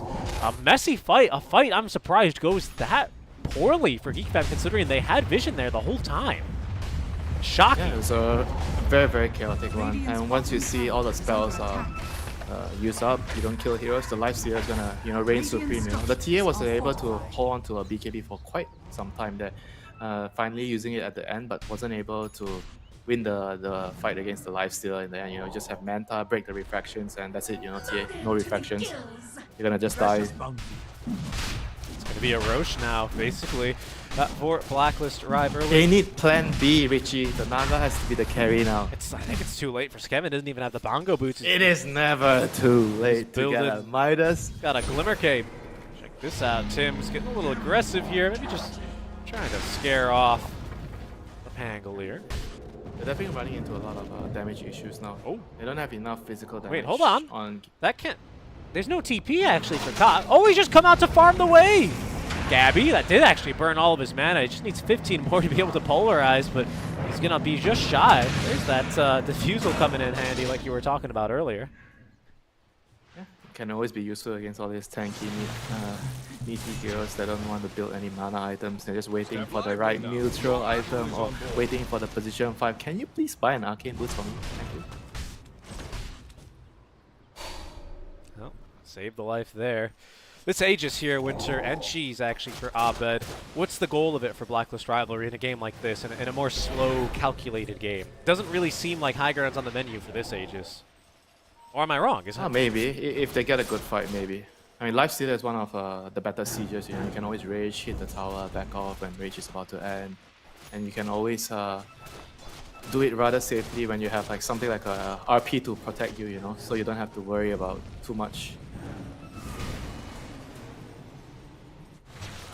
True. For now, anyway, the push is going to begin. The siege. Yeah, this TA does not feel strong anymore. What happened? She expired, don't you know? The You have control? a shelf life Radiant's as bottom TA. tower is under attack. They didn't put her in the fridge. Radiant's I bottom know, tower that doesn't work has anymore. fallen. Even if you vacuum pack her, she's already expired. It's a little tough here. What's wrong here? Is it just the heroes on Blacklist are a little bit too tanky? There's too much armor now. with this Itemization, AC? yeah, armor. You're gonna need like the Phoenix, the Pangor, the Funka to do a lot more damage, but those heroes don't do a lot of damage now. Positioning, Shopify, they're daring anyone to try and get this D ward. Abed ready to go fishing. Tims as well, ready on the Blink Dagger. Radiant structures Yay, with the are Ice Blast. There fortified. they go. Phoenix is quite the catch. Hex in the middle of the skewer. No chance to even get the finger out there for Tims. Natsumi and company at least take the tier 2 in the top lanes. Double wagon wave supported by the Naga illusion. Pretty meaty wave, but Dire's top tower the is immediate under issue attack. is going to be on the high ground here. Peak Radiant's Fam, where bottom Raven tower is under are attack. taking down your Radiant's tier 3 bottom tower. has fallen. Dire's structures are fortified. Gabby is just running up to kill the ward. Okay, he doesn't fear anything. Radiant Huh. structures are Yeah, he's got it. They want to keep their They have to observer. be careful of not breaking the formation.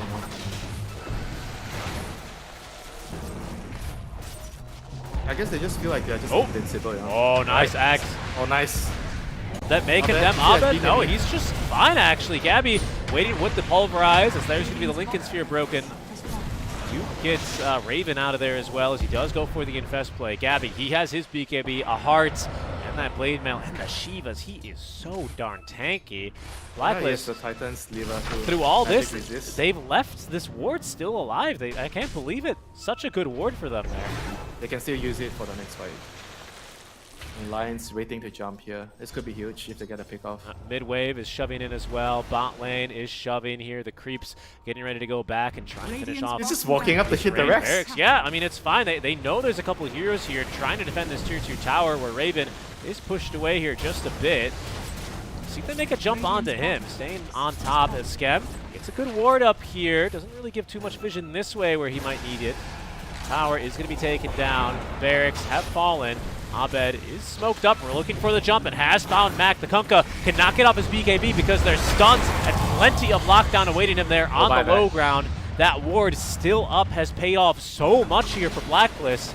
May have just gotten them a second lane of Barracks here, Winter. There is no buyback, as you say. Can they try to end the game? 60 seconds? Radiant's I don't know if they know there's no buyback. Yeah, they're just gonna take the Rex and maybe get a Fox. better position. Jumping in. Rise is still ready. If they can just get their hands on him, they're trying to get through this Aegis and finally have with a little swashbuckle to finish off that life stealer. Seems like Blacklist, they'll be happy with this mid barracks. Maybe now they sense that there's no buyback all along here on the Kunkka. Maybe actually Abed even wants to go for a little more. Raven is going to maybe even start hitting some of these buffer buildings. In goes Cox. Abed still on the side. We still have this ward up from Shopify out of range here by now. Abed going fishing. Pull up just an illusion this time. That should be Shopify maybe backing up. Going to push this final outer tower and really apply the boot to the neck metaphorically here to Geek Fam. Yeah, just need to get the last outer tower here for Blacklist and control the high ground area, farm around the Ancients. I think we're probably going to see them play really safe, wait for the next rush, keep the map on a tight noose so that Geek Fam don't really get too much out of it. Just wait and get the next rush and end the game. It's been difficult as well for Geek Fam to try and get outside of the base. It's another heart completed here. Makes 2 for the side of Blacklist Rival, this time on Gabby. Sorry, make it on Raven is his new heart. Well, then onto this Trickster's Cloak as well for the evasion, the casual magic resist. Okay, they're running up. They don't care. They don't care. No Aegis, no problem. Radiant's courier This has Blacklist been rivalry. Being back now Radiant's is top tower is under attack. Sumi having to deal with this smoke play. Abed from the side does see Scat. That's going to be the real one. We'll see if they know. Didn't even throw a Hex out. Now they know it's real. Finger of Death thrown in. But on the back lines, perfect jump from Cox and Natsumi as Raven hits Cox now with the Abyssal Blade. Jing waiting at the ready for the Supernova. Will now let it loose. That's a lot of healing here onto Cox, and they can't get onto the egg this time because Raven wasn't immediately on top of his man. The stun does find them, but Raven safely inside of Gabby is going to be pretty well isolated from that stun. No follow-up potential here from Geek Fam. You force a buyback out from the Lion at least. It's a 1-for-2 trade. Pretty good for them, all things considered. Yeah, with the egg down, I feel like they're just gonna go up the ramp again. Like Raven doesn't fear anything right now. He's just way too strong. They pass him the cheese. I mean, his life steal is just nigh unkillable right now. Certainly feels that way. Radiant's top Gonna get tower set has to fallen. work on this last lane of Barracks. Doesn't even have this in power buff. He just hits this damn Radiant's hard. top barracks are under attack. More ward set up onto the high ground as Cox making the jump down in. Gabby continuously getting silenced. Raven out of mana here again, still has that cheese and 4,000 HP to play with. Abed, RP is going to be on to 2. Refreshing, looking to even get even more on top. A beautiful play from Abed. The Sun Ray on top. It's just not enough healing here. The pulverized things. Oh, these heroes, they're just dying way too fast. Abed has died. He does not have buyback. Natsumi actually starting to turn. The damage wasn't immediately there out from Blacklist Rivalry. Raven is invis on the high ground of Geek Fam. They don't have detection for him, so he just shoots down Jing. Certainly he dies here, and indeed he does. Getting a lot out from that. That's megas, but no buyback here from Abed, no buyback from Gabby. I felt like I was watching some Arise Magnus on YouTube. That was pretty good. That was a sexy play. He skewered, he refreshed and brought in Natsumi. He got the harpoon on Natsumi. Skewered him in. Pulled him. That was that was nice. That was nice. That was a YouTube highlight just right there. So all they need to do is wait for everybody to respawn, get rush, and the game. Geek Fam has this one last opportunity right now. They have 1 minute before lifesteal is up. Can they actually try to go out on the map and try to force the issue, or maybe try to check rush as well? We'll see what they can force. Caution on Tims, who did buy back previously, so he is actually without it. Natsumi should just get his rapier. It's in his quick buy. I think he just needs to just get it and try. 26 already. Refraction instances taken. I agree with you here. The Megas are about to become a big problem, though, as the first wave is now approaching from the side lane. Down bottom, Mac is dealing with them here. We'll see if it's rapier time. I think it's rapier time. Wait, what? Yeah. He not No, I think get he's... the rapier? Get something else? Okay, he went for Daedalus Oh instead. no, come on. It's Megas, bro. He saves buyback. Or go home. Saves the buyback, though, Winter. But as does Raven. He didn't have to buy back during this push either. You know what? If he does this, if the game is still like 50-50, it'll be understandable. But because it's already Megas, I feel like he should just take the risk, you know? Whatever, you know? Yeah. Mega. Yeah, look, I mean, I'd agree with you on that, but he's gonna disagree. He's gonna make a different play. 25 talent taken by Raven. He's taking the Rage Duration talent here. The pretty scary lad. We already saw Natsumi's, and I think there's no other real big ones here. Skewer range for Abed, but most of the time it's not these big, long skewer ranges. Unless he's going fishing on the high ground. Those were pretty clutch, of course, but it's been these little skewers in the middle of fights just to better position himself for the RP, or in some cases, RP or get Natsumi into the next RP to make it 3. Okay, this is the last hurrah. They're gonna smoke and run in.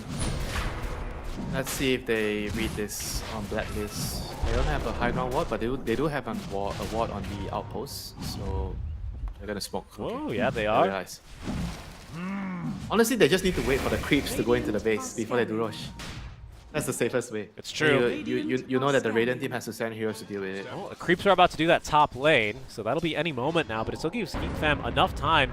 And with the scan coming in hot here, they're going to try and make a play for this, but Roche falling low, 500 HP already. Tim's in perfect position here to break the smoke as well. Scan not doing any damage.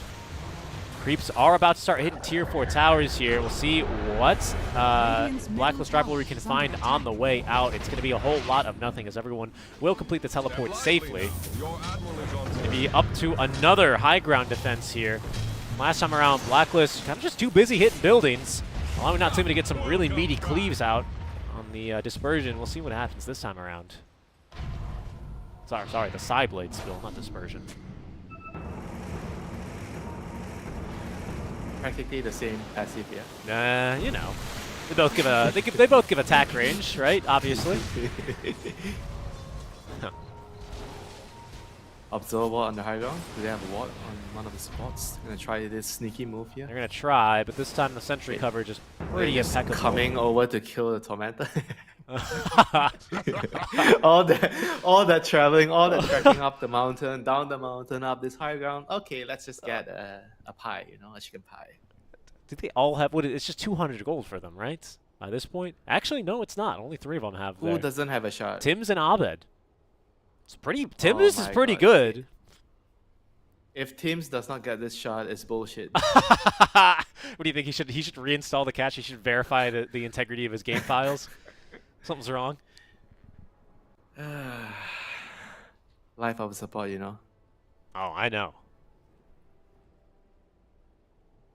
We'll see if it's The enough. Magnus is gonna tell you this Naga's not even a core. Why do you need the shard on the lion? Why? So I can drain the TA out of mana, you know. And kill all the illusion. I mean, actually, you're right, I guess. Yeah. Well, we'll see how it goes. This Phoenix, though, refresher online for him, so I don't know if it's likely that they win a fight, but, you know, it gives you a little bit more leeway. Your Song of the Siren, there's no refresher yet on the Kunkka. He's actually gone for the Scythe of Ice instead, giving them some pick-off potential if they can just get the damage in. Damage might not be the problem. Wait, is Natsumi really considering the Arcane Blink? Is this item secretly broken? Who bought the Arcane Blink earlier? Was it Cox? What hero was it? It was a Night Stalker. It was the Cox Night Stalker, right? He bought the Arcane Blink and then he was just farming with the Void. I need to look into this item a bit more. I kind of just immediately discounted it.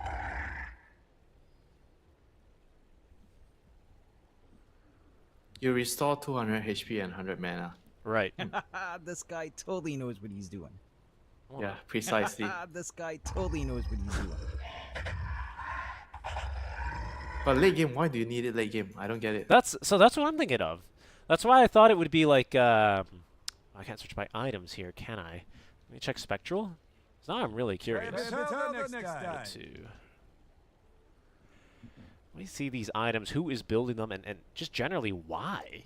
Because it is kind of baffling. Let me see this. Where are these items at? I really want to see what is going on here, because for me it's a little bit hard to believe.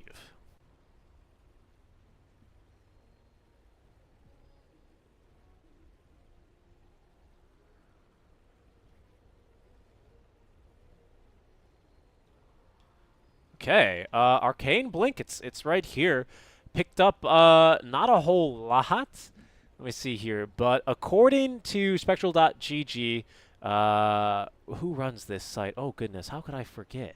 They did stats for TI before. They've done stats for a couple teams and tournaments. It is, who am I forgetting? It's Leamer. Runs this site. It's an amazing site, highly recommended, especially for builds. Check it out sometimes. Just want to give credit. They have this, according to their like internal item ranking. It's ranked the top item right now in Dota. Maybe just because you generally pick it up when you're already winning the game. I can see that its median purchase time is 40 minutes in. So usually it's a pretty big, you know, it's a pretty late game item and a pretty luxury one at that, which may skew those stats, but it's picked up more than I would think, and All Immortal Pubs has been bought 5,000 times. That's almost as much as Overwhelming Blink at 7,000. So, pretty impressive. Clearly there's something behind this, Winter. 200 HP. 200 HP. Right? I mean, maybe it's more about the mana, honestly. 100 mana, but why? Late game you have... Late game you have mana problems, I guess. If you're just constantly using your spells to kill creeps, it's just all about max efficiency, right? You don't want to be standing there right-clicking camps. Then again, you need like 800 mana in case you need to refresh BKB and all that garbage. Maybe that's why when you have the refresher blink combo with some 400, 500 mana cost spell, the Arcane Blink could actually help you get the mana. Yeah, that's what I mean. Because what? It's 7-second cooldown, 100 mana? That's an insane mana per minute right there. Obviously, you're not just using it for the mana, but even if you just use it... if I need mana, I'll get a Hex when I refresh. That's 100 mana? Every 7 seconds is probably way more mana than a Hex gives you. Not the int. Well, even with the int, you still get the Mystic stat. There's something here, Winter. I'm going to cook up some stats here after our game. Oh, by the way, Abed did get the... he got the shard.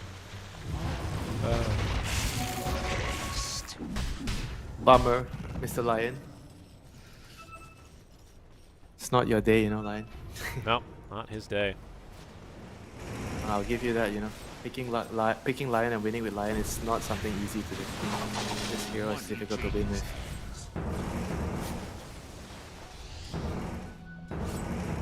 I mean, what are they waiting for actually? Are they waiting for something?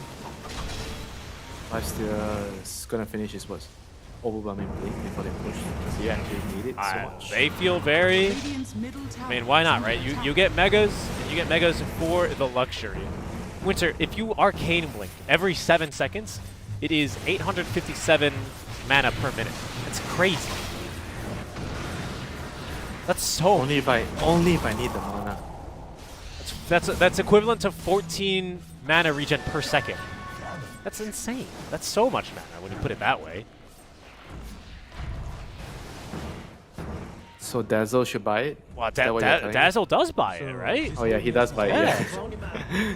Yeah. Guess that just makes a lot of sense when you run some numbers. It's expensive, though. Expensive upgrade here. Raven, DD rune. He feels like this is the time with the Aegis. Might not need this overwhelming blink. He's giving it some thought. Look at all these traps around here, man. Like a Scooby-Doo villain house in here.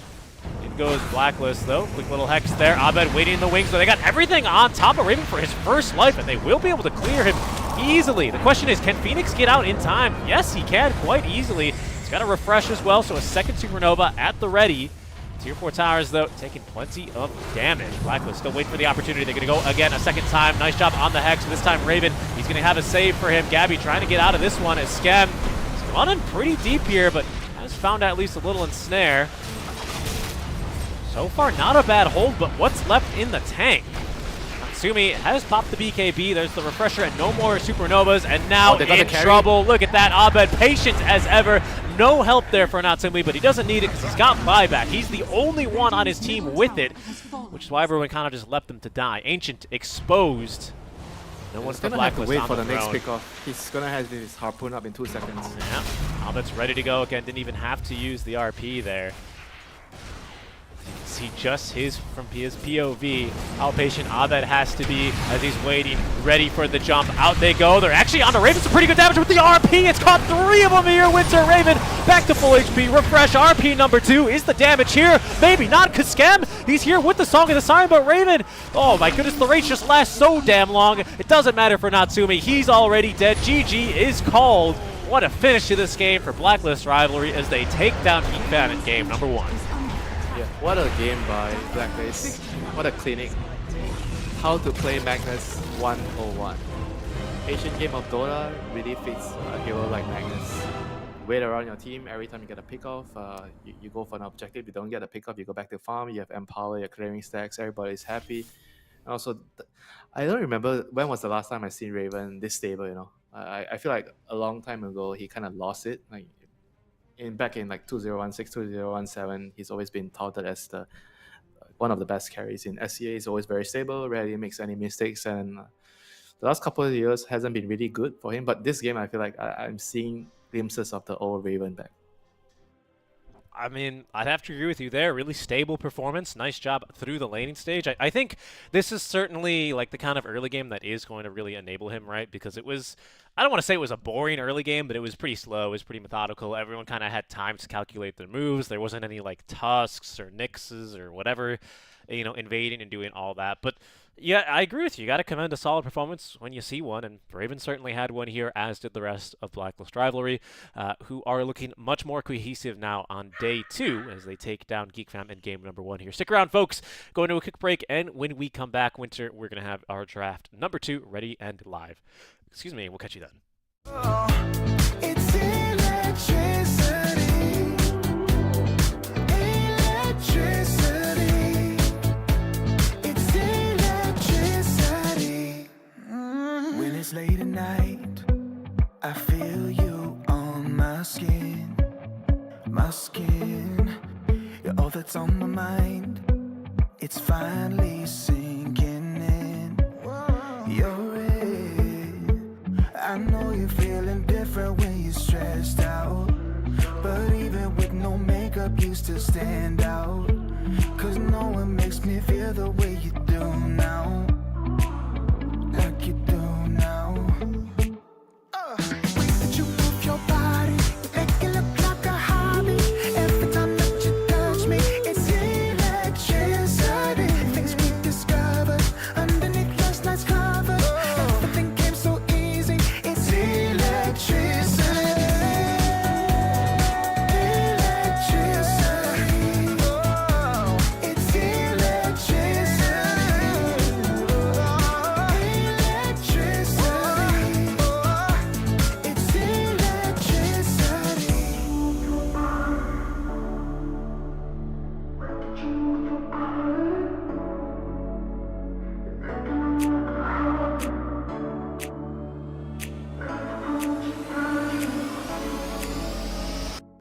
you move your body, make it look like a hobby. Every time that you touch me, it's electricity. Things we discovered underneath last night's covers. Everything came so easy. It's electricity. Electricity. It's electricity. You move your body. Electricity. You move your body. It's electricity.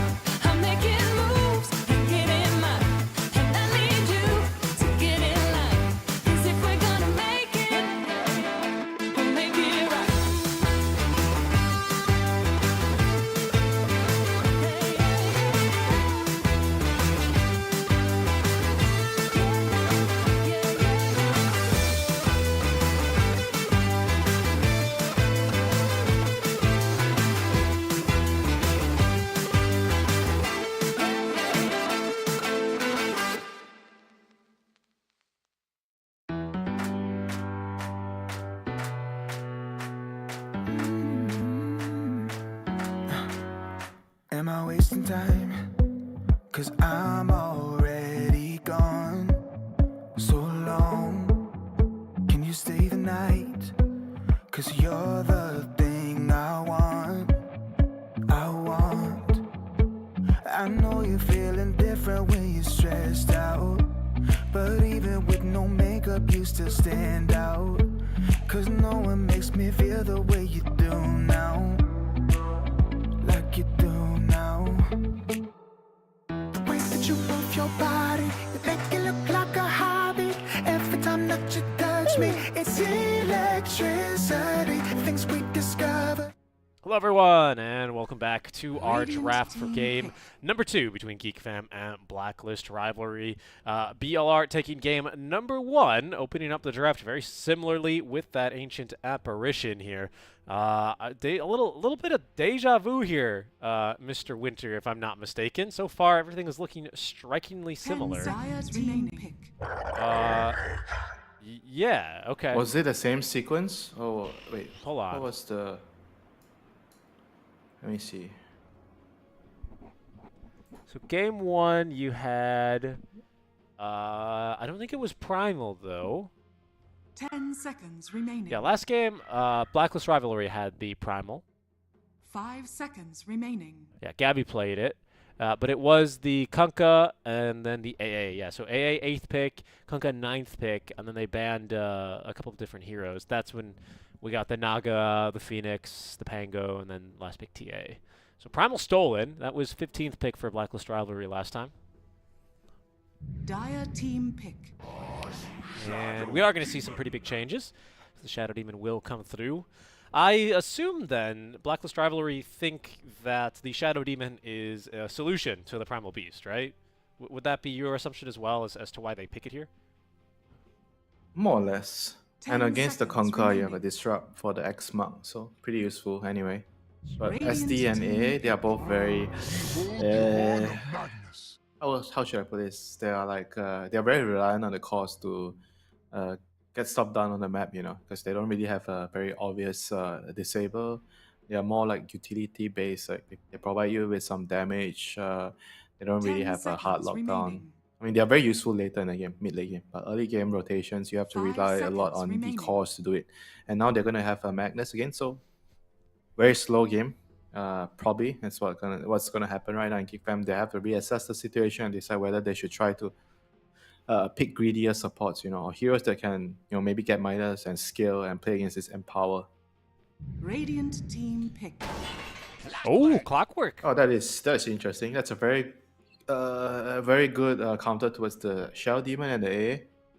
You find them on the back line, you kill them. All this very greedy supports in the early game. I kind of like this because when the opponent is going for greedy 10 supports seconds plus remaining. greedy cores, you have to have some sort of position for they can run around and 5 pressure. seconds remaining. You scout the ancient stacks and decide whether you can invade or you go for the kills on the supports, which is easy for Clockwork Dire to achieve. team Yep, pick. that's scouting as well. Big utility, and now even a little bit of that global mobility Yeah, this here is with nice. the MP.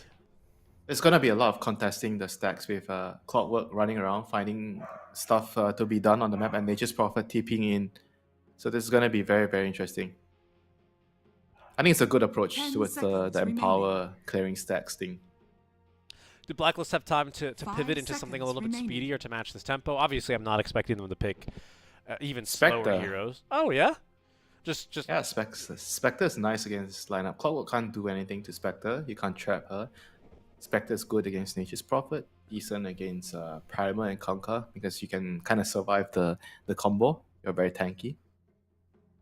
You have Empower, so it kind of solves some of your farming issues. right.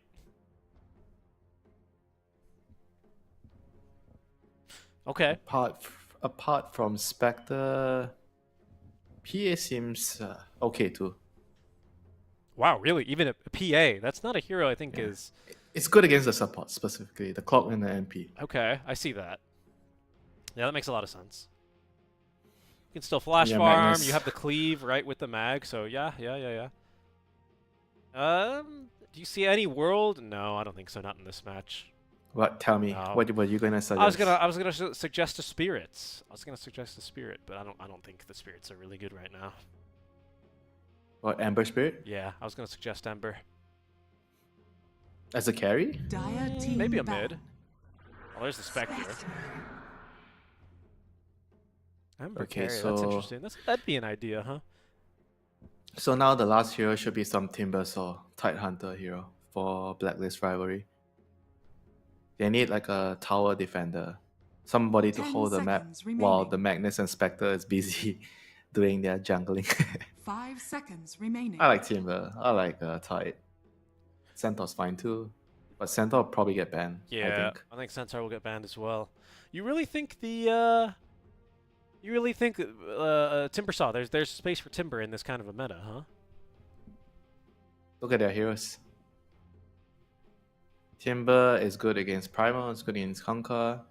Kind of okay against Nature's Prophet. Radiant too. Yeah, team I ban. agree with Radiant that, team but all ban. I'm saying is that the Timbersaw we saw earlier that should have won the lane versus the Wraith King lost the lane. I don't really think that Timber Dire played too team poorly. ban. Mm-hmm. Yeah, I get it. I get where you're coming from. Like something like a Dawn Tide would actually make a lot more sense in Yeah, this I current like meta. the Dawn. I like the Dawn, plays with the Spectre really well, plays with the Mag, strong lane with the Shadow Demon because you can set up really easily with your Starbreaker. I I like mean, that. no matter what, they're gonna get something 10 here. You want seconds someone that can remaining. attract attention, so the Haunt can. I mean, the Ah. Shadow Step can come. Well, the Dawn's gone. 5 seconds Yeah. remaining. I mean, there's still Centaur, there's still Tide. I think those are fine too. If you don't want to pick Tide, actually no, you don't have to ban it. The enemy has Dire Primal and team Conquer. pick.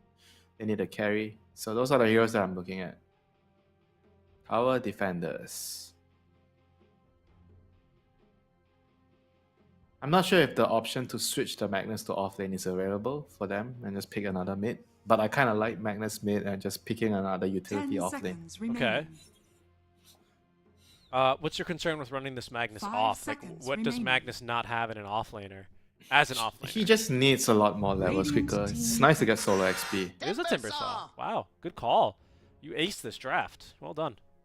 Gold star Did I? for you. Only 2 heroes. The last 2 heroes. I kind of know how they think. I mean, I've been watching Raven for so long already. I know how he likes to 10 seconds pick his remaining. heroes to feel comfortable in the game. Okay, how does Skem think? You've eaten with him at Banana Five Leaf. seconds A little remaining. bit difficult. He's a weird one. I can't really get it half the time. So let's see. He sees I mean, there's a life stealer, I guess. Life stealer against Spectre. That's kind of a decent core to core matchup. There's yeah, I guess life stealer seems like the reasonable one here. You have a lot of vehicles to get you into the fight. The primal and the clockwork. Yeah, that's actually really true.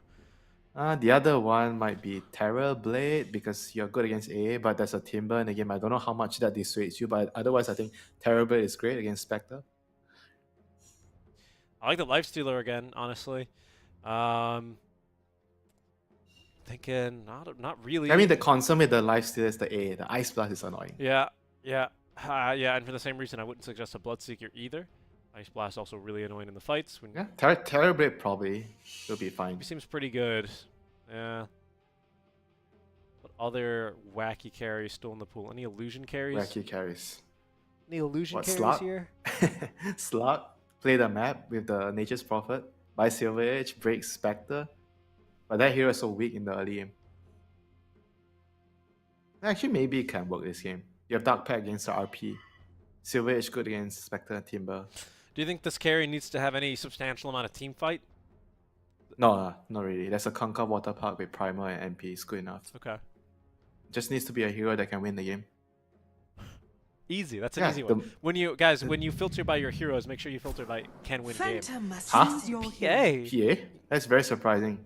PA is not that great of a matchup into Spectre because usually you pick Spectre into PA because Spectre is very tanky. He throws a dagger at you, and then you get some random dispersion killing the PA's teammate. If I'm not mistaken, doesn't Timbersaw also usually kind of bully a PA out of lane Yes, very early? yes. I mean, traditionally, they are- right? Traditionally. Yeah, but I think they feel like maybe with the MP rotating in the game, I don't know. It's an MP position 5, so MP is going to be in the lane with P. Yeah, this lane actually sounds easy for Timber. Yeah. What the hell? That's kind of what I was. Hopefully he does not ignore reactive armor.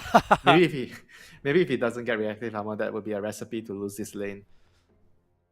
It's a shocking draft, I have to say. I was really surprised. And you have a Shadow Demon to stack for you, and you can clear it later.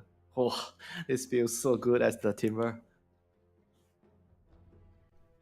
Free lane, free stack, What free game. what's the strength here? What are you seeing in this Geek Fam lineup though? What's one thing they do well? Is it their single target, their team fight here? What's one thing they do better than Blacklist that you think they've gotten? PA is good at getting to the backline, killing SDA, all these heroes that like to hide around trees, and then you can blur and try to hunt them down. It's true. Can't And hide. PA is good. Can't hide against the rocket flare.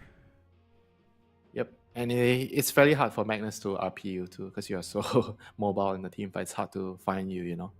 But I still feel like the Spectre is a good matchup against the PA. So I'm gonna just call this a 2-0 in my book. Wow, really? Yeah. Raven God has got this. But I got a feeling Gabby is gonna make this game very easy for Raven. We'll see here as we get underway with game number 2. I also don't really believe in this Phantom Assassin these days. I think the mid lane matchup's going to go about the same as we saw last time, which means Abed's going to be able to get his farm, except he'll get a pretty good read on the game as well, as he did last time around, and be able to kind of pivot into any other kind of build, part of me, that he feels is going to be necessary, allowing him to scale or buff up his teammates or fight. So he's in a position to really react. Kunkka, you know, not a whole lot of flexibility there. This clockwork does kind of throw a wrench in the works. I do like the idea of some early This guy aggressive totally fights. knows but we'll see. Very This funny, guy throw a totally wrench. knows what he's It's clockwork. This I guy got totally it. knows I what he's I have to do it, otherwise you're like, why are you not laughing, Winter? Why? Was my joke not S tier enough? Yeah, it's true. I pulled an S tier joke this time for you. Just Alright, like carry on. just like Winter's voice line. Make sure you check it out, guys. Today's the last day you can buy it, right, Winter? It already ended. What? It ended. Oh, I'm so sorry. Winter, I was gonna buy one and then I was gonna wait for after the stream. It's okay. I understand. No nasi lemak for you. No. No mang inasal for you. No Jollibee for 30 you. You got seconds to nothing. battle. Taking my fried chicken with a side of spaghetti. What? Fried chicken with spaghetti? Yeah, it's Jollibee. Okay, fine. The sweet sauce. The sweet sauce is the key. I guess it is. Whatever sauce it is. I mean, the sauce is the bomb. No action at the horn here. Are we in for another slow, methodical game, do you think, Winter? Is this going to be another one you enjoy, or do you think... No, I think it will be a quick one with the Timber. The Timber is going to own. And Spectre is going to be so fat that you just can't play as PA. 3 runes here for Geek Fam. Nice start for them. Wait, how did they steal one? Maybe not Sumi. Oh, they stole the top one? Wait, what? I think Albert just went back to block creeps. That's probably why. No, it could be. Oh dear. Okay, not the biggest deal, but annoying. Good start for Geek Fam, like you said. Maybe this is gonna propel them into forcing a game 3.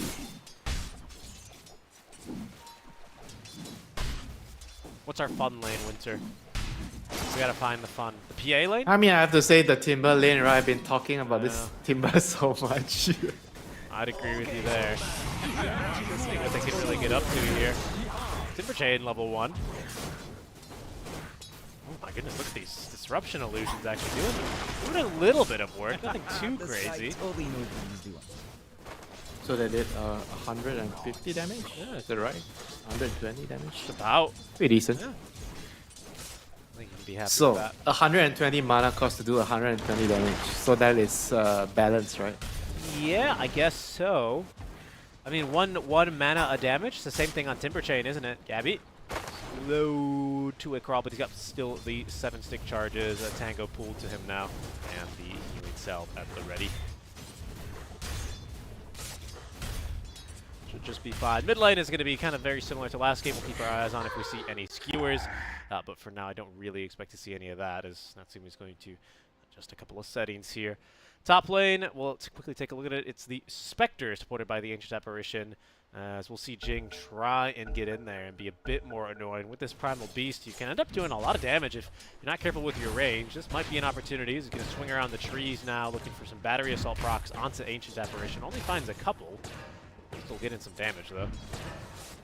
Going bottom, though. Actually, almost getting this kill onto Gabby, but the disruption is there in time. Nice down eye from Tim's. Yeah, Timber's gonna he's gonna get 1 point reactive. I think maybe even 2 points this lane though, because the MP is just constantly harassing with the right clicks. I think you might actually need more points in the reactive in this lane. I mean, I know I've been hyping on how the new way of Timber is being played without reactive, but Whisper this lane in Soft. particular. Well, you could be doing it right now. OG are live on a different channel. Those Timbersaw players, they always have an ingenious way of making the hero viable. Oh, we see a TP on MP. Scam, very quick to get that level 2. And it's going to go for this quick kill onto Carlo. First blood here for Scam. Already trying to stabilize this top lane a little bit. That's going to be the goal here. And a very good first effort at that. Cox as well, really nice deny. Right in the face of the Spectre. Oh, Gabby, he's in trouble. Yes, a bunch of stick charges, so probably should still be fine. 14's a lot. There's going to be a Sprout for him, but he's got a Quelling. Might force the wand charges, but no, he's just fine. See how quickly he can get up to this level 3. As there go the wand charges. Tim's ready to go back on in. Only has the blood grenade to offer. Another wand thrown, but a nice job. I think Tim's fed him the Lotus, didn't he? Yep. Nice job. That has actually kept him alive, so he really needs the level 3, you know. He's struggling, he needs more regen from the base. I mean, he's not having a very good time. PA is 15 and 2 to the 10 and 0 of the Timber. Okay, level 3. Oh, he's actually going second point in chain. Okay. He wants to play for the kills, I guess. But if he can't even stand in the lane, then it might be a problem if he doesn't have more points in reactive. Maybe they expect Scam to TP away, and that's when they look to get aggressive. But then... Yeah. I'm not sure though. I'm not sure either. Because reactive is not a very good spell, to be honest. Right. I guess this is just how you get it done, just a little bit more damage. That's why you get Wraith Band, so that you get the armor, so you don't have to skill reactive. And you're a universal hero, so you're getting damage from that. I mean, it's pretty convincing here. These kind of quote-unquote trades versus Natsumi. Especially with the daggers thrown in, he does end up getting a fair amount of regeneration via those stick and wand charges. Kind of works out for him in his favor. This creep wave, or sorry, the camp is dead. So no chance to really get a pull off. Well, the wave will push with the double melee, sorry, range creep top. This lane is going so-so, I would say, for Blacklist right now. 13 denies, though, for Cox is pretty significant. Mac is also having a good time in the mid lane. He's around 300 net worth ahead of Abed. So far so good, you know, in the early game going for Geek Fam. They're doing really well on the lanes. The only lane that is... actually, all the lanes are good, you know, for Geek Fam. Oh, wow, what a D-ward by Carlo. Making sure that he's able to continue stacking in peace. That's the value of Ice Vortex right there. I mean it. It's always good for the vision. I know. I wasn't gonna say anything. Relax, bro. Relax. The Ice Vortex pun is over. You have to come up with something else today. You got it. Got it. Gabby now has that second point in the reactive armor. So we'll see how he gets a little bit more of that regeneration up. There's a TP on mid lane, though, where Scam does head on over, trying for this kill onto Abed. Might pay for this one. Disruption. Tim's a little bit more mana. Level 2 Shadow Poison's going to need, I think, a little bit more. Yeah, he's not going to take that much here. Just 2 stacks, adding up to 72. He'll be just fine. Nice TP on it. Abed needs the rune. He's going to need the power rune and the bounty runes. See if he gets lucky, if it'll spawn bottom. Vision here actually onto Scam. Rune is bottom, and it's a regen. That's unbelievable. Oh my god, Gaben just saved Abed's ass in this lane. So it's a welcome back to see Abed. Thank you for going back to SDA. Here's a regen for you. Carlo. So Creep Wave now to support him, getting him out of this sticky little battery assault. As Jing is going to be here to scout even more stacks. Doesn't have an award here, but is going to be able to at least get the information. You can see them pinging. Wants to try and does it. It's Cox actually. Cox wants this. Top lane, he's pushed the wave in here already. She's just gonna clear this so fast. Wow. They're doing so well on the aim. All 3 cores top of the net worth right now for Geek Fam. And Blacklist, they have to try to play a catch-up game from now on. Yep. Slowly try to get the levels, make sure that they get some stacks out. But this NP plus Clockwork duo, support duo when they're picked together. is designed to scout the stacks and steal the stacks. Yeah. And I mean, Cox is big too, man. 45 and 17. How's that translate to net worth? Pretty darn good here. 400 ahead of the Spectre. Nearly 1,000 ahead of Gabby's Timbersaw, who, safe to say, is really starting to struggle. Nice Timber Chain out should see him safe away, as Mac did TP in for this, hoping for a kill. That's a little painful there. Step lively now. Your admiral is on board. Meanwhile, we see Scam taking the mid lane for XP. So not gonna waste anything, and Cox is getting run down, but he should be fine. Yeah. Can't quite catch him. I mean, their supports are so high level. Scam is level 5, 7.5 minutes. He's gonna get his level 6 if he gets to sit in mid lane to soak the XP. And that early Nature's Wrath is gonna come in handy at killing off heroes, especially the Timber. TP back down bottom. Mac, who sticks around a bit longer, will be rewarded with his patience for a kill on the Gabby. They're keeping him down, delaying that level 6, keeping his PA in the lane, giving everyone on your team more space, more time to farm. Really kind of stretching them thin here. Abed will collect the second power rune. It's an arcane. Not bad for him. This is a game also where he has maxed in power, Winter, so that might, I don't know, will it come back to bite him if this game continues to accelerate in favor of GeekFam? He probably expected the Timber to have a better game. I think if the Timber has a decent game, maybe not like a super good game, but a decent game, going this build might be okay.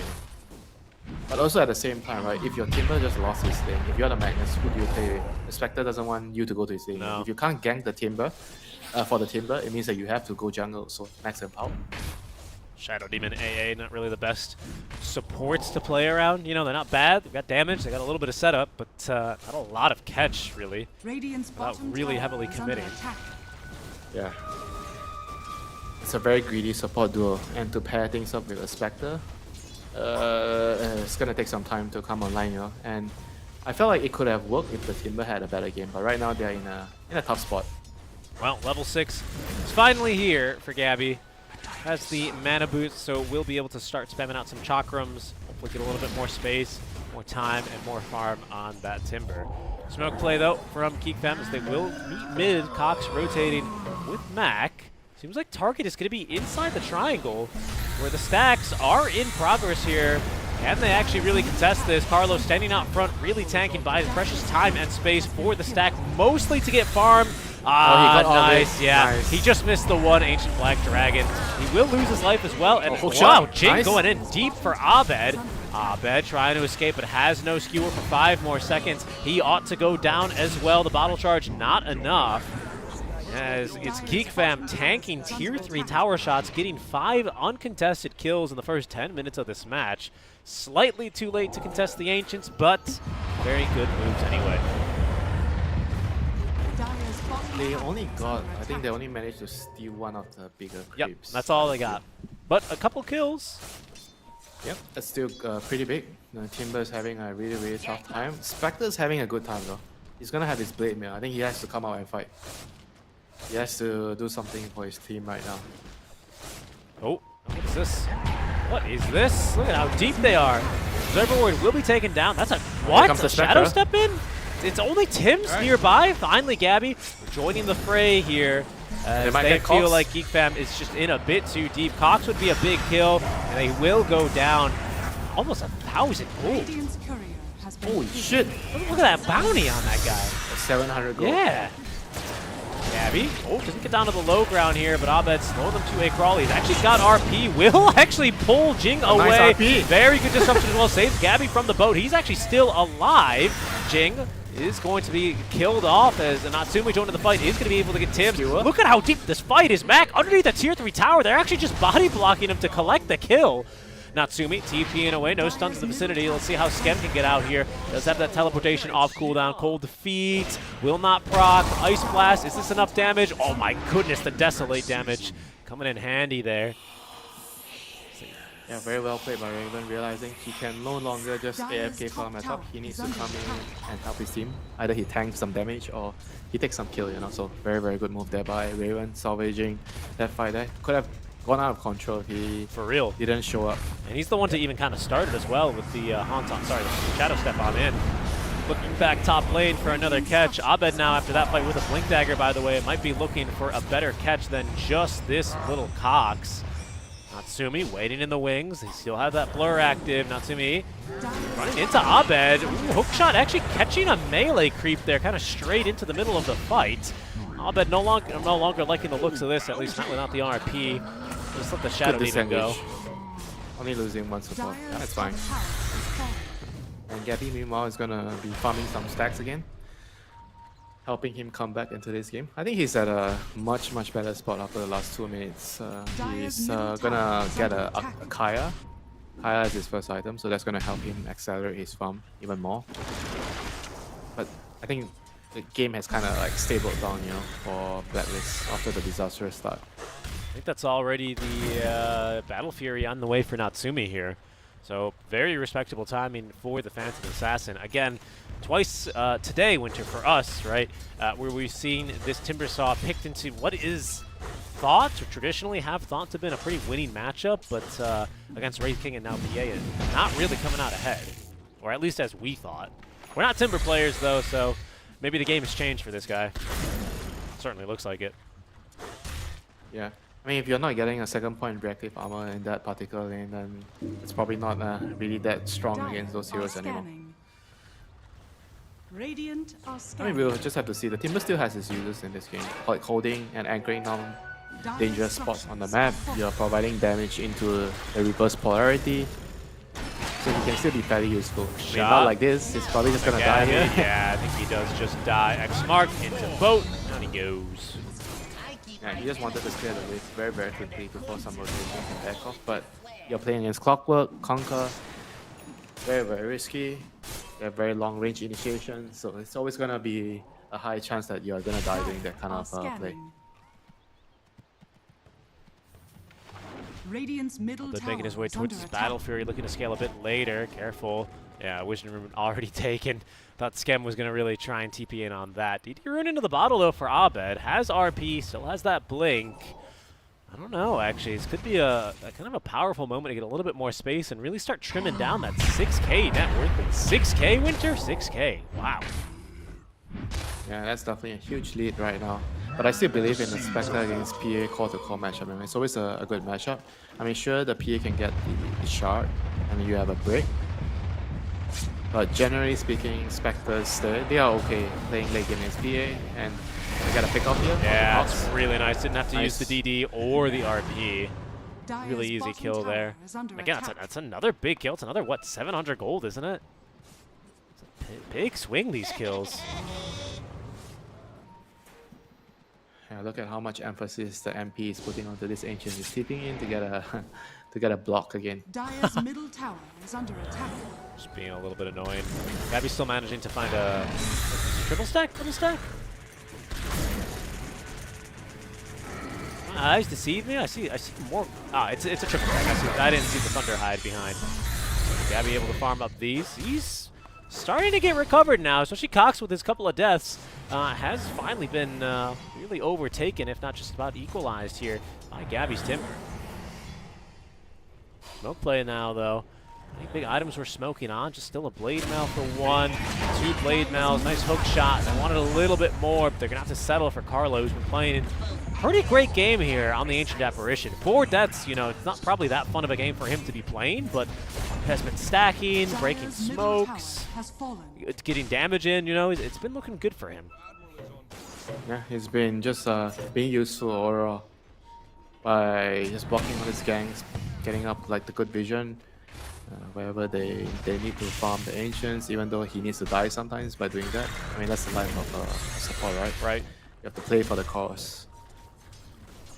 So we start now. It's a first pick A, you know, you're gonna get countered somehow, so it's reasonable. So he's got his farming online. Raven making his way to finish off his own as the Kaya and Sanj nearly finished here for Gabby. Much more does Raven need? Just the talisman. So he's also getting there, and his farm will begin to accelerate. Gabby's actually now overtaking Abed as far as the second most farm core on this team, but Abed's about to get his Echo Saber. So Blacklist, I think they made it through what might have I mean, if they come back to win this game, what it was the darkest period of this game. Really good patience, and well, maybe Cox could use a little bit of that. Maybe not, actually. Maybe Abed going into a little bit too deep. Disruption, though. Plenty of damage, and now the Ice Blast. Cox will shatter. Abed dying as well, basically. But a nice kill here. Once again, just Yeah, more. bot lane. Gary can't afford to die here. No, I don't think he will. Sanj delivered. They have a hook shot, but I think he's just out of range. Yeah, I mean, trading Gabby for Cox there, I think it's actually fine for Blacklist. You know, you get a kill onto the Spectre. It's going to help him with his Radiance fun. He's going to get there soon. I think the game is going to slowly but surely get better and better for the Spectre. And whereas if you are on Geek Fam's side, you're going to have to figure out how can I accelerate, which is the Roche. You have Desolator on PA, so you're going to be thinking of how can I create a chance to go for Roche here. Agreed. I think it's been pretty close to time. Maybe they're going to look to take it when it comes down bottom. If they can keep this bottom tier 1 tower alive, it's still rather healthy. That might do them a lot of good. We'll see. As for now, it's Blacklist making another move. They're going to be smoking up in their triangle. Abed now with a haste rune. He's done well to collect a lot of these runes. See who he can find, but he's actually... What? Where? Oh, the hook shot onto Carlo. I thought it went into the triangle. Pardon me. Jing is going to be able to collect basically a free kill there onto the Ancient Apparition.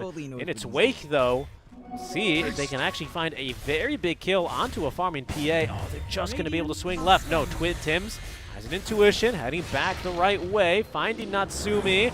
Needs to break the blur to give the vision, and they should have the kill. Raven is going to be able to Spectral Step on in. Nice little Phantom Strike away, but it's not going to matter. Down for 50 seconds. Someone completed this TP. It's Cox, and from the Tier 1 Dire tower, pardon me, it's Geek Fam who smoked up, are going to try and pick off anyone who's left behind. It's just going to be Tims here. In exchange for the PA, a very valuable trade here for Blacklist.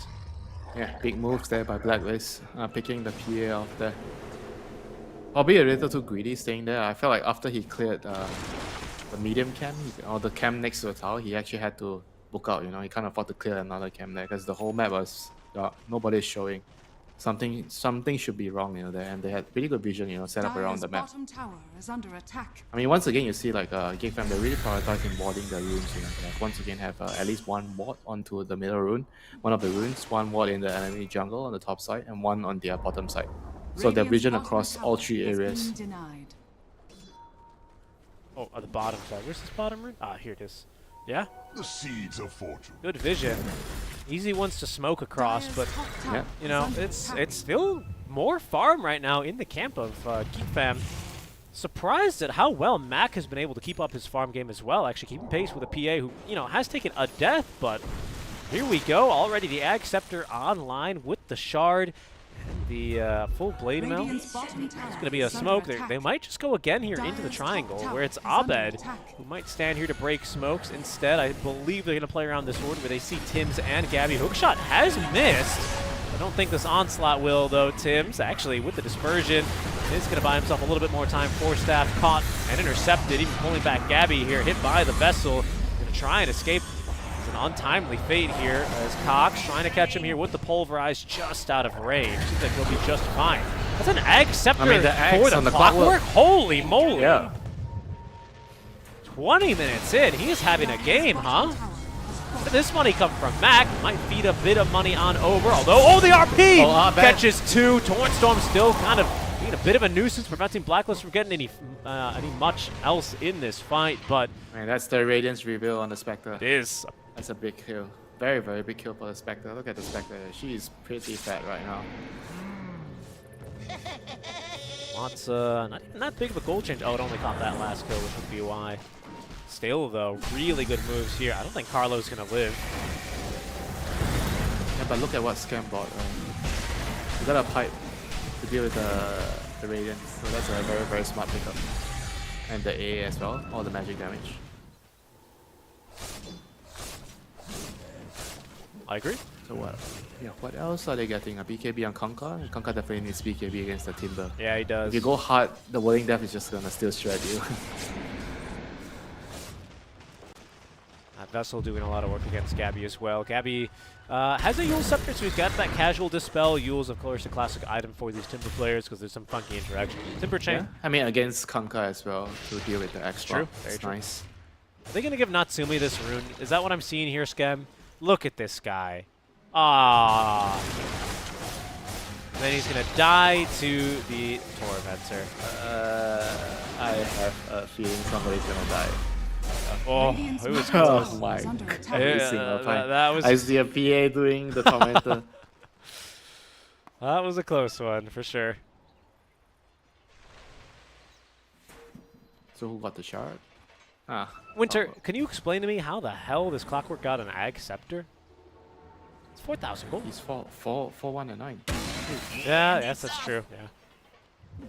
Healers, not creeps. That's what having MP helps you in a game, you know. Because Clockwork likes to play around the map aggressive in the early game. Radiant's If middle somebody tower can always is under connect and attack. help you secure kills, then the Clockwork's gonna have a good game. X timing, sorry, make that Roche timing now. As you can see, these crits are really big here already. It's getting a little bit scary here. Lots of vision now with all the Rocket players being shot out. The Aegis #1 here for Natsumi has now, I believe, a fresh BKB. Yes, indeed, 9 seconds. See these Rocket players searching for enemy heroes in the jungle as they're likely to go sweeping across trying to find something. Yeah, and he's also about to get the shard. It's gonna be huge against the Spectre. Oh yeah, Fan of Knives. He's gonna need the supports to help him. Oh, Let him BKB. fight. Okay, it's going to be a guaranteed Oh, he kill. didn't get the Ice Blast off. Okay, no mind. Guaranteed kill here. Not bad. Maybe the Spectre Radiant's wanted to middle go tower down, is you know, under if he attack. got the Ice Blast off. Maybe. Either way, it's probably wise not to get down there. Yeah, They yeah. have so many heroes. Yeah, they were just rocket flaring you as well. Abed had kind of just gotten back. His Blink Dagger cancelled. Okay. Yeah, I mean, the team fights is going to be about a lot about the Fan of Knives breaking the Spectre and how the supports can help him with either the Force Staff or the Disruption. Because it's 3 seconds, right? If you can kind of kite the 3 seconds off, the Spectre will be able to fight the PA. Dire's Very top true. tower is under Very attack. true. Can you... I know, like, Silver Edge, you cannot dispel that break. I know that for a fact. Can you dispel No. Fan and Knives break? No, it's the same. Okay. Oh, wait, it says yes? Really? Oh, all right. I mean, on the Yeah, on the no, tooltip, it's it says yes. dispellable. All right, well, there you go. You just have to, I mean, Shadow Demon already has Demonic Cleanse, so you're good to go. Alright, so that's not as big as a counter as I figured. Alright, they're gonna find Raven. Yes, they Oh are. no, Raven, Hook you're shot. playing a perfect game. Not anymore. He's Whoa. not. He is going to go down. Fan of Knives there. That's the reveal. Will be used for basically just the damage. Oh, man, Mac, he's got a DD rune. Feeling big, but into how many heroes as they have accidentally screwed him away from the Ice Blast. Won't make that big of a difference, or will it? Still stunned alive? up. He actually had time to get off the Torrent Storm. Will eventually fall, but takes at least Tim's with him. It's okay. It's not so bad. Dire's top tower is under attack. Did force Abed to pop Dire BKB, and are what scanning. I feel And RP. yeah, well, I think RP was always going to be used there. But I believe there is a world where they connect, I don't know, either they skewer and they Ice Blast the skewer destination, or he leaves them there. I don't know, right? Well, who's to say what's right there? Certainly not me. But I believe there's a world where he dies because they get him with the Ice Blast damage, and then Abed does not need a BKB because there's no Torrent Storm. But it's not that big of a deal. Dire's middle tower I don't think is they're under looking to attack. fight right now anyway. They just used RP. They got the kill on the Kunkka. They're happy. They're burning time off this Aegis. This is a very scary PA. About to hit this level 20 talents as well, Winter. And, oh, okay, Skem in a bit deep. There's going to be the break, though, onto the Spectre. Not a lot of crits, though. Not a lot of follow-up. Nice fuels out from Gabby. That's going to prevent the Pulverize coming through from Cox. That's not Natsumi. His BKB duration has been kited out. Cox, the Blade Mail active, thinking about going more, but his Pulverize is over. Doesn't have an Onslaught. Has the BKB. I have to just call it quits here. Aegis still on Natsumi. They want to fight this Winter. BKB for Cox is ready. Yeah, I see Gabby. Ah, yeah, they Good do. vision, yeah. That's a great kill. That's an easy kill. And once again, Scam is on point with the vision here. And he is. Rocket flares, searching for more. Jing just barely enough mana now. Maybe thinking about a hook shot, but the overclock Dire's bottom ends up tower stunning is him up. under attack. this mid. Tim's, how the heck did Tim's escape a death here? Nice pathing for him as Mac continuing to give chase. Smoke and the phase boots pad active, rather, making him very speedy. And yet he's still unable to find Dire's anyone. bottom tower is under attack. Dire's structures are fortified.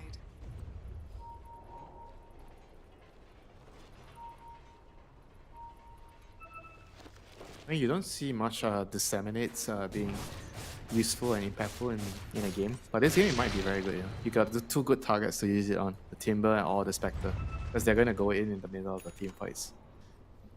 But he only has 1 point on it now.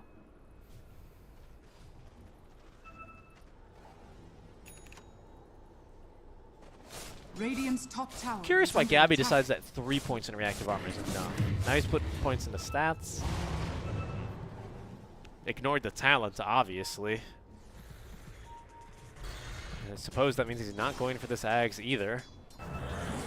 That really is something. This Timber hero is such a tricky thing to balance, right?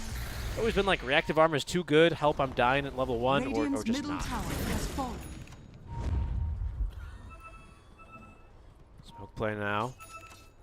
As Geek Fab is Radiant still are actually pushing scanning. for this tier 2. Tormentor, of course, has been taken. Rocket players are up. I don't know if they realize they've caught anyone here. Gabby's going to be broken by the same fan of knives that have condemned Tim's. Jing entering now with a nice hook shot, but Geek Fam, they're signaling for a retreat here because Abed's going hunting. Doesn't quite find anything. Pushed back by the Cogs. Where was that shadow step in? Only onto Natsumi. Onto the PA? Yeah, but they didn't actually jaunt. Sorry, what's it called? They didn't step onto it. Reality? Yeah, reality. Thank you. You make me doubt myself. I'm like, Dire's bottom tower is it still the is under same? Yeah, I know. I don't know why this change messed with me so much. Ooh, nice TP out in time. Hex actually brought Jing back. Dire's middle tower is under attack. I guess he TP'd before they had Radiant's made the call top to get tower back, is but he's under fine. He's got his little jetpack. Rock it on. Smoke The play. game is still pretty tense right now, even though Radiant has like some 13k lead. Like the Spectre and the Magnus could still like turn this game around with one good RP. We have a gem Dire are scanning. on Magnus, so that's gonna help him with the vision. Check out these scans. Dire's middle tower is under attack. And look at the wards around the map, man. Like Dire is Ooh, like, no way. No way. The RP actually catching Natsumi. They leave her in place this time. How did Ice they Blast see him there? connects. They didn't even hit anything with the scans. I think they just figured someone was probably farming on that left side of the map. he wasn't even farming. I He was just think he was. He had just farmed this camp, Under attack. and he was Okay, walking. yeah. I think probably to the Ancients. So that's they recognize Radiant's Natsumi's top farming tower pattern. has They've fallen. got him twice now. they have actually. Dire's bottom tower is Tower under top attack. is going to go down. Crucial minute now, where this PA is going to be out of the game. Radiant's top tower Cox is under is attack. not TPing out here. He's got BKB, he's got Blink Dagger. That's only Tim's that's back here to defend against a potential push. Too scary. Gabby's going to join now. They should know that this is warded, though. Oh, and they do know it's warded because they have their own ward down. Nice movement from Cox, who's going to try and TP out from here. Do they have enough Bash? damage? Nah. No bash. No bash. 50-50, man. You either bash or you don't. 50-50? That's not right. Well, he attacked him twice, right? Damn, sure it's not 50-50. Well, he attacked them twice, right? So 50-50. How is that 50-50? It can't be 50-50 with two attacks. Look, okay, the probability is actually not 50-50. It's 1/4 plus 1/4, something like that. It is 50%. No, but it's not. I don't know. Listen, dude, it's our like 7th game of Dota today. Okay, don't ask me to try and remember how to calculate probability of coin flips and stuff like that. I don't remember. It's a formula, all right. I'm so sorry. I'll buy you some coffee. Yes, please. Give me a cham kurang manis bungkus, please. That was actually so good. Nobody would have known what you were saying, but it's okay. We know. Radiant We know. are The scanning. people who know knows. People who know, Just they don't. know. That's a good drink right there. Kuala, once again, standing between himself, or standing between the enemy team and his team as he does break another smoke gang, sacrificing himself. This is his 7th death. I don't say that to really flame him. I think he's actually playing, again, a really good game as he Dire's breaks middle tower another is under smoke gang. attack. I think like half of all the smokes that Geek Fam have used have probably ended on top of an AA. Dire's courier has been killed. Dire's middle tower is under attack. You got to do what you got to do. You know, somebody has to die. Radiant's top tower is Somebody under has to attack. die for the greater good. Check out these wards, by the way, that Tim's has got down here. Roshan spawning in 10 seconds. It's a little bit of a fast one, but he's got a sneaky one here. Are they gonna check it? I don't think they will. I've never really seen this one. He's checking it. He's checking it. He just rocket. Oh He's no, doing I'm it. talking about this ward. You see this ward that Tim's has? This is a nice ward. Because look, you frequently check this because you can catch the high ground there. You check this because obviously, but this one dodges both. It's really cool. I like it. I like that one a lot. Steal it. Yeah, Just yeah, do of it. course. You know what they say? I think Radiant's Tchaikovsky top said tower one is day, under you know, attack. great composers write, but even better ones steal. Reference is a better word. Stealing is a bit like You know what I mean. Roche number 2, Aegis, and she's ready to go here towards Geek Fam. Aegis for Natsumi, she's for Mac. 3,000 HP on this guy going straight for the... That's a Lincoln's, Radiant's isn't it, top actually? tower is under attack. I thought it was going to be for the refresher. That ultimate orb really threw me for a loop there. Invisibility. What else do we have right now getting purchased? Cox has the Lincolns as well. Scam with his, I think that Ag Scepter's relatively new, so watch out for those roots and that additional control in the fights. Raven no longer has to rely on whatever the mathematical formula is for bashing on hits, because he's got an Abyssal Blade, the guaranteed one. Gabby with a Shiva's Guard is going to be significantly tankier now, actually, with that bonus armor. It doesn't have to rely on crappy old... crappy old reactive armor. Maybe that's why Whisper didn't take any skill. It was like in protest, right? It's like the equivalent of a hunger strike, right? Where you're like, I'm not doing this for the principle. I'm doing it so that you give it what do you have to give it? Plus 1? I don't know. Maybe not plus 1, plus 0.2. Dire's top tower Maybe. is under That's attack. an extra 2 levels, basically. Look, I don't know. I don't know what it needs, right? Because I'm generally not a Timbersaw player. I can't play that hero for the life of me. I will tell you now what I think. Magic resists. Okay, okay. Radiant's bottom How about tower this? is What under if, attack. you know, Tinker's Dire's Warp top Flare? tower is What? under I attack. can see you reacting to this already.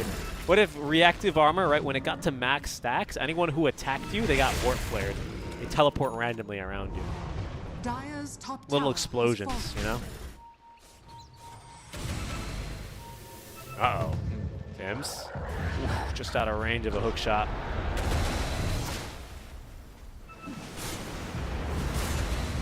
No? You're not down for that? You're not down for Warp Flare? Best shard in the game? Nope. Is that some kind of like Honey I Strong the Kids joke? Warp Flare? It's Tinker. It's tinkered. Shard, what do you mean? Isn't it like some shrink ray? No, no, no, no. That's his regular axe, isn't it? It turns laser into a shrink ray. Oh, okay. But I think Warp Flare, it like you shoot it at someone, and then I think it like gives them like 25% mischance, and it like teleports them somewhat randomly backwards some amount of units. It's really weird. So like just like Radiant flicker. are Yeah, scanning. actually, exactly, but only backwards. Oh god, remember Flicker? What an item. Tims? Unfortunately for him, brought back by the X marks the spot, dragged away. He will be killed off. Nice play by There's no Cox. He's detection. looking for more. Nah, he's dead. Come on now. I mean, there are no detection. Yeah, but, you know. They just cleave him to death. Dire's One middle team tower fight, you is know? under One team attack. fight. Blacklist is just waiting this Aegis out 2 minutes and they'll make their move. Cox this time beats Gabby. He's picking up the rune. We're trying to get out of this one, and I think he's Dire's going to be a middle little tower bit is too under attack. mobile for the Primal Beast to pick him up. Nice spot to TP to as well. Shows the right tree there. Raven. Just going to say hello to Skema, I suppose. Does not want to even try Spectral. Sorry, Shadow stepping onto that. A bit dangerous. Actually, and it might have been, and actually was the wrong move with Cox so close to the Twin Gate. Dire's middle tower is under attack. Dire's structures are 1 minute, 30 fortified. seconds. They might get another kill here. They could, yeah. Gabby, oh, he gets up to the high ground. It's the X mark, Yeah, didn't have the wasn't vision. able to get the torrent. Dire's middle Lucky tower escape, is under I attack. presume. Acceptor online now for Natsumi. He's really close to the 25 talent. Has his own Abyssal Blade now finished up. Should be flying to him shortly. Abed with the Harpoon and now a Shadow Blade to try and get in a better position. Remember, there's a gem Dire's online middle for tower Cox. is under attack. Nothing else too crazy here. Let's check out Carlo, dude. The double Wraith Band. Nice, man. A lot of armor, actually. 8 armor. Yeah, I think that's the most cost-efficient armor item. For sure. Back in the day, we used to get... you know what we get? I'm not going to tell you what we get. Is it chainmail? The buckler. You know, what Oh, Puppy does all the time. yeah. Nowadays, you guys get it good, you know, you have Wraith Bands. Not only do you have Wraith Bands, they double at minute 25. That's an amazing buff.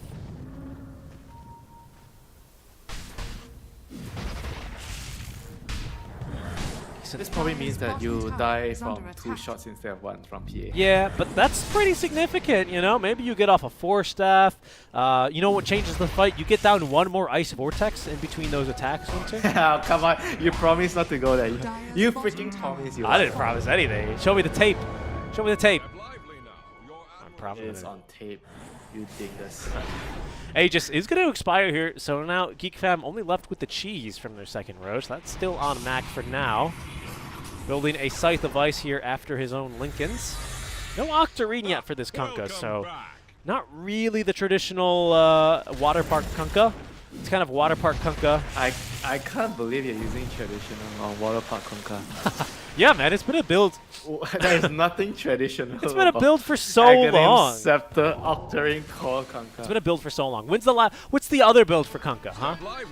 Well, you tell me. There's no other build now, but the traditional build was Armlet, Shadow Blade, Daedalus stacking. And, that was the build. and when's the Dagger and Blink. when's the last time you've seen that one? They didn't like it. Yeah, exactly. Oh, boomer. Yeah, but that was the traditional build. You said traditional. Well, traditions update and change, Winter, don't they? No. Where do you get that? No. Does your mom make tortilla differently nowadays? Yeah. No. You know why? Because she moved from Mexico to the United States. Because people change. Things change, Winter. Yeah, but it tastes the same. It's still a tortilla. Oh are my scanning. god, this guy. Even when he's proven wrong, he's still alright, folks. Winter. What can you do? This game is kind of hit the brakes here. Fam, not confident about going up to the high ground. Blacklist Rivalry, not too confident smoking off the high ground. Likely just going to have to wait another minute for this Roche window. And once again, Winter, it's going to end up being bottom, pretty much guaranteed. They have to fight this one. I don't think they can give this one up. Please, Abed. Smoked Be up careful. by Ninja Gear. Be Oh, careful. it's Oh, they're going in? I don't know if he's going in. They are going in here, actually. They've caught the clockwork. Down he Got it. goes. Can fight back. Fox, he's going to be able to get the pulverize out of one. Oh, he actually got Natsumi. Oh, but the Abyssal Blade, it Abyssal. comes out in time. Abed, he's just getting RP. blown up. The Ice Blast, it's a big one, though. RP holding them down for now. The Spectre just doesn't have the damage. Jumping out of this fight, Gabby doing what he can here, but Natsumi is going to be torn apart now by Gabby. They're only now getting through the supports. Holy moly, look at the damage from Cox. 3 kills from it in this fight. The break's pretty darn good, but that's going to be all she wrote here for Cox. Gabby catches up, puts him down with the Whirling Death. Oh, man. Can they get the rush? If they get the rush, this is going to be huge. Curious I mean, way for that fight to Spectre- start. This Spectre is starting to do a lot of damage in the team fights, you know. Like, PA has to be very, very careful about committing. You know? I think if he doesn't see the Magnus, he can't commit on the kill. He can throw daggers, but he can never break it. Yeah. Every time he brings in, the RP is just going to come on top of her. Huge kill there. Huge setup now for Abed. Actually gets Gabby really close to his second Chakram talent, which is pretty significant. Maybe he takes Timber How Chain is he actually so fat on the Timber? Hero can farm, man. Goes for these mana items so he can just throw out all the Chakrams and Whirling Deaths he wants to nuke the waves. That's 20 mana regen a second. That's madness. Radiant's top tower Is under that attack. equal to the Arcane Blink? No, it's not even close. What did I say Arcane Blink was? It was like I don't know. 19 mana a Okay. second, I think. It's whatever 6,000 divided by 7 is. You can do that in your head. I'm in front of my PC. Why should I do it in my head?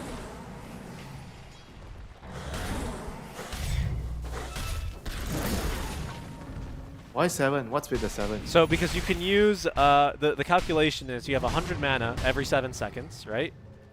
So if you want to try and figure out how much mana you get in a minute to calculate, to convert it to mana per second, you need to multiply 100 by 60 and then divide by that 7. Okay, fine, I get it. Okay, you're right. Dire Let's are go. scanning. Let's play some Dota. Let's watch some Dota. Let's watch some Dota! Let's watch a team fight here. Roshan is going to tease us a little bit here. 1 minute 20-second timer. Teams don't know that, though. Blacklist Rivalry don't seem too keen to stay too nearby. 25 talent has been taken. Second chakram at the ready now for Gabby. There's lots of level 25s actually in the game. Gabby's going to be just kicking this one off. Cox already finds a support. The Yule Scepter to self-Yules onto Gabby. Listen to how long that pulverized. Poor guy. Great hookshot. Finds Carlo, but the Sprout actually prevents him from picking up the kill. Nice job there with the Rocket Flare picking it up as Abed holding onto the RP, holding. Raven already blowing up one hero, finding the 2-man RP is Abed right next to the Lotus Pool. He needs to skewer away though. Gabby, he's lost his fight as well because Natsumi not caught there by the RP. Abed's going to go down as well. Double buyback from the Blacklist Rivalry supports, and they're not out of trouble yet because Raven, he's been caught, doesn't have a TP for 14 seconds. Jing, he's going to keep vision on him with the Rocket Flare. He will go down, surrounded by 5 enemy heroes. Only Skem dies in that fight. And Geek Fam, 25 seconds till Roche is up, but they might have bigger prizes now after winning that fight. He learned his lesson, Mr. Garcia. The PA waited. He was patient. Natsumi was patient. He did not commit until he saw the Magnus, and he was rewarded. And that was very good by him, learning from his past mistakes. A tough fight. A really tough fight here. And now, with the buyback situation very limited, should be just over. Blacklist Rivalry, they don't have too much left to fight with. Abed short 650 gold. Spectre off by over 1,000 here, Winter. And these buildings, they're going to fall fast. Qualify comes out. That's the last one here, actually, that they're going to get. It should be just straight up Megas. 50 seconds without Spectre. Yeah. Maybe just even the game. Top lane, Tim's trying his best to cut a wave, but what's the point? Would rather stay alive here. Abed back in 7. We'll see if maybe he can try and skewer someone back into the fountain, but he just dies so quickly in these fights. Natsumi is just a beast. Mid lane goes down. It's all down to this top lane now. Those are the melee routes with the Deso debuff. Range barracks will go even faster here. That is Megas. From a pristine base to a pile of rubble here. That's what will happen with PA this late. Pile of rubble.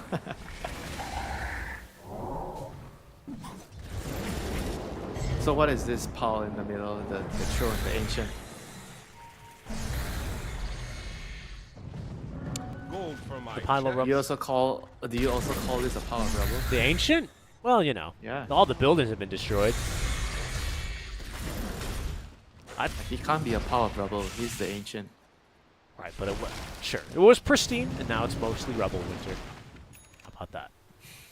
I'm sad. I think so are Blacklist Rivalry, unfortunately. This game kind of slipping away from them. Like you said, they were just 1 or 2 good fights away from really being in control.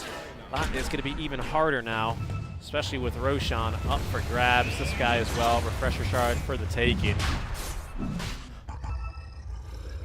Honestly, this should just basically be about game. I believe we're going to be set for a game 3. They're backing off. They are. Alright, this is the last hurrah. Let's go. 5-man RP. Let's go, Abed. 5-man RP into 5-man Ice Blast. That'd be big. Kind of feels like they need something of that caliber even. Rocket Flare is going fishing for vision. It's only a matter of time, I think, before he actually finds them. Gabby's actually going to show on this top wave. Give him some good vision behind. Overclock. Makes him an appetizing target, but Gabby knows better than to jump in on obvious bait such as that. Nice Timber Chain back. Is going to render that little shot useless. Yeah, they have to go back to defend. But I guess they have Spectre, so Spectre can still show up. That's true. This guy totally knows Gotta be really careful with this Ice Blast as well. It's a pretty big tool here in this Roche pit. As Natsumi does head in. Nullifier in tow. Ice Blast is gonna catch the 3 of them. Pretty good. Raven's in on the back of that with the Abyssal Blade as well. Just trying to 100-0 him. Out come the breaks. That's going to be another reality on out. Natsumi spooked. Oh, he flew has out. popped He the has no BKB. TP. did fly back come out of to the the fight. The team just taking a little bit of time and space. There's no Satanic, no lifesteal on this PA. Has 35 HP regen a second. Excuse me? Where does that come from? What the hell? Level 26 hero. Yeah, I guess so. Alright, Gabby making another jump in, looking for a quick and easy kill onto the clock, but he's rather tanky. Super Chain being a little funky there as he continues to fly around. Another overclock giving lots of vision. We have actually towers falling in the base here for Blacklist Rivalry. 1 tier 4 already down with Megas on it, and plenty of Megas. Good force stab out from Tim's, but I don't think it saves his life as he is going to go down. Does not have buyback. Another shadow step here as they're on top of Scam. They do have that kill at the very least, but the throne, Winter, it's exposed, and it's just going to end up going down here. 1,000 HP to 0, just like that. GG well played is called. Geek Fam, they extend the fight, they take the win, extend the series to 3. Not out that quick. It's only fair we get a game 3 right out of this series. Like so far, it's been really, really top-notch Dota by both of the teams here, Geek Fam and Blacklist, and we are going to get an even bigger treat, game 3, a deciding game. Like, who is the best Pinoy team right now? Who is the best Pinoy team? I agree. I think for me, it makes for a very exciting storyline, and some really good performances as well. Surprised by how lackluster this Magnus ended up feeling in those fights, especially for the amount of farm that Abed was able to accumulate. But He had to give way to Timber. Timber cleared so many ancient stacks. I'm pretty sure Abed was like, I wanted to get it, but you're so poor, so I'll just give it to you. what do you... And he tried to. This game, I'm wondering, did it change your opinion on Timbersaw at all? Positive, negative? Are Yeah. Pile of rubble hero. Pile of rubble hero, and basically what happened to the Blacklist base after those last couple of fights. That is going to be game number 2 done and dusted, folks. We're going to be going to a very quick break, but when we come back, game number 3, the decisive game here for the upper bracket finals, not the grand finals. Those are a best of 5 tomorrow, but the upper bracket finals between Geek Fam and Blacklist Rivalry. We'll catch you very soon. Underneath last night's covers, everything came so easy. It's electricity. Electricity. Whoa. It's electricity. Electricity. It's electricity. When it's late at night, I feel you on my skin. My skin, you're all that's on my mind. It's finally sinking in. You're it. I know you're feeling different when you're stressed out, but even with no makeup, you still stand out. 'Cause no one makes me feel the way you do now, like you do now. That you move your body, you make it look like a hobby. Every time that you touch me, it's electricity. Things we discovered underneath last night's covers. Everything came so easy. It's electricity. Electricity. Oh, it's electricity. Electricity. It's electricity.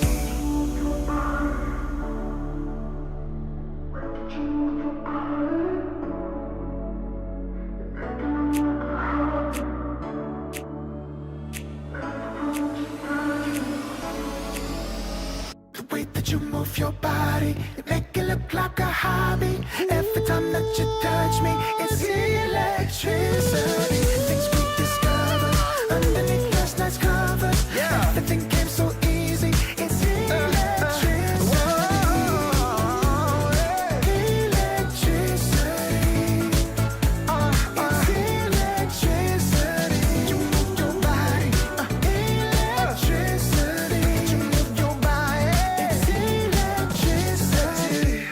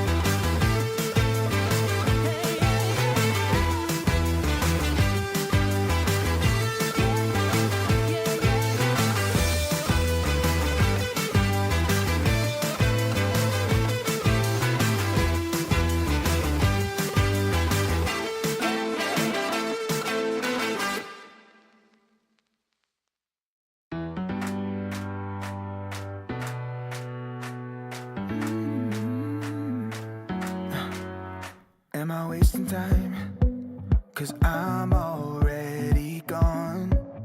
So long, can you stay the night? 'Cause you're the thing I want. I know you're feeling different when you're stressed out, but even with no makeup you still stand out. 'Cause no one makes me feel the way you do now. Like you do now. The way that you move your body. Welcome back, everyone. 10 ESL 1 seconds KL remaining. closed qualifiers for the SCA region resume now as we 5 are live seconds remaining. with our Winter Organized 8th game of the day and the final one here. As Blacklist Rivalry and Geek Fam tied in a 1-1 Dire draw team after 2. We head to a decisive game 3 where Blacklist Rivalry already pick up the Weaver here for their first pick. Dire But it's Geek team Fam bad. with first pick on the Radiant Dire team side, bad. leaving Blacklist on Radiant with last pick. Winter, how are we feeling? Yes. How are we feeling about this series as a whole? How would you characterize it as these two changed rosters are now starting to kind of come into their own? Top-notch SEA Dota. Top-notch Rambulan 10 here. seconds Heard remaining. here from the sea veteran himself. 5 seconds remaining. What is Game 3 gonna show us? I hope- What is Game 3? I hope Game 3 is just absolutely just all over the Bonkers. place. Bonkers, madness, the whole lot. I want it all. Then you must be sad seeing a Necroforce pick. The hero just sucks the fun out of the game. That's true to an extent. Do you think that's why the Weavers picked up? Obviously, as a core, he's got the potential, right? 10 seconds remaining. But we saw Masteros almost win a game with this on the support role. Do you think? 5 seconds. Almost remaining. win a game. You... Never mind, I'm done. Almost win. It's true. They almost won that game. They had a chance. Almost... I mean, prolonging a game and winning a game, they are totally two different Look, things, I you know. agree. All I'm saying is if they had a real carry that game, because they had, what, a faceless or a safe lane, Void Spirit, what was their mid? It was another not carry. You remember it? I don't know. Primal Beast. Yeah, that's right. Tough Was game. it-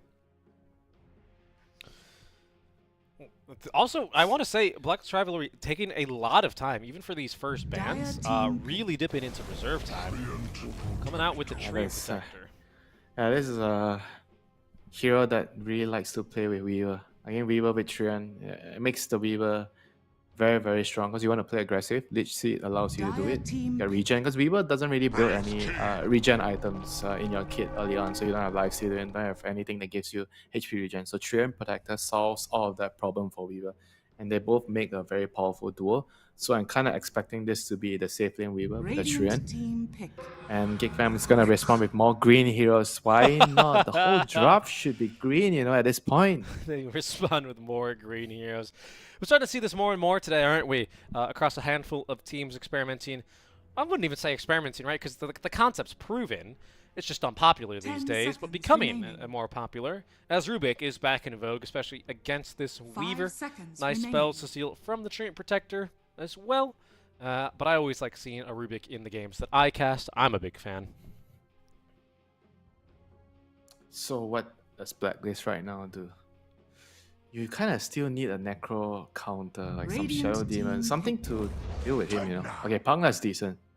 The Nether Ward and just the absurd amount of magic damage you have on Pagna. Yep. It's gonna be great against the Necroforce. It's also kind of a deny pick, isn't it, right? Because Geek Fam need another green hero, and Pugna is one of the more green ones. Okay, 10 okay, seconds sure. remaining. So what are the remaining green heroes? Tell me. 5 Viper? seconds remaining. Tide Hunter, Underlord, Tide- kind yeah, of. they're in the Underlord? Huh? It's green. Colorblind? Are you colorblind? No way, Underlord's green. Oh, yeah. Hell? I can't believe Is this that guy. is he green with a Yeah, cosmetic? he's just green, man. Earth Spirit. Excuse me. Where is His just the weapon? eyes. His eyes are green. He's Oh yeah, his eyes are green, therefore he is green. tiny. Undying. Venomancer. Viper. Your way of describing green is Dire rather team pick. weird. Medusa. I have a green. Nature's Prophet. Shall I continue? No. So it's a Pugna plus Pangolier. Pango once again a hero that has been popping up here and there. 10 Still a pretty seconds good hero remaining. to fight. Yeah, Fight the mid game skirmish around. only in the fights, 5 though. I have to seconds say that this remaining. hero is no longer the buy diffusal, start taking over the game kind of a guy that we've seen him. And maybe that's for Because the it's not best. early enough. Because it doesn't come early enough. Sure, and that's fine, but you know, that's kind of used to that's how I've been used to seeing the hero, you know? He kills the skeletons. I think that is why they are picking the Pango. Swashbuckles, skeletons die. Why the silence? You don't buy. Is OD a green hero? Why? Why are you still on this? They're trying to figure out the important 18th pick for GigFam, and you go like, oh, is OD a green hero? Well, what are they gonna? Are they gonna pick a core here, right? And then you ban to protect it. What are you thinking? Maybe you're. Well, I don't know, because then you lose the flex on this Wraith King, don't you? If you pick like a safe Dire laner. You don't have last pick. Why do you need the flex? Yes, that's true. Okay, nobody knows who's going. Okay, no. That's actually. I know, that's true. Primal Beast and Necro can be swapped around. Wraith King can kind of be swapped. No, No, they can't swap the but Wraith there's King. only one iteration, right? Wraith King has to be safe because your Necro can be mid or off 10 with the primal. seconds remaining. I don't think there's So all you need to do is find a solution that can deal with 5 Primal and seconds Necro. remaining. very different heroes, both tanky in kind of different ways. There must be a solution. Kind of things are you looking for to shut down a Radiant primal? You looking team for like ban. roots? You looking for crowd control? OD, like you mentioned, OD. Actually, yeah. Agree. Radiant team ban. It works good with the Trian as well. Yeah, but then what the heck are your? I guess you have a Weaver core, Pango off. Yeah, I mean it could work actually. For black. Genius Richie. Look, I don't know. I don't know about that. I don't know. I would not go that far. I don't know how good 10 this hero seconds is in the remaining. meta, genuinely speaking. I think what his build is like. Is it still Meteor Hammer 5 Witchblade? seconds remaining. No, what the hell? Nobody buys Meteor Hammer now. No. What's the build these days on OD? I don't know, but it's Team not Meteor ban. Hammer. Yeah, I know you buy Witchblade. You don't go Midas. You buy Witchblade. I think Eggs. Yeah, if I'm not wrong. Witchblade, Eggs, BKB, something like that. Okay. Meteor Hammer, and you call me a caveman. I called you a boomer, actually. Okay, boomer. You call me a boomer. Dark Willow, 10 seconds just a couple remaining. of schem Dire specifics. team pick. Though he still has basically every single hero left in the pool. I mean, he's gonna play the Rubik, I think. GeekFam actually banning out offlaners here, the Lone Druid and, well, actually specifically the Bears. Radiant team pick. Because the Weaver is the carry. Yep, that's a great hero against the Pugna. And a great hero against the roll too. You can block the roll with the cogs. You can still stun him through the roll. Yep. I mean, pretty useful I hero. like it. So I feel 10 like that probably seconds means remaining. the Necroforce is going off lane and it's gonna be a mid primal. Because 5 you don't seconds really want remaining. primal and clock on the same lane. That would be sad. Double melee against a tree and weaver. Yeah. Good luck. That sounds awful.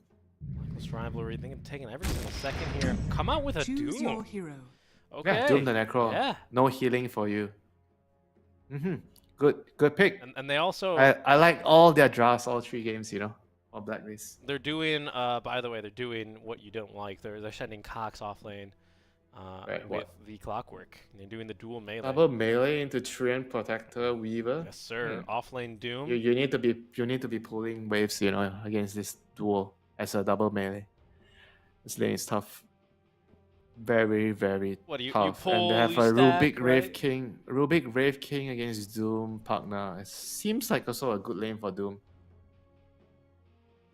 Because you have armor. You devour creeps, you get armor, then you can clear the creeps with Scorch Earth. I feel like this 10 lane's like seconds remaining. pretty nice. And people talk about, Wraith King's good 5 against Doom. He got seconds 2 remaining. lives. He doesn't want to doom you. He's not gonna doom you. He's gonna doom the Necro. Yeah, he's doing the Necro this game. Maybe Primal, but probably the Necro. You have any good Okay, cancels? First 2 games have been tight. This game is gonna be easy. Easy for Gabby Doom. He's gonna run No away. fear. He's running away with it. You think this time? Yeah, he's gonna be running away. I think they're gonna have a pretty good time in the lanes. And once they get out the lanes, Pango's gonna wreak havoc with his defusal early game. His early defusal, burning the Wraith King and Primal Beast mana. Yeah, I can see that happening.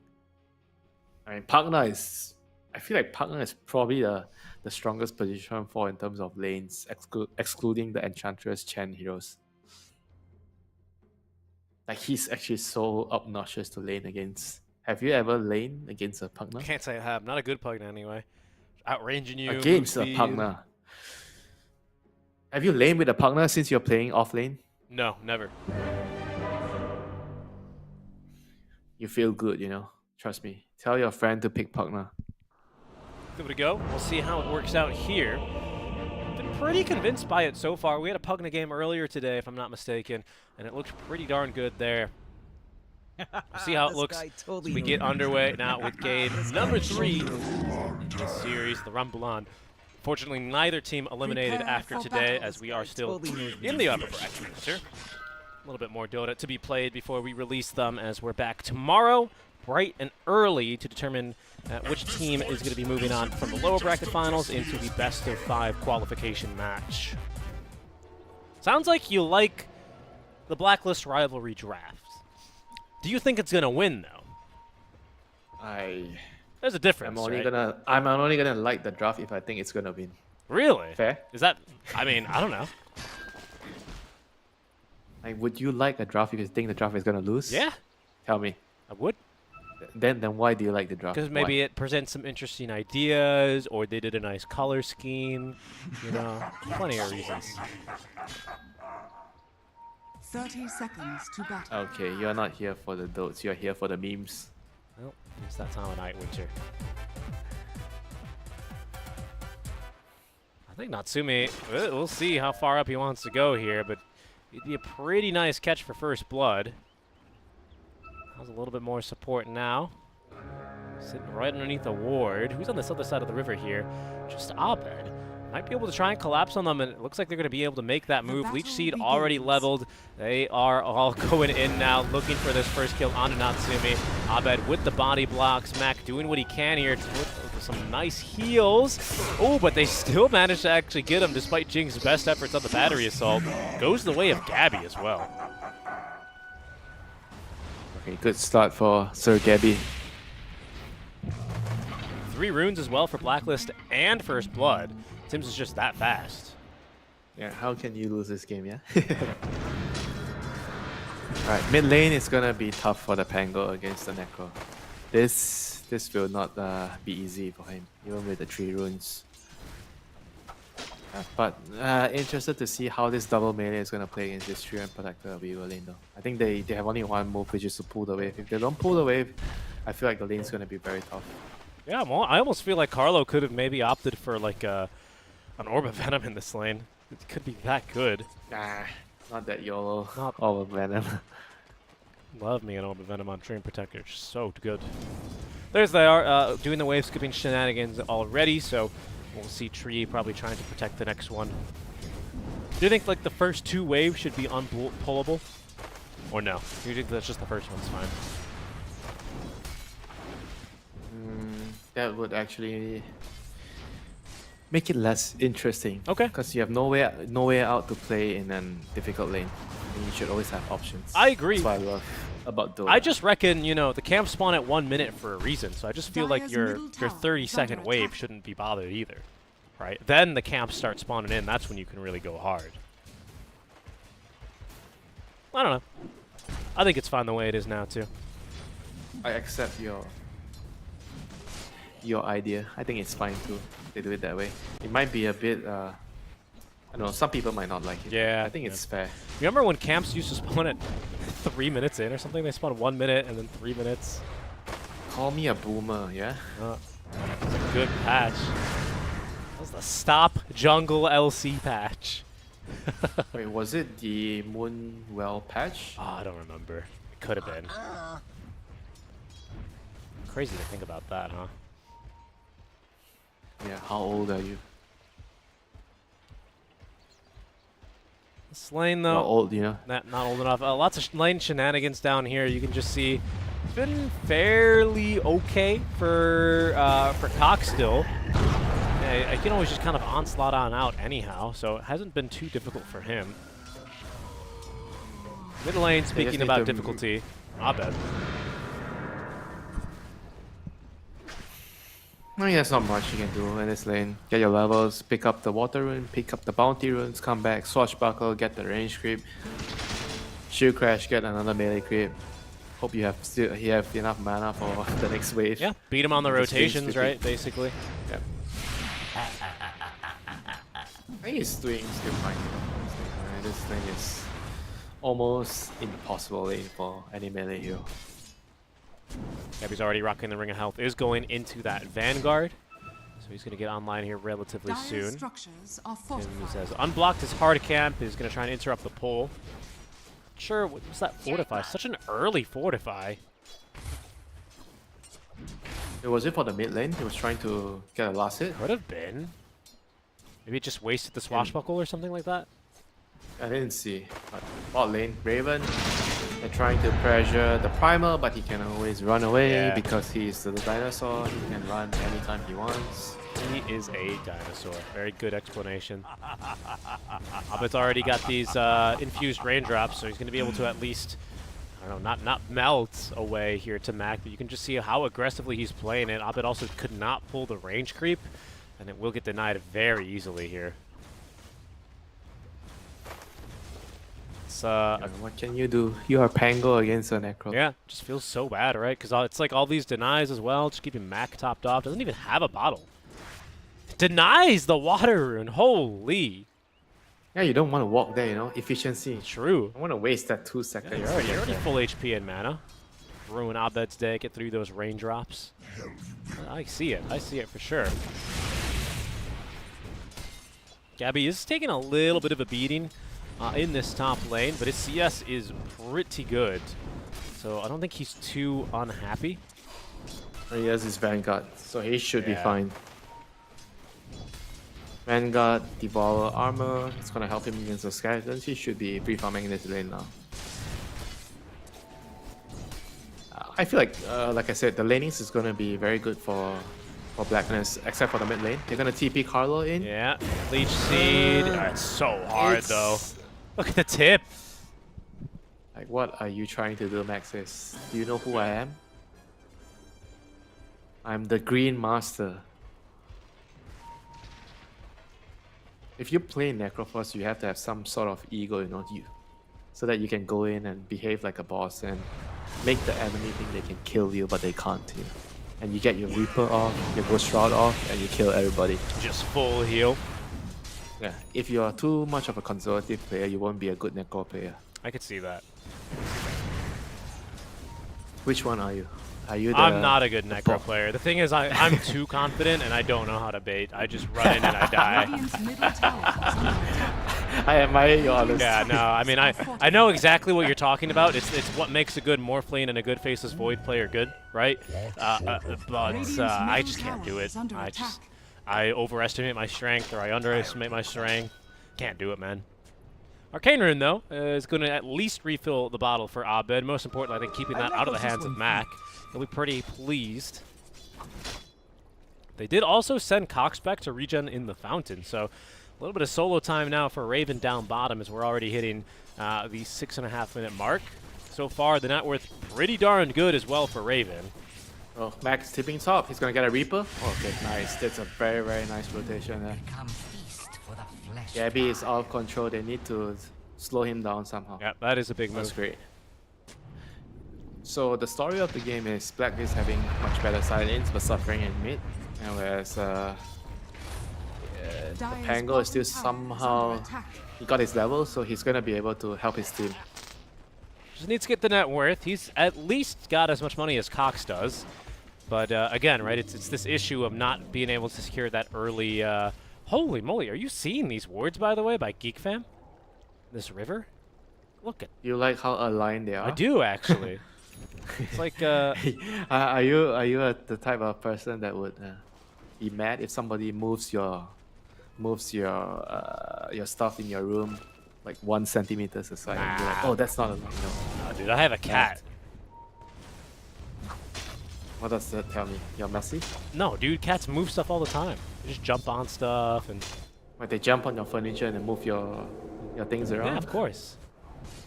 They got to make space to sit. Cox. Well, alright, he's actually going to go back bottom.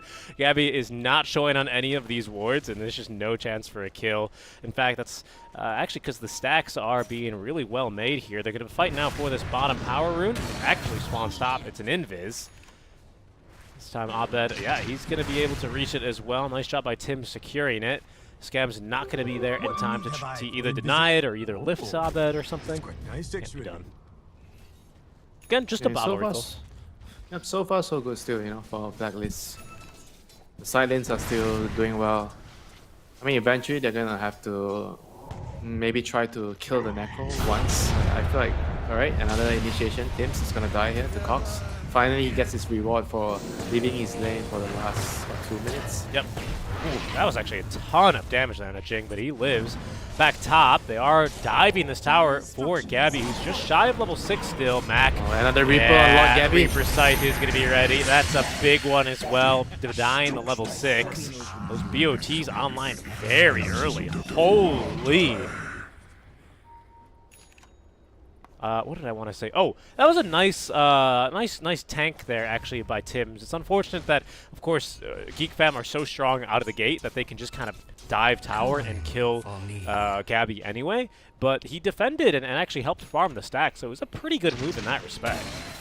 And it's off. Raven and Carlo trying to set up now for the clockwork. Good cog pushback here. He's going to force him the long scenic way around the tower, but with Abed joining, just no chance out here for the clock. He will die. Yeah, Raven has to start to come out and run some errands for his team right now. Ideally, kill this Necro one time, yeah. You don't want the Necro to be balling out of control. He's gonna TP down to meet up with this Weaver. They're both the top net worth heroes of their team. And obviously, Weaver doesn't really have a way to kill the Necro through the Ghost Shot.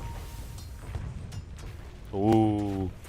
Carlo just missing out on Scam. He's still dead, though. See if he steals any good spells. I mean, not going to make a difference. Killed too quickly. Regen rune. Yep. Regen rune spawns top wave. This is the 10-minute wave as well, so if they nuke this next one with the wagon, actually, they might not even need the carts. Tim's pushing too fast. There's a Pogna in the game, brother.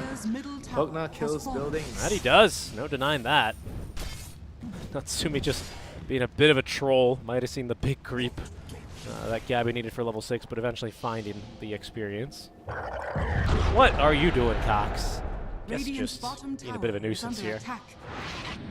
He's just chilling, you know, finding whatever farm he can get. He's kind of like the sacrificial one of all the 3 cores. Yeah. Necro's taking so much. Wave King is taking everything almost. And actually, you know, allowed the wagon and the creep wave to get onto the tower. Did a lot of damage there.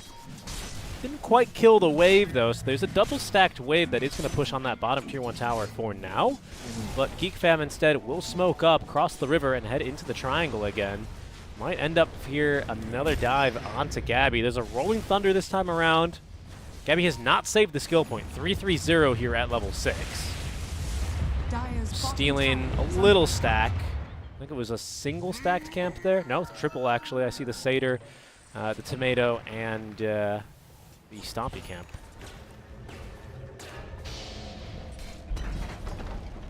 Tower damage here. I don't think Raven can really keep the wagon alive, unfortunately, but oh, actually they fortify. It's going to force a response here because the creep wave's going to be able to tank. Wagon does stay alive. They need to respond to this. Ping, Jing eventually getting in. Oh, man. It's fine. Tower is still going. I mean, they might get Natsumi again. Like, he's gonna farm the camps in front of his outpost. He's doing the same thing again, and they're gonna bring 4 heroes. Like, it's the same move. Yeah, it is the same move. It's the freaking same move. I've seen this one before. Missing the skills, but it's not gonna matter when they've got that much damage. Tim's gonna have another life drain in 3 seconds, but a very good hook shot. Nice rotations. Natsumi, look how fast he just melts on his second life. Abed now Rolling Thunder going on through. So many heroes so low. They finally get through Natsumi. Abed rolling through Tim. This Gabby drops the Doom. The Dispel immediately applied. Raven, he barely gets off the time. Lets the Pulverize, just not enough damage. No deny possible there with Raven securing the last hit now onto Mac. Abed still jumping around the fight as Cox is going to be next to go down. Skem, he did actually end up stealing Sakuchi. So real Sakuchi in another second. I don't think they're going to go for a little hot pursuit there. So it's a phenomenal fight actually for Blacklist to turn around what has been a fairly miserable laning stage. Really nice execution there on the spells. Yeah, more importantly, they managed to bring down the Necro. That is the biggest target they could have hoped to kill.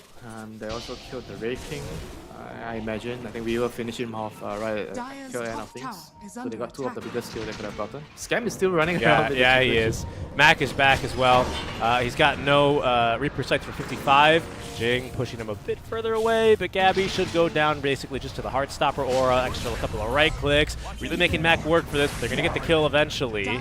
Mac is just a little too tanky. Look at all of that regen. Half HP though. Perhaps he's gone too far. Is Carlo dropping the preemptive tip? Whoa, whoa, whoa. Maybe get the kill first, man. That little vault over onto the high ground as Mac needs to pop all the regen he has here. Raven giving chase. I think they actually have him. They do, Winter. Gabby waiting the appropriate amount of time to tip. Alright, this Necro has kind of tilted. Radiant's You think? bottom tower is under attack. A little bit. I feel like the second one, the first death was okay, you know, when he got doomed, but the second death was like kind of like you're trying to overcommit. Every time you die on a very slow body hero, like Timber, Necro, all these kinds of heroes that you feel like a boss in the early game, you tend to run back towards the enemy. Oh, they just used their doom on me, right? So there's no way they're killing me this time. And then you do that and then you die again and people tip you. And now he knows he's just a mere mortal with 2k gold saved up in the bank. That he is. There's a Diffusal Blade online, though, for Abed, so he finally has his core item. Is going to be able to do a lot more damage in these fights. Is under attack. Another kind of surprising thing is, despite how well the lanes with, you know, the confidence in diving towers and whatnot, no towers have yet been secured by Blacklist. Sorry, make that by GeekFam, pardon me. Blacklist have the mid and the bot tower down and might be able to set up for top now, as they will be going through this twin gate here. Oh, Mac. They're going to see Mac. Oh, no. Yeah. There's a defusal. They're going to look for this kill. Abed doing tons of damage already in the mid lane. Raven as well joining. Mac trying to get out. No place to TP to for his allies, so Mac just has to die. And where is the tip? Come on. I mean, his game has been totally destroyed right now. Like all the hard work that he did the first 10 minutes is all gone right now for the Necro. He has to be very, very careful and just try to be a humble hero, finish your heart, and not try to do anything spectacular for the next couple of minutes. I agree. It's a little bit of a misdirection, right? As you had GeekFam doing the little Pac-Man sweep, where they kind of sweep across the. I can't draw on the mini-map. Valve, please fix. But could have been a great move for them. Unfortunately, it just wasn't really meant to be there. As Blacklist Rivalry getting out of the way of that one and are able to collapse onto the mid laner with their own counter smoke. Are you going to see another smoke play here? Kind of looks like it. Maybe they're just going to siege the tower? 60-minute rune, it's a DD. Spawns top. Cox jumping on in. They will be able to catch the Stream Protector. Mac letting loose the Reaper Scythe. Easy kill for him. Get him back on track for Mac. Reaper kill. That's how you get his ego back up. Reaper kills. Right? 4 stacks now, so 10 HP regen. 5 mana from kills. That's not bad at all. Not bad at all. He can be a little bit happier with that amount of regen. Look at that.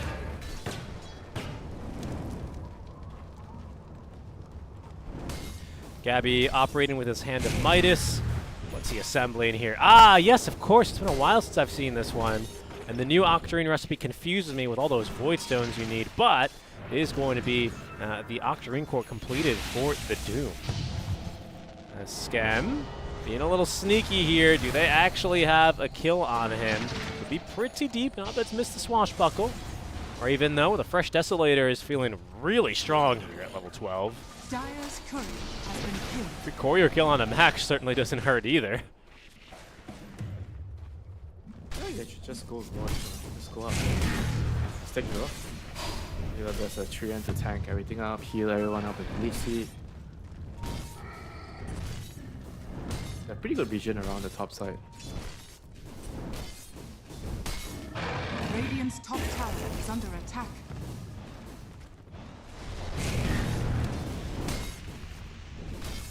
Might be trying to set up for it now. This tier 1 tower is still up, though. Oh, no, it's not. Sorry, those were the cogs pretending like they were the tower.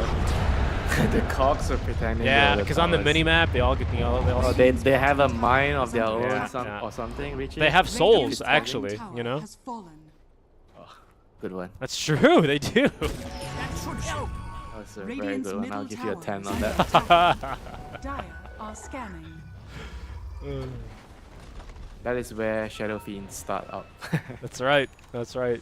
Oh man, you remember those days when the everyone would sit in the fountain with Shadow Feed and then deny the cogs? Can you stop right-clicking at the wrong time? You're getting at the support. Oh my goodness. Yeah, let's go clockwise, okay? Let's try it again. 12 o'clock. You'd have SF showing up to lane with 10 Necromastery stacks. It's so random. And then you know what I did? We just camped the SF. So we know it's easy to kill the SF, and he's going to be hiding and coming out late to the lane and blocking creeps. And we'll just camp him in the And then his lane. game is So over. what? Yeah, just kill him and take his soul. Oh Oh man. my god, those were the days. That was a good one. That was a good one. There's so many of those good moments in Pro Dota, man. You'll be sitting in the middle of the tower with Elk at level 1 with stun, just waiting for that Shadow Fiend, the Nevermore, to come over. You know what I wish for in maybe not this upcoming E patch, but maybe the next full letter patch. If not jungle in winter, I do wish that the meta encouraged more tri-laning shenanigans, you know? I think that stuff is just so clowny. Yeah, imagine all the modern offlaners complaining about, oh, my support's leaving me alone in the lane for 1v2. Hey, 1v3 1v3 is my norm. And you're complaining about 1v2? I remember those days. Grow up, kid. I remember those days. Oh man. You take one death and then you were just having to sit in the trees, getting experience running away from the supports for the rest of the lane. No. What you would do is you are trading your life for XP. You run up the lane, there's 3 heroes. You still go up the lane because you know you're the man, and you're just. This is problematic. This is. Okay, they did not check the They clock. didn't look at the clock. No. This is so awkward. They know. Everyone coming down bottom. Pugna is still top. What the hell? What are they? Why are they all in the corner? What is Blacklist doing? Oh wow, that's a huge overgrowth. I'll bet he's gonna find the time to finally get off that Rolling Thunder. Oh, come on, guys. What is going on? Spells miss everywhere. There's a Rubik running. There is the blood grenade. Gabby's gonna end up going down. All right, Cox barely has the mana to go for this kill. Onto Tim's as Mac looking for the Reaper's Sight. That's gonna be his 5th stack now. Down he goes. I can't believe what I've just seen from Blacklist. Come on, lads. You gotta look at the clock. Oh.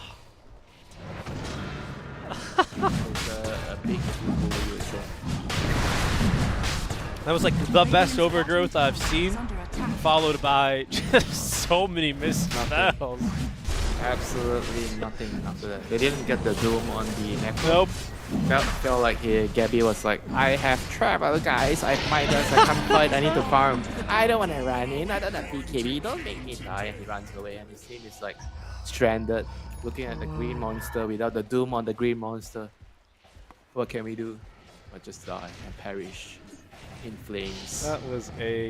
That was definitely an SCA fight for sure. I have no idea what else to say. You should just tell Abed you can move away from SEA, but you can't take away the SEA. That's right, you can't. Welcome back to see Raven. It's dusted. Another missed hook shot. Jing uncharacteristically missing on a couple of these. Not gonna matter though. Okay, Natsumi blinking in to pick up the kill. My kill. I want my carry to have that kind of dominance in the game, you know. If he wants something, he comes over, he gets takes it, you know. If he wants the power loss, he comes and takes it. Doesn't say a word. Right. You don't want the kind of carry who puts in the ult chat, hey guys, can we please smoke gank? And then he pings smoke available in shot. You want the carry who... I don't want the carry to just guys, can we please do I know. but if you don't want to do anything, it's okay. You want the guy who he's gonna swallow his microphone with the fan running in the background that says, hey!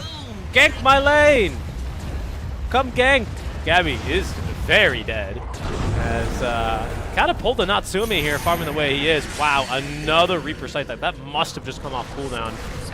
He's gonna have a... My favorite thing to hear is, guys, help me, follow me please, I'll carry you. This is the favorite thing I love to hear in my games when a carry tells me, oh right, this guy knows what he's doing.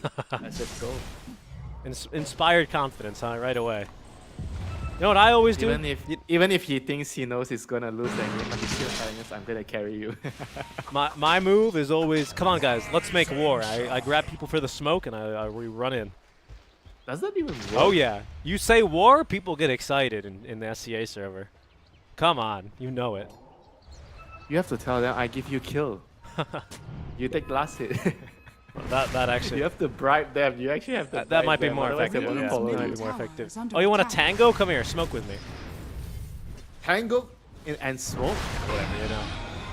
I mean, that's... What do we get? Nature's Cheap Grasp? of you. Okay, double smoke. Jake jumping on in. They want to take this fight. There is, of course, that Aegis on for Mac. All that regen as well. Just disgusting now with the heart on top. Is there a vessel? No, there isn't, right? Excuse me. No. Where's the vessel? There is none. Radiant are scanning. There's no vessel. What's the solution here? A Scotty, I suppose, eventually, perhaps on the Weaver? No, but that's a Lincoln Sphere that he's turning with that ultimate orb. Radiant's top tower is under attack. No. I guess you just need to doom him. Just doom him. It's fine. Just doom him. It's the only answer. I wonder if Mac is going to consider any defensive items here. Kaya Sanj, I guess, is going to be the move. No BKB for him. But you want to see a Lincoln's from Mac? Well, what breaks Lincoln's this game? Decrep, Life Drain, Doom, and Leech Seed, right? That's it. I think it's... And whatever neutral spell he gets. Yeah, that's actually a really good point. Yeah, I guess you have a point. I don't know. It's tough, right? It's a tough call. Abed? Yeah, nice roll up. Yeah, no way Cox gets him like that anymore. What's going on here? Tier 2 tower. They're looking for Mac? Has he possibly stuck around too long? I don't really think so, actually. He still has his Aegis. 1 minute.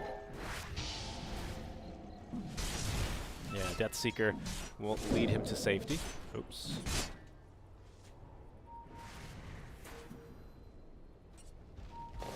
I mean, this Death Seeker shot just makes Necrophos so easy to play around the map. That it does. Make it so hard to catch him. Low cooldown as well. Kind of a baller move from Carlo there to die after planting the wards. He didn't react at all to the Wraith King, even though he was invis.